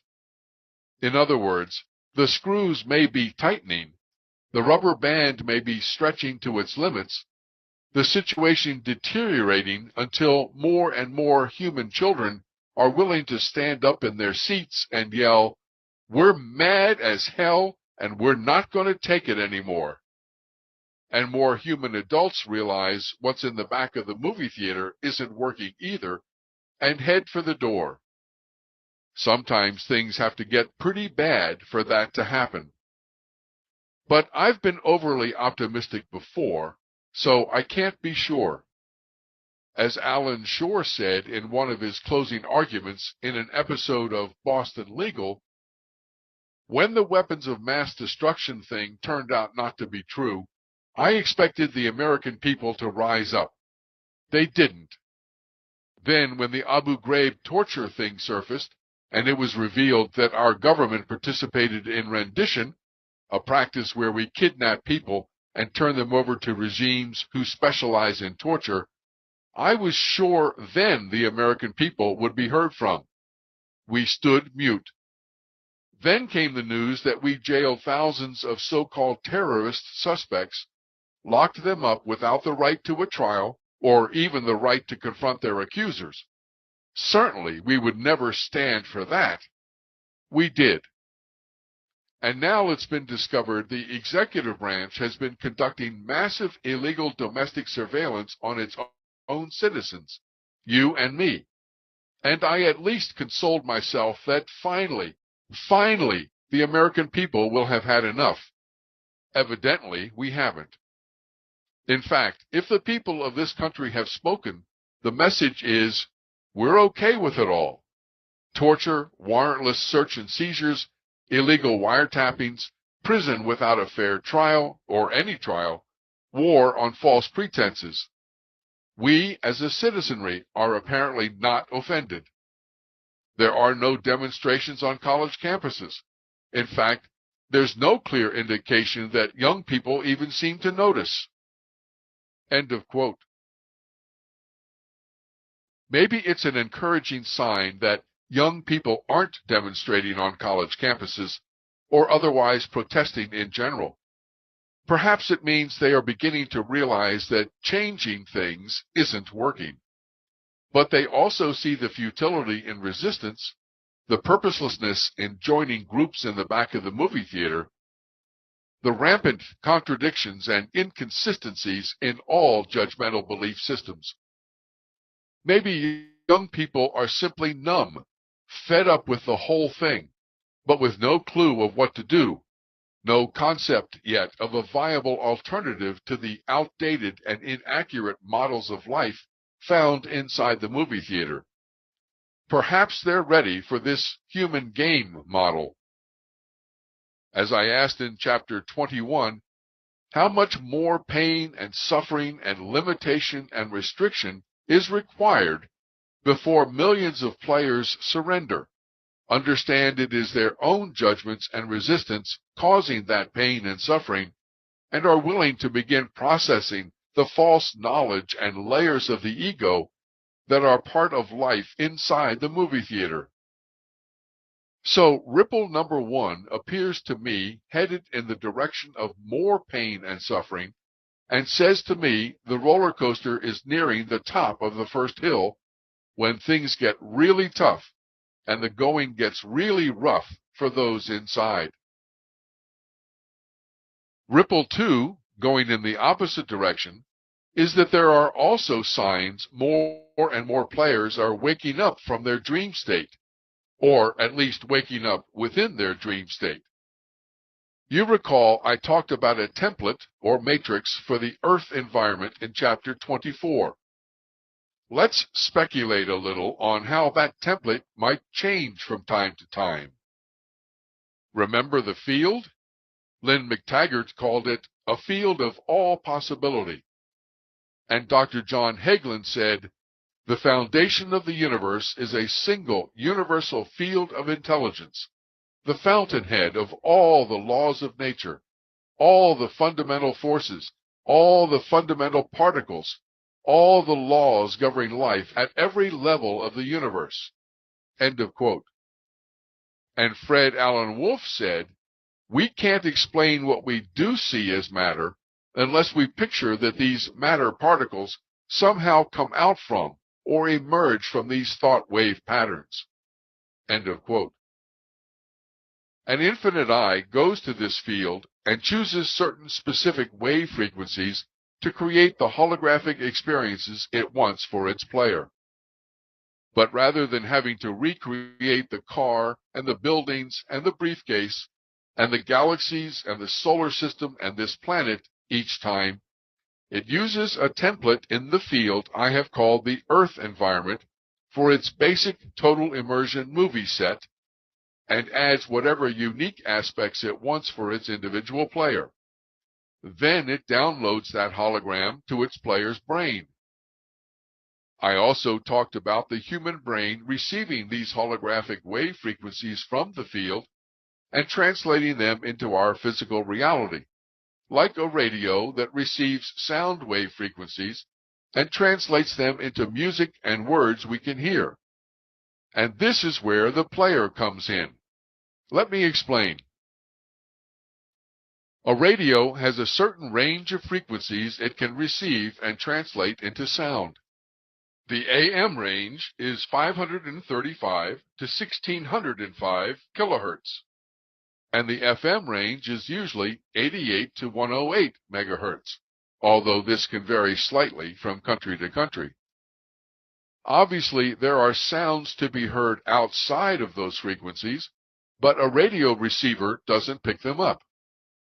This is also true for humans, who can hear only a limited range of sounds as well. Dogs, dolphins, and other creatures can hear different frequencies than we do, for example. There is some scientific evidence that our brains are receiving a much wider range of frequencies than we are able to perceive. Michael Willicke from the University of Rochester conducted a study which led him to conclude that perhaps as much as 80% of the frequencies we receive are locked in our heads, unable to be perceived. Regardless of how wide a range of frequencies the human brain might be able to receive from the field, it's clear there is a limited range of frequencies we can actually perceive. What exactly is determining this range of frequencies? The judgments, beliefs, opinions, and fears we form in the first half of the human game. So at any given moment, the Earth environment template in the field available to an infinite eye to create a hologram for its players is limited to a certain range of frequencies the player can perceive based on their judgments, beliefs, opinions, and fears. I want to say that a third time because it's so important. Our judgments, beliefs, opinions, and fears limit the range of frequencies our infinite eye can use from the field to download a holographic experience we can perceive. This is demonstrated so well by Dr. Bruce Lipton in his exercise with the two sets of colored glasses and the pictures of fear and love. With that in mind, I want to take a look at the frequency range of our current template of the Earth environment. But this is going to be a little tricky because of the wording and the analogy to a radio. I want to emphasize before we start that no frequency is better or worse than any other frequency. And when I use certain numbers to represent frequencies, it does not mean one number is better or worse just because it's a higher or lower number. For example, the music at 91.3 on a radio dial is no better than the music at 104.7. It's just a different frequency with different content. You may prefer to listen to one kind of music over another, but that doesn't make it better. To help remove all judgments about the numbers, I have intentionally reversed the numbers from what we normally expect to see. In fact, doing it this way is more in keeping with our roller coaster analogy, where the higher you go on the first hill, the more limitation you experience. And now, here's where this audiobook gets a little difficult, because in the ebook version I use some graphs and explain what I want to say. I hope I can paint a good enough picture with my words that you will understand. Okay, let's arbitrarily say the total frequency range in the field available to our infinite eye to create a holographic experience goes from 0 to 2000. At 0, we find total joy and abundance. And at 2000, we find catastrophic disasters and plagues. However, most players today can only perceive part of that frequency range, let's say 500 to 1800, because of their judgments, beliefs, opinions, and fears. At 500 is beauty, sunsets, happiness, and love. And at 1800 is war, violence, abuse, and fear. If we were to graph the players on Earth and the frequency ranges they could perceive, it might look like a bell curve, with very few whose experiences consist mainly of total joy and abundance, approaching no limitations on one end of the bell curve. Also very few experiencing catastrophic disasters and plagues, complete limitation on the other end of the bell curve, and the vast majority with an Earth environment template ranging from beauty, sunsets, happiness, and love to war, violence, abuse, and fear. At any given time, it's interesting for me to look at the template for the Earth environment that appears in my own hologram, to see the frequency range and how it is changing. As I said, it seems to me more and more players are experiencing more war, violence, abuse, and fear. The sheer numbers of people who are in pain and suffering have seemingly increased dramatically in the last 50 years compared to previous templates. What this tells me is more and more players are nearing the pinnacle of limitation in the first half of the human game, and more infinite eyes might be ready for their players to enter the second half. Did I make that clear? Rather than judging the increasing deaths occurring so frequently now from natural catastrophes, or the crash of the world financial system, or the melting of the glaciers as bad, they may simply be an indication the amount of limitation appearing in the Earth environment template is reaching its maximum threshold and could result in more players moving into the second half of the human game. As I said, like a rubber band being stretched to its limits before it breaks. So how can we start perceiving a different range of frequencies in the Earth environment template? By letting go of our judgments, beliefs, opinions, and fears on an individual player level. We have the free will and the ability to do that. And in the process, we will shift the frequency range of the Earth environment template we can perceive, and therefore the frequency range our infinite eye can use to create our holograms, from a range of 500 to 1800, for example, to 200 to 1500. Now, war and violence and abuse and fear, which were at 1800, are no longer perceivable. They still exist, as all frequencies do, but we simply do not experience them anymore as individual players. This is what happens as a player moves further in their cocoon as they run Robert's process and do their spiritual autolysis, letting go of their judgments, beliefs, opinions, and fears, and especially stripping away layers of the ego. They simply stop having the limiting experiences they had inside the movie theater appear in their holograms. On the other end of the spectrum, we begin to experience more than just beauty, sunsets, happiness, and love as we move toward unlimited joy and abundance. I want to emphasize it's not necessary to send new information to the field to create these new frequencies, as some teachers have suggested, because the field, by definition, already contains all information and all possibilities, and because we as players cannot create anything anyway. It is also not necessary to change the number of DNA strands, or achieve a certain level of enlightenment, or eat only organic food, or meditate, or anything else in order to begin to perceive this new range of frequencies. All that is required is to let go of the judgments, beliefs, opinions, and fears that determined the frequency range for the first half of the human game. Now the interesting question is, what if a large number of players were to leave the movie theater, make their way through their cocoon, let go of their judgments, beliefs, opinions, and fears, and were able to perceive this new frequency range?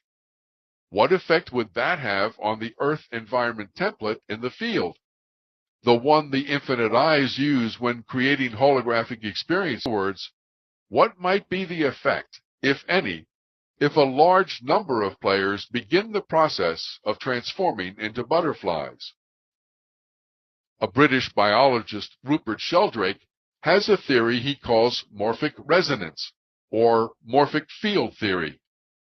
Basically, the theory says, when enough members of a species have adopted the same behavior, a critical number is reached, called a critical mass, and this new behavior is automatically and rapidly transferred by morphic resonance to the entire species. Sheldrake says, the term morphic fields is more general in its meaning than morphogenetic fields, and includes other kinds of organizing fields in addition to those of morphogenesis. The organizing fields of animal and human behavior, of social and cultural systems, and of mental activity can all be regarded as morphic fields which contain an inherent memory. End of quote. Sheldrake's theories have been heavily criticized by mainstream biologists for many years.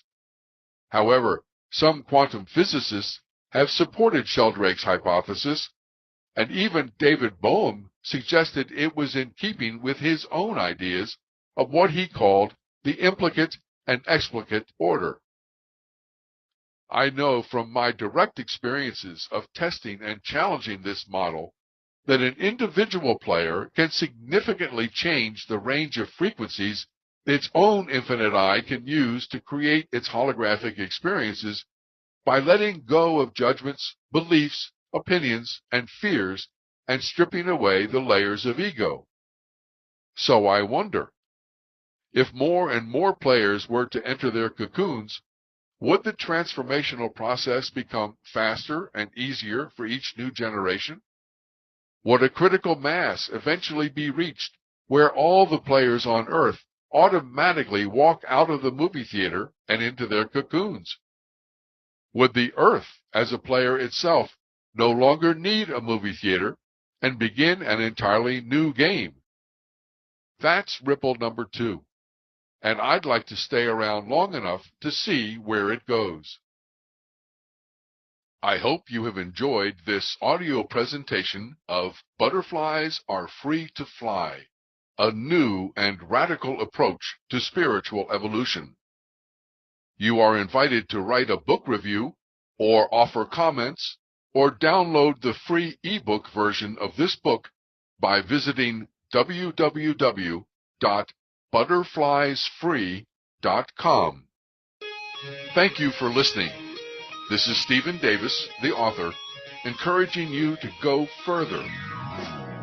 Now enjoy a song called Happy by my son's band, Even the Sun. The sound bounces around and out. It gets louder, prouder, louder. The waves ricocheting on the way back to the stage. They've been changed by the crowd and the way they behave. And here we are, we've come so far, and we love to play the bar when we get laid. Playing with free beer. Now we stand in front of you and do the things we love to do, and we're just glad that you're all here. Yeah, I'm happy. Yeah. A battle sadness I can stand. I'm in love with life again. I'm happy. Yeah. Battle sadness I can stand. I'm in love with life again.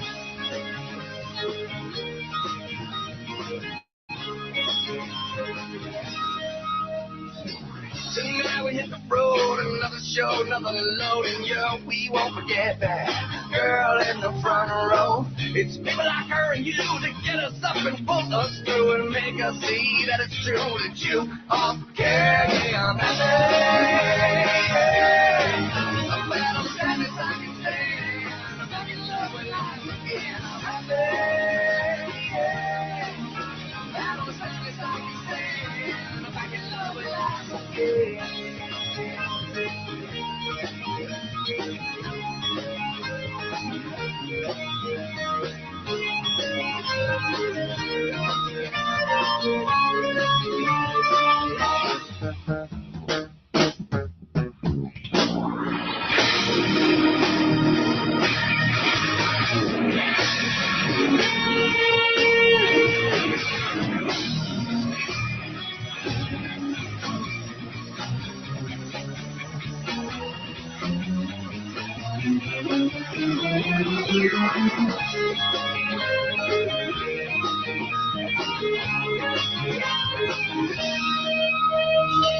The sound bounces around and now it gets loud, proud, loud. The waves ricocheting on the way back to the stage. They've been changed by the crowd and the way they behave. I'm happy. I'm back on the side that I can stand. I'm back in love with life again. I'm happy. I'm back on the side that I can stand. I'm back in love with life again. Back in love. Yeah, I'm back in love. Back in love. Yeah, I'm back in love. I'm happy. I'm happy. I'm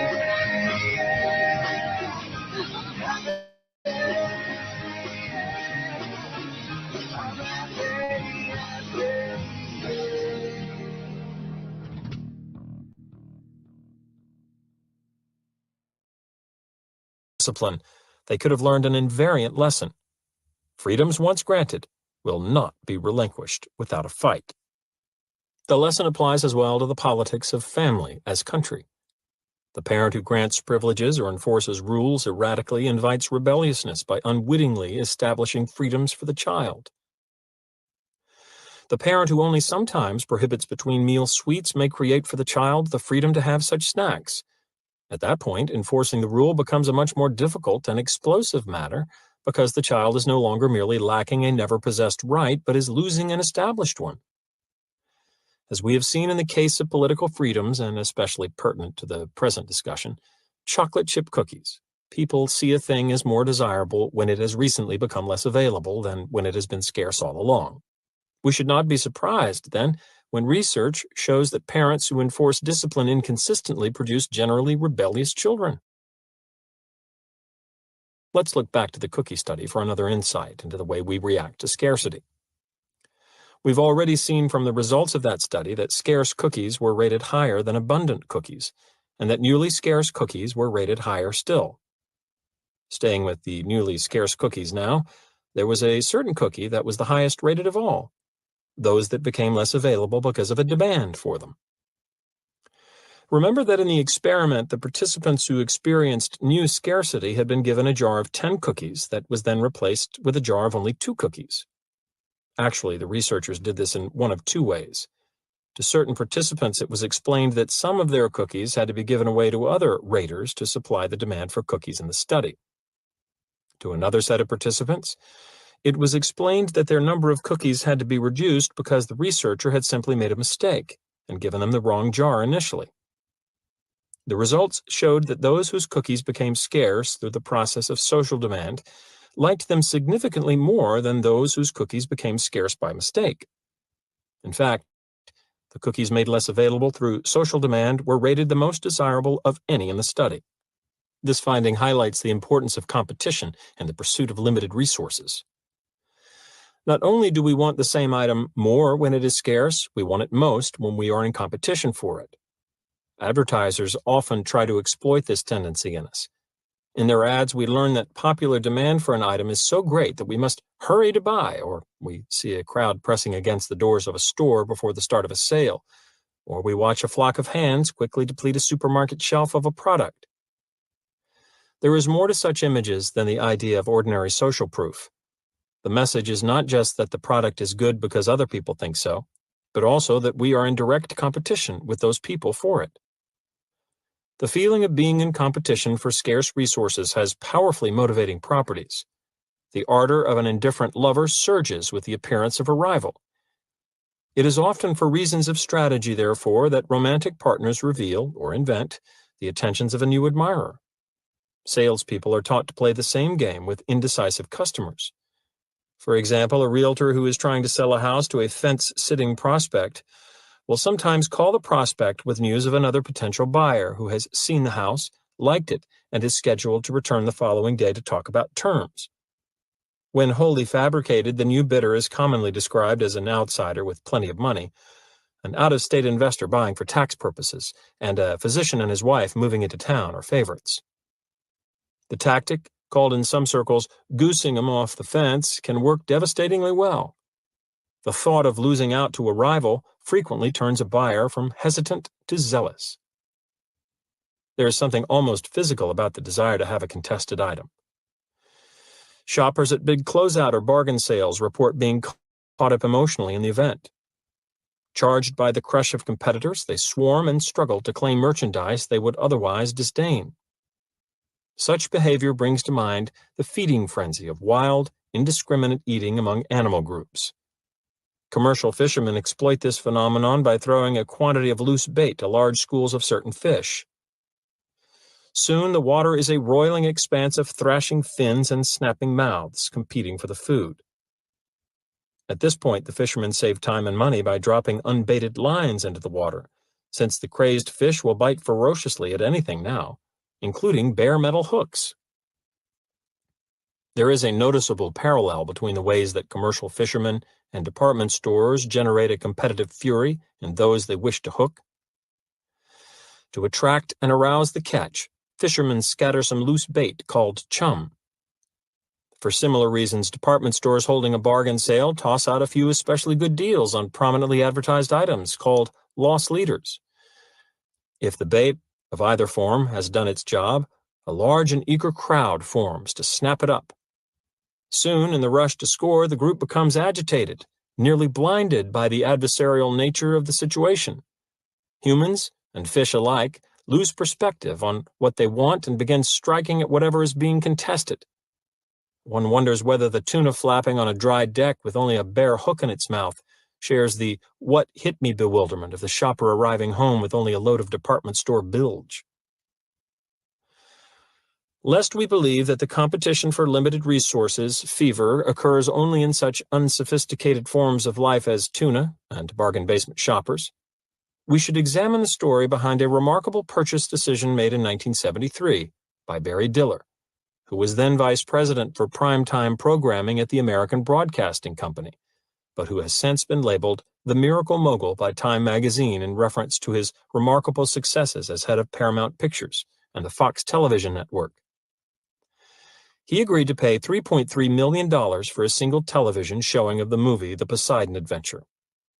The figure is noteworthy in that it greatly exceeded the highest price ever previously paid for a one-time movie showing, $2 million for Patton. In fact, the payment was so excessive that ABC figured to lose $1 million on the Poseidon showing. As NBC Vice President for Special Programs Bill Stork declared at the time, there's no way they can get their money back, no way at all. How could an astute and experienced businessman like Diller go for a deal that would produce an expected loss of $1 million? The answer may lie in a second noteworthy aspect of the sale. It was the first time that a motion picture had been offered to the networks in an open bid auction. Never before had the three major commercial networks been forced to battle for a scarce resource in quite this way. The novel idea of a competitive auction was the brainchild of the movie's flamboyant showman producer, Irwin Allen, and a 20th Century Fox vice president, William Self, who must have been ecstatic about the outcome. But how can we be sure that it was the auction format that generated the spectacular sales price rather than the blockbuster quality of the movie itself? Some comments from the auction participants provide impressive evidence. First came a statement from the victor, Barry Diller, intended to set future policy for his network. In language sounding as if it could have escaped only from between clenched teeth, he said, ABC has decided regarding its policy for the future that it would never again enter into an auction situation. Even more instructive are the remarks of Diller's rival, Robert Wood, then president of CBS Television, who nearly lost his head and outbid his competitors at ABC and NBC. We were very rational at the start. We priced the movie out in terms of what it could bring in for us, then allowed a certain value on top of that for exploitation. But then the bidding started. ABC opened with $2 million. I came back with 2.4. ABC went to 2.8. And the fever of the thing caught us like a guy who had lost his mind. I kept bidding. Finally, I went to 3.2, and there came a moment when I said to myself, good grief, if I get it, what the heck am I going to do with it? When ABC finally topped me, my main feeling was relief. It's been very educational. According to interviewer Bob McKenzie, when Wood made his "it's been very educational" statement, he was smiling. We can be sure that when ABC's Diller made his never again announcement, he was not. Both men had clearly learned something from the Great Poseidon auction. But for one, there had been a $1 million tuition charge. Fortunately, there is a valuable but drastically less expensive lesson here for us, too. It is instructive to note that the smiling man was the one who had lost the highly sought-after prize. As a general rule, whenever the dust settles and we find losers looking and speaking like winners and vice versa, we should be especially wary of the conditions that kicked up the dust. In the present case, open competition for a scarce resource. As the TV executives now know, extreme caution is advised whenever we encounter the devilish construction of scarcity plus rivalry. How to say no. It is easy enough to feel properly warned against scarcity pressures, but it is substantially more difficult to act on that warning. Part of the problem is that our typical reaction to scarcity hinders our ability to think. When we watch something we want become less available, a physical agitation sets in. Especially in those cases involving direct competition, the blood comes up, the focus narrows, and emotions rise. As this visceral current advances, the cognitive, rational side retreats. In the rush of arousal, it is difficult to be calm and studied in our approach. As CBS Television's president Robert Wood commented in the wake of his Poseidon adventure, you get caught up in the mania of the thing, the acceleration of it. Logic goes right out the window. Here's our predicament, then. Knowing the causes and workings of scarcity pressures may not be sufficient to protect us from them because knowing is a cognitive thing, and cognitive processes are suppressed by our emotional reaction to scarcity. In fact, this may be the reason for the great effectiveness of scarcity tactics. When they are employed properly, our first line of defense against foolish behavior, a thoughtful analysis of the situation, becomes less likely. If, because of brain-clouding arousal, we can't rely on our knowledge about the scarcity principle to stimulate properly cautious behavior, what can we use? Perhaps in fine jiu-jitsu style, we can use the arousal itself as our prime cue. In this way, we can turn the enemy's strength to our advantage. Rather than relying on a considered cognitive analysis of the entire situation, we might simply tune ourselves to the internal visceral sweep for our warning. By learning to flag the experience of heightening arousal in a compliant situation, we can alert ourselves to the possibility of scarcity tactics there and to the need for caution. But suppose we accomplish this trick of using the rising tide of arousal as a signal to calm ourselves and to proceed with care. What then? Is there any other piece of information we can use to help make a proper decision in the face of scarcity? After all, merely recognizing that we ought to move carefully doesn't tell us the direction in which to move. It only provides the necessary context for a thoughtful decision. Fortunately, there is information available on which we can base thoughtful decisions about scarce items. It comes, once again, from the chocolate chip cookie study, where the researchers uncovered something that seems strange but rings true regarding scarcity. Even though the scarce cookies were rated as significantly more desirable, they were not rated as any better tasting than the abundant cookies. So despite the increased yearning that scarcity caused, the raters said they wanted to have more of the scarce cookies in the future and would pay a greater price for them. It did not make the cookies taste one whit better. Therein lies an important insight. The joy is not in experiencing a scarce commodity, but in possessing it. It is important that we not confuse the two. Whenever we confront the scarcity pressures surrounding some item, we must also confront the question of what it is we want from the item. If the answer is that we want the thing for the social, economic, or psychological benefits of possessing something rare, then fine. Scarcity pressures will give us a good indication of how much we would want to pay for it. The less available it is, the more valuable to us it will be. But very often, we don't want a thing purely for the sake of owning it.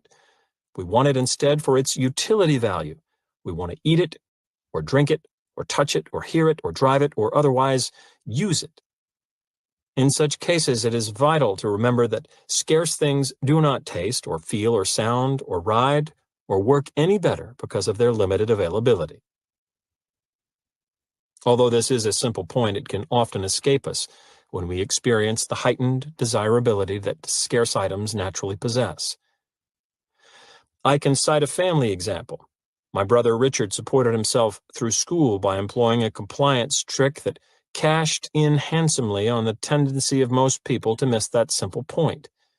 In fact, his tactic was so effective that he had to work only a few hours each weekend for his money, leaving the rest of the time free for his studies. Richard sold cars, but not in a showroom nor on a car lot. He would buy a couple of used cars sold privately through the newspaper on one weekend and, adding nothing but soap and water, would sell them at a decided profit through the newspaper on the following weekend. To do this, he had to know three things. First, he had to know enough about cars to buy those that were offered for sale at the bottom of their Blue Book price range, but could be legitimately resold for a higher price. Second, once he got the car, he had to know how to write a newspaper ad that would stimulate substantial buyer interest. Third, once a buyer arrived, he had to know how to use the scarcity principle to generate more desire for the car than it perhaps deserved. Richard knew how to do all three.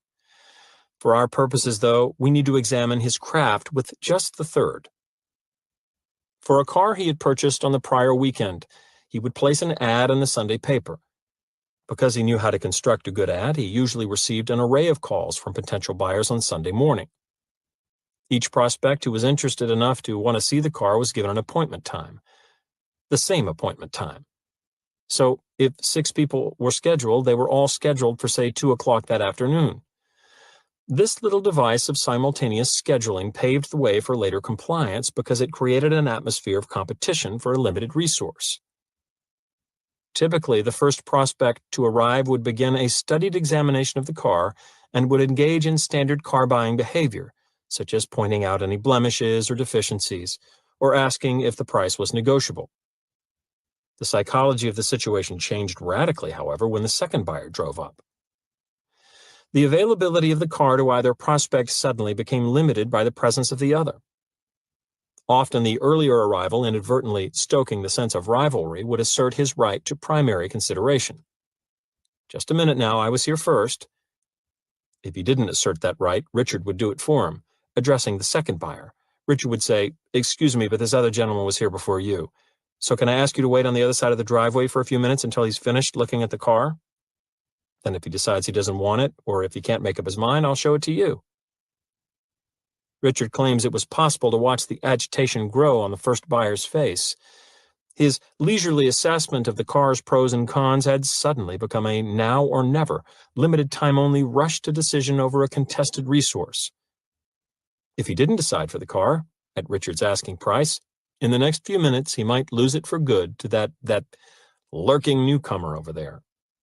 For his part, the second buyer would be equally agitated by the combination of rivalry and restricted availability. He would pace on the periphery, visibly straining to get at this now more desirable hunk of metal.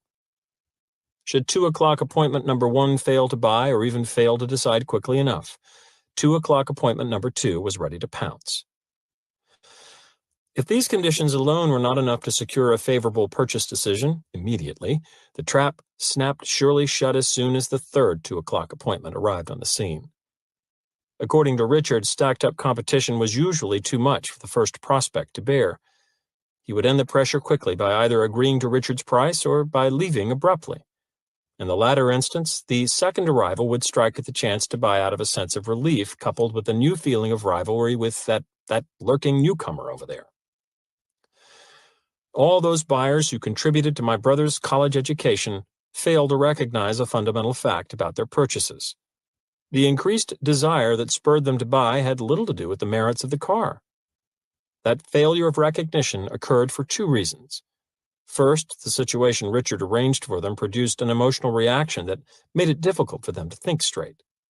Second, as a consequence, they never stopped to think that the reason they wanted the car in the first place was to use it, not merely to have it. And the competition for a scarce resource pressures Richard applied affected only their desire to have the car in the sense of possessing it. Those pressures did not affect the value of the car in terms of the real purpose for which they had wanted it. Should we find ourselves beset by scarcity pressures in a compliance situation, then, our best response would occur in a two-stage sequence. As soon as we feel the tide of emotional arousal that flows from scarcity influences, we should use that rise in arousal as a signal to stop short. Panicky, feverish reactions have no place in wise compliance decisions. We need to calm ourselves and regain a rational perspective.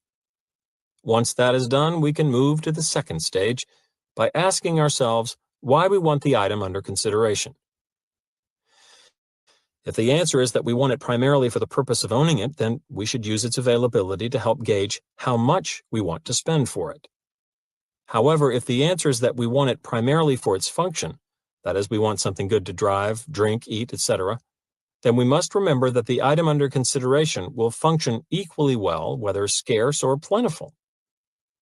Quite simply, we need to recall that the scarce cookies didn't taste any better. Reader's report from a Blacksburg, Virginia woman. Last Christmas, I met a 27-year-old man. I was 19. Although he really wasn't my type, I went out with him, probably because it was a status thing to date an older man, but I really didn't become interested in him until my folks expressed their concern about his age. The more they got on my case about it, the more in love I became. It only lasted 5 months, but this was about 4 months longer than it would have lasted if my parents hadn't said anything.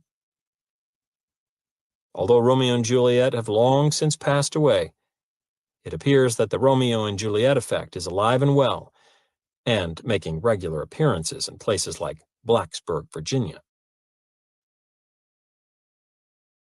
Epilogue. Instant influence. Primitive consent for an automatic age. Every day, in every way, I'm getting better. Émile Coué. Every day, in every way, I'm getting busier. Robert Cialdini. Back in the 1960s, a man named Joe Pine hosted a rather remarkable TV talk show that was syndicated from California. The program was made distinctive by Pine's caustic and confrontational style with his guests. For the most part, a collection of exposure-hungry entertainers, would-be celebrities, and representatives of fringe political or social organizations. The host's abrasive approach was designed to provoke his guests into arguments, to fluster them into embarrassing admissions, and generally to make them look foolish. It was not uncommon for Pine to introduce a visitor and launch immediately into an attack on the individual's beliefs, talent, or appearance. Some people claimed that Pine's acid personal style was partially caused by a leg amputation that had embittered him to life. Others said no, that he was just vituperous by nature. One evening, rock musician Frank Zappa was a guest on the show. This was at a time in the 60s when very long hair on men was still unusual and controversial. As soon as Zappa had been introduced and seated, the following exchange occurred.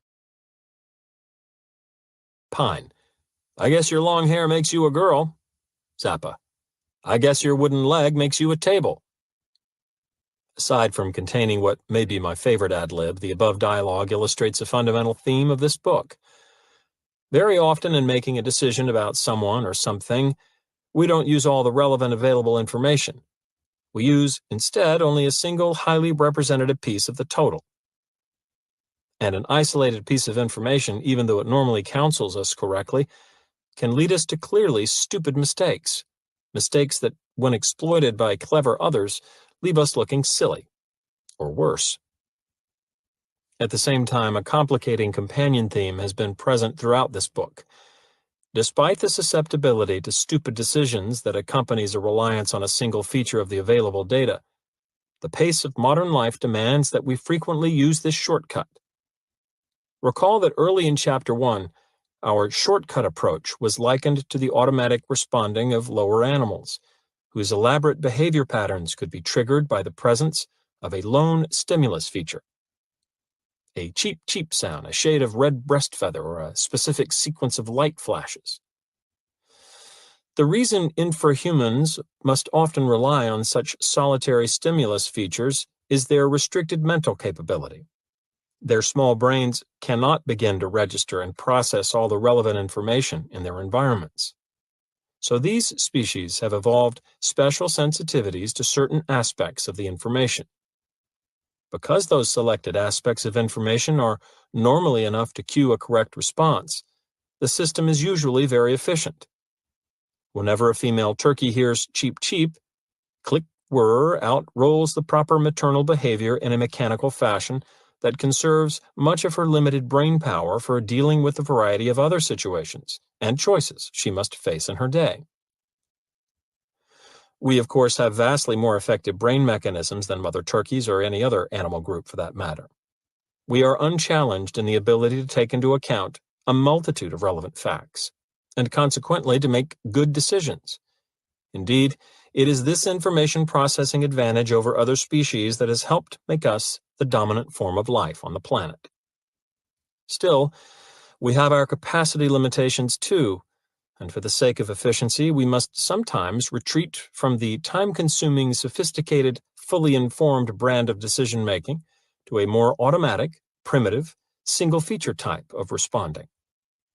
For instance, in deciding whether to say yes or no to a requester, it is clear that we frequently pay attention to but one piece of the relevant information in the situation. We have been exploring several of the most popular of the single pieces of information that we use to prompt our compliance decisions. They are the most popular prompts precisely because they are the most reliable ones, those that normally point us toward the correct choice. That is why we employ the factors of reciprocation, consistency, social proof, liking, authority, and scarcity so often and so automatically in making our compliance decisions. Each by itself provides a highly reliable cue as to when we will be better off saying yes than no. We are likely to use these lone cues when we don't have the inclination, time, energy, or cognitive resources to undertake a complete analysis of the situation. Where we are rushed, stressed, uncertain, indifferent, distracted, or fatigued, we tend to focus on less of the information available to us. When making decisions under these circumstances, we often revert to the rather primitive but necessary single piece of good evidence approach. all this leads to a jarring insight. With the sophisticated mental apparatus we have used to build world eminence as a species, we have created an environment so complex, fast-paced, and information-laden that we must increasingly deal with it in the fashion of the animals we long ago transcended. John Stuart Mill, the British economist, political thinker, and philosopher of science, died more than 100 years ago. The year of his death, 1873, is important because he is reputed to have been the last man to know everything there was to know in the world. Today, the notion that one of us could be aware of all known facts is only laughable. After eons of slow accumulation, human knowledge has snowballed into an era of momentum-fed, multiplicative, monstrous expansion. We now live in a world where most of the information is less than 15 years old. In certain fields of science alone, for example, physics, knowledge is said to double every 8 years. And the scientific information explosion is not limited to such arcane arenas as molecular chemistry or quantum physics, but extends to everyday areas of knowledge where we strive to keep ourselves current: health, child development, nutrition, and the like.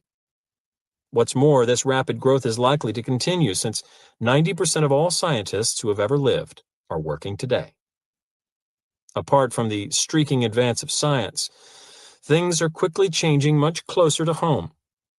In his book, Future Shock, Alvin Toffler provided early documentation of the unprecedented and increasing rapidity of modern daily life. We travel more and faster. We relocate more frequently to new residences, which are built and torn down more quickly. We contact more people and have shorter relationships with them. In the supermarket, car showroom, and shopping mall, we are faced with an array of choices among styles and products that were unheard of the previous year and may well be obsolete or forgotten by the next. Novelty, transience, diversity, and acceleration are acknowledged as prime descriptors of civilized existence.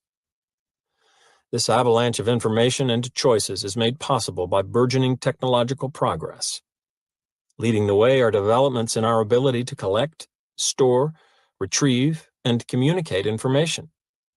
At first, the fruits of such advances were limited to large organizations, government agencies, or powerful corporations. For example, speaking as chairman of Citicorp, Walter Wriston could say of his company, "We have tied together a database in the world that is capable of telling almost anyone in the world almost anything immediately." But now, with further developments in telecommunication and computer technology, access to such staggering amounts of information is falling within the reach of individual citizens. Extensive cable and satellite television systems provide one route for that information into the average home. The other major route is the personal computer. In 1972, Norman McRae, an editor of The Economist, speculated prophetically about a time in the future. The prospect is, after all, that we are going to enter an age when any duffer sitting at a computer terminal in his laboratory or office or public library or home can delve through unimaginable increased mountains of information in mass assembly data banks with mechanical powers of concentration and calculation that will be greater by a factor of tens of thousands than was ever available to the human brain of even an Einstein. One short decade later, Time magazine signaled that McRae's future age had arrived by naming a machine, the personal computer, as its Man of the Year. Time's editors defended their choice by citing the consumer stampede to purchase small computers and by arguing that America, and in a larger perspective, the entire world, will never be the same. McRae's vision is now being realized. Millions of ordinary duffers are sitting at machines with the potential to present and analyze enough data to bury an Einstein. Because technology can evolve much faster than we can, our natural capacity to process information is likely to be increasingly inadequate to handle the surfeit of change, choice, and challenge that is characteristic of modern life. More and more frequently, we will find ourselves in the position of the lower animals, with a mental apparatus that is unequipped to deal thoroughly with the intricacy and richness of the outside environment. Unlike the animals whose cognitive powers have always been relatively deficient, we have created our own deficiency by constructing a radically more complex world. But the consequence of our new deficiency is the same as that of the animal's long-standing one. When making a decision, we will less frequently enjoy the luxury of a fully considered analysis of the total situation, but will revert increasingly to a focus on a single, usually reliable feature of it. When those single features are truly reliable, there is nothing inherently wrong with the shortcut approach of narrowed attention and automatic response to a particular piece of information. The problem comes when something causes the normally trustworthy cues to counsel us poorly, to lead us to erroneous actions and wrong-headed decisions. As we have seen, one such cause is the trickery of certain compliance practitioners who seek to profit from the rather mindless and mechanical nature of shortcut response. If, as seems true, the frequency of shortcut response is increasing with the pace and form of modern life, we can be sure that the frequency of this trickery is destined to increase as well. What can we do about the expected intensified attack on our system of shortcuts? More than evasive action, I would urge forceful counterassault. There is an important qualification, however. Compliance professionals who play fairly by the rules of shortcut response are not to be considered the enemy.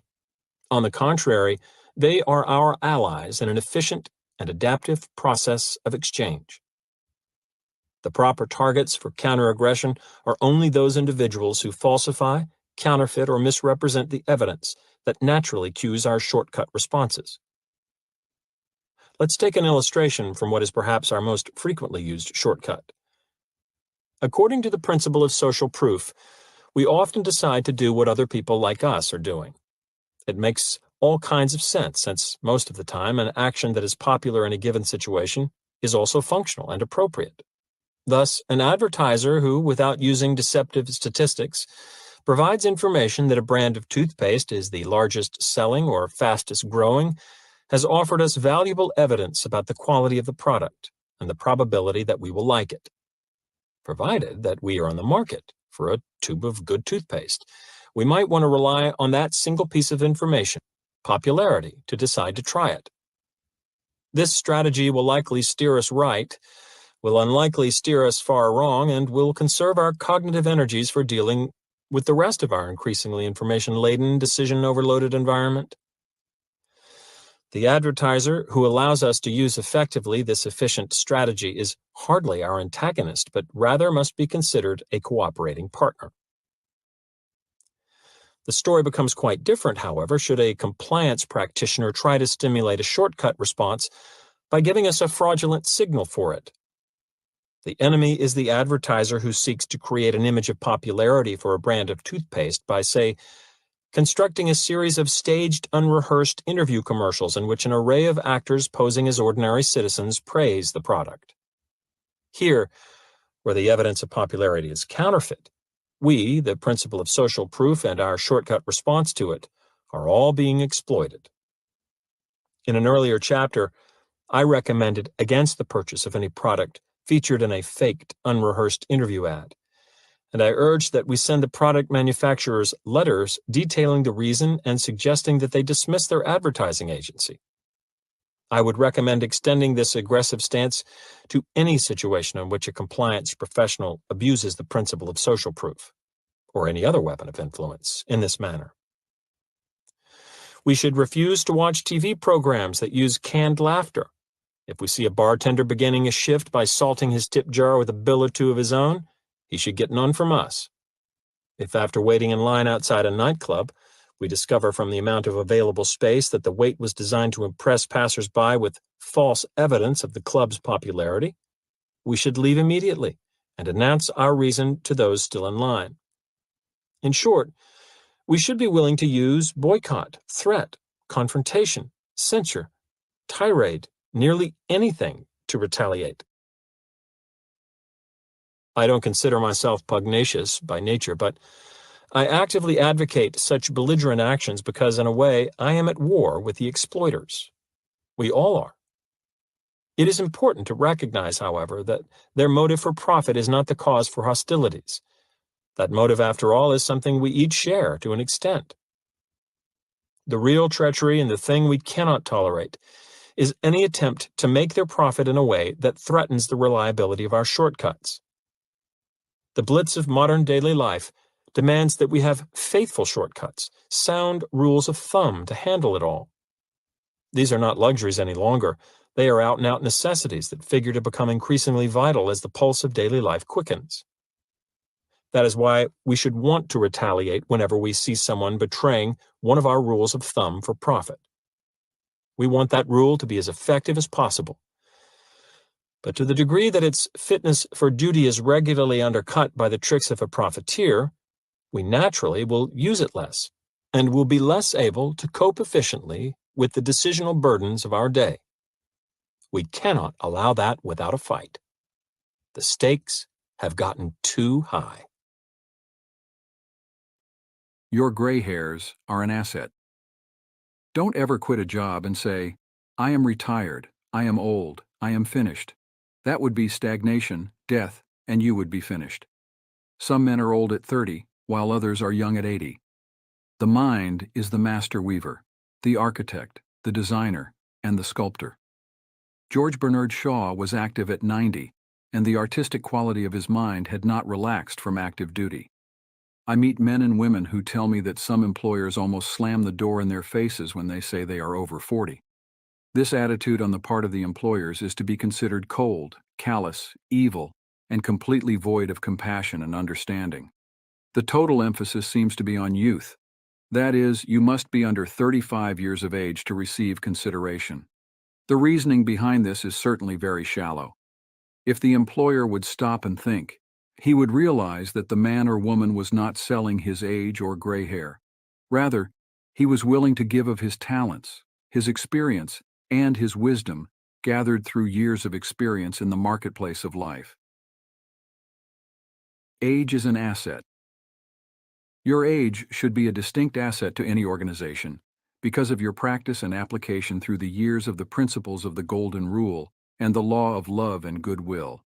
Your gray hair, if you have any, should stand for greater wisdom, skill, and understanding. Your emotional and spiritual maturity should be a tremendous blessing to any organization.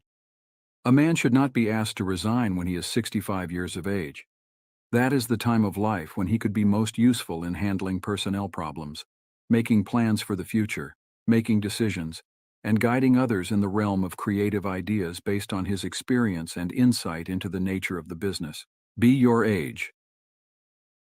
A motion picture writer in Hollywood told me that he had to write scripts, which would cater to the 12-year-old mind. This is a tragic state of affairs if the great masses of people are expected to become emotionally and spiritually mature. It means that the emphasis is placed on youth in spite of the fact that youth stands for inexperience, lack of discernment, and hasty judgment. I can keep up with the best of them. I am now thinking of a man 65 years of age who is trying frantically to keep young. He swims with young men every Sunday, goes on long hikes, plays tennis, and boasts of his prowess and physical powers, saying, "Look, I can keep up with the best of them." He should remember the great truth.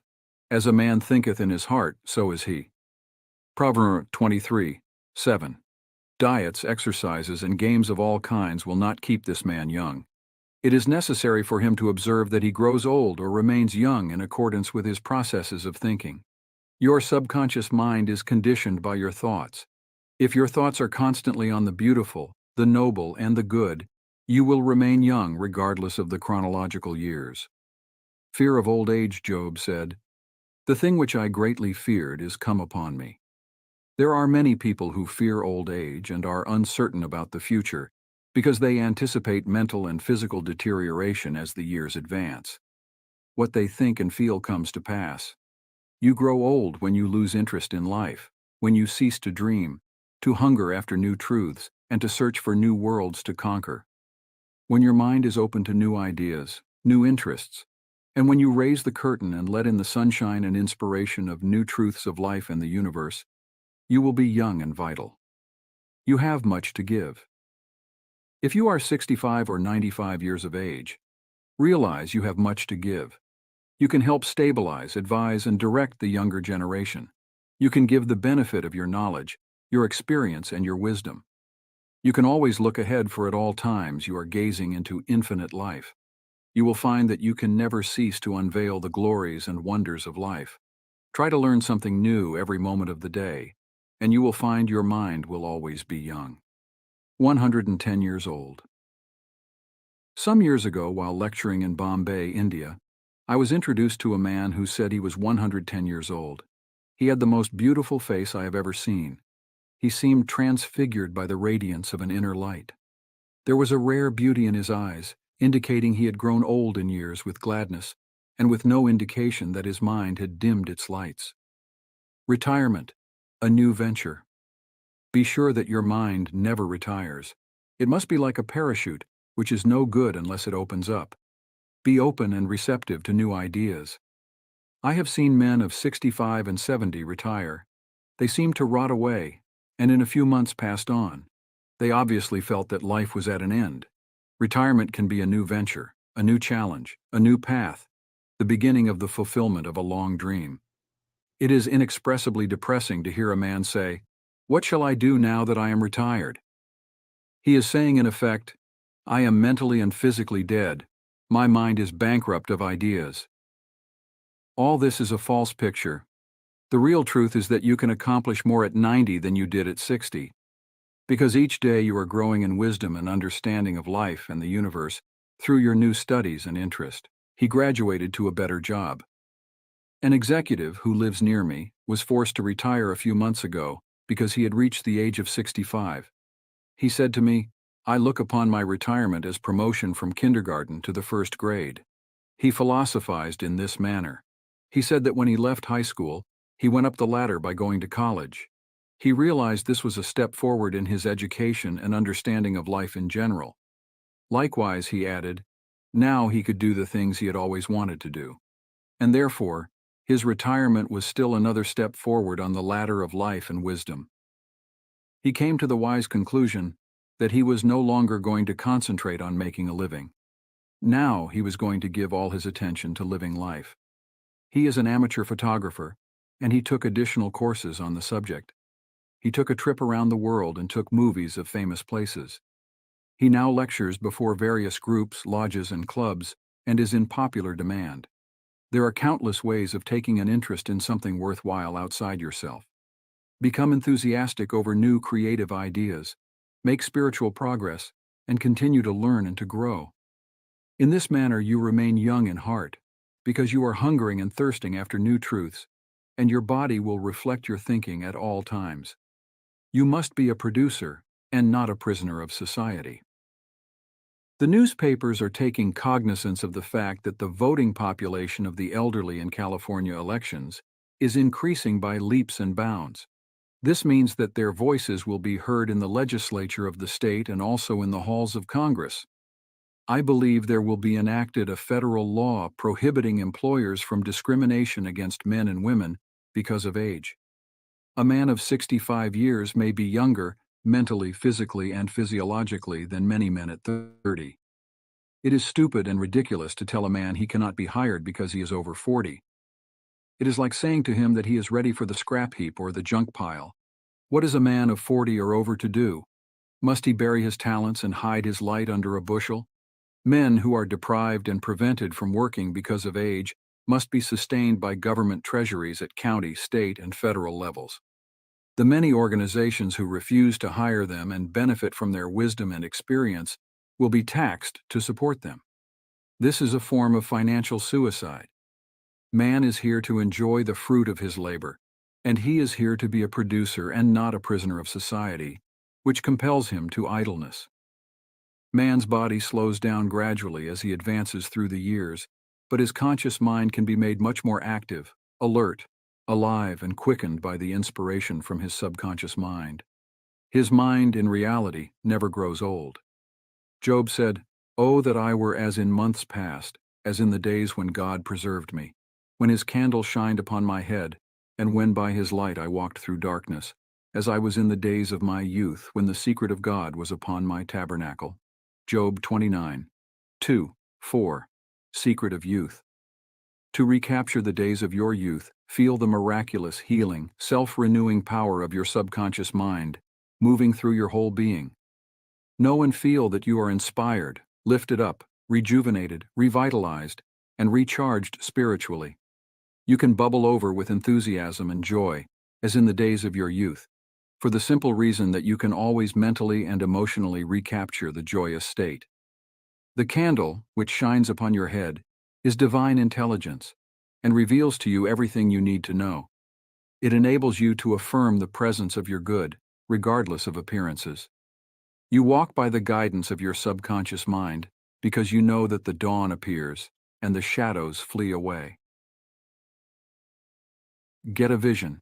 Instead of saying, "I am old," say, "I am wise in the way of the divine life." Don't let the corporation, newspapers, or statistics hold a picture before you of old age, declining years, decrepitude, senility, and uselessness. Reject it, for it is a lie. Refuse to be hypnotized by such propaganda. Affirm life, not death. Get a vision of yourself as happy, radiant, successful, serene, and powerful. Your mind does not grow old. Former President Herbert Hoover, now 88 years old, is very active and is performing monumental work. I interviewed him a few years ago in his suite at the Waldorf Astoria, New York City. I found him healthy, happy, vigorous, and full of life and enthusiasm. He was keeping several secretaries busy handling his correspondence, and was himself writing books of a political and historical nature. Like all great men, I found him affable, genial, amiable, loving, and most understanding. His mental acumen and sagacity gave me the thrill of a lifetime. He is a deeply religious man, and is full of faith in God and in the triumph of the eternal truth of life. He was subjected to a barrage of criticism and condemnation in the years of the Great Depression, but he weathered the storm and did not grow old in hatred, resentment, ill will, and bitterness. On the contrary, he went into the silence of his soul, and communing with the divine presence within him, he found the peace, which is the power at the heart of God. His mind. Active at 99. My father learned the French language at 65 years of age and became an authority on it at 70. He made a study of Gaelic when he was over 60 and became an acknowledged and famous teacher of the subject. He assisted my sister in a school of higher learning and continued to do so until he passed away at 99. His mind was as clear at 99 as it was when he was 20. Moreover, his handwriting and his reasoning powers had improved with age. Truly, you are as old as you think and feel. We need our senior citizens. Marcus Porcius Cato, the Roman patriot, learned Greek at 80. Madame Ernestine Schumann-Heink, the great German-American contralto, reached the pinnacle of her musical success after she became a grandmother. It is wonderful to behold the accomplishments of the oldsters. General Douglas MacArthur, Harry S. Truman, General Dwight David Eisenhower, and American financier Bernard Baruch are interesting, active, and contributing their talents and wisdom to the world. The Greek philosopher Socrates learned to play musical instruments when he was 80 years old. Michelangelo was painting his greatest canvases at 80. At 80, Sios Simonides won the prize for poetry. Johann von Goethe finished Faust, and Leopold von Ranke commenced his History of the World, which he finished at 92. Alfred Tennyson wrote a magnificent poem, Crossing the Bar, at 83. Isaac Newton was hard at work, close to 85. At 88, John Wesley was directing, preaching, and guiding Methodism. We have several men of 95 years who come to my lectures, and they tell me they are in better health now than they were at 20. Let us place our senior citizens in high places and give them every opportunity to bring forth the flowers of paradise. If you are retired, get interested in the laws of life and the wonders of your subconscious mind. Do something you have always wanted to do. Study new subjects and investigate new ideas. Pray as follows. As the hart panteth after the water brooks, so panteth my soul after thee, O God. Psalm 42. 1. The fruits of old age. His flesh shall be fresher than a child's. He shall return to the days of his youth. Job 33:25. Old age really means the contemplation of the truths of God from the highest standpoint. Realize that you are on an endless journey, a series of important steps in the ceaseless, tireless, endless ocean of life. Then, with the psalmist, you will say, "They shall still bring forth fruit in old age. They shall be fat and flourishing." Psalm 92:14. But the fruit of the Spirit is love, joy, peace, patience, gentleness, goodness, faith, meekness, temperance. Against such there is no law. Galatians 5:22-23. You are a son of infinite life which knows no end, and you are a child of eternity. Profitable pointers. 1. Patience, kindness, love, goodwill, joy, happiness, wisdom, and understanding are qualities which never grow old. Cultivate them and express them, and remain young in mind and body. 2. Some research physicians say that the neurotic fear of the effects of time may well be the cause of premature aging. 3. Age is not the flight of years, it is the dawn of wisdom in the mind of man. 4. The most productive years of your life can be from 65 to 95. 5. Welcome the advancing years. It means you are moving higher on the path of life, which has no end. 6. God is life, and that is your life now. Life is self-renewing, eternal, and indestructible, and is the reality of all men. You live forever because your life is God's life. 7. Evidence of survival after death is overwhelming. Study Proceedings of Psychical Research Society of Great Britain and America in your library. Outstanding scientists base the work on the scientific research for over 75 years. 8. You cannot see your mind, but you know you have a mind. You cannot see spirit, but you know that the spirit of the game, the spirit of the artist, the spirit of the musician, and the spirit of the speaker is real. Likewise, the spirit of goodness, truth, and beauty moving in your mind and heart are real. You cannot see life, but you know you are alive. 9. Old age may be called the contemplation of the truths of God from the highest standpoint. The joys of old age are greater than those of youth. Your mind is engaged in spiritual and mental athletics. Nature slows down your body so that you may have the opportunity to meditate on things divine. 10. We do not count a man's years until he has nothing else to count. Your faith and convictions are not subject to decay. 11. You are as young as you think you are. You are as strong as you think you are. You are as useful as you think you are. You are as young as your thoughts. 12. Your gray hair is an asset. You are not selling your gray hairs. You are selling your talent, abilities, and wisdom, which you have garnered through the years. 13. Diets and exercises won't keep you young. As a man thinketh, so is he. 14. Fear of old age can bring about physical and mental deterioration. The thing I greatly feared has come upon me. 15. You grow old when you cease to dream, and when you lose interest in life. You grow old if you are irritable, crotchety, petulant, and cantankerous. Fill your mind with the truths of God and radiate the sunshine of His love. This is youth. 16. Look ahead, for at all times you are gazing into infinite life. 17. Your retirement is a new venture. Take up new studies and new interests. You can now do the things you always wanted to do when you were so busy making a living. Give your attention to living life.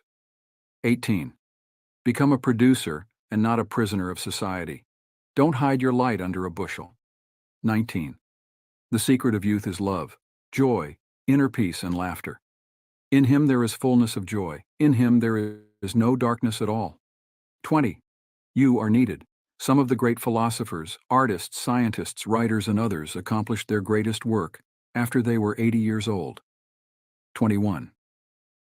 The fruits of old age are love, joy, peace, patience, gentleness, goodness, faith, meekness, and temperance. 22. You are a son of infinite life which knows no end. You are a child of eternity. You are wonderful. In conclusion, Joseph Murphy's The Power of Your Subconscious Mind stands as an enduring testament to the transformative potential that lies within the human psyche. Born out of Murphy's eclectic background in psychology, theology, and Eastern philosophy, this seminal work, first published in 1963, continues to be a beacon of inspiration for those seeking to understand and harness the profound capabilities of their subconscious minds. Throughout his life, Murphy's commitment to exploring the intersection of spirituality and psychology, coupled with his ministerial background, provided a unique foundation for his teachings. The book not only reflects his deep insights, but also serves as a synthesis of ancient wisdom, modern psychology, and spiritual principles, creating a comprehensive guide for personal development and empowerment. The audiobook adaptation of The Power of Your Subconscious Mind extends Murphy's influence to a wider audience, bringing his words to life with a captivating narration. Listeners are invited into a realm of self-discovery and empowerment, where the transformative potential of the mind becomes a tangible and accessible reality. Murphy's legacy as a lecturer and counselor is further exemplified through the audio format, where his soothing voice and empathetic guidance continue to resonate. The audiobook becomes a dynamic tool for those seeking to overcome challenges, set and achieve goals, and unlock their latent potential. As the journey through the audiobook unfolds, listeners are equipped with practical techniques, inspiring anecdotes, and a holistic framework for understanding the impact of thoughts, beliefs, and mental images on their lives. The enduring relevance of Murphy's teachings lies in their timeless applicability, offering a roadmap for personal growth and success irrespective of time or cultural context. Joseph Murphy's The Power of Your Subconscious Mind remains a beacon of hope and empowerment, encouraging individuals to tap into the infinite resources of their subconscious minds.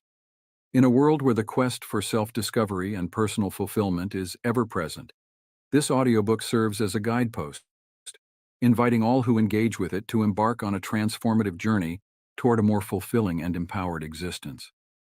The legacy of Joseph Murphy lives on, not just in the pages of his book, but in the hearts and minds of those who are inspired to unlock the extraordinary power that resides within their own subconscious. Business, written by Andrew Carnegie, was first published in 1916 by Whitman Publishing. The original text is now in the public domain. However, this audiobook is not in the public domain. It is produced by Wealth Books. Copyright 2024. Business is a large word, and in its primary meaning, it covers the whole range of man's efforts. It is the business of the preacher to preach, of the physician to practice, of the poet to write, of the university professor to teach, and of the college student, one might sometimes think, from the amount of attention bestowed upon it to play football. I am not to speak of business in this wide sense, but specifically as defined in the Century Dictionary. Mercantile and manufacturing pursuits collectively constitute employment requiring knowledge of accounts and financial methods, the occupation of conducting trade, or monetary transactions of any kind. The illustration that follows is significant and clearly defines this view of business. It reads, "It seldom happens that men of a studious turn acquire any degree of reputation for their know-how of business. But we must go one step further, more strictly, to define business, as I am to consider it. Is a railway president receiving a salary or the president of a bank, or a salaried officer of any kind in business? Strictly speaking, he is not. For a man to be in business, he must be at least part owner of the enterprise which he manages and to which he gives his attention, and chiefly dependent for his revenues not upon his salary but upon its profits. This view rules out the entire salaried class. None of these men are now men in business, but many of them have been and are most successful therein. The businessman, pure and simple, plunges into and tosses upon the waves of human affairs without a livelihood in the form of a salary. He risks all. Choice of a career. There is no fortune to come from salary, however high, and the businessman pursues fortune. If he is wise, he puts all his eggs in one basket and then watches that basket. If he is a merchant in coffee, he attends to coffee. If he is a merchant in sugar, he attends to sugar and lets coffee alone, and only mixes them when he drinks his coffee with sugar in it. If he mines coal and sells it, he attends to black diamonds. If he owns and sails ships, he attends to shipping, and he ceases to insure his own ships just as soon as he has surplus capital and can stand the loss of one without imperiling solvency. If he manufactures steel, he sticks to steel and severely lets copper alone. If he mines iron steel, he sticks to that and avoids every other kind of mining, especially silver and gold mining. This is because a man can thoroughly master only one business, and only an able man can do this. I have never yet met a man who fully understood two different kinds of business. You cannot find him any sooner than you can find a man who thinks in two languages equally and does not invariably think only in one. Subdivision or specialization is the order of the day. Every man has his trade or his specialty. I have before me many representatives of all classes of students. If I could look into your hearts, I would find many different ambitions, some aiming at distinction in each of the professions. Some would be lawyers, some ministers, some doctors, some architects, some electricians, some engineers, some teachers, and each set before him as models, honored names that have reached the highest rank in these professions. The embryo lawyers before me would rival Marshall and Story of the past, or Carter and Choate of the present. The preacher would be a Brooks or a Van Dyke, the physician a Janeway or a Garmany, the editor would be a Dana, the architect a Richardson, and having reached the top of his darling profession, his ambition would then be satisfied. At least, so he thinks that at present, with these classes, I have nothing whatsoever to do differently today because all these are professional enthusiasts. Nevertheless, the qualities essential for success in the professions are, in the main, the same, which ensure success in business. Much of what I have to say applies equally to you. There remain among you those who would sail the uncertain sea of business and devote themselves to making money, a great fortune, so that you shall be millionaires. I am sure that while this may be chiefly in your thoughts, it is not all you seek in a business career. You feel that in it there is scope for exercise of great abilities, of enterprise, energy, judgment, and all the best traits of human nature, and also that men in business perform useful service to society. I am to try to shed a little light upon the path to success, to point out some of the rocks and shoals in that treacherous sea, and to give a few hints as to the mode of sailing your ship or rowing your shell, whether, for instance, the quick or the slow stroke is surer to win in the long race. The start of life. Let us begin, then, at the beginning. Is any would-be businessman before me content with forecasting his future and imagining himself as laboring all his life for a fixed salary? Not one, I am sure. In this, you have the dividing line between business and non-business. One is a master and depends upon profits. The other is a servant and depends upon salary. Of course, you all have to begin as servants with a salary, but you do not all have to end there. You have some difficulty in obtaining a start. Great difficulty as a rule, but here comes the exceptional student. There is not much difficulty for him. He has attracted the attention of his teachers, who know many men of affairs. He has taken prizes. He is head of his class. He has shown unusual ability, founded upon characteristics that are sure to tell in the race. He has proved himself self-respecting. He has irreproachable habits, good sense, method, and untiring industry. And his spare hours are spent pursuing knowledge, that being the labor in which he most delights. One vital point more, his finances are always sound. He rigorously lives within his means, and last but not least, he has shown that his heart is in his work. Besides all this, he usually has one strong guarantee of future industry and ambitious usefulness. He is not burdened with wealth. It is necessary that he make his own way in the world. He is not yet a millionaire, but he is only going to be one. He has no rich father or, still more dangerous, a rich mother, who can and will support him in idleness should he prove a failure. He has no life preserver and therefore must sink or swim. Before that young man leaves college, he is a marked man. More than one avenue is open for him.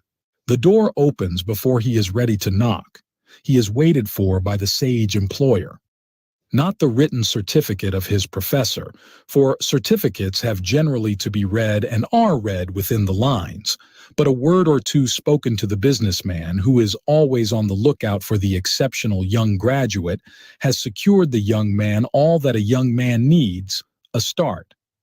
The most valuable acquisition to his business that an employer can obtain is an exceptional young man. There is no bargain as fruitful for him as this. It is, of course, much more difficult for the average student. He has to generally search for employment, but finally he also gets a start. Openings to success. The career of the exceptional student illustrates the path to success. We need not render ourselves anxious about him. He is your right.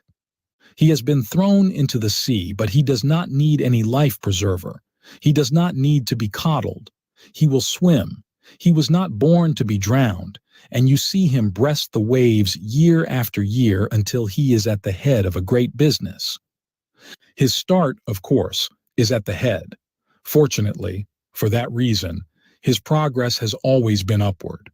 If he had started high, he would not have had the chance to make a continual ascent. It does not matter much how he starts, for the qualities in him include producing certain effects in any field he enters. He goes forward upon a very small salary, performing certain small tasks, indeed, much smaller than he thinks himself capable of performing, but these he performs thoroughly.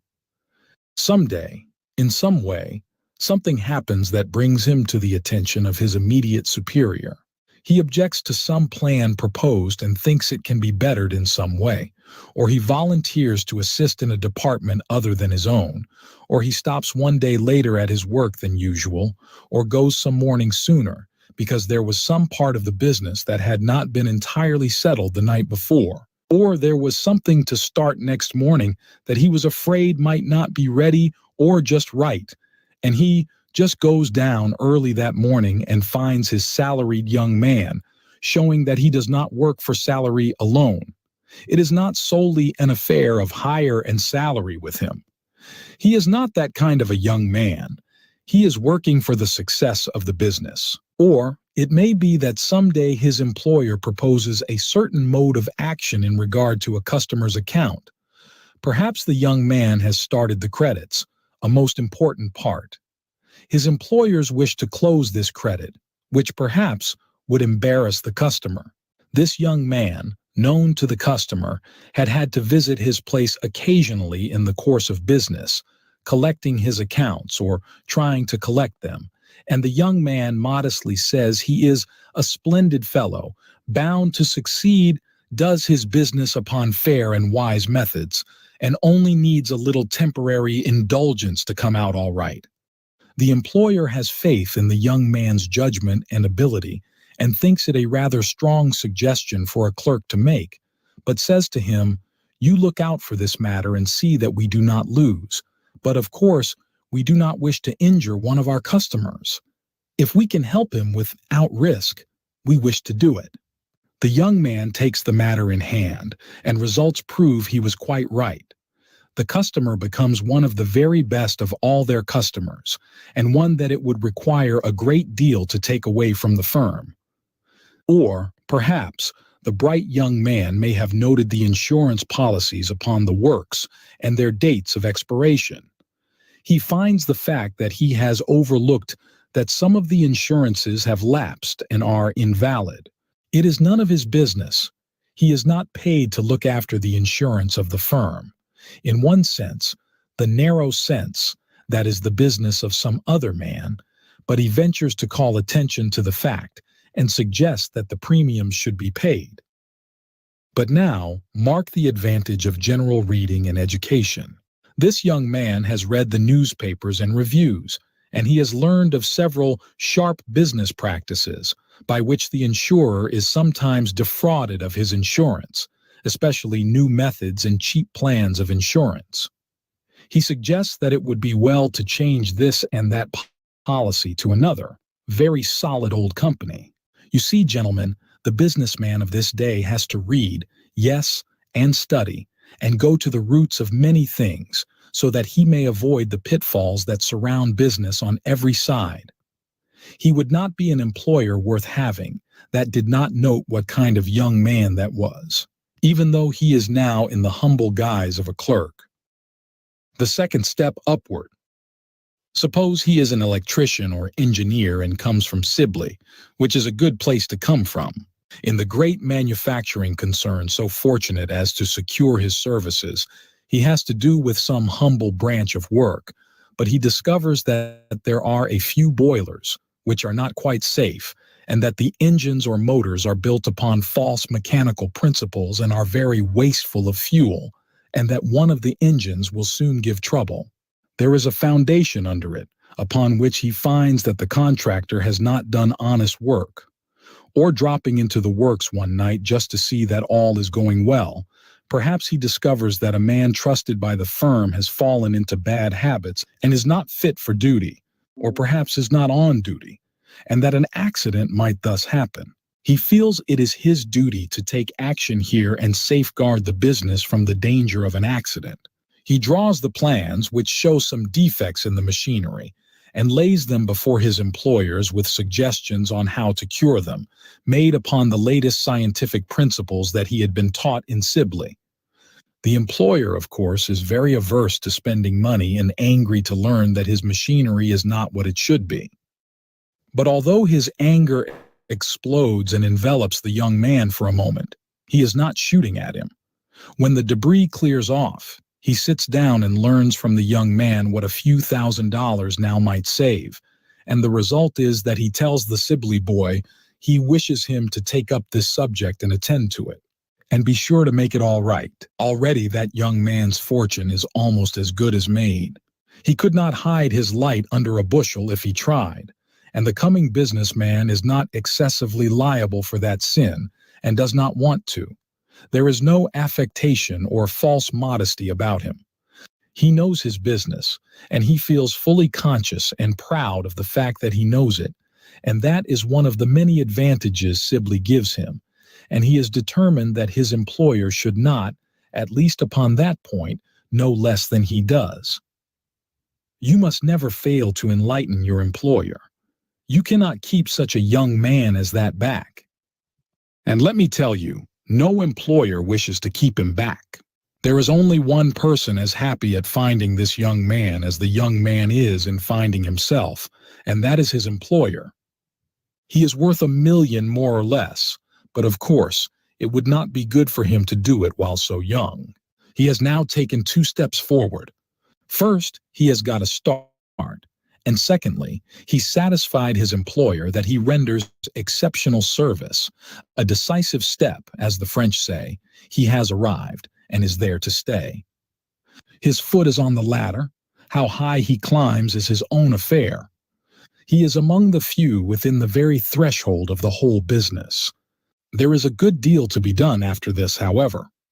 This young man has zeal and ability, and he has shown that he has also that indispensable quality, judgment, and he has shown another indispensable quality, that his heart is in the business, that no other cause takes him from it, that he pushes aside the very seductive temptations that surround young men and concentrates his attention, his time, and his efforts upon the performance of his duties to his employer. All other studies, occupations, and all amusements are subordinate to the business, which holds paramount sway. His salary, of course, increases. If he has happened to engage with an employer who does not fully appreciate such services as he has rendered and is ready to render, other employers have not failed to note that here is that rare article, the exceptional young man in the service of their rival, and it is possible that our young hero may have to change employers. It does not often happen, but it does sometimes, that a young man has to do so.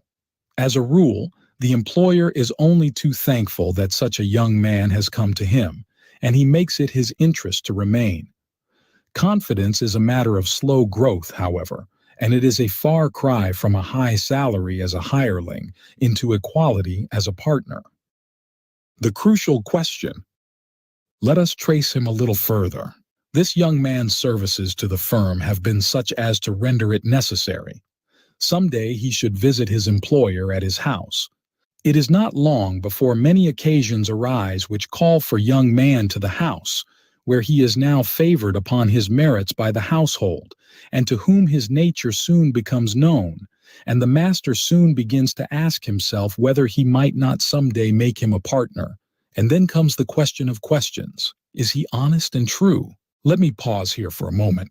Gentlemen, this is the crucial question, the keystone of the arch, for no amount of ability is of the slightest avail without honor. When Bums pictured the genius of Scotland land in the vision, these marvelous words came to him. Her eye, even turned on empty space, beamed keen with honor. No concealment, no prevarication, no speculation, trying to win something for which no service is given. Nothing done, which, if published, would involve your shame. The businessman seeks first in his partner the soul of honor. One who would swerve from the narrow path even to serve him would only forfeit his confidence. Is he intelligent? Is he capable of forming a correct judgment based on knowledge, upon distant and far-reaching issues? Young men, yes, and old men also sometimes marry in haste, which is very foolish in both cases. But there is this to be said for the partnership. It is rarely entered upon in a hurry. It is not one or two qualities which ensure it, but an all-around character, desirable in many respects, highly objectionable in none, and with special ability in one or two.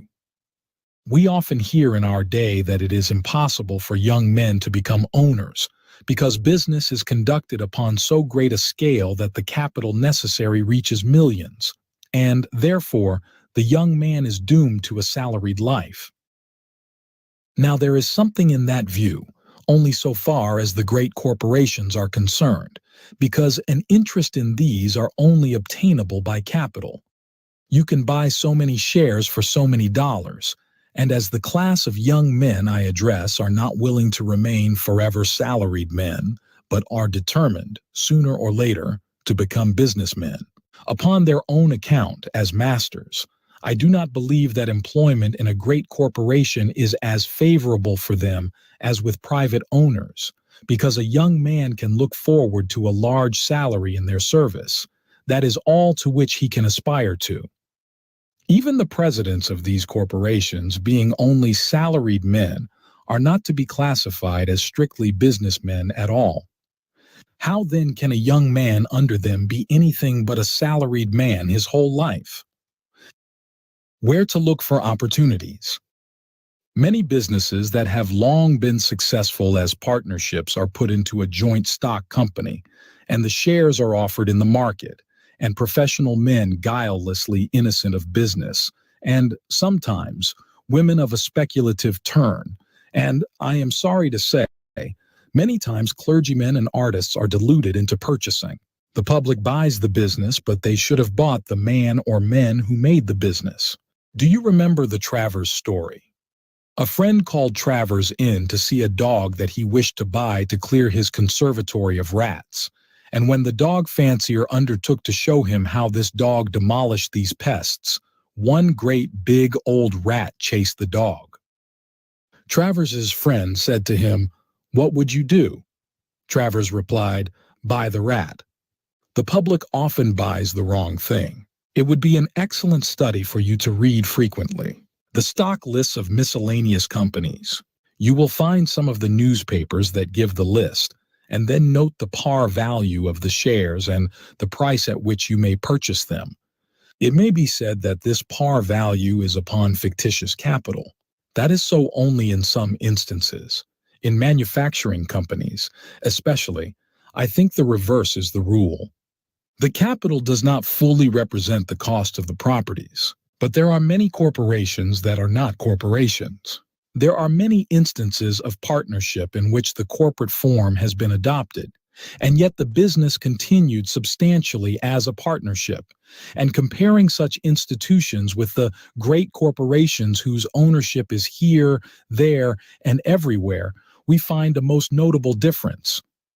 Take, for instance, the great steamship lines of the world. Most of these, as those of you who read well know, fail to make returns to their shareholders. The shares of some of the greatest companies have been selling at 1/2 and sometimes 1/3 their cost. These are corporations, pure and simple, but if we look at other lines engaged upon the same oceans, which are managed by their owners and in which generally one great businessman is deeply interested and at the head, we find large dividends each year and amounts placed to the reserve fund. It is the difference between individualism and communism applied to business, between the owners managing their own business as partners and a joint stock concern of 1,000 shifting owners ignorant of the business. The same contrast can be drawn in every branch of business, in merchandising, in manufacturing, in finance, in transportation by land as well as by sea. It is so with banks. Many banks are really the property of a few businessmen. These soon become the leading banks, and their shares are invariably quoted at the highest premium, especially if the president of the bank is the largest owner, as he is in many of the most remarkable cases of success.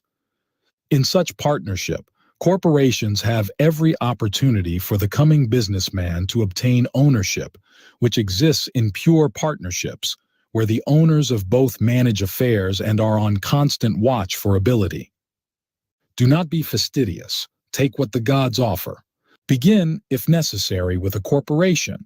Always keep your eye open for a chance to become interested in a business of your own. Remember, every business can be successful because it supplies some essential needs of the community.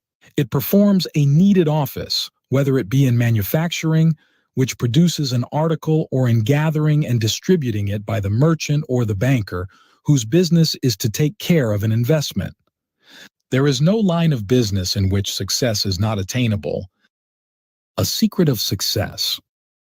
It is a simple matter of honest work, ability, and concentration.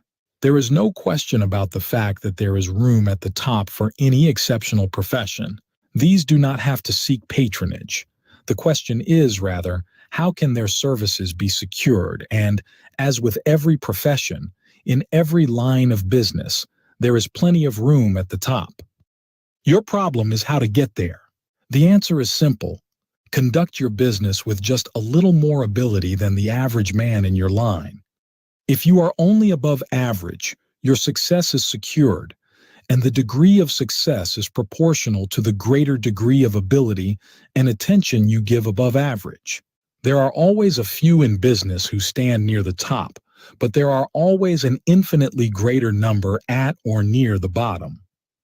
And should you fail to ascend, the fault is not in your stars but in yourselves. Those who fail may say that this or that man had great advantages. The fates were propitious, the conditions favorable. Now there is very little in this. One man lands in the middle of the stream, where he tries to jump and is swept away, and another tries the same feat and lands on the other side. Examine these two men. You will find that the one who failed lacked judgment. He had not calculated the means to the end, was a foolish fellow, had not trained himself, could not jump. He took the chances. He was like the young lady who was asked if she could play the violin. She said she did not know. She had never tried. Now the other man who jumped the stream had carefully trained himself. He knew about how far he could jump, and there was one thing dead sure with him. He knew he could, at any rate, jump far enough to land at a point from which he could wade ashore and try again. He had shown judgment. Prestige is a great matter, my friends. A young man who has the record of doing what he sets out to do will find year after year his field of operations extended, and the tasks committed to him greater and greater. On the other hand, the man who has to admit failure and comes to friends trying to get assistance in order to make a second start is in a very bad position indeed. College graduates in business. The graduates of our colleges and universities in former years graduated while still in their teens. We have changed this, and graduates are older as a rule when they enter upon life's struggle, but they are taught much more. Unless the young university man employs his time to the very best advantage in acquiring knowledge in the pursuit of which he is to make the chief business of his life, he will enter business at a disadvantage with younger men who enter in their teens, although lacking in university education. This goes without saying. Now the question is, will the graduate who has dwelt in the region of theory overtake the man who has been for a year or two in advance of him, engaged in the hard and stern educational field of practice? That it is possible for the graduate to do so also goes without saying, and that he should, in the afterlife, possess views broader than those of the ordinary businessman, deprived of university education, is also certain, and of course, the race in life is to those whose record is best at the end. The beginning is forgotten and is of no moment. But if the graduate is ever to overtake the first starter in the race, it must be by possessing stronger staying power.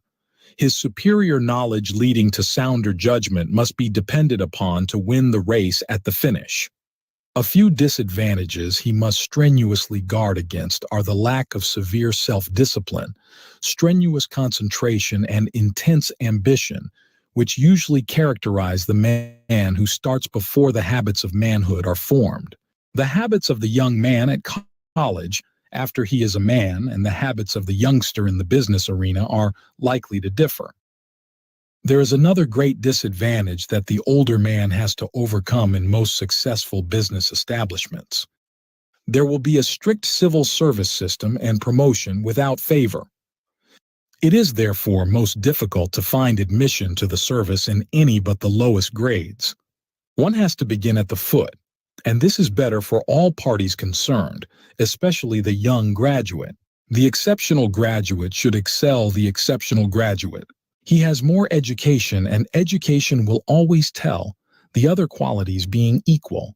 Take two men of equal natural ability, energy, and the same ambition and characteristics, and the man who has received the best, widest, most suitable education has the advantage over the other, undoubtedly.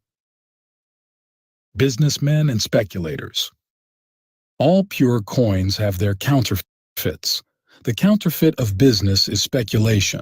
A man in business always gives value in return for his revenue, and thus performs a useful function. His services are necessary and benefit the community. Besides, he labors steadily in developing the resources of the country and thus contributes to the advancement of the race. This is genuine coin. Speculation, on the contrary, is a parasite fastened upon the labor of businessmen. It creates nothing and supplies no want. When a speculator wins, he takes money without rendering service, or giving value therefore, and when he loses, his fellow speculator takes the money from him. It is a pure gambling operation between them, degrading to both. You can never be an honest man of business and a speculator. The modes and aims of the one career are fatal to the other. No businessman can honestly speculate, for those who trust him have a right to expect strict adherence to business methods. The creditor takes the usual risks of business, but not those of speculation. The genuine and the counterfeit have nothing in common. That 95% fail of those who start in business upon their own account seems incredible, and yet such are said to be the statistics upon the subject. Although it is said that figures will say anything, still it is a fact that the proportion is very great. Do not think that I wish to discourage you from attempting to be your own master and having a business of your own. Very far from it. Besides, the coming businessman is not to be discouraged by anything that anybody can say. He is a true knight who says with Fitzjames, "If the path be dangerous known, the danger self is lure alone." The young man who is determined to be a businessman will not be thwarted, neither will he be diverted into any other channel, and he is going to start and have a trial. He will make a spoon or spoil a horn trying to make it. He must go ahead and find it out, Time enough to confine yourself to a lifelong bondage as mere recipients of a salary, alter you have tried business and really discovered whether or not you are one of the gifted who possess all the necessary qualities. I have tried to sketch the path of the exceptional graduate from salary to partnership.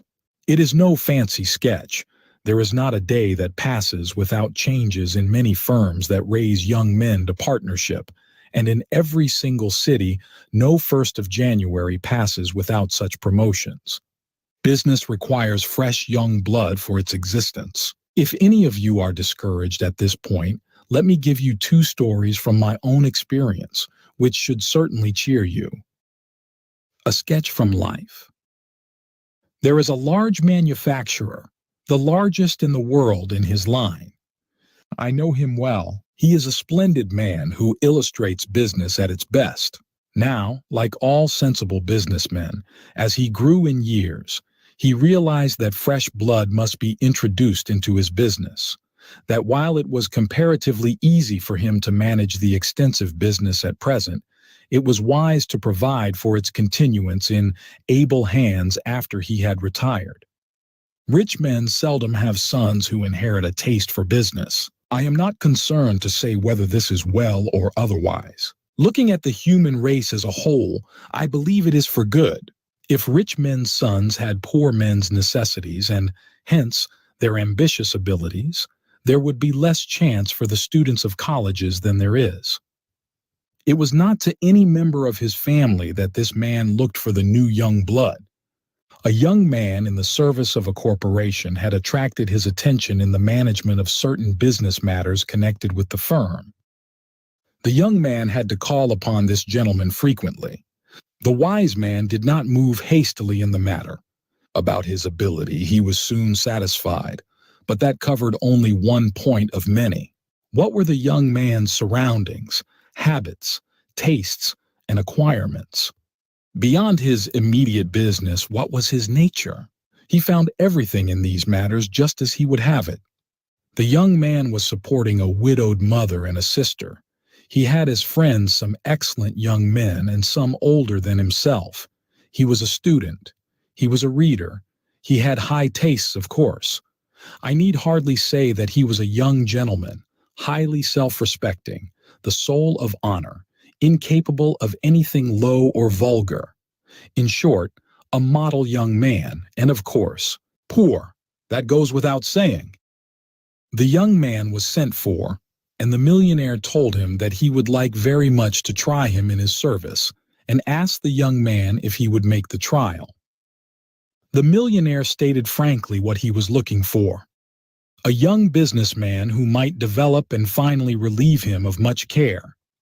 The arrangement was that he should come for 2 years as a clerk, subject to the clerk's rules, which in this case were very hard because he had to be at the factory a few minutes before 7 in the morning. He was to have a salary somewhat larger than he had received, and if at the end of 2 years nothing had been said on either side, no obligations were weaved, and each was free. He was simply on trial. The young man proudly said he would not have it otherwise. The business went on. Before the 2 years expired, the employer was satisfied that he had found that exceedingly rare thing, a young businessman. What a number of qualities this embraces, including judgment, for without judgment, a businessman amounts to nothing. The employer stated to the young man that he was delighted with his services and expressed his joy at having found him. He had now arranged to interest him in the firm. But to his amazement, the young man repented. Thanks, but it is impossible for me to accept. What is the matter? You suit me. Do I not suit you? Excuse me, sir, but for reasons which I cannot explain, I am to leave your service in 6 months when my 2 years are up, and I intended to give you notice of this, that you might fill my place. Where are you going? I am going abroad. Have you made any engagements? No, sir. Do you not know where you are going? No, sir. Nor what you are to do? No, sir. Sir, I have treated you well, and I do think I am entitled to know the real reason. I think it is your duty to tell me. The reason was dragged out of the young man. "You have been too good to me. I would give anything to be able to remain with you. You even invited me to your house. You have been absent traveling. You asked me to call often to take your wife and daughter to such entertainments as they wish to attend, and I cannot stand it any longer." Well, the millionaire, of course, discovered what all of you suspected, just what you would have done under the circumstances. He had fallen in love with the daughter. Now in this country that would not have been considered much of an indiscretion, and I do not advise any of you to fight against it. If you really love, you should overlook the objection that it is your employer's daughter who has conquered, and that you may have to bear the burden of riches, but in the land of which I speak it would have been considered dishonorable for a young clerk to make love to any young lady without the parents' permission. "Have you spoken to my daughter?" was the question. The young man scarcely deigned to reply to that. "Of course not." "Never said a word or led her to suspect in any way?" "Of course not." "Well," he said, "I do not see why you should not. You are the very kind of son-in-law I want if you can win my daughter." Very strange, but somehow or other, the young lady did not differ from Papa. He was the kind of husband she wanted. Now that young man is a happy businessman today. Romance in business. I have another story which happened in another country. Both the fathers-in-law told me these stories themselves, and proud men they are, and proud am I of their friendship. You see, business is not all this hard, prosaic life that it is pictured. It bears romance and sentiment in it, and the greater the business, the more successful, the more useful. In my experience, there is found the more romance and imagination. The highest triumphs, even in business, flow from romance, sentiment, imagination, particularly in the business of a worldwide firm. The other story is so similar to the first that successful telling is impossible. You will all jump to the conclusion, and the details in these cases are nothing. It is as when I began to tell my young nephews about the Battle of Bannockburn. There were the English, and there stood the Scotch. "Which whipped, uncle?" cried the three at once. Details unnecessary. But there was no battle in this case. I infer it was all settled by amicable arbitration. I shall not tell it at length, as I did the other, but it is precisely the same, except that the young man in this case was not employed except in the ordinary manner. The young man's services were needed, and he was employed. He finally became private secretary to the millionaire, and with equally fatal results. In this case, however, the father asked the exemplary and able young man to look after his sons during his absence. This necessitated visits to the residence at the country house, and sports and games with the sons. My friend forgot he had a daughter, and he should not have done this. When you become not only heads of business but heads of families, you should make a note of this, and not think of your sons everything. The private secretary, who was requested to attend to the sons, somehow or other, getting his instructions verbally, seems to have understood them as having a slightly wider range. The daughter apparently needed most of his attention. But note this. These two young men won the confidence and captured the judgment and admiration of their employers, businessmen first, and then fell in love with the daughters. You will be perfectly safe if you take matters in the same order of precedence. Value of a business career. Perhaps I may be permitted, without going too far beyond the scope of my text, to make a few remarks on the influence of a business career on men as compared with other pursuits. First, then, I have learned that the artistic career is most narrowing and produces such petty jealousies, unbound vanities, and spitefulness as to furnish me with a great contrast to that which I have found in men of affairs. Music, painting, and sculpture, one would think, should prove most powerful in their beneficent effects upon those who labor with them as their daily vocation. Experience, however, is against this. Perhaps because the work or performance of artists is so highly personal, so clearly seen, and brought directly before the public, petty passions are stimulated. However that may be, I believe it will not be controverted that the artistic mind becomes prejudiced and narrow. But understand, I speak only of classes and of the general effect. Everywhere we find exceptions that render the average still more satisfactory. In regard to what are called the learned professions, we notice the effect produced by specialization to a very marked degree. In the ministerial class, this is not so marked in our day because leaders in that great function permit themselves a wider range of subjects than ever before and are dealing less with creeds and formulas and more with the practical evils and shortcomings of human life in its various phases. This naturally broadens the mind. It has been held that the legal profession must tend to make clear, but narrow intellects, and it is pointed out that great lawyers have seldom arisen to command position and power over their fellows. This does not mean that men who study law become unsatisfactory legislators or statesmen and rulers. If it did, our country, of all others, should be in a badly way, because we are governed by lawyers.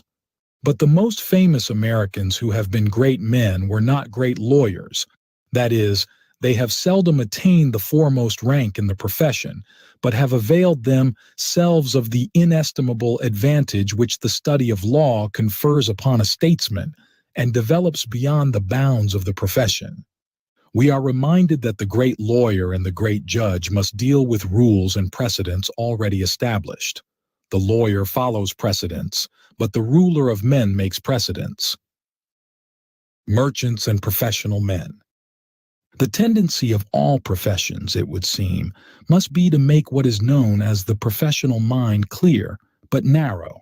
Now, what may be claimed for business as a career is that the man in business is called upon to deal with an ever-changing variety of questions. He must have an all-round judgment based upon knowledge of many. It is not sufficient for the great merchant and businessman of our day that he knows his country well, its physical conditions, its resources, statistics, crops, waterways, its finances. In short, all conditions which affect not only the present, but which give him data upon which he can predict, with some degree of certainty, the future. The merchant whose operations extend to various countries must also know these countries, and also the chief things pertaining to them. His view must be worldwide. Nothing can happen of moment which has not its bearing upon his action. Political complications at Constantinople, the appearance of the cholera in the East, monsoon in India, the supply of gold at Cripple Creek, the appearance of the Colorado beetle or the fall of a ministry, the danger of war, the likelihood of arbitration compelling settlement. Nothing can happen in any part of the world which he has not to consider. He must possess one of the best qualities, be an excellent judge of men. He often employs thousands and knows how to bring the best out of various characters. He must have the gift of organization. Another rare gift, must have executive ability, must be able to decide promptly and wisely. Now, none of these rare qualities are so absolutely essential to the specialist in any branch or profession. He follows a career, therefore, which tends not only to sharpen his wits but to enlarge his powers. It is different also from any other career, in that it tends not to specialize and the working of the mind within narrow grooves, but tends to develop in a man's capacity to judge upon wide data. No professional life embraces so many problems, and none other requires such a wide view of affairs in general. I think, therefore, that it may justly be said for the business career that it must widen and develop the intellectual powers of its devotee. On the other hand, the professional career is immeasurably nobler in this, that it has not for its chief end the ignoble aim of money-making, and is free from the greatest danger that besets the career of business, which is in one sense the most sordid of all careers, if entered upon in the wrong spirit. To make money is no doubt the primary consideration for most young men who enter it. I think if you look into your hearts, you will find this to be true. But while this may be the first, it should not be the last consideration. There is great use which a man can perform in developing the resources of his country, in furnishing employment to thousands, and in developing inventions that prove of great benefit to the race to help it forward. The successful man of affairs soon rises above the mere desire to make money as the chief end of his labors. That is superseded by thoughts of the uses he performs in the line which I have just mentioned. The merchant soon finds his strongest feeling to be that of pride in the extent of his international operations and in his ships sailing every sea. The manufacturer finds in his employees, in his works, in machinery, in improvements, and in the perfection of his factories and methods his chief interest and reward. The profitable return they make is chiefly acceptable not because this is mere money, but because it denotes success. There is a romantic as well as a prosaic side to business. The young man who begins in a financial firm and deals with capital invested in 100 different ways, in bonds upon our railway systems, in money lent to the merchant and to the manufacturer to enable them to work their wonders, soon finds romance in business, an unlimited room for the imagination. He can furnish credit worldwide in its range. His simple letter will carry the traveler to the farthest part of the earth. He may even be of service to his country in a crisis, as Richard Morris, the great merchant in Philadelphia, was to General Washington in the Revolutionary cause, or, as in our own day, our great bankers have been providing gold to our government at several crises to avert calamity. The vanished prejudice against trade. If the young man does not find romance in his business, it is not the fault of the business, but the fault of the young man. Consider the wonders and mysteries connected with the recent developments in that most spiritual of all agents, electricity, with its unknown and perhaps even unguessed of powers. He must be a dull and prosaic young man who, being connected with electricity in any of its forms, is not lifted from humdrum business to the region of the mysterious. Business is not all dollars. These are but the shell the kernel lies within and is to be enjoyed later as the higher faculties of the businessman, so constantly called into play, develop and mature. There was, in the reign of militarism and barbarous force, much contempt for the man who engaged in trade. How completely has all this changed? But indeed, the feeling was of recent origin, for if we look further back, we find the oldest families in the world proud of nothing but the part they played in business. The woolsack and the galley still flourish in their coat of arms. One of the most influential statesmen in England in 1896 was the Duke of Devonshire, because he had the confidence of both parties. He was the president of the Barrow Steel Company. The members of the Conservative cabinet were found to hold 64 directorships in various trading, manufacturing, and mining companies. In Britain today, not how to keep out of trade, but how to get into it is the question. The late president of the French Republic, a man with a marvelous career, had been a businessman all his days. The old feeling of aversion has entirely gone. You remember that the late Emperor of Germany wished to make his friend, the steel manufacturer Krupp, a prince of the empire, but that businessman was too proud of his works and the son of his father, and begged the emperor to excuse him from degrading the rank he held as king of steel.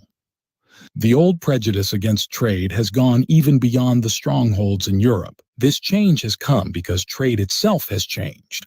In the old days, every branch of business was conducted on the smallest retail scale, and small dealings in small affairs breed small men. Besides, every man had to be occupied with the details, and indeed, each man manufactured or traded for himself. The higher qualities of organization and enterprise, of broad views, and of executive ability were not brought into play. In our day, business in all branches is conducted on such a gigantic scale that partners of huge concern are rulers over a domain. The large employer of labor sometimes has more men in his industrial army than the petty German kings had under their banners. It was said of old that two of a trade never agree. Today, the warmest friendships are formed in every department of human effort among those in the same business. Each visits the other's counting house, factory, and warehouse. They are shown the different methods, all the improvements and new inventions, and freely adapt them to their own business.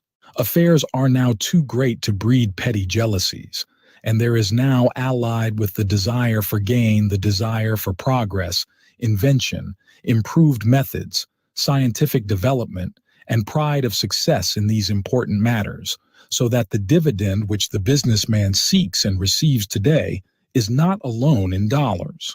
He receives with the dollar something better, a dividend in the form of satisfaction in being instrumental in carrying forward to higher stages of development the business for which he makes his life work. Rewards of a business career. I can confidently recommend to you a business career in which there is abundant room for the exercise of man's highest power and of every good quality in human nature. I believe the career of the great merchant, banker, or captain of industry to be favorable to the development of the powers of the mind, to the ripening of judgment upon a wide range of general subjects, to freedom from prejudice, and to the keeping of an open mind.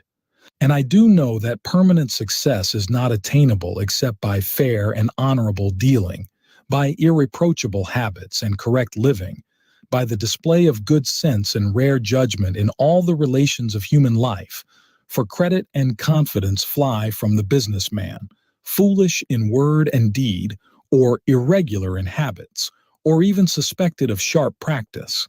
There may be room for a foolish man in every profession, foolish as a child beyond the range of his specialty and yet successful in that, but no man ever saw a foolish businessman successful.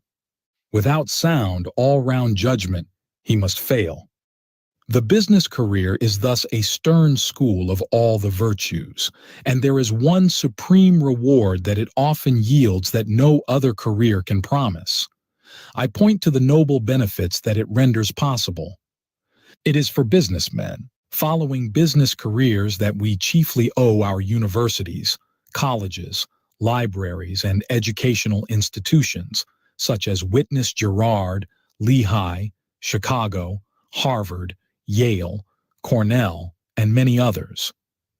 What monument can a man leave behind him productive of so much good and so certain to hand his name down to succeeding generations, hallowed with the blessings of thousands in each decade who have within its walls received that most precious possession, a sound and liberal education? These are the works of men who recognized that surplus wealth was a sacred trust, to be administered during the life of its possessor for the highest good of his fellows. If, then, some businessmen may fall subject to the reproach of grasping, we can justly claim for them as a class what honest Thomas Cromwell claimed for the great cardinal, and say, if they have a greed of getting, yet in bestowing they are most princely, as witness these seats of learning. The end. We hope you've liked the audiobook. Subscribe to our channel and you will be notified every time we release a new audiobook. Wealth Books. Copyright 2024. The 7 Habits of Highly Effective People, by Stephen R. Covey. Part 1. Paradigms and Principles. Inside Out. There is no real excellence in all this world which can be separated from right living. David Starr Jordan. In more than 25 years of working with people in business, university, and marriage and family settings, I have come in contact with many individuals who have achieved an incredible degree of outward success, but have found themselves struggling with an inner hunger, a deep need for personal congruency and effectiveness, and for healthy, growing relationships with other people. I suspect some of the problems they have shared with me may be familiar to you. I've set and met my career goals and I'm having tremendous professional success. But it's cost me my personal and family life. I don't know my wife and children anymore. I'm not even sure I know myself and what's really important to me. I've had to ask myself, is it worth it? I've started a new diet, for the 5th time this year. I know I'm overweight, and I really want to change. I read all the new information. I set goals. I get myself all psyched up with a positive mental attitude and tell myself I can do it. But I don't. After a few weeks, I fizzle. I just can't seem to keep a promise I make to myself. I've taken course after course on effective management training.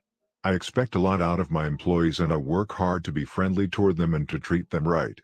But I don't feel any loyalty from them. I think if I were homesick for a day, they'd spend most of their time gabbing at the water fountain. Why can't I train them to be independent and responsible, or find employees who can be? My teenage son is rebellious and on drugs. No matter what I try, he won't listen to me. What can I do? There's so much to do. And there's never enough time. I feel pressured and hassled all day, every day, 7 days a week.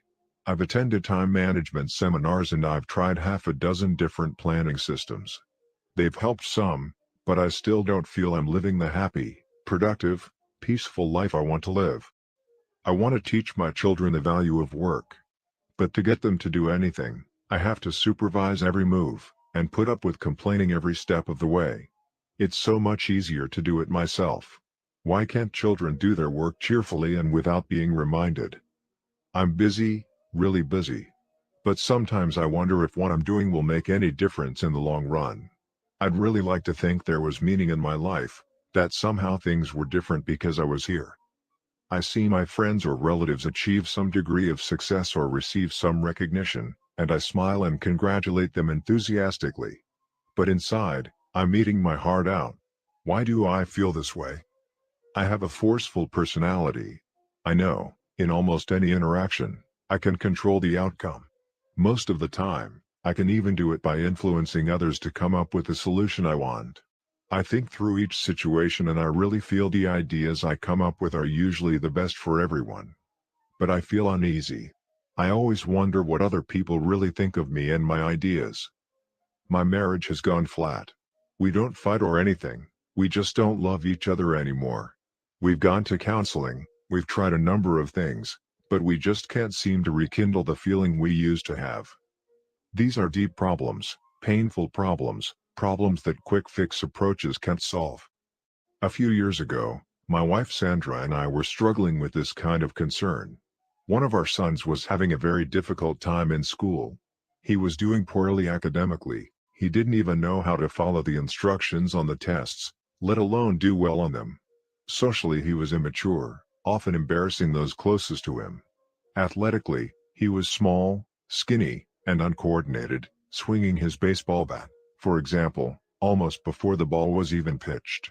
Others would laugh at him. Sandra and I were consumed with a desire to help him. We felt that if success were important in any area of life, it was supremely important in our role as parents. So we worked on our attitudes and behavior toward him and we tried to work on his. We attempted to psych him up using positive mental attitude techniques. Come on, son. You can do it. We know you can. Put your hands a little higher on the bat and keep your eye on the ball. Don't swing till it gets close to you. And if he did a little better, we would go to great lengths to reinforce him. That's good, son, keep it up. When others laughed, we reprimanded them. Leave him alone. Get off his back. He's just learning. And our son would cry and insist that he'd never be any good and that he didn't like baseball anyway. Nothing we did seemed to help, and we were really worried. We could see the effect this was having on his self-esteem. We tried to be encouraging and helpful and positive, but after repeated failure, we finally drew back and tried to look at the situation on a different level. At this time in my professional role I was involved in leadership development work with various clients throughout the country. In that capacity I was preparing bi-monthly programs on the subject of communication and perception for IBM's Executive Development Program participants. As I researched and prepared these presentations, I became particularly interested in how perceptions are formed, how they govern the way we see, and how the way we see governs how we behave. This led me to a study of expectancy theory and self-fulfilling prophecies or the Pygmalion effect, and to a realization of how deeply embedded our perceptions are. It taught me that we must look at the lens through which we see the world, as well as at the world we see, and that the lens itself shapes how we interpret the world. As Sandra and I talked about the concepts I was teaching at IBM and about our own situation, we began to realize that what we were doing to help our son was not in harmony with the way we really saw him.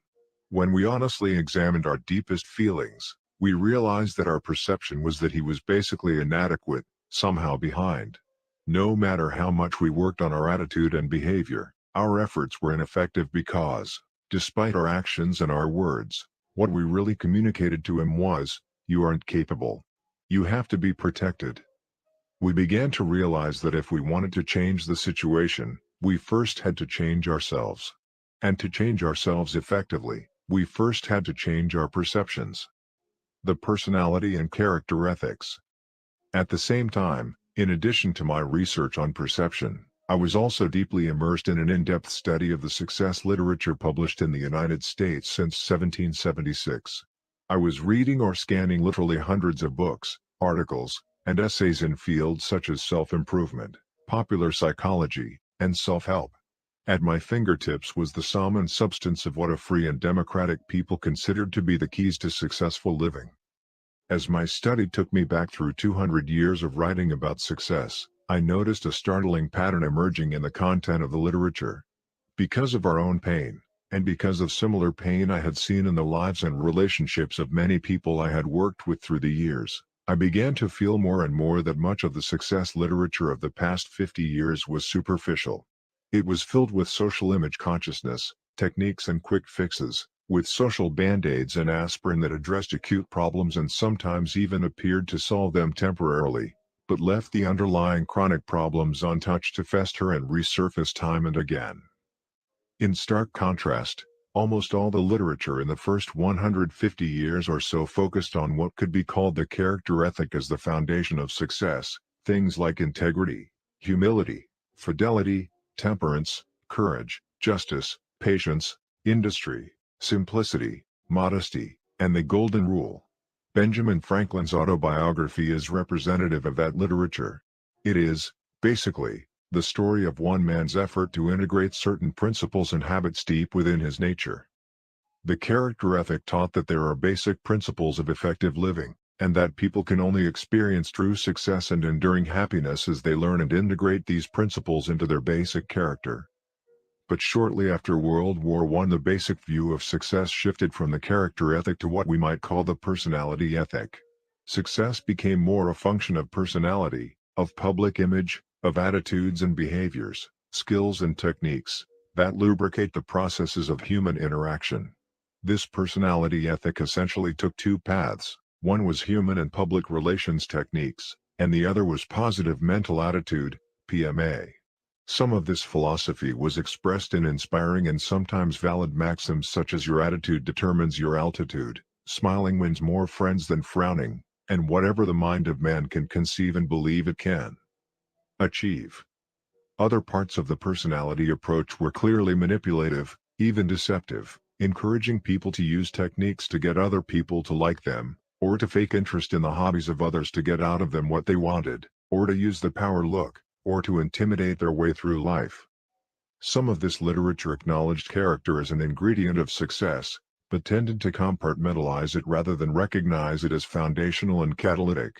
Reference to the character ethic became mostly lip service. The basic thrust was quick fix influence techniques, power strategies, communication skills, and positive attitudes. This personality ethic, I began to realize, was the subconscious source of the solutions Sandra and I were attempting to use with our son. As I thought more deeply about the difference between the personality and character ethics, I realized that Sandra and I had been getting social mileage out of our children's good behavior, and, in our eyes, this son simply didn't measure up. Our image of ourselves, and our role as good, caring parents was even deeper than our image of our son and perhaps influenced it. There was a lot more wrapped up in the way we were seeing and handling the problem than our concern for our son's welfare. As Sandra and I talked, we became painfully aware of the powerful influence of our own character and motives and of our perception of him. We knew that social comparison motives were out of harmony with our deeper values and could lead to conditional love and eventually to our son's lessened sense of self-worth. So we determined to focus our efforts on us, not on our techniques, but on our deepest motives and our perception of him. Instead of trying to change him, we tried to stand apart, to separate us from him, and to sense his identity, individuality, separateness, and worth. Through deep thought and the exercise of faith and prayer, we began to see our son in terms of his own uniqueness. We saw within him layers and layers of potential that would be realized at his own pace and speed. We decided to relax and get out of his way and let his own personality emerge. We saw our natural role as being to affirm, enjoy, and value him. We also conscientiously worked on our motives and cultivated internal sources of security so that our own feelings of worth were not dependent on our children's acceptable behavior. As we loosened up our old perception of our son and developed value-based motives, new feelings began to emerge. We found ourselves enjoying him instead of comparing or judging him. We stopped trying to clone him in our own image or measure him against social expectations. We stopped trying to kindly, positively manipulate him into an acceptable social mold. Because we saw him as fundamentally adequate and able to cope with life, we stopped protecting him against the ridicule of others. He had been nurtured on this protection, so he went through some withdrawal pains, which he expressed and which we accepted, but did not necessarily respond to. "We don't need to protect you," was the unspoken message. "You're fundamentally okay." As the weeks and months passed, he began to feel a quiet confidence and affirmed himself. He began to blossom, at his own pace and speed. He became outstanding as measured by standard social criteria, academically, socially and athletically, at a rapid clip, far beyond the so-called natural developmental process. As the years passed, he was elected to several student body leadership positions, developed into an all-state athlete and started bringing home straight-A report cards. He developed an engaging and guileless personality that has enabled him to relate in non-threatening ways to all kinds of people. Sandra and I believe that our son's socially impressive accomplishments were more a serendipitous expression of the feelings he had about himself than merely a response to social reward. This was an amazing experience for Sandra and me, and a very instructional one in dealing with our other children and in other roles as well. It brought to our awareness on a very personal level the vital difference between the personality ethic and the character ethic of success. The psalmist expressed our conviction well: "Search your own heart with all diligence, for out of it flow the issues of life." Primary and secondary greatness. My experience with my son, my study of perception and my reading of the success literature coalesced to create one of those aha experiences in life when suddenly things click into place. I was suddenly able to see the powerful impact of the personality ethic and to clearly understand those subtle, often consciously unidentified discrepancies between what I knew to be true, some things I had been taught many years ago as a child and things that were deep in my own inner sense of value, and the quick fix philosophies that surrounded me every day.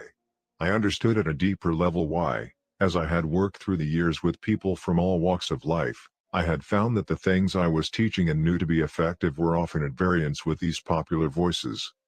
I am not suggesting that elements of the personality ethic, personality growth, communication skill training, and education in the field of influence strategies and positive thinking are not beneficial, in fact sometimes essential for success. I believe they are. But these are secondary, not primary traits. Perhaps, in utilizing our human capacity to build on the foundation of generations before us, we have inadvertently become so focused on our own building that we have forgotten the foundation that holds it up, or in reaping for so long where we have not sown, perhaps we have forgotten the need to sow. If I try to use human influence strategies and tactics of how to get other people to do what I want, to work better, to be more motivated, to like me and each other, while my character is fundamentally flawed, marked by duplicity and insincerity, then, in the long run, I cannot be successful. My duplicity will breed distrust, and everything I do, even using so-called good human relations techniques, will be perceived as manipulative. It simply makes no difference how good the rhetoric is or even how good the intentions are. If there is little or no trust, there is no foundation for permanent success. Only basic goodness gives life to technique. To focus on technique is like cramming your way through school. You sometimes get by, perhaps even get good grades, but if you don't pay the price day in and day out, you never achieve true mastery of the subjects you study or develop an educated mind. Did you ever consider how ridiculous it would be to try to cram on a farm, to forget to plant in the spring, play all summer and then cram in the fall to bring in the harvest? The farm is a natural system. The price must be paid and the process followed. You always reap what you sow. There is no shortcut. This principle is also true, ultimately, in human behavior, in human relationships. They, too, are natural systems based on the law of the harvest. In the short run, in an artificial social system such as school, you may be able to get by if you learn how to manipulate the man-made rules, to play the game. In most one-shot or short-lived human interactions, you can use the personality ethic to get by and to make favorable impressions through charm and skill and pretending to be interested in other people's hobbies. You can pick up quick, easy techniques that may work in short-term situations. But secondary traits alone have no permanent worth in long-term relationships. Eventually, if there isn't deep integrity and fundamental character strength, the challenges of life will cause true motives to surface and human relationship failure will replace short-term success. Many people with secondary greatness, that is, social recognition for their talents, lack primary greatness or goodness in their character. Sooner or later, you'll see this in every long-term relationship they have, whether it is with a business associate, a spouse, a friend, or a teenage child going through an identity crisis. It is character that communicates most eloquently.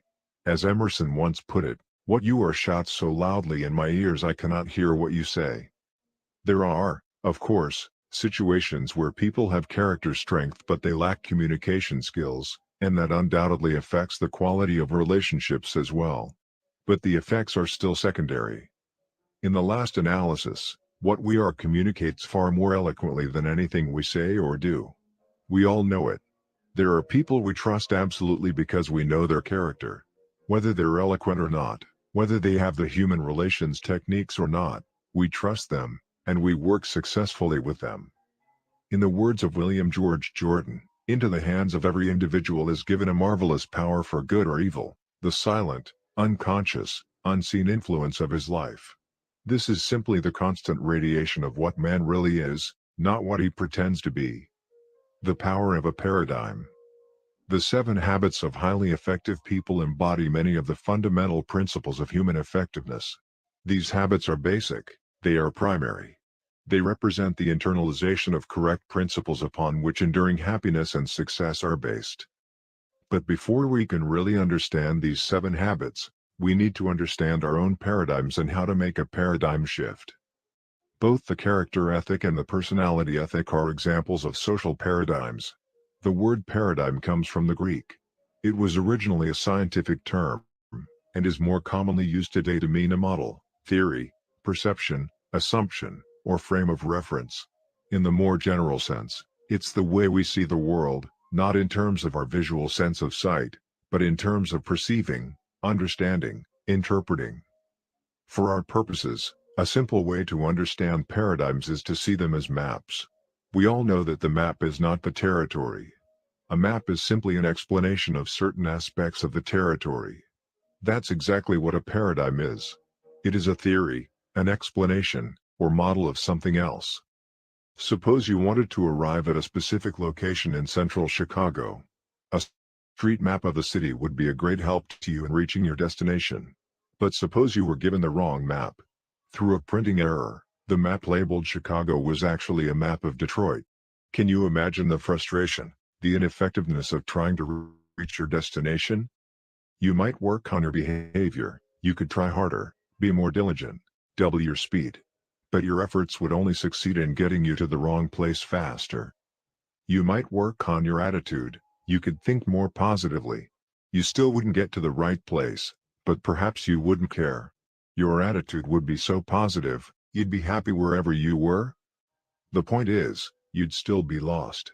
The fundamental problem has nothing to do with your behavior or your attitude. It has everything to do with having a wrong map. If you have the right map of Chicago, then diligence becomes important, And when you encounter frustrating obstacles along the way, then attitude can make a real difference. But the first and most important requirement is the accuracy of the map. Each of us has many maps in our head, which can be divided into two main categories: maps of the way things are, or realities, and maps of the way things should be, or values. We interpret everything we experience through these mental maps. We seldom question their accuracy. How do I lower you a little bit? A little loud. Damn, how do I lower you There we go. on Discord? Oh, there we go. Yeah.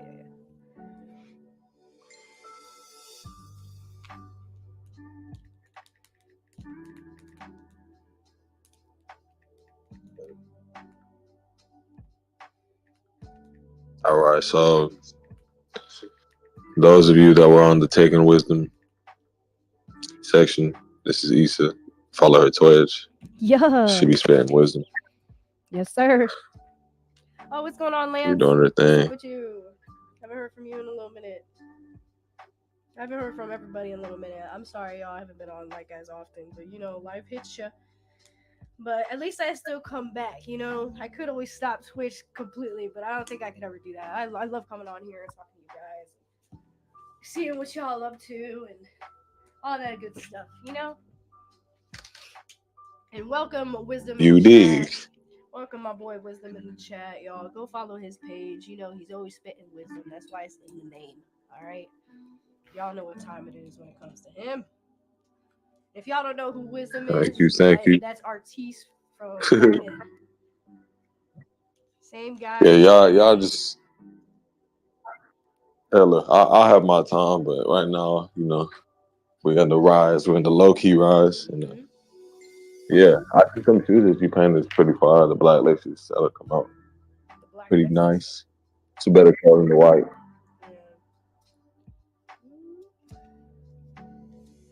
Definitely. Let me invite a couple people from my server. They wanted to talk about the FNF episode a little bit. I haven't watched it. I haven't watched the FNF episode in a very long time. Ain't much. Relaxing. How you been? I've been good. You know, I feel like I've been going through it a little bit. I feel like I haven't been, you know, myself. That's why I really wanted to come on here and, you know, get back to doing stuff that I love. You know, I gotta search for my soul right now, so that's why I'm doing Twitch and doing my art, because I feel like that's the fastest way to get there. Doing something I love, you know. You dig? Yo, Let's go.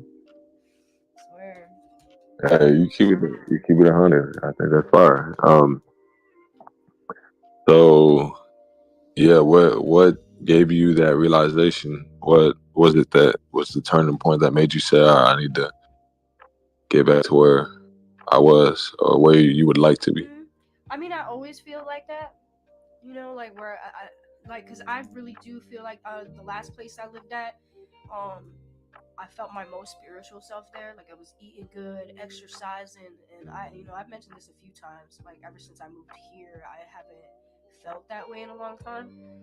But you know, the longer I've been living here, I feel like I'm losing myself more and more. It's kind of weird. I'm like, fuck. Like it's almost like I'm walking in this world, but like I'm not me.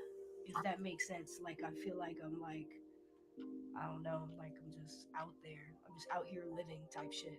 It's very interesting. So like I'm trying to do things that I like to do to get me to, you know, almost like soul searching, you know. I'm like trying to get back to my soul self, you know, my most happy There you self. go. I feel like I like that. That was what. I'm trying, bro. My bad. I was like cutting you off. No, you're We good. keep doing it. No, you're good. All right. Got me thinking about that Fortnite talk shit. We doing it verbal now too. That's fucked up. What was your sign again? What's them? I forgot. I'm a god. That boy. Hey, respect on the name, bro. Respect on the name. You feel me? I'm a Libra. That little Libra, you So dig? you're a balance beam, right? I think that's one of Yeah. one of mine. I'm a Libra and a Taurus rising or something like that, or Gemini. Sorry, I'm a Libra and a Gemini, so I'm like in a mix. And then I'm a Taurus too, so I'm like in the mix of all three of those. Yeah, I'm a mix of mean, yeah. balanced, Yeah. and loyal and hard headed. Real. You feel me? Hella. Yeah, most definitely. What was I gonna say? I think what you were saying in other words was that you were not progressing spiritually. Not at all. If anything, it's going down. If anything, it's going You down. know, and I came across some information recently that I'll post a picture in your Discord just so that you can kind of see where we are within this matrix, as some would call it. But I think we were kind of in the middle of the. Yeah, I'll post it. Hey, I think we're in the middle of the tree of life. Go ahead. I was gonna say, send me the link to the Twitch really quick, like my Twitch, through the Discord. That way I can post it on my Oh, got Instagram. you. Got you. That way more people can come in, hear the knowledge. You dig. You dig?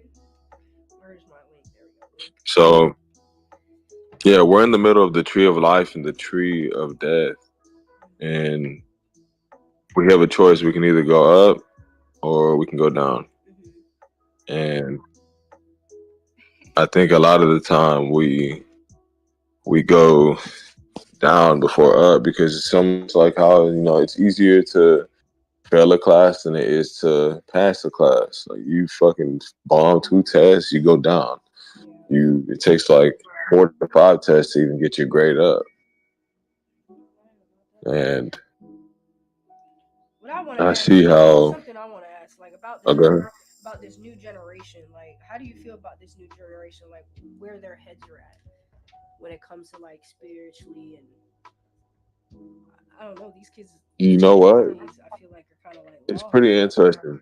But I feel like some know. There's a lot of them, but don't. You know what I mean? Mm-hmm. Like I feel like a lot of them are like. Yeah, of course. I don't know even how to explain it. Like they're very in tune, but they don't know that they are. If that makes sense. Yeah, and you right on the money with it. So 2000s was the shift from from the 1900s to the 2000s was the shift from masculinity to femininity being the theme. Oh, that's 100%. It's fucking female world right now. Down to the rappers. You dig? So yeah, I don't know if you guys can hear that background noise. I can be between that. I live right next to a road right now, unfortunately. No, But I don't hear nothing. I mean, I don't. Does anybody else in the chat hear anything? well, shit, if you don't hear it, then that's good. It's sourcing through your headset. So, yeah, 1 is the number of the man, 2 is the number of the woman. 1900s starts with the 1. 2000s starts with a 2. So 2 is the number of spirituality too, as well. And these children that were born in the 2000s are innately connected to, their higher self. And they can grow a lot quicker because they had technology, which also starts with a T, which is the 20th letter, and it has a 2 in it as well. You see the correlation, how this starts to like... See, that's why I love talking to you. Yeah, you like... really like know your shit too. Like that shit's crazy as fuck. Because when you put like 2 and 2 together like that, you're like, damn, this shit really goes down to like a science almost. Like what the fuck? It is. It is.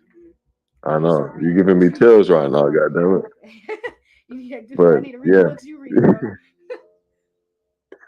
Man, it's just being at the right place at the right times. Technology starts letter T, which is the 20th letter, and also the word 2 is spelled with a T. So spirituality is just innately connected to those who are in the 2000s, and they can advance a lot quicker because they have a lot more tools, which yet again starts with a T. And yeah, it can't be. Have you watched Week in Life? Sorry if I cut you out. You finish your sentence. And then... No, you go. Well, I'll give one example. Like, look at the difference between Naruto and Boruto. Yeah. You see how in Boruto they have like tools and they just fucking learn ninjutsus way quicker. Yeah, I see what you mean. Well, evolution, evolution things are supposed to, Yeah, you're supposed to that's have all it it no is. matter what. But Yeah. go ahead. But I was saying, have you ever watched Waking Life? No, I haven't. Yo, I'm gonna show you a clip just so you could listen to what Buddy's saying because I watched it when I was on mushrooms. Y'all know I like my mushrooms and shit like that. But yo, it was on. You watch Midnight Gospel, right? Yeah, of course. Yeah. What? So Waking Life You know that is I watched that. yeah. So Waking Life is kind of like that, just like a different, just a different type of movie or whatever. But that shit right there was fucking crazy. Like the shit it was saying on there, I was like, oh damn. So I definitely need to show y'all a clip. I'm not gonna do it right this moment because I'm in the middle of trying to finish this real quick. But I definitely gotta show you that clip. So don't let me forget to show you that before the end of the stream for sure. Yeah, you're gonna be like, what the fuck? Yeah, And you gotta watch it. It's on Amazon Prime for like $3. But yeah, what? There's like two different dudes that spit some shit, and I'm like, it really had you thinking. I love shit like that where it makes you think. Like, oh damn. Like, oh okay, that's what yeah, life is. definitely. Yeah. Oh yeah, most definitely. Yeah, I'll be honored. I love shit like Midnight Gospel. Yeah, that's why I know It's for a only a fact you matter of like it. time. Watch, I'm gonna show you a clip in a little bit. Say You're what gonna be now? like, damn. Oh, got you. Yeah, you definitely gotta see that shit for Yeah, yourself. again. Those of you on X, if you definitely want to stick around the Chirp gang, it's about to go down on Twitch. She has a YouTube as well that she's developing TikTok. You can find her on there too. Yes, sir. Trying to get my And TikTok she followers got back up. wisdom. Yeah, she got that wisdom, so I got to throw her up on the Taking Wisdom channel. You know how we do it. We got 13 people watching live right now. I need to catch you. Man, you know what we could do? Man, all right, we're going to talk, Issa. We're going to talk. Just give me a fucking great ass idea. That's what I'm here You for. have no Let's idea. go. We gotta spit the knowledge today. Today is the day. That's why I'm here. That's why you here. Like today's the day. Today is the day. Today is the day. For real. What's today? What's today's number? You dig? What does 9 mean? It's the ninth. What you got for us on number Completion. 9? Completion. Oh shit. Look at that. Okay. Yeah, look at you. I didn't even repeat that. You doing your thing. Yeah. It's also I can spiritual feel you number 2. smiling from here, bro.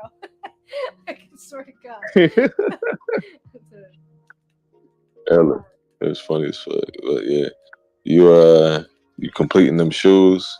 9 is also a number of spirituality. It's the element of fire. I didn't even peep that. You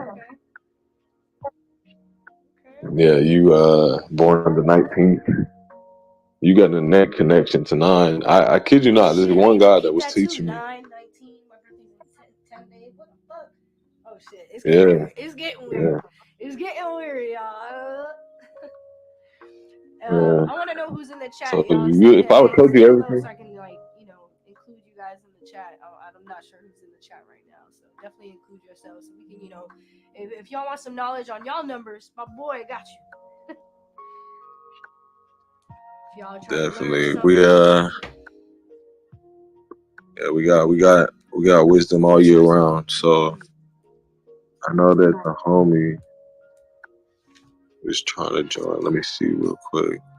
Hey, shout out to Soju for the 20 months subscribe. Soju, you never disappoint, my boy. You never disappoint, y'all. I swear to God, he never disappoints. My boy, see that's the ultimate right there. That's the ultimate Soju. 20 months in. Yo, day one, A1, bro. Day one, A1. My boy. We just clap for my boy Soju.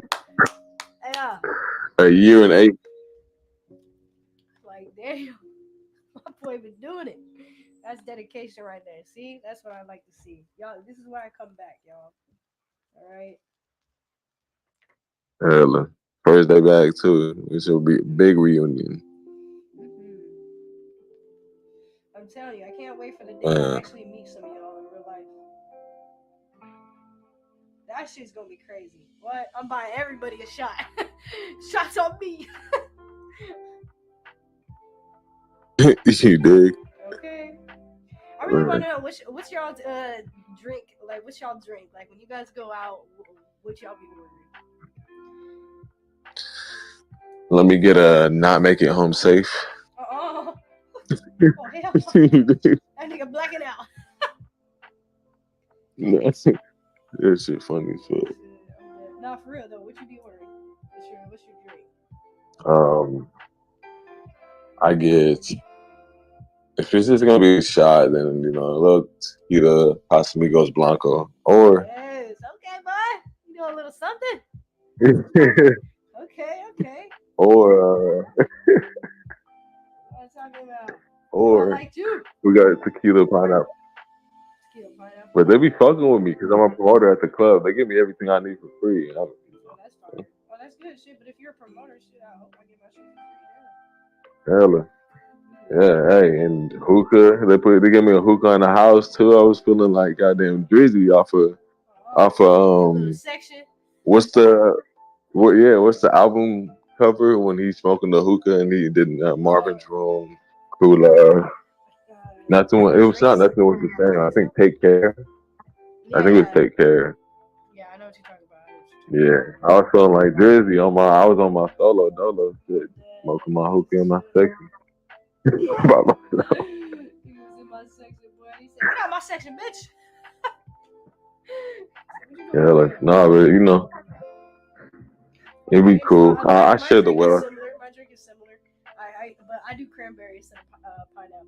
It's Casamigos Reposado with splash cranberry. Hey, My shit's in a short glass. I'll tell them straight up, short glass, splash of cranberry. Because every time I get a fucking drink and they give me that tall glass shit, they're pouring so much cranberry in it. I'm like, dude, I don't want to taste cranberry. I'm trying to taste the liquor.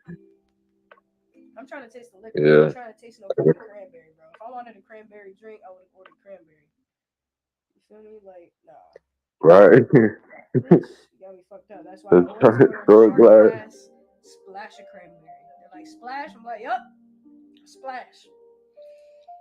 And then I'll just sip Yeah, all that day. cranberry be doing it. Yeah. I like cranberry Not because too much of it though. It helps your immune system too at the same time. So that's why I like to do cranberry. It's very rare I do pineapple. I'm not really a pineapple girl. I like actual pineapple, but pineapple juice, I'm like, it's not the best. I'd probably prefer orange it do be. juice before pineapple. Damn. Yeah. That's crazy. That's well shit. I'm sure they might have orange juice at the bar too. I might have to try that. Yeah. No, I fuck with orange juice in there. How dare you say you dig? That boy Soju, what you been up to, man? Though, what's your drink, Soju? Or I'll do wine, y'all. Y'all know I'm a wine girl, so like if I'm like, say I go out with a few friends and I'm not feeling drinking liquor, I'll get like a Chardonnay or a Cabernet. But lately I've been doing a lot of Chardonnay.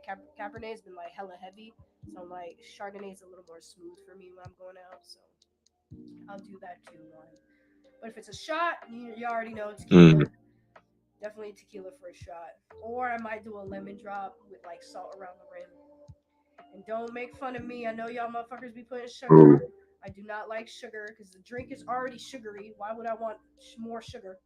It doesn't make no sense. So I gotta have salt. I gotta mask the taste.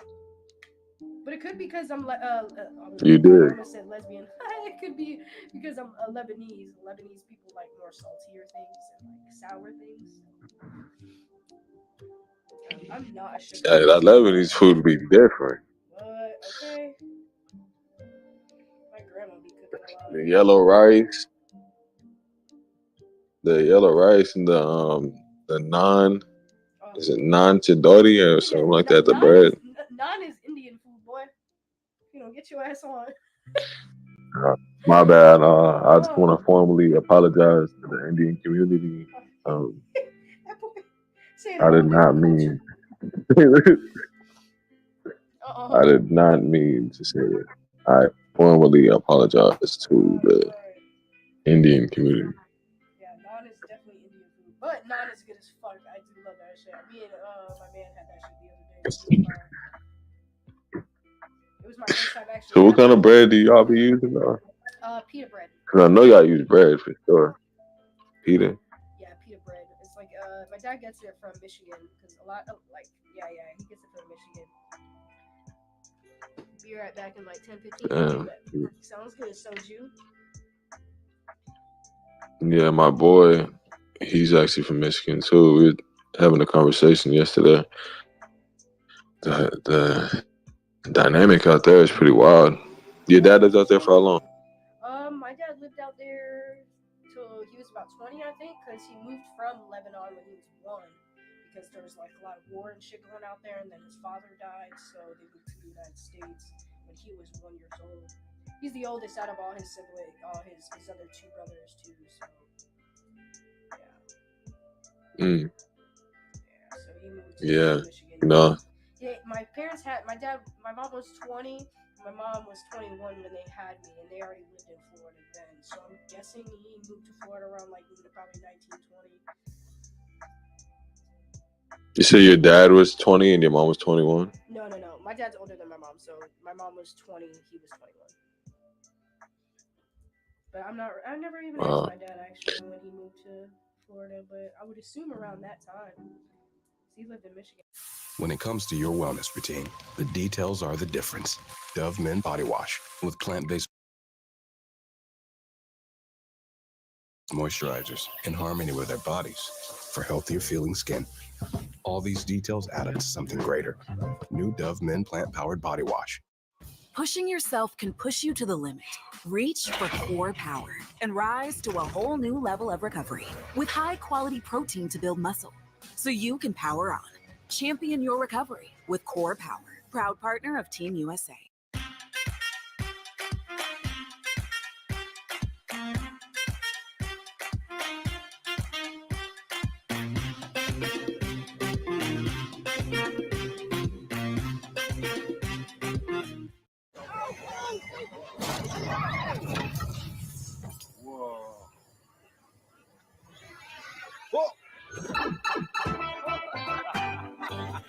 Ready for a new way to play?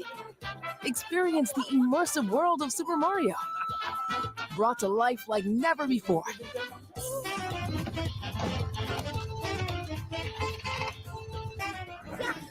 Super Nintendo World, now open at Universal Studios Hollywood.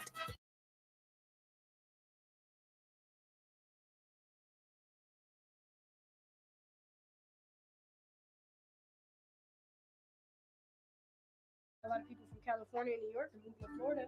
They think it's cheap, but it's really not. Now Florida's fucking throwing their prices up there. People that actually live in Florida their whole lives are fucking dealing with all this shit now. Shit's ass, bro. Yeah. They're literally making I know we're gonna have to move somewhere out the States or something. Who knows? I know. Texas is next, bro. I know.